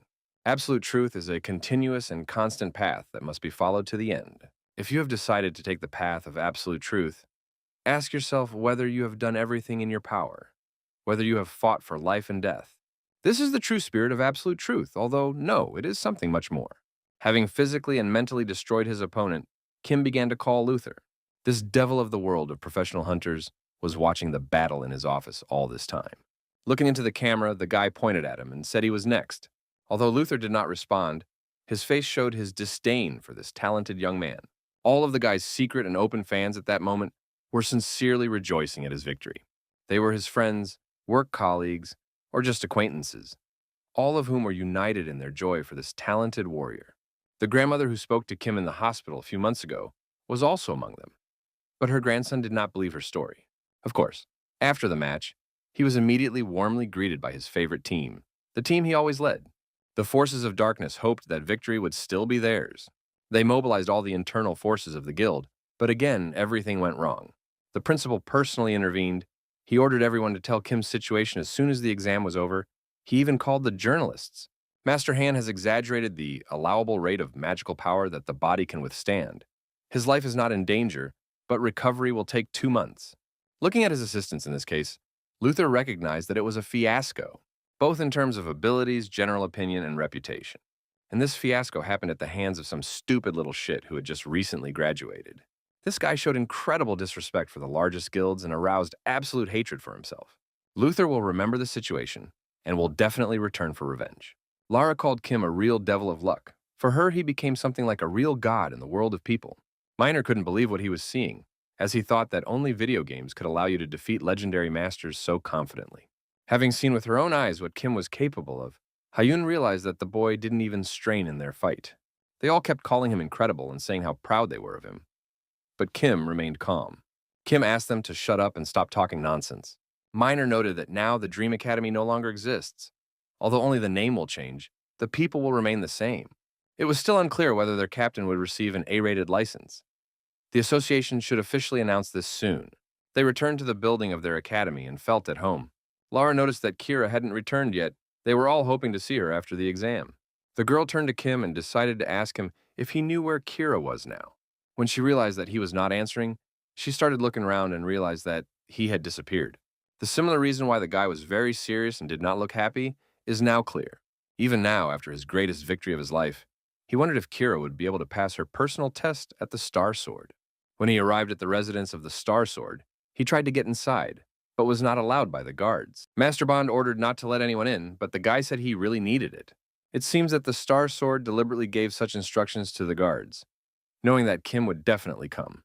Although he wasn't going to back down, breaking down the door and beating the guard would have been too much. Luckily, Simon intervened at that moment and told the guard to let him through immediately. Although the Star Sword had instructed him not to let anyone in, Simon decided to take responsibility. He greeted the boy and told him to follow him and not to do anything stupid. He took him inside the house where at that time, Kira was kneeling in front of the Star Sword. She looked very bad, all beaten up and tired, as if she had survived some kind of cataclysm. Star Match was immediately angry. He ordered no one to enter and his orders must be obeyed. Realizing that Simon had ignored his words, the master decided to show him what real rage means. Simon could not stand this black magic and immediately knelt down, but Kim remained calm and steadfast. The guy apologized to the Star Sword. He came uninvited because he wanted to say something. Looking at him, Master Bond thought that this rascal had become even stronger during this time. Kim is no longer the stupid guy he was at the beginning. Now, this fool must be taken seriously. Star Sword thought that he could not give in to the boy, and said that he had nothing to talk to him about, and ordered him to get out. The Star Sword offered my granddaughter a basic qualification. Without even a base, she will disappear in this vortex, start blaming herself, and suffer even more. He thought it would be better if Kim and Kira could not continue their journey together. But the guy said that it was too early to draw conclusions. Kira had to learn sword techniques by the end of the professional hunter exam. But the exam was not over yet. Star Sword started screaming, he said it was not true, and the exam for a professional hunter was already over. Kim replied that now Master Bond had direct proof that the exam was not completed. According to him, the Association of Professional Hunters has not yet given him a grade, so the exam is still ongoing. The exam is considered officially over only when all students receive their grades. However, the association has not yet released the scores for the last discipline, a one-on-one match against an examiner. This means that Cyrus's battle is not over yet, and she has time to change everything. The boy was proud to have masterfully outplayed the Star Sword, but it was better not to offend this legendary warrior. Star Sword realized that the boy was absolutely right, and agreed to give his granddaughter extra time. It was a small victory, but a victory nonetheless. Kim smiled at Kira and extended his hand to her. At that moment, she realized that he was actually a very close and human being. She took his hand and got up from her knees. It seemed impossible to her, and she had already mentally resigned herself to defeat and shame. But now this little rascal has turned the situation upside down again, saying that it's not a serious problem, and they will overcome it together. He put a sword in her hands and told her that this time she would succeed, and Kira finally believed in her strength. She went up to her grandfather and asked him to speak to her again, this time with a very determined look in her eyes. Kim and Simon watched, everyone in the room focused and excited. As always, Star Sword did not show his emotions. He was either emotionless or looked like a real devil. That's the kind of person he is. Kira immediately began her attack. She increased her speed to the maximum and used the flexible sword technique. Her speed was like Sonic's, and she began to combine the various sword techniques that the Star Sword made her learn. Kira very quickly mastered a flexible technique with sharp changes in attack angles. It looked quite skillful.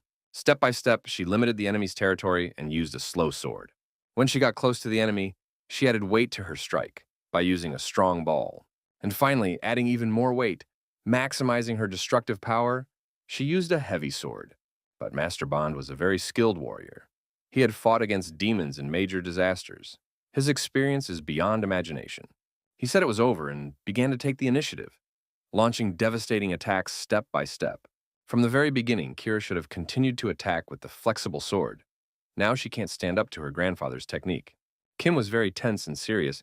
He realized how important this fight was for Kira. The girl tried to activate all the resources of her body to win the long-awaited victory. It was enough to tear any demon into thousands of pieces, but the real devil was fighting opposite her. Changing her tactics, she began to softly disguise her attack, concentrating on the return strike and using a flexible sword. But the Star Sword was able to evade once again. Understanding is inferior to the speed of intuition. The sensation in the hand that clutches the sword seems unfamiliar. Kira grew up surrounded by great heroes. She saw a huge number of warriors, whom others could only dream of meeting. It's a curse to be ordinary among famous people, and I always wondered if she had lived among ordinary people. Would her life have been different? With these thoughts, she continued to run away from reality until one day she met Kim. She no longer wants to give up, no longer wants to give up. Now she only wants to stand with him, this young man who has completely changed her life. A similar experience seems to be called a child's reflection. There's no certainty about it, but my grandfather always moves in the same way. These are truly vivid sensations. Kira can hear her every step. She moves without realizing it, on the subconscious level. There is a real fire in her chest that she can no longer contain. This fire cannot be extinguished. You can only let this power and emotion come out. This is exactly how the legendary technique works. A fast and heavy, clamping down on the opponent, destructive sword. At this point, Kira said she was officially done, and Star Sword was surprised. This was her limit. Her current skills could not be enough to reach this level, but she tried nonetheless. Looking into her grandfather's eyes, she asked if she could now continue the journey with Kim. We'll find out if the legendary Star Sword will allow this to happen. When she didn't hear an answer, she began to rejoice and ran to Kim to tell her that she had succeeded. The guy was very happy and said that he never doubted her for a second. There are people in the world who, when you look at them, realize that their goal will certainly lead them to poverty and problems. But sometimes, very rarely, someone like him appears, whose limit is impossible to see. People like Kim, on the contrary, destroy the boundaries for other people and force them to go forward with them. Sometimes someone who seems to be nothing can do something that seems impossible to others. These are the same words of evil doom that he said to the Star Sword. Master Bond did not understand what he meant at the time. Today, the Star Sword is especially sad for the past, but this is history that cannot be returned. In this way, they both won their fights on the same day, and what seemed impossible happened. On the way to the academy, Kira asked Kim what he would do if she hadn't succeeded, and he said he would go to the director of the association, and before acting, he would try to delay the announcement of the completion of the professional hunter exam. He received a message on his phone. Lara wrote that the director of the association had come to the academy and was waiting for Kim and Kira to return. After reading this message, the guy immediately told Kerr that he had to return to the Dream Academy as soon as possible. He explained that a lot of important people are waiting for her arrival. Kira immediately smiled when she realized that there were people who were worried and missing her. As soon as she walked through the doors of the academy, she immediately felt what true friendship is. Lara and Miner said that they were very worried and thought something bad had happened to Kira. They are very happy that she's back with them. But the academy was not only attended by students, the director of the association was also present. He greeted Kim and said that from now on he would have to address him as a professional hunter. He congratulated the guy on officially passing the exam for a professional hunter, and now everything is settled. Kim got the highest score in the last subject, which is why he gets an A rank, while all the other students of the Dream Academy got a B rank. In fact, the director wanted the guy to get a C ring right away, but it was hard to organize. All the other students of the Dream Academy said that Kim would definitely improve her level soon. The director also said that A rank hunters receive special treatment from the association, such as the right to enter dungeons early. Today, the director came not only to congratulate the boy, but also to ask if he was planning to start his own guild. Kim saw that everyone around him would be happy about this and immediately said that they were starting a guild. The director said that he would personally settle all the issues related to the establishment of the guild. To set up a guild, you need to go through many authorities, various documents and formalities, and it will take a long time to get a license.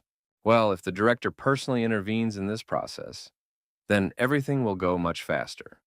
He gave me a sheet of paper and asked me to write the names of those who will join the guild. But there's one problem. To start a guild, you need at least 5 hunters of B rank or higher, so they need another hunter. The director said that if he could not find this person, he would be able to help using his power.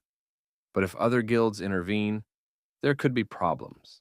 Kim understands that other guilds are dreaming of destroying him, but he didn't want to take a man from the street into his organization. It seemed that this fool did not see Hyun at all, although he may have considered her candidacy, but doubted her honesty. Soon he finally decided to name Hyun and say that she would be the 5th hunter. The director asked what the guild would be called, and Kim replied that they had already come up with a name. The new guild would be called the Dream Team, and everyone around them was happy at that moment. The news that Kim and his team had created a guild immediately spread. Other guilds wanted to stop him, but realized that they did not have enough power to do so. The problem was that the Dream Team would receive dungeon raiding privileges, which could cost other guilds large financial losses. Everyone was trying to come up with a solution to this problem, and the option of bribing people in the association was also considered. But suddenly, a star sword walked into their office and said they had become too bold since their last meeting. He looked very angry and said that you could tell what they were up to by their faces. Of course, the appearance of such a legendary figure as the Star Sword immediately frightened everyone. But the master did not stop there and use the power of his soul. He said that there was no particular reason why he turned a blind eye to their actions all the time. He probably didn't want to kill them and become a thief, which is why he kept his distance all the time. The Star Sword said they stopped a great catastrophe in order to rule over others. But listening to the stories of these miserable people, it seems that they stopped a great catastrophe. After making them suffer, the Star Sword personally approached Luther. He said that Luther had grown very strong since their last meeting, and Luther replied that the Star Sword had become too old in the meantime. But a third person intervened in this conversation, and this person said that even a Star Sword is not allowed to fight in someone else's house. Judging by the face of the Star Sword, he was waiting for this person to appear. It was Kalia, and he realized that the Star Sword was not surprised at all, probably because he realized that the Order of Truth had always been involved in this. Star Sword said that he was laughing at the thought that some pack of disgruntled dogs decided to interfere with a guy who had a sword of an azure dragon. If they had such intentions, they would have come to kill Master Bond, but they didn't. So they have support behind them that didn't give the order. Kalia realized that Bond was looking for a meeting with him, but he didn't understand why he wanted to do it. Bond said that he decided to fulfill his grandfather's obligations. He knows that the Order of Truth wants to continue to create problems for Kim and his granddaughter. They found out that the Dream Guild had been founded and gathered here to create a plan to counter it. But the Star Sword came and sternly warned them that they should do nothing and not interfere. Kalia asked the Star Sword if they had the option to refuse. The Star Match activated his killer aura and said they could take the risk if they could withstand the consequences. Realizing that there was nothing more to talk about, Master Bond turned around and left. Kalia said he expected the Star Sword to destroy everything around him. It looks like he really got old. The legendary hero of the Great Catastrophe said there was no reason for this and disappeared. Kalia calmly told the directors of the best guilds to forget about everything they had planned. Is the successor to the Apostle of Chastity afraid and hiding his tail before the Sword of the Stars? Kalia replied that Mr. Luther was too self-confident and stupid to think he could say such a thing. He quickly approached Luther and told him that only a fool can look down on a Star Sword. Kalia knows Luther's abilities very well. He is close to the heroes of the Great Catastrophe. But this does not mean that he can behave like that. Luther is only close to the heroes, but he cannot compare with them, having intimidated the guild director. Kalia said that it was not necessary to take revenge on Kim personally. There were a million other options. He said that fate cannot be changed. And these were his last words, which almost no one understood. Meanwhile, the Dream Academy, that is the Dream Guild, was having fun as usual. The day of the Dream Team's first raid came and everyone gathered together. Kira, a professional B-rank hunter and vice president of the Dream Team Guild, urged everyone to get ready. Minor, a professional B-rank hunter whose guild is a Dream Team, said he was always ready. Lara, a professional B-rank hunter, guild, Dream Team, was nervous about her first dungeon raid. Hayun, a professional B-rank hunter, the guild's Dream Team, reassured Lara and said that the worst thing that could happen in the dungeon was death. While these conversations were going on, their director and true captain approached the team. Kim, a professional A-rank hunter, guild Dream Team, said that a real dungeon is a chance to make a lot of money. Everyone immediately started talking about the captain's behavior. He had been strange before when it came to money, but this time he went completely crazy. They didn't realize that yesterday he ran out of money after buying energy drinks, and now he needed money for school again. The guy heard other team members gossiping about him and said that he wasn't really interested in money and no one believed him. They were all waiting for their first dungeon as a professional guild team. But Kim asked them to take their time because not everyone had arrived yet. No one understood what the captain meant. In fact, all 5 professional hunters were already there. But another specialist came, Lara's father, and at the same time the captain's friend, Pak. Now that the whole team is fully assembled, Kim said they can go on their first raid. They went to the city center to open a portal to the dungeon. While the Dream Team was conducting the raid, Puck was waiting for them in the real world, in an area that was monopolized by the Black Dragon Guild. Other hunters approached him and told him that he was not allowed to walk here, that this area, as well as all the dungeons in it, belonged to them. Park calmly replied that the director of their guild, Kim, said that they could raid even here. These words immediately worked. The hunters from the Black Dragon Guild knew who Kim was and began to worry. They asked the man what the name of the guild that raided this dungeon was, and Park replied, "The Dream Team." This was enough to make the members of the Black Dragon Guild no longer oppose the raid. Meanwhile, interesting events were taking place in the dungeon, and the cleanup was in full swing. Kim constantly reminded his team to leave the corpses of the monsters so that he could make money from it. The girls asked to trust them and continued to destroy the huge monster dogs. No one would want to meet such a dog in person on the street, and even a tasty bun would not help. But for the Dream Team, this was not a big problem. They acted as a single mechanism. All these hundreds of hours of training gave them incredible strength and strengthened their bodies and minds. Soon the raid was completed, the dungeon was completely cleared, and the monster dog pipes were lifted into the real world. Park was amazed. He said that not even a few minutes had passed, and they had already done everything. Puck is ready to do his part. He has to cut up the monsters as usual. Kim said he would help him, and they started the process. The members of the Black Dragon Guild almost died of fear when they saw so much blood. When Kim saw that they were being watched, he said that he didn't really like the Black Dragon Guild. This pack of little rats immediately began to apologize and quickly run away. Kira started laughing and said that now it was clear why they had come to this particular area of the city for the raid. Thus, the dungeon was cleared and the dead monsters were loaded. The whole team did a great job and everyone was happy. Kim said that after selling a level 8 monster, each of the team members cannot get good money. Everyone started to celebrate and imagine how they would spend the money they had easily earned. But Kim told them not to get excited because this was just the beginning. The guy realized that he needed a lot of money to study at the Academy of Professional Cultivators. So he had to conduct many raids. That is why they continued to travel around the city and clear various dungeons, killing various monsters. It was really hard work, and the team members weren't exactly happy about the workload. Minor asked the captain how much longer the raid would last. Kim started shouting and said they would work until they passed out. Lara fell to the floor and said that this was real slavery, and Minor suggested that Kim continue the raid alone. Kim was very angry. He said that her rating would rise if all the hunters reached A rank, and for this they had to raid dungeons. He continued to shout and said that taxes and commissions depend on the level of the guild, and this is all huge money. Therefore, everyone should improve their level, which will help raise the prestige of the guild and earn a lot of money. Lara said their captain was the devil and promised to quit if nothing changed. She asked Hayun to help her, but Hayun immediately disappeared. Then, as it turned out, she moved to another place and stood with Kim. Minor and Lara called her a traitor, and the girl apologized and explained that she did not want to feel the captain's anger. That's why everyone realized that it was time to turn to the guild's vice president for help. Kira replied that even her grandfather could not stop this scoundrel, so she could not do anything either, so Kim won and ordered the raids to continue. The director could not believe that he was seeing the results of the newly formed guild. They managed to clear many level 8 dungeons, and all in one day. Oddly enough, all the raids take place on the territory of the Black Dragon Guild. But Luther cannot stop them because the Dream Team has privileges from the association. But even if the Black Dragon has no way to stop it, it still remains dangerous. Suddenly, an assistant ran into the office of the president of the association and said that a dungeon of Draugarus had appeared. The association immediately sent a message to the Star Soul, but it is not known when the master will respond. The director realized that this was a failure. There's only one person in the country who can defeat a Draugr, one of the 5 heroes, a Star of the Soul. We can only pray that the hero will appear soon, but the director has an idea. He recalled how Kim had won a drag racing competition, yes. It was only a prototype of a monster, but still. But would the guy agree? Of course, the profession of a hunter is risky, but you can take this risk for the sake of money. The director of the association was asked if the Dream Team was still in the dungeon.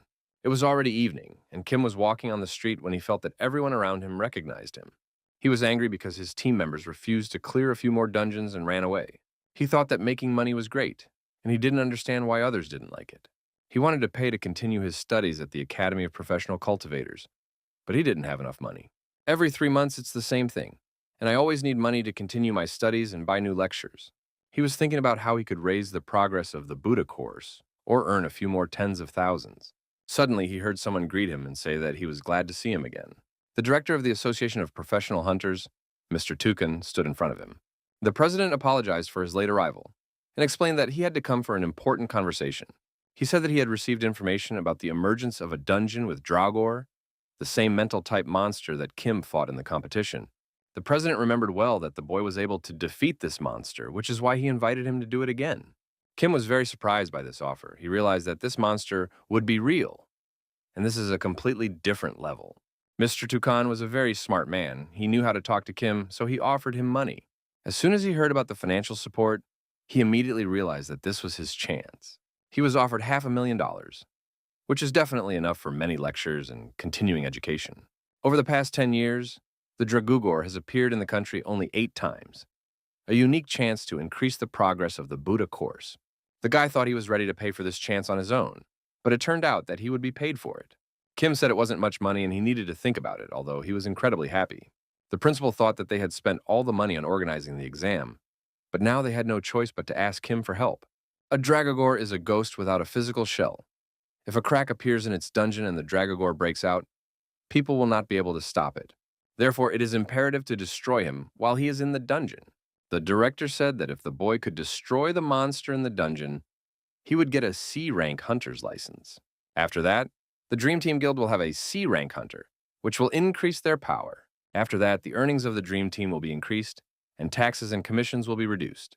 To be honest, Kim was going to do it even for free, and he was even ready to beg for it. But now he is the happiest man in the world, getting $500,000, raising your hunter rank to C rank, and gaining additional power and strength for the guild is incredible. Kim tried not to show his joy and asked the director if the Soul Star had done this before. The director explained that they could not get in touch with the legendary hero. Realizing that this incredible chance could soon be lost, the guy said that he agreed to all these conditions. He said that he was ready to start the raid tomorrow and then pretended that he needed to prepare for it. Kim is too cunning and clever. He professionally hid his desire and pretended not to care. The director of the association began to bow to him and thank him, and said that the Hunters Association would never forget what Kim had done for the safety of the country and its people. The guy said that all these words were unnecessary, and it was not a problem for him. The director realized that no matter how talented and strong a hunter is, he always risks his own life. This young man is really talented. He has more potential than some heroes. The director believed that Kim always rushes towards dangers without fear and is a real hunter, that is, a hero. Kim confidently stated that he would go into the dungeon without help to kill the Draugr. He explained to his team that he was the only one immune to the mental type of monsters, so it might be too dangerous for others. Everyone was amazed. It is always dangerous to let your captain go to fight against a very strong demon. But then the whole team realized that they could take a break from raids and have a great time. They wished him good luck and said he would succeed, and Kira promised to keep everything under control in his absence. This upset the boy. He asked if they were worried, and Kira said that they were worried about the Draugr. According to Miner, there is nothing in this world that can make the captain worry. Maybe only the end of the world. Then Kira said that there was one thing he was definitely worried about: money. Kim smiled as he listened to their conversations, whatever they were, but they were his family. Kira offered to help Kim get ready for the raid, but the boy said that he would prepare himself. The girl did not understand how he could take such a difficult task so easily. After all, a dragger is a real monster. Kim replied that he had to hurry before the Soul Star got in touch with the director. At the same time, it became known throughout the country that it was not the Soul Star who would be fighting against the dragons, but Kim. While the director of the association was thinking about where to get additional money to finance this situation, his assistant came to him. He reported that he had received a message from a Soul Star, which was unexpected. The director said that he would personally call the star of the show to discuss the whole situation, but the assistant said that the Soul Star was not far from the dungeon, and he would personally come there. Meanwhile, Kim was already inside the dungeon and was actively searching for a mental-type demon. But instead of a demon, he saw a dungeon star of the soul, so I'm also shocked it's a woman. When he first appeared in the dungeon, he saw that it looked like a ruined city after a monster attack. He felt dead energy around him, but it was not enough to increase his progress. Then he saw a person in front of him. He did not understand where this strange feeling came from. Dead energy cannot approach this person. Only a little later did he realize that she was a star of the soul, a heroine of a great catastrophe and one of the 5 heroes. The Soul Star said hello to the guy and told him that it was too dangerous here, so Kim should return to the real world. He got scared and asked the heroine if she was going to clear the dungeons and destroy the dragger. Kim said that this could not be allowed, because there was a good reason why he should be the one to do the raid. He approached the Soul Star and asked to listen to him. The heroine was surprised. She did not feel his movements or traces of his presence. It seems he is really talented. The Soul Star ordered the boy to get out of the way and not interfere with the destruction of the monster, as this spirit of death must not be allowed to escape into the real world. Kim asked me to listen to him and said that he was the one who should take care of this matter. But the Star of the Soul told him not to interfere. Hearing strange sounds, the Soul Star told the boy to hide behind her. It looks like the demon of death they were just talking about is already here. A level 8 mental monster. Draugr is a real challenge for any hunter. The Soul Star once again told the guy that she would cope with the monster on her own and asked Kim to quickly go to a safe place. But Kim never listened to authority. He always had his own opinion and did what he thought was right.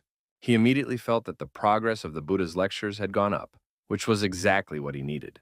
He approached the demon and asked him to give him more bad thoughts. Draugr thought the guy was crazy, but he liked the idea. He began to attack Kim's mind and gave him many nightmares, but the boy only enjoyed it. Kim asked for even more bad thoughts and nightmares for his mind. A monster he had definitely never seen before. Realizing that this guy was unusual, the monster decided to get close to him. He smiled and completely entered Kim's mind. It scared the star to death. She thought it was a real problem, and now Kim was in danger of dying. Kim is so strong that bad thoughts cannot break the defense of his mind. But unlike thoughts, obsession breaks through the defense and attacks the mind directly. Unless it is stopped, this child's mind will be destroyed in a few seconds. The Star of the Soul asked Kim to hold on. She ran to rescue the boy, but he was smiling and looking happy as he saw the progress of the Buddha course increasing.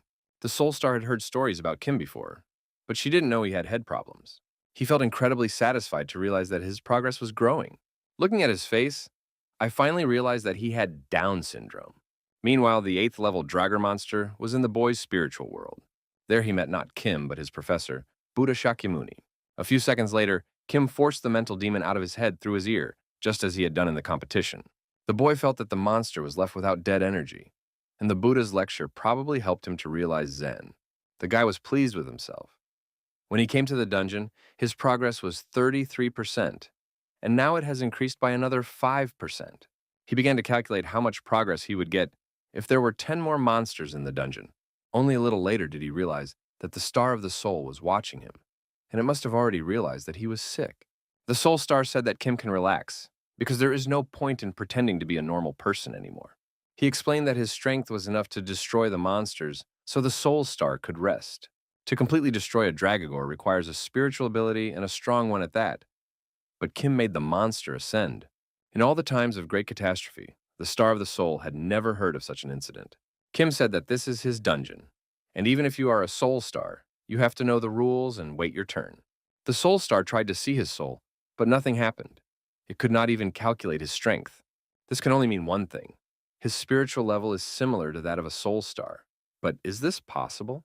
The Soul Star said that after the conversation with the Dark Star, she had to check something in this dungeon, and until she did, she would not leave. Kim replied that he knew the Dark Star and said they had a business relationship. Dark Star suspects that the Order of Truth was formed by a Draugr, but is it possible to artificially form a dungeon? The star of the soul believes that this is impossible. And even if it is possible, there is no way to confirm it. Kim recalled that only a soul star can enter the Dragogor dungeon, and the Dark Star had no other way. Although there may be a chance to get a lot of money from the Dark Star, Kim is as usual in his repertoire. He smiled and told the woman that he would be able to help her in this difficult matter. Inside this peaceful and tranquil dungeon, they were lucky enough to stumble upon a flock of wild draggers. These monsters are dangerous creatures, and if you encounter a 10th level monster, you can quickly lose your mind. But strangely enough, these mental monsters are now a source of course progress for Kim. He told the Soul Star that if everything works out, she should definitely tell the Dark Star that Kim helped her a lot. While the boy was demonstrating his mental retardation, interesting events were taking place in the Dark Star shelter. In the seemingly calm and cozy area, there were sudden outbursts of energy. An old acquaintance came to the Dark Star and greeted him. He was not an ordinary childhood friend or neighbor, but an apostle of abstinence. The Dark Star did not expect that one of the 7 apostles would come to him in this God-forsaken land. The apostle replied that the Dark Star brought many problems. The Dark Star realized that he shouldn't have talked to the Soul Star, and thought that he couldn't defeat the apostle alone. The apostle said that the dungeon of Dragoras, which has arisen in the country, is now on everyone's lips. He said he knew that Dark Star had started an investigation into the situation, and he knew who he had contacted first. The Dark Star realized that from the very beginning, the Order of Truth was not targeting anyone else but him. He lost his vigilance and missed the attack of the Apostle of Abstinence. Dark Star asked why they were trying so hard to destroy all the heroes of humanity. The Apostle of Abstinence calmly replied that they were not really interested in destroying the heroes. They were only doing the will of God. The Apostle began to inflict severe pain on the hero and asked if the Dark Star chooses life, but deleting this moment from his memory. He said that the Dark Star spent many years in suffering, trying to delay the inevitable, but the truth is that he will not survive this war. The Apostle of Abstinence also said that no matter how hard they try, they will not be able to stop the Order of Truth. The Dark Star replied that he was right, and the Order of Truth cannot seek him. The legendary warrior who saved many lives during the Great Disaster was not going to give up without a fight. He pulled out a spare knife from his suit and began to attack the abstinence apostle. The apostle managed to defend himself and said that a Dark Star has been using the same techniques all his life, which are already outdated. The apostle activated the powers of his heavenly mana and launched a titanic attack. But no matter how old the Dark Star is, he has not yet lost the ability to suddenly disappear. The apostle said that he had been worried for a long time that they could not see the Dark Star. He brought the technique of concealment almost to Anatman. The apostle's assistant said that he was ready to catch up with him. But the apostle said that no matter how much the Dark Star tried, he could not change his fate. It looks like the Dark Star was trying to get to the dungeon faster and meet the Soul Star. The last words of the Apostle of Abstinence were that today, the Star of the Soul would die. Kim continued to enjoy his stay in the dungeon. He calmly and effortlessly destroyed monsters. Suddenly he saw that the progress of the Buddha's course had stopped growing even after the destruction of the new demon. The guy started to panic, wondering if his progress had reached the limit, even though he was only 50% advanced. If you think about it, after every 10 percentage points gained in other courses, there was some kind of dramatic change. Kim thought that something strange might happen soon as well. Meanwhile, the Soul Star asked him if he was done doing his stupid things. Kim got scared because he didn't expect her to still be around, and he said that he was not doing anything. By the way, he thought it was strange. He hadn't seen a single hint of obstacles during the entire time they had been here. He asked the Soul Star if there were any abnormalities in this dungeon. Since neither he nor the Soul Star felt any anomalies in the dungeon, perhaps it was all just a distortion. The Soul Star replied that she had thought about the idea, but had not felt any signs of distortion. But had she checked for other distortions? Kim said that he and Evil Rock had once been stuck in a similar dungeon associated with the Order of Truth, when a different kind of distortion, or rather mutation, occurred.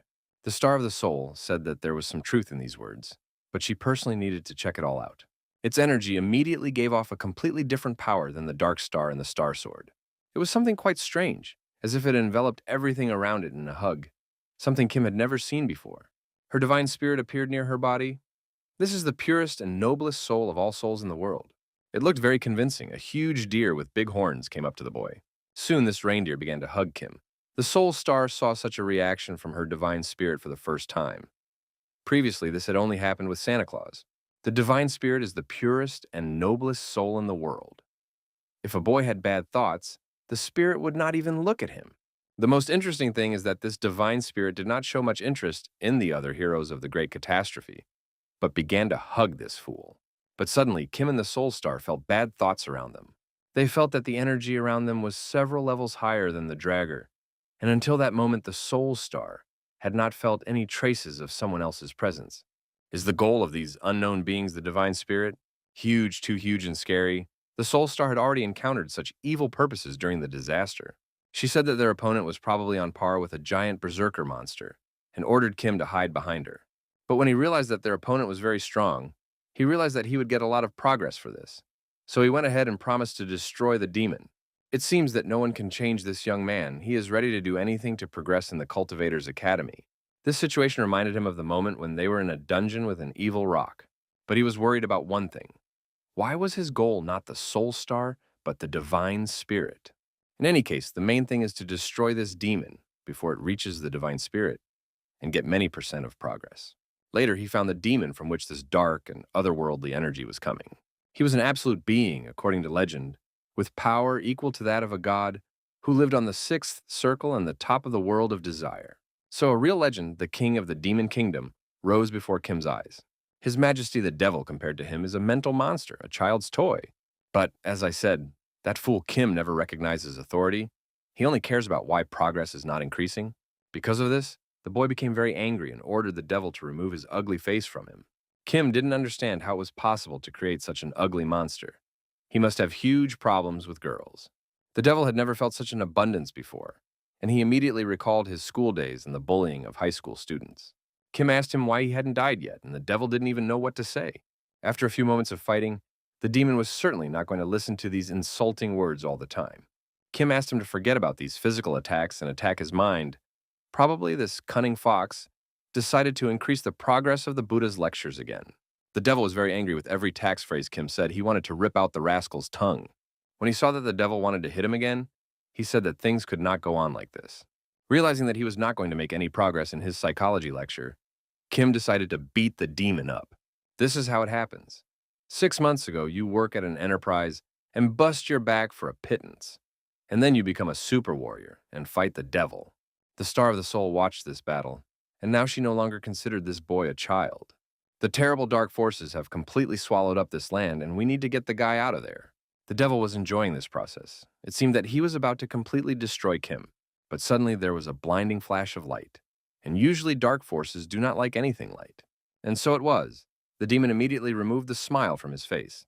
It was that annoying young talent again, who had just graduated from the academy and become a professional hunter. Seeing this flash of energy, the devil began to run away to save himself. But he was far from hell, and in this dungeon it would be difficult for him to escape from an annoying guy who uses the technique of running through the air. Kim caught up with the devil and began to attack him with his power of light. Kim looked like a dog that had broken free of the chain. It was a real untamed strength of spirit. The devil could do nothing and screamed in terrible pain. Probably it would be better for him to burn in hell than to be in this place now. It seemed to be an official victory, with Kim standing over the body of the devil with his holy spear. The woman was very scared and did not understand how the boy could defeat this monster. This A-level milk baby, asking the heroine of a major disaster to stay away because of the danger, is unprecedented audacity. Kim approached the devil and asked if he was dead, and the demon immediately woke up. He activated all his strength and began to put pressure on the boy's consciousness. The Buddha's voice spoke to his head again, saying that there is only one question in life that everyone really wants to know the answer to. The radical choice of whether there was a point in the life you lived will be the last question on your path. Everything else is nothing more than details. And then you have to ask yourself why you don't end your life. This was true wisdom from the wisest of all time, and each of us should think about these words. Actually, I'm joking. Of course we won't think about it. Kim was not in a hurry to fight the devil. He decided to see his progress percentage first. When he saw that the percentage of progress remained unchanged, he realized that this could not continue. But still, why he didn't end his life, this question haunted him. Perhaps it is necessary to answer questions to increase progress. He asked the devil to wait until he solved all his problems. While Kim was wondering why he wasn't dying, the devil was looking at him as the most daring man in the history of the galaxy. Even the Star of the Soul was shocked by this behavior, and now she realized for sure that there was no way to help this guy. The devil was already losing his patience and was preparing to tear off both his hands for this impudence. Because Kim was distracted for a few seconds, The devil immediately began to attack the consciousness of the soul star. Kim was going to take revenge for this, but the demon instantly disappeared without saying goodbye, a very rude behavior. It's not every day that you see a real devil running away from an ordinary guy, but in any case, they are inside the dungeon, so it will only be a matter of time before they find it. The soul star said that it was impossible to allow the divine spirit to feel these terrible thoughts. Before she could speak, Kim immediately started running in the other direction. He was in a great hurry, because I understand that the devil was aiming at the divine spirit from the very beginning. It is possible that the devil found out the location of the divine spirit when he plunged into the subconscious of the soul star. They saw a divine spirit in front of them, but it was not the same being as before. The divine spirit turned dark red, as if the devil had completely taken possession of it. It was hard to believe it.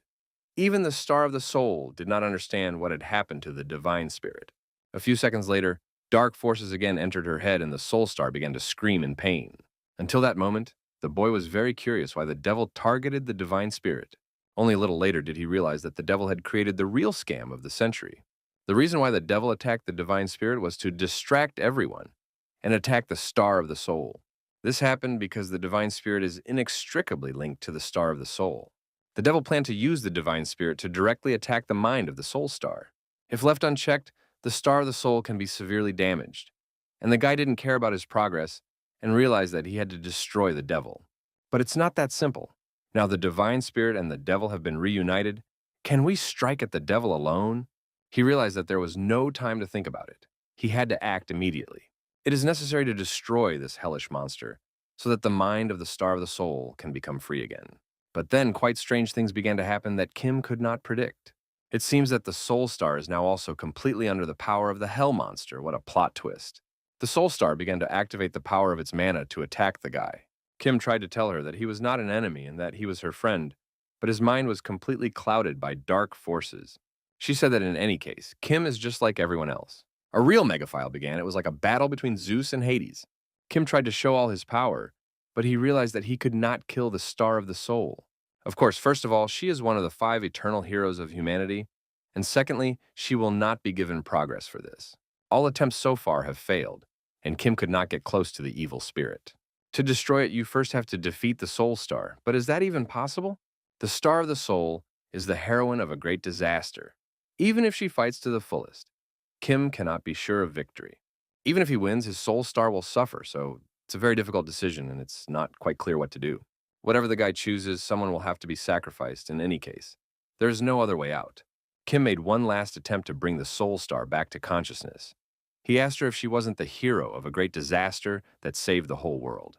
The legendary heroine asked him not to believe in stupid thoughts. She said that she used to be the same way, and for many years, she dreamed of creating a new world, in which no one will suffer, but the times of the great catastrophe were too cruel. She asked the boy if he had ever seen people trading children for food, if he had ever seen streets completely covered with dead bodies. Did he live in a time when you had to sacrifice others? And did the thought that death did not come for you today give you comfort? The era of the great catastrophe was called the end of the world, and people went crazy because of extinction. Their rules and laws were destroyed. Instead, the morals and principles that remained somewhere in the subconscious were torn to shreds. She has always tried to save the world, but nothing has worked out, and now her existence brings only suffering. Monsters cannot speak, unlike humans. Silent demons and beasts, in the modern world, are the only thing that distinguishes a person from a monster. She created this world, so she decided to change it again, but her friends held her back. They said that if you do everything with force, they will be no different from demons. Although they could see how people suffer and decline, her friends, like everyone else, turned away from her. So after all this, the star of the soul left them and locked herself away in an unknown place, saying that she would conduct spiritual training. But the longer she stayed there, the more she was broken by her resentment of the world and the dead souls. There is much too much pain in this cruel and unjust world. There are a lot of strangled cries. They ask why only we can be happy. They ask why all this was done to them. Those who suffer in the created world are those whom the star of the soul could not save, those whom she could not hide in her arms. And feeling their pain and hearing their screams, she hates herself for it. It will no longer turn a blind eye to the insults of those it is supposed to protect. The death of one is always a tragedy, but the death of 100 is a statistic, which is why she will destroy the majority to restore balance again, just like her idol Thanos. Not only the evil spirit is to blame for the fall of the star of the soul, but it only allowed the seeds of doubt and torment of the heroine of the great catastrophe to grow. The guy again mentioned the question of why he continues to live. Only now did he understand. He finally understood. The Soul Star, or what was left of it, began to attack and try to destroy the one who was interfering with it. Kim remained calm, and probably at that moment he realized why the Buddha had asked him this question. The star of the soul changed beyond recognition. Its eyes became large and black. But Kim was still on the side of the light and asked her why she was looking only at them. He reminded her of her words, "The world is not as good as it seems. Many people die, and justice always wins. But there are not only strong thieves in the world who cannot be defeated, and not only weak people who need her help. Everyone lives with their own problems, and it is difficult and tiring to get through the day. It is said that a person's true face is revealed when they are driven to a dead end, but it is completely unreasonable to judge people from this point of view, because they just died, and they have no opportunity to suffer for others. Because if the day didn't make you suffer, you can assume that it didn't happen." The Soul Star said they were heroes of a great catastrophe, and her friends should not have turned away from the world. Kim asked her if the heroes of a major disaster are not human. Of course, many people in the world died unjustly. There are those who committed suicide because of difficulties. There are many of them. And this is sad. But why doesn't the Star of the Soul miss them? Does she really think she can carry this sadness on her shoulders all her life? Does she really think she can hold out until all the sorrows of the world disappear? Even if this is true, isn't it hard for her to bear this burden? This speech made a deep impression on the Star. Kim had listened to a lot of philosophers during his lectures, and he clearly took a few psychological techniques from them. All people have to live for the present. Life is built in a constant flow of days that follow one another. We live with the fear in our hearts that tomorrow will never come. But this is her life to survive. Amidst all this, there are small moments of joy, small moments of happiness for which one should live. These moments of happiness are not created by anyone else but by you. The everyday life that the Soul Star returned to people by stopping the catastrophe, it gave ordinary life to people who wanted to survive. Is it going to continue to look only at those who suffer? All these words must have been very convincing to her, and the evil spirit immediately felt it. He began to show his discontent through the body of the divine spirit. But despite all this darkness around him, Kim continued to bring light to this world. He blinded her with this light and told her not to take her eyes off her happiness. Don't turn away from happiness by denying life. That's how goodness loses its way. Goodness loses its way because of the contradiction that goodness cannot protect the same goodness. Life is like a flower path in reverse, and only after you've walked it can you realize how wonderful it was. Now, the Star of the Soul has traveled this path, and it should not forget that this path has turned into a road covered with flowers. The progress of the Buddha course has increased by another 13%. A little more, and the guy will experience Zen. The evil spirit began to realize that this was the beginning of the end for him. Kim jumped on him and said that he too should know that once the mind breaks down, the physical body becomes no stronger than a piece of paper. Now he must do everything in his power to free the divine spirit from this demon. A few minutes later, the Star of the Soul came to her senses and realized that it was over. When she regained consciousness, she saw Kim and the divine spirit sitting next to her. The guy said that she could still lie down because the devil was destroyed, so there was nothing to worry about. He also explained that the divine spirit is now in perfect health and is not in danger. The boy was afraid that with the death of the devil, the divine spirit would also die. But Ataraksha Buddha destroyed only the devil's soul. He can now influence the environment with peace of mind, and the effectiveness of the 3 dantangs has been further enhanced. The Star of the Soul realized that this child was not inferior in strength to the heroes of the great catastrophe. Moreover, it won't even be a year before he becomes stronger than them. If in the future this force goes down a bad road and turns its spear against the world, will anyone be able to stop it? The Soul Star said that she hopes that Kim's soul will never be broken by evil. The world is absurd, and nothing can be done about it. The guy replied that things were not that bad. People had already started to appreciate each other's kindness, and the world was gradually becoming a better place. The Soul Star said that she was worried that the boy might be disappointed in this world. Kim replied that the principle of equality, caring for the weak, and a world without discrimination is definitely not hypocrisy. The guy replied that he believed in this world and would always be on its side.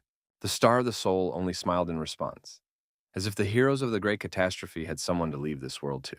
Then she had a fit of laughter. Probably the old lady forgot to take her schizophrenia pills. She said that the tree grows straight and she worries about the crooked shadow. Probably her brain still hasn't recovered from the devil's attack. Too much time passed in sadness and sorrow, while the star of his soul drowned in powerlessness. Why do you continue to live? This question is probably addressed not only to Kim, but to everyone who lives this life. Even now, it's hard to give a complete answer, but the day will come when Kim will complete the Buddha course. And perhaps one day he will be able to answer this question. But now he has given strength and reason to live for the star of the soul. A few hours later, the Order of Truth office already knew what had happened in the dungeon. Clement reported to the apostle that the devil had been destroyed, although it was very difficult for all of them to believe it. The apostle replied that the devil cannot be called dead. Only the physical body disappears, but his soul is immortal. The apostle could not believe that this young man was able to destroy the real devil. It seemed incredible. He said that this was a very serious issue that could not be ignored, because even her master had told her about it. The apostle knew that Kalia had already met with Kim and asked him to use the strongest guilds in the country to limit the guy's activities. He also said that Kalia should personally intervene because the situation had already gotten out of hand. Then he turned to Kalia and said that he had to fix the deviated line of fate, which sounds pretty scary. Meanwhile, the Soul Star regained her vitality and felt much better. All this time, she has been living in isolation from the world, but now she realizes that it was a mistake, and she wants to return to the world again. Kim was happy to hear this, and he offered her to live in their guild until the Soul Star found a permanent home. He said that they had recently been formed, but they would be able to find a place for such a respected heroine. This was also his cunning plan, because he wanted to find a person who could convince the Dark Star. The Soul Star said that she did not want to cause discomfort to the young hunters, but the guy replied that it would be an honor for the Dream Guild. The heroine replied that it would be fair if, in return for this help, she taught Kim her spiritual skills. She believed that the guy would be incredibly happy and thank her for it for the rest of his life. The Soul Star wanted to start from the very basics, but Kim said he didn't need to. She couldn't believe he really said that, but the guy repeated that he didn't need it, and said that it would be enough just to live in their guild. The transfer of spiritual mastery is $1 million proposition. Even a C-rank hunter will not hesitate to change his qualification to a spirit master, although this young and talented guy can probably teach others himself. The Soul Star offered him money as a token of gratitude, and Kim immediately began to rejoice in his mind, but again did not show it. He said that money was not the most important thing in his life, but he would be grateful if she paid him. The thought of money made the guy's mouth water, which meant that he would buy a few more Buddha lectures. He said that the Soul Star would not be sad in their guild, because her old friends come to them all the time. They returned to the real world, and Kim brought the legendary heroine to the Dream Guild. He said that this legend would live with them for some time, and asked them not to pay much attention to it. All the team members were very surprised, and did not know how to react. But then, as it turned out, they didn't think about the Soul Star at all, but only worried that Kim wouldn't make them go on a raid again. As soon as he answered that it had been a hard day and he was tired, everyone started to rejoice. After that, he ordered everyone to go about their business, and not to interfere with the Soul Star's familiarization with the house. Each of the guild members continued their training. While Kira was improving her fencing skills, Lara and Minor were conducting magic battles. Hayun was quite calm, even strange at times, but she seemed to be practicing with a sword. Kim was doing the hardest work out of all the team members, sitting and looking at his phone. Watching this new generation, the Star of the Soul thought that the world would soon end. Then she saw Minor training and realized it was a mysterious dark star technique. A little later, she was even more surprised when she realized that Lara was using evil rock magic. When she realized that the vice president of the guild was the granddaughter of a star sword, she almost fainted. So here are the successor to the Dark Star, the student of Evil Rock, and the granddaughter of the Star Sword, along with the most talented boy in the galaxy. The only one she hadn't noticed until now was Hayun. Looking at this calm girl, she thought that she also had an incredible teacher. But Hayun said that she had no teacher and she was absolutely nothing. The girl looked very upset and stood apart from the entire guild team. Kim didn't pay any attention to it at all. He was already calculating future profits from the Dark Star and planning a shopping spree at the cultivator store. Because the lectures cost so much, he thought he could forget about them, but now things are much better. Having increased his karma, he wondered if he could buy 2 courses at once, but he would have to ask the Soul Star for even more money. As it turned out, he said it out loud, and the legendary heroine did not like these public thoughts very much. He went up to the Soul Star and said that they needed to go and talk. They went behind the office of the Dream Guild, and the Star of the Soul did not understand where he was leading her. Soon she saw an unknown figure emerge from the shadows. It was a dark star, and judging by the reaction of the Soul Star, the hiding technique still works. Dark Star couldn't understand how Kim constantly sees his footprints. Even the Order of Truth can't do that. The Star of the Soul saw her old friend's injury and began to panic like a loving mother. The Dark Star replied that they should talk about this later and asked for all the details of the dungeon raid. The Star of the Soul said that this child saved her life As soon as she started to tell the whole story, Kim immediately stopped her. He looked quite worried and said he wanted to tell me about the raid himself. Judging by his sly face and strange smile, he was up to something again. He began to tell me that the director of the association had personally entrusted him with the destruction of the monster. After he arrived in the dungeon, he met a soul star. The guy put some lies in his story to make himself seem even more legendary. He told me how they were clearing the dungeon and how he smelled the order of truth in the dungeon.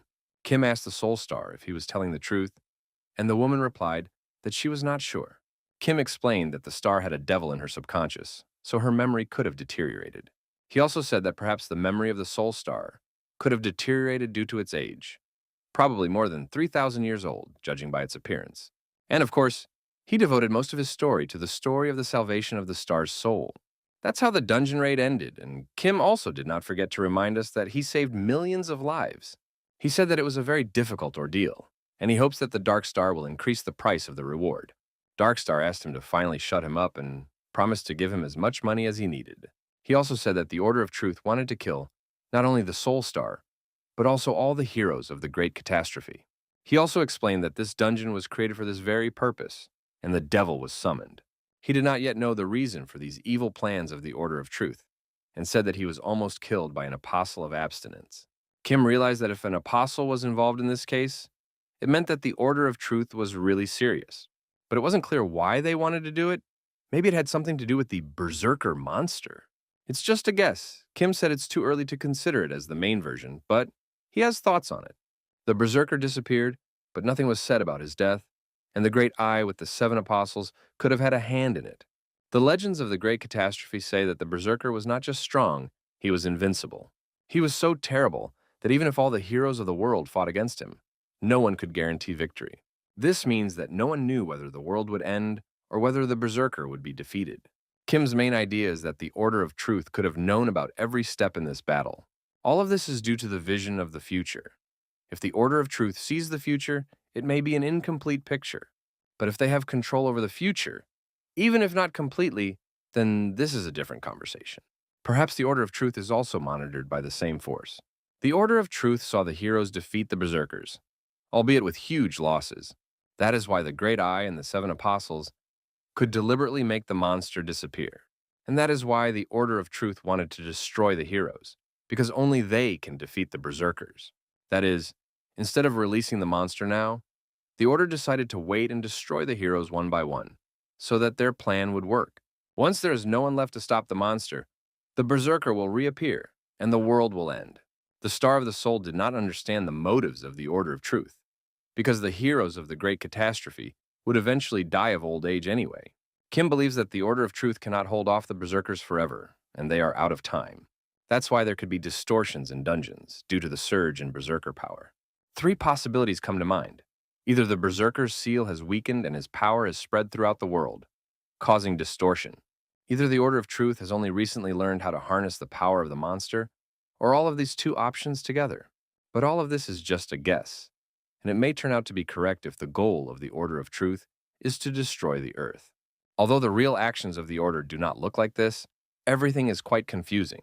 If the Order had really conceived of such a plan, they would not have needed to save people along with the heroes by sacrificing their own lives during a major disaster. Too little is known about the Order of Truth, and there are too many inconsistencies in their behavior. The Dark Star said it was an absurd idea. But if Kim is right and the monster returns, will the world have the strength to defeat it? Kim asked the Dark Star what he was planning to do now. The Master replied that he had been studying Berserkers for a long time, and now he realized that it was more important to start studying the Order of Truth. To do this, he will need to leave the country. The Apostle of Abstinence wants him dead, so now we have to conduct our activities outside the country. It is also necessary to find out whether the Order of Truth could have done its evil deeds in other countries, perhaps even on other continents. The Dark Star asked his old friend what she thought about this, and the Star of the Soul replied that she was not sure about anything. She has been living away from the world for too long and doesn't understand what is happening. So first, with Kim's help, she wants to get used to the environment. Dark Star said that he understands why she lived away from home for so long. Being here and being a part of this world can sometimes be unbearable. But he advised me to loudly declare to the world that the Star of the Soul had returned. An interesting thought crossed his mind. Perhaps that's why the Star Sword is not being attacked by the Order of Truth. The same can be said about Kim. He advised the guy to be very careful. All this time, the Order of Truth was watching him but did nothing. They probably considered him not very important. But it is highly likely that they will soon realize how important Kim is. That was all the Dark Star had to say. He promised to come back when he found more information. At the last moment, the guy asked him for a few more words. Those were very important words. He said that before the Dark Star left the country, he had to pay him money. On this day, an important meeting of the Association of Professional Hunters took place. It was difficult for the president. Many people thought he spent too much budget money, and he appointed Kim S. Ran, even though he is not yet worthy of it. Other hunters trained for years for this, and this impudent guy gets everything for almost nothing. Some people thought that he was too young and had only recently become a professional hunter, and that C rank was too much for him. The president was expected to be fair and treat everyone equally, and not to pay special attention to anyone. The director of the association believed that usually they are only interested in money, but today they decided to condemn Kim for some reason. Looking at them, it is not very difficult to guess why they behave this way. Luther is 100% involved in this. The toucan started shouting at the gathering of fools and said that he had not come to joke. He agreed that Kim is treated specially in the association, but there's nothing wrong with that. If he says he will give Star Sword a C-rated license, will anyone want to stop him? He kept shouting and ordered me to answer this question, or would someone want to stop him? Yes, the Star Sword is a legend that saved millions of lives during a major disaster, but it has never participated in raids. The Star Sword doesn't have the combat experience that others talk about. But no one would stop the director, so everyone understands the Star Sword's abilities and sacrifices. The same goes for Kim, a professional hunter. In this situation, they are very similar. The director explained that he was being fair to a heroic-level hunter. If someone thinks this is a special treatment, let it be so. Regarding the money from the budget, the director asked the others how it should be used to avoid wasting it. The money from the budget should be used for the sake of citizens, and that is exactly what he did. The distortion in the dungeon of the Draugr could have cost the country 1,000 times more, and it is not known how many people would have died. So the money spent was invested in the safety of citizens. Taxes are paid for this purpose, so the decision was right. Couldn't Mr. Toucan understand what equality everyone else was talking about? Doesn't the fact that their salaries are much higher than others contradict this very equality? Yes, they solve important issues, but Kim also does that. So the director thinks the guy is worth the cost and the C rank. Toucan understands why and who is trying to destroy Kim, and it's not hard to guess that Luther's behind it. He doesn't think the money was wasted on the guy. He thinks some other politicians are not worth their salaries. He said that if they receive money at the expense of citizens, they should learn what shame is. So from now on, Kim is officially considered a C-rank hunter, and everyone should remember that. Despite the stormy emotions and disgruntled shouts, the director remained calm. He believed that those who did not respect Kim's merits were hypocrites and fools. At that moment, Kalia approached him and said that it seemed to be their first meeting with each other. Kim was also approached by one of the important people in the association. It was John, the head of the dungeon control department of the Association of Professional Hunters. He showed his business card and said that he had come to see the boy for an important conversation. Kim replied that the director of the association was planning to visit him, and John said that he was here for another reason. He said that the director was very busy and would not be able to come, but at that moment Kim began to activate the power of his mana. He started yelling at John and said he didn't even want to hear that they didn't have enough money and he wasn't getting his money. But John calmly replied that this was not why he had come, and in fact, the transfer would be made soon. John also said that the idea of giving Kim a C-rated license met with considerable resistance, but the director is actively promoting it, and there should be no problems. Since there have been no such situations yet, the director is fully focused on resolving this issue, which is why he could not come. That's why John came. He said the money would be transferred to Kim's account tomorrow. The young association's worker immediately noticed that the guy didn't care about the C-rank license because he was only thinking about money. If you grab any person on the street and ask them what they would rather have, a license or money, 100% of them will choose a license.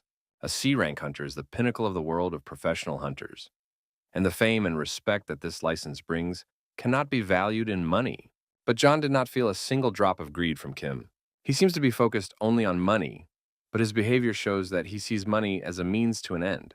And at the same time, this young hunter does not pay attention to what is really important. John noticed that Kim is different from the heroes of a major disaster, but they have some common features. John said goodbye to the boy and returned to the office of the director of the Hunters Association. He told Toucan that he is constantly solving Kim's personal and general problems. There were no problems with the Hunter's exam and the establishment of the Dream Guild, but the C-rank review will be difficult. John admitted that Kim is a truly outstanding person and has something heroic about him. But at this rate, the director could be in trouble. If a professional hunter who only pursues money is considered a trend of this era, then the rest of us can only accept it. The director agreed that the current world of professional hunters is very different from the past. The big cartels, also called the five big guilds, have ruled this country for decades. They were making not only the world of professional hunters rot, but the whole country. Director Tukan explained that he had always tried to fix this, but he had failed. All this time, he consoled himself with the fact that he could not change the trend of this era on his own. But strangely enough, he thinks that Kim will be the one to do the impossible and solve this problem. This guy's the one who is able to ignite hope for humanity when the soul is full of sadness and anxiety. Isn't that what a C-rank hunter should be like? John replied that he finally understood the director's point. Soon after, John went to see Kim again and thanked him from the bottom of his heart for saving the country. It seems that hope has appeared in his soul that this guy is capable of protecting the world. The next day, the whole internet was talking about Kim and his conquest of the Dungeon of the Draugr. The guy didn't care about it at all. He was only happy when he saw that money had been credited to his account. He was planning to buy 2 additional courses and the elixir had completely worn off, so he needed to buy a new one. After calculating how much money he needed, Kim realized that he needed to earn twice as much, and this path seemed endless. He didn't understand the point of raising his guild rank and personal rank. He was losing all his money anyway. He started watching the chat of the students of the Cultivators Academy to see if everyone had problems with karma, or if it was just him. As it turned out, this was a common problem. Everyone was looking for this damn karma. Despite its accumulation, it always disappears quickly. There were even people who said that they would teach others to copy karma with their mouths taped shut. Realizing that he was not the only one with this problem, he felt a little better. Soon after, the director of the Hunters Association came to visit him and apologized for coming so early. He asked where the Soul Star was, and Kim replied that she lived on the 2nd floor, where she had a separate room. The director explained that he was only asking out of curiosity, but he came to see Kim. He said we needed to talk seriously, and yesterday Kalia came to see him. Kalia asked for help, and after these words, Kim was nervous. The director did not pay attention to this and asked the boy if he knew what was happening in Europe. Kim immediately opened his phone and started searching the internet for news about Europe. What he saw there was unheard of: huge wild monsters attacking ordinary people. There were many destroyed houses around, and according to official figures, thousands of people had already died. It was hard for Kim to watch. It's strange that he hadn't even heard about it.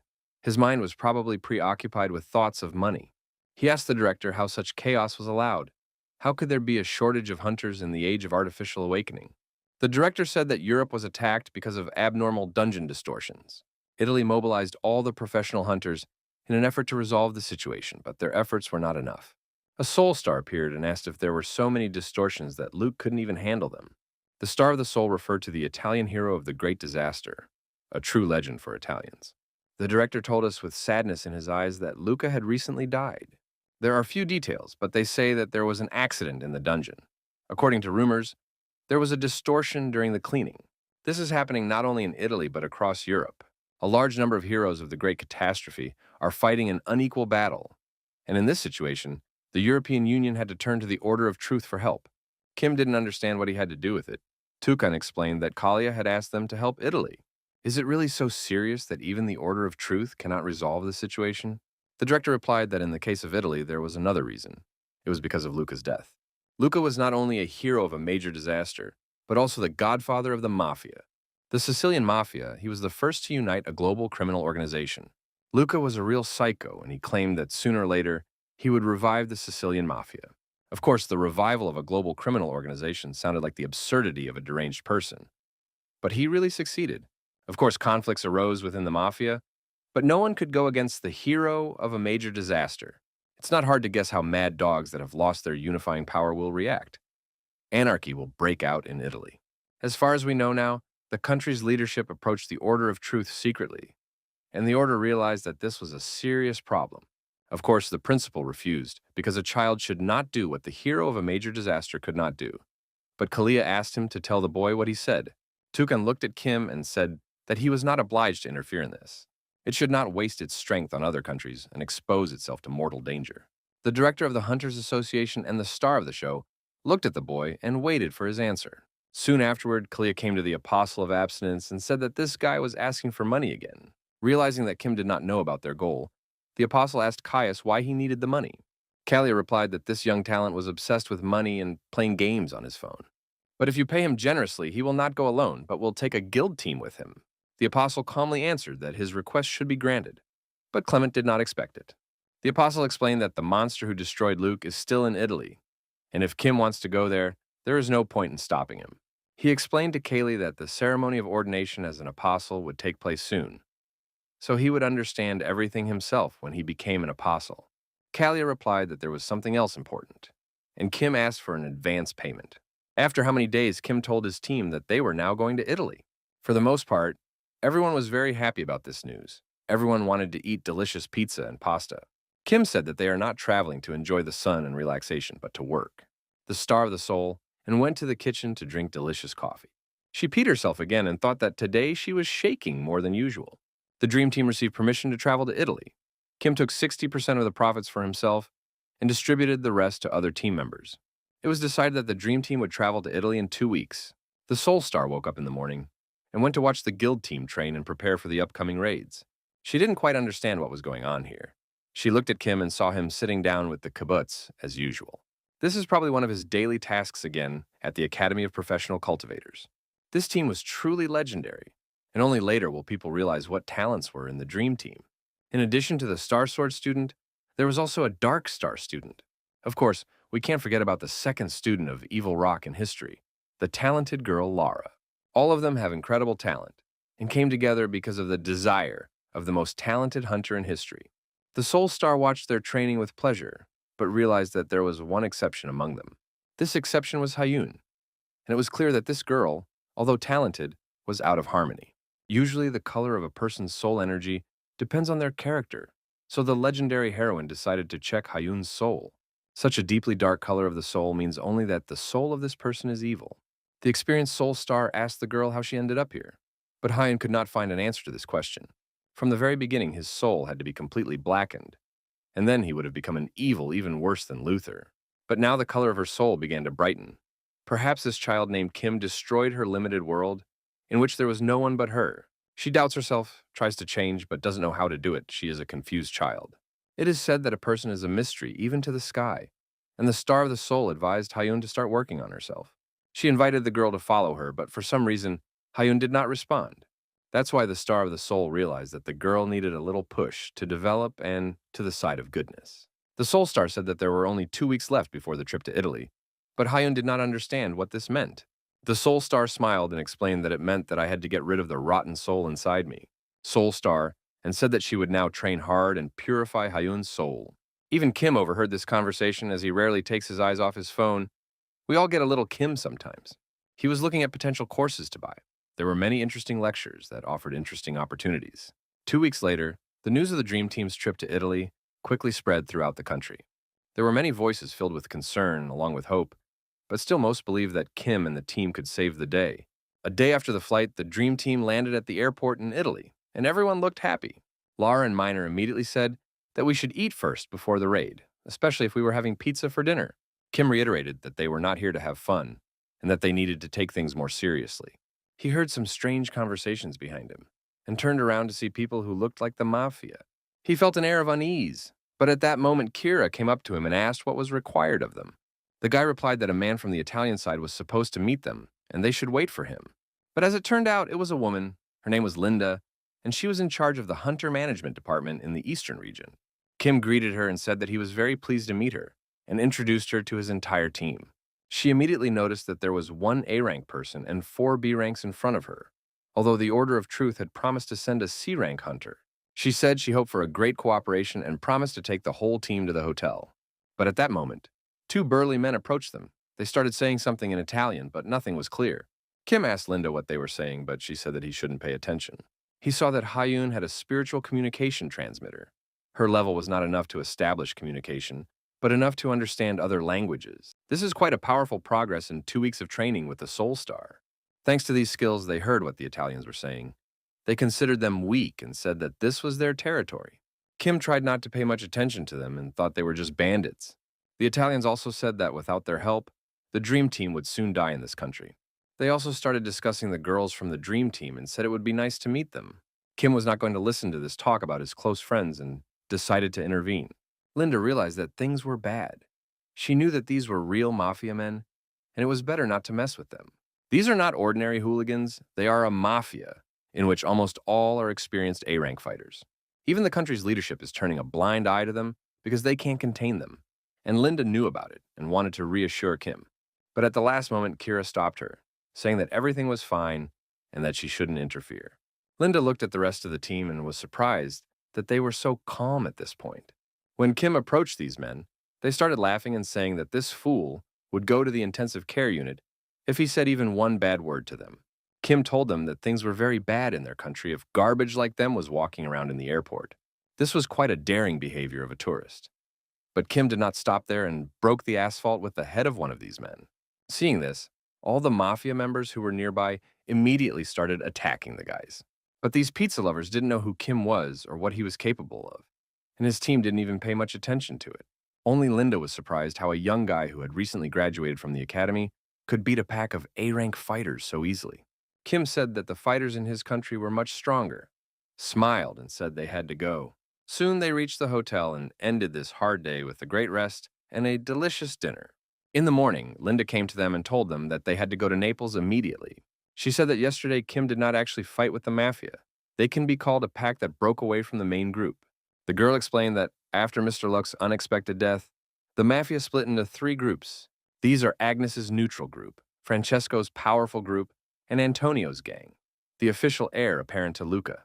They are strong and powerful in name only, but in reality, with the exception of Antonio, the other 2 gangs are ordinary and not very dangerous. Nowadays, dungeons are breaking all over the country, but hunters do not have time to react in time because they are trying to tame the mafia. Linda said that they were ashamed to admit it, but they wanted the dream team to solve the problem of the dungeons. Kim told them not to worry and assured them that the issue would be resolved immediately. Suddenly, the car began to rock and Hyun hit her head hard. It was not clear what had happened. Everyone went outside and saw ordinary people running away from someone. Linda was the first to see what had happened, what she had been so afraid of, the opening of another dungeon in the city center. Kim also went outside and saw what was happening, and realizing that the situation was very urgent, he immediately took out a gangnir. A few seconds later, the monster saw a flash of incredible light, and at first it seemed like a laser.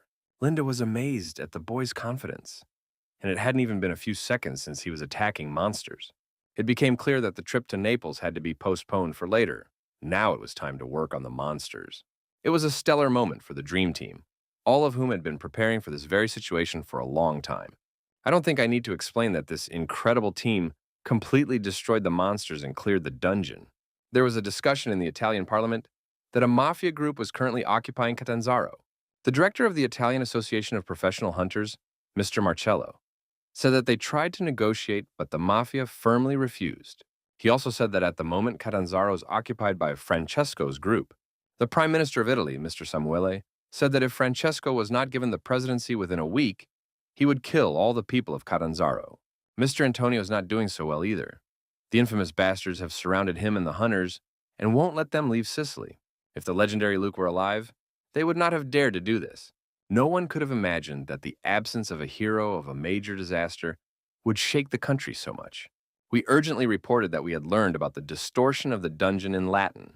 At the moment, the authorities can call on 500 D-rank hunters, 150 B-rank hunters, and approximately 20 A-rank hunters.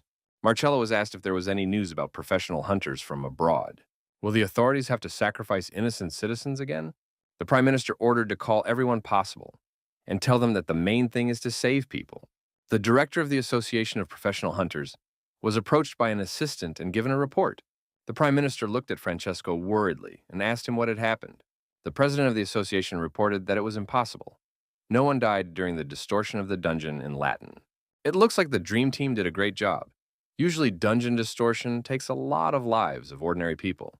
But for today, a real masterclass in destroying high-ranking monsters took place in Latin. While Lara activated the release of Hellfire, Miner used a secret method to chase the ghost. After that, he began to destroy the huge demon wolves with the help of 2 blades of chaos. Kira also did not rest and used the divine sword that destroyed the sky, which is a thunderbolt sword technique. Hyun also mentioned the mysterious spiritual techniques of the elements. She used a tsunami of spiritual energy. People were amazed by this help from unknown hunters. Linda helped them get to the hideout. Everyone asked who these amazing people were, and Linda said that they were professional hunters who had come to help them. For the first time in her life, she saw huge wooden monsters of the 8th level in front of her. But Kim did not allow her to see them well. The boy used the force of his Gangnir spear. As a true guild captain, he had to set the pace of the battle and set an example for everyone else. Just 5 people destroyed a whole bunch of monsters in a few minutes, which would have required dozens of hunters. Linda heard her phone ringing. It was the director of the Hunters Association, Marcello. She greeted me and said that Linda, the head of the Department of Hunter Management in the Eastern region, was listening. The whole team was surprised at how technically proficient Hyun was with spiritual techniques. Lara was amazed at how Hyun had mastered some of the Soul Star techniques so quickly. It was a real progress. Minor didn't want to say that his victories were due to a dark star. He laughed and said that he had always trained on his own. Kira said that she is surrounded by real superstars, against whom she is an ordinary person. Linda, the Italian Prime Minister and the director of the Hunters Association, were impressed by the confidence and strength of these young people. At this point, Kim said that we should cut the monsters into pieces and sell them. And Lara said that she was sick of talking about money. Before he could start cutting up the monsters, he saw that serious people were watching. He said hello and said he wanted to sell the corpses of monsters and hoped that it was not forbidden in Italy. He had not yet met these 2 very important people for the country. When Linda told him who these people were, he wondered why these men would be in this dangerous place. The Italian Prime Minister greeted the boy and asked him to shake his hand in gratitude for the lives he had saved. The men said that the Dream Team proved to be the best of the regiment and saved the city from disaster. They communicated with the help of Hyun, who activated her magic, and she was not very happy to act as a translator. Kim asked Francesco why they were meeting, and the man replied that their country needed help from the Dream Academy. The director of the associations and the Prime Minister said they were ready to pay any money for it, and Kim realized that this was his finest hour. The Prime Minister thought that the money would not be enough, because such a talented hunter must have been bored with money. In this difficult situation for the country, money is the only thing he can promise. But he also said that Kim can take the bodies of the killed monsters with him. Kim tried his best not to show that he was incredibly happy about the offer. His team immediately realized that their captain would certainly accept the offer. The Prime Minister said that he wanted to entrust the Dream Team with the city of Lazio, an administrative region of Italy, with the capital city of Rome. The Prime Minister said that he understood that the region was very large, and they were asking for the impossible. But the guy wanted to clean up the whole country to make more money. He continued to play the role of a brooding hunter, and to be honest, he was quite good at it. Kim saw a helicopter on the mountain, and he realized that Samuele and Francesco had come in it. That's why he asked these influential men to give his team this helicopter to work with. This brazen guy was never afraid of authority, and Kira was used to it and liked it. So, from that moment on, their interesting adventures across the country began. Kim agreed that they would not only clean up Lazio, he assured us that their forces would be enough for the whole of Italy. Every few hours, they cleared dungeons in different cities, Campobasso, Basilicata, Taranto. They had already been cleared. While Lara was getting sick of the constant flying, the captain asked the chief pilot to speed up and fly to the next city. The Prime Minister was told that many dungeons in his country had already been cleared of monsters. It seems that he has never felt such a thrill in his soul since he became Prime Minister. Although, after thinking about it for a while, he remembered that this had already happened once. A long time ago, the hero of a major disaster, Luca, came to him and said that he wanted to revive the mafia. It was an absurd idea, but he succeeded, and it seemed that with his death, the country would be finished. Samuel realized that he could not miss the chance that these foreign professional hunters gave him. He ordered Marcello to entrust the safety of people to a dream team from that moment on, and to select all professional hunters. Marcello immediately understood the Prime Minister's idea. He wanted to destroy the mafia bastards. The newspapers had already started to write that foreign hunters were saving Italy, and everyone was wondering who the Dream Team was. The office of one of the influential mafia families has also already learned about the Dream Team. Albano was entrusted to meet with Agnes's killer, and he said he would do everything right. As for Catanzaro, the boss of the group, Francesco, ordered everyone to be killed.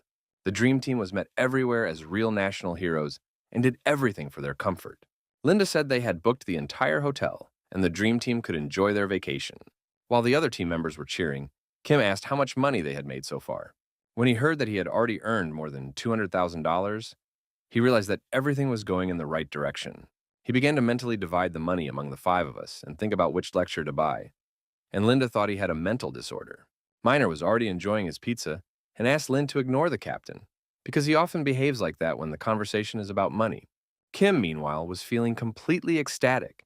He had already managed to buy 1 lecture at the Cultivators Academy. He continued to dream and thought only about the money he would earn on this trip to Italy. Having lost the boundary between reality and dreams, he asked Lind how much is the annual budget of Italy. When he heard that we were talking about billions, he realized that he had to stay in this country for a long time. Linda didn't understand what was happening at all, although Miner and Lara said it was their captain's normal behavior.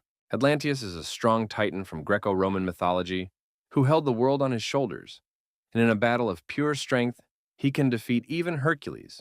He asked, what is most important in holding the world on your shoulders? Is it pumped muscles or incredible strength? Then Atlantes said that this was not true. In fact, the most important thing is endurance.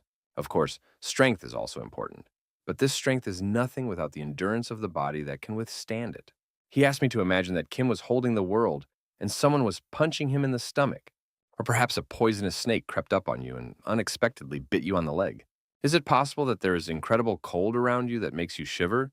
Or would you say that you can no longer hold the sky because of these problems? While Kim was listening to this lecture, he thought that a snake bite was a good enough reason to throw the world off his shoulders. Maybe a few seconds later, Atlanta started shouting at him and said that this was nonsense. He explained that these were just excuses and that Kim had to keep the world on his shoulders in any situation, no matter what happened. He couldn't let go. Atlan said that in this course, he would teach the boy the 3 basics of endurance. The body's as hard as titanium. You can withstand any physical attack. Immunity to poison. No poison in the world can kill you. And immune to cold and heat, you can withstand even severe frost and withstand real hell. Atlanteus explained that this is true strength and its name is endurance. The guy saw his daily tasks after this lecture and was amazed. He had to take 1 lethal dose of a huge snake's venom every day. But what surprised him most was that this deadly poison also costs a lot of money. That is, he will have to spend a lot of money every day to drink the venom of a huge snake. He calmed down when he remembered that he could earn even more money for his success in Italy. He decided to listen to the second lecture he bought, which was by Professor Tilva, but he saw that the house began to shake, which meant that somewhere nearby, the dungeon was distorted. But so far, no distortions were visible. As it turned out, unknown people had entered the hotel looking for Kim. They told him to come out to them or they would make him suffer. Linda was the first to see them. She said they shouldn't be here and they should leave. These men asked her to be quiet and not to interfere in other people's affairs if she did not want to suffer as well. But as it turned out, Linda is not an ordinary girl. She has mastered various martial arts a long time ago. After the men did not listen to her warnings, she broke one of them's neck. That's what a woman does. This angered the other bandits, and they all ran at the same time to beat her. They had different weapons, as if they had stolen her from a museum. But even this medieval weapon didn't help them much, because Linda started beating them as if she were a hero of a great disaster. She masterfully destroyed her enemies without losing her femininity and beauty. No matter how hard the men tried to catch her, she was always one step ahead and demonstrated incredible speed. She decided to fight and stall as long as possible until help arrived. But there were problems with this plan because one of the bandits hit the girl's head on the floor. A real gentleman. It was a pretty serious blow that could have caused a concussion, and now she needs help. It seems that this bandit recognized the girl. It was the same Albano from the Francesco mafia family. She also knew him and asked him how he managed to get to Rome, since all of Sicily is now surrounded. He said it was none of her business, and ordered her to answer to Dae Kim if she wanted to save her petty life. At that moment, he was being watched by his dream team, all of whom had gone out to dinner and decided to watch the fight online. As soon as they started living in this hotel, they spent almost all their time in the buffet. They didn't just stand there and watch, because they saw that the captain was approaching the bandit and that a real blockbuster was about to begin. Albano immediately received a powerful blow to the stomach, and Linda was saved. The bandit didn't understand how this guy managed to appear and attack him so quickly, and was about to start a second round. Meanwhile, the dream team saw that their captain had become even faster, so they continued to watch and not interfere. Meanwhile, the boss of the mafia family, Agnes, negotiated a temporary truce. Francesco said that this is exactly what he wants to propose, to temporarily join their efforts. He said that he had killed a rat instead, who had been passing information to Antonio, so he was trustworthy. He also said that Albano recently went to meet Kim, the same professional hunter abroad. The family boss, Agnes, said that Kim was a fool who didn't know his place, and if Albano took over the case, the guy would die. Francesco has already imagined this young hero dying unexpectedly, and then the whole of Italy will panic and beg for salvation. If we add to this the deaths of 90,000 citizens of Catanzaro, then real chaos will begin. It seems Francesco has always been mentally unbalanced. She called him a psycho. He explained that you can use any method to win, and he always does everything to win. He said that they are predators, and they don't need unnecessary morals and rules, because they just want to follow their instincts. And everyone has different instincts, and they are quite ambiguous. If you want to fight, fight. If you want to kill, kill. This is how Francesco sees Italy in the new century. He dreams of starting a full-scale war and creating real chaos, where he will feel like a fish in water. Albano, meanwhile, was surprised by the boy's technique. Although he was inattentive, he didn't notice his movements at all. Linda told Kim that Albano is one of the main people in Francesco's family, and his people came with him. According to the director of the association, they should be in Sicily, but somehow they ended up here. Kim asked why they came to see him, and Albano replied that they were very interested to see a foreigner trying to be cool in their country. The guy said that now they had seen him, so they could turn around and go fuck themselves. Kim told them all to pack their things and leave the hotel, and warned them that if he saw them again, he would cut off their heads. Albano said it was very thoughtful of Kim and they would definitely do it. But then he said that this would happen only in the next life, and now Kim had to die. Kim saw the beginning of his attack a week ago. He took out his spear and prepared to give a free masterclass. Of course, he was not happy that he had to do it for free, but sometimes he is in the mood to break someone's nose. Albano ordered his men to immediately attack this young Jackie Chan, but Kim had his team, who, even if it was dinner, would always come to the captain's aid. They all prepared to quickly destroy the mafia and return to the table. Hyun was upset that they were not allowed to kill these people. Of course, the members of the mafia are also monsters to some extent, but the prime minister would be unhappy if he knew about it. Albano saw his dream team destroying his people. He used to think they were just a bunch of kids, but now his opinion has changed. The man who is known in Italy as the Butcher began to call out to his men and beg them to protect him from Kim. His people did not help him defend himself against the force, because they were already unconscious. Choosing the best moment to escape, Albano immediately left his men to their fate and fled.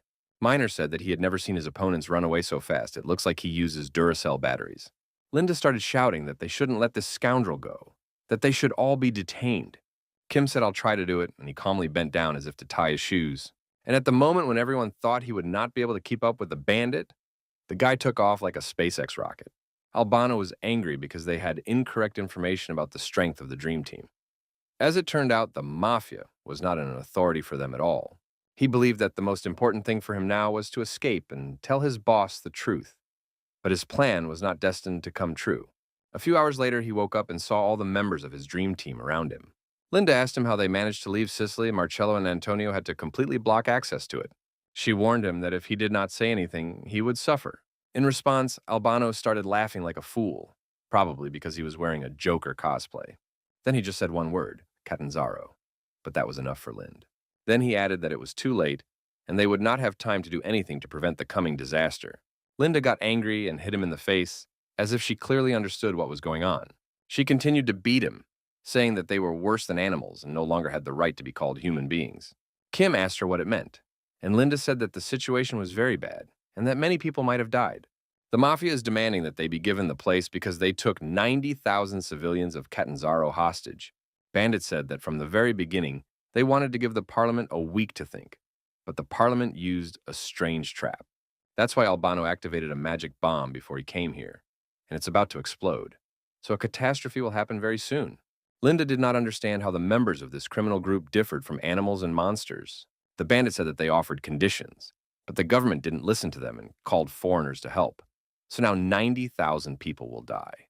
Kim looked very focused and angry, probably thinking about what to do in this difficult situation. He hit the bandit but did not kill him so that he could be interrogated again in the future.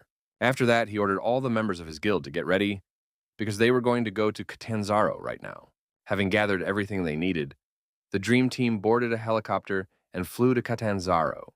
The captain asked her if she was sure she could do it, and she said she would know when she saw the bomb. Miner and Lara have to find the location of the bomb, and if Kira succeeds, she will try to neutralize it.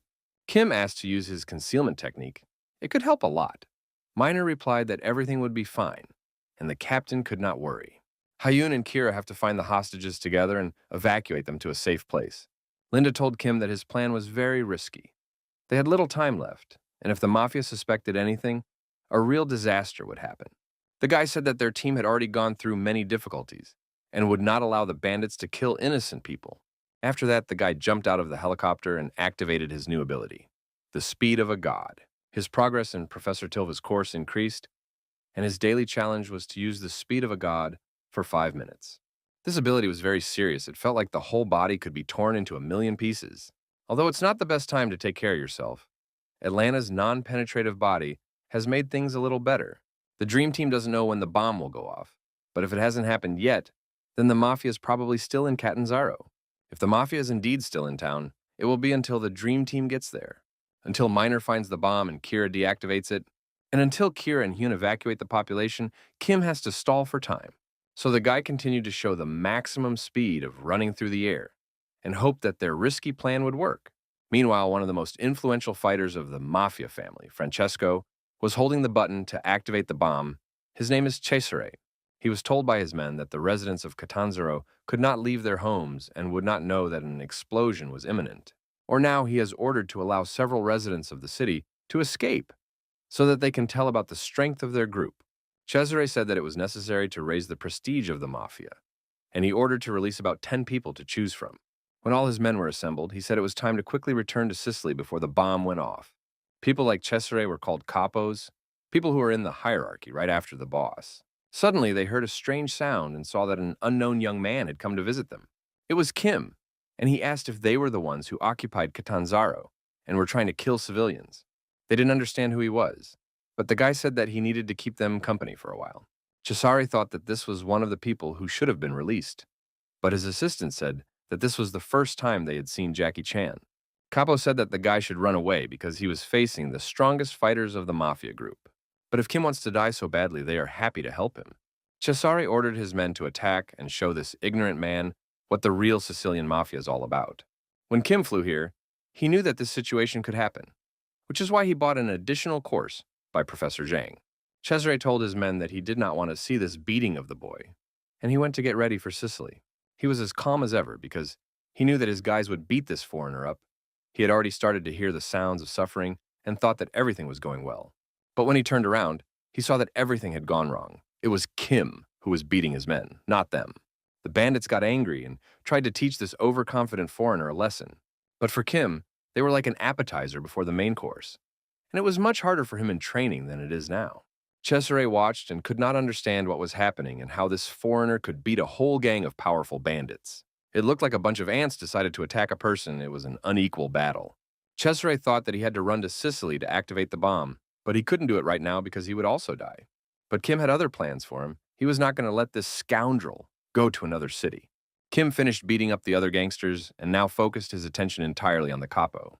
But it wasn't that simple. The main gangster's assistants started attacking the guy again with a desire to hold him and let Cesare escape. Capo said that he would definitely repay them for this and asked them not to lose optimism. In fact, he didn't care about his people. He was sure that he would find a replacement. But no matter how many bandits there are, they still can't keep the most talented student in the history of professional hunters. Cesare heard the explosion and realized that he would soon be in serious trouble. Kim looked furious and like a real dark star. It seems he learned a lot from his predecessors. He used the holy spear and put the bandit on the ground, but Cesare had a trick up his sleeve. He pulled a detonator out of his pocket and said that if the boy harmed him, all the residents of Catanzaro would die immediately. Kim did not understand this logic. If the bandit pushed the button, he would also die. Capo replied that they would die together as a real team, and that this did not scare them. A real suicide. That's why Kim should do nothing and listen carefully to the Mafia's orders. Capo said that he was surprised to see the movements of the Kim. Cesare is also a C-rank hunter. He said that if the guy made an extra move, you would press a button and turn the inhabitants of Catanzaro into ashes. His assistants surrounded the boy and ordered him to put the holy spear on the ground. But they probably forgot that Kim always looked up to Sonic and learned a few techniques from him. Sonic is probably also one of the professors at the Professional Academy of Cultivators. Cesare could not believe that the guy really decided to risk the lives of 90,000 ordinary people. Kim left him no choice, and the bandit immediately pressed the detonator button. But as it turned out later, nothing happened. They were still all alive. Kim smiled as if he realized that everything had happened exactly as he had planned. No, this is not some kind of magic power of Professor Zhang, but rather Kerr's excellent work. After the city of Catanzaro and its inhabitants were saved, it was time to interrogate the pagans. Albano woke up to find himself tied up and sitting on the floor in an unknown dark room. A little later, he mentioned that these foreign pests had captured him and would probably torture him. Suddenly, he saw the door of the room open and someone enter. Albano saw that it was his friend Cesare, and it was a surprise. He was glad that his friend came to save him. He said he knew it would end this way. No matter how strong Kim and his team are, they will never defeat the real Sicilian mafia. But as it turned out, Cesare hadn't exactly come to save his friend. He also looked about the same. So, the rescue of the professional killer is postponed for later. Kim has defeated the real Sicilian mafia after all. As it turned out, Cesare will now also be in this interrogation room. He invited Miss Linda over and told the boys that she had some questions for them. She greeted the bandits and told them that their plan was officially over. So let them answer how they managed to leave Sicily. Albano said that they owed no one anything, and Cesare tried to say something, but nothing was clear because of the broken teeth. It seemed that he had swallowed his tongue. His speech was like that of some animal. Albano ordered his friend to shut up, and because of this, he received a couple of kicks from Kim. Then he turned his attention to the second bandit and said that killing civilians was immoral. Kim said that if Cesare wanted to live, he had to tell him everything immediately. A little while later, Albano woke up again and saw Linda and all the members of the dream team in front of him. He also saw that his friend was lying unconscious on the floor, and he must have already told Kim and the company everything. That's why Albano said one phrase, 70 million euros. That's the incredible amount he's willing to pay his dream team if they don't kill him. As we know, when it comes to money, Kim immediately loses her mind. The guy asked him where he got so much money, and Albano replied that they were not ordinary bandits, but a real mafia. This scoundrel immediately told me that the Sicilian mafia has many branches of business, known and not only. Gambling, drug smuggling, contract killings, and other illegal businesses bring them more than 53 billion euros a year. He even told me that he earned the money in secret from Luke, and this is just the tip of the iceberg. When Kim heard about these sums of money, he did not feel feverish. Seeing that this hero cared about money, Albano offered to raise the amount to $100 million. But Kim was so greedy that it was not enough for him.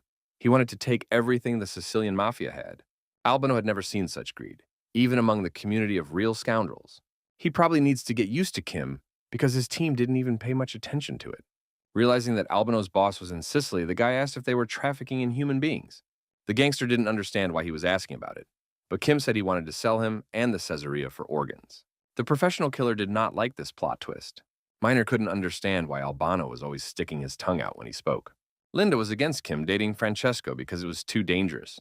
She explained that Sicily is the headquarters of the mafias, with at least 150,000 bandits there. In addition, Francesco is a C-ranked hunter. His strength is equal to that of a major disaster hero. Kim said that the situation in Catanzaro made it clear that the main problem in Italy is not the dungeons, but the mafia. If we don't destroy the mafia, it will only get worse. And fortunately, they have a plan to organize everything. There is a hidden tunnel through which the bandits came here, and the purpose of the visit will be a smuggling deal. Linda didn't understand what that meant, but Kim just grinned like a madman. The city of Messina, which is close to Sicily and connects the island of Sicily with the rest of Italy, is home to many professional hunters. The director of the Hunters Association said that Francesco and Agnes were behaving very suspiciously. It seems that these two have formed a mafia alliance, and this can lead to many problems. The official heir to the bow, Hunter Antonio, took part in this conversation and said that Francesco and Agnes were preparing for a full-scale war. He also said that he had lost contact with the spy who worked for their organization, and that he had probably been killed. The director of the Hunters Association said that they could not sit and wait. They had to prepare as well. Step by step, the situation is deteriorating. And now the security of the whole of Italy rests on the shoulders of the dream team. If Francesco and Agnes join forces, their number will exceed 150. And if the Italian army, which has 200,000 soldiers, starts fighting them, then a real hell will begin, which will lead to a large number of deaths. This is unacceptable, especially when the mafia holds 90,000 civilians hostage. It seemed that the balance had been restored, but as it turned out, they were sitting on a powder keg. Someone else entered the room and apologized for the unexpected visit. It was Linda, and she told me that Kim had asked to meet with the Prime Minister, the director, and Antonio. They realized that if a guy wants to meet with the actual government of the country, then this matter is really very important. A few hours later, the meeting between Kim and the three Italian chief executives began. Kim greeted the gentlemen and said that he was very pleased to meet them, and he also brought 2 hostages with him. The Prime Minister said they were ready to listen to all his proposals. Kim said he was going to make a deal, but he was not very familiar with the prices in Italy. He reassured the gentlemen and said that this was not the deal they were thinking about. Kim explained that he wanted to exchange Albano and Cesare, one of the most influential gangsters in the Sicilian mafia. The price of these 2 bandits is about 70 million euros, which is quite a large sum. Before the distinguished gentleman could recover from this offer, Kim continued to surprise them. He pulled out a huge purple ball and asked how much he could earn for 150,000 bandits. Nobody understood what this purple ball was. Maybe it was some kind of Kim's toy. Linda said she would explain everything, and then the Prime Minister began to bow to Kim. He said that instead of defending the country, they abandoned the innocent 90,000 people of Catanzaro. If the Dream Team had not intervened in this situation, there would not be news of a rescue, but rather news of a brutal massacre. The guy asked the director of the association how much the lives of all the members of the mafia would cost. As it turned out, this huge crystal ball was a bomb that was planted in Catanzaro. The Dream Team dispelled the magic that charged the bomb and prevented the explosion. But if you charge it again, it will be ready to use again. That is why the guy decided to plant this bomb in the tunnel leading to Sicily and take revenge on the bandits. Yes, this plan can destroy the mafia once and for all, but Kim will have to sacrifice her own life to do so. He won't have time to get out of the tunnel, and it's pointless because the Dream Team has done so much for Italy. Kim thanked me for my concern, but said that I shouldn't worry about him because he had his own special plan. Antonio approached him and asked why he was trying so hard to help. Kim has nothing to do with Sicily, and no one would have condemned him if he had refused to fly and help Italy from the very beginning. So why did this young man decide to risk his own life to help another country? Kim said that there should be no reason to save people, and he does it because he feels it is right. Antonio immediately recalled the words of his teacher Luke, who said that people follow you not because of your strength, but because of your convictions. Now this young talent reminded him of his teacher, and it seems that there are still real heroes in this world. Kim asked me to prepare everything necessary to start the plan, but something unusual happened. The Prime Minister, the director of the association, and Antonio all began to bow to him at the same time as a sign of gratitude and respect. Perhaps these distinguished gentlemen do not realize that he is not going to die. He did not want to destroy this atmosphere of respect, so he took the bodies of the bandits with him and left. He promised to come back, even though it seemed impossible. Linda watched him and thought that he was a real outstanding hunter, and his back reminded her of Master Luca.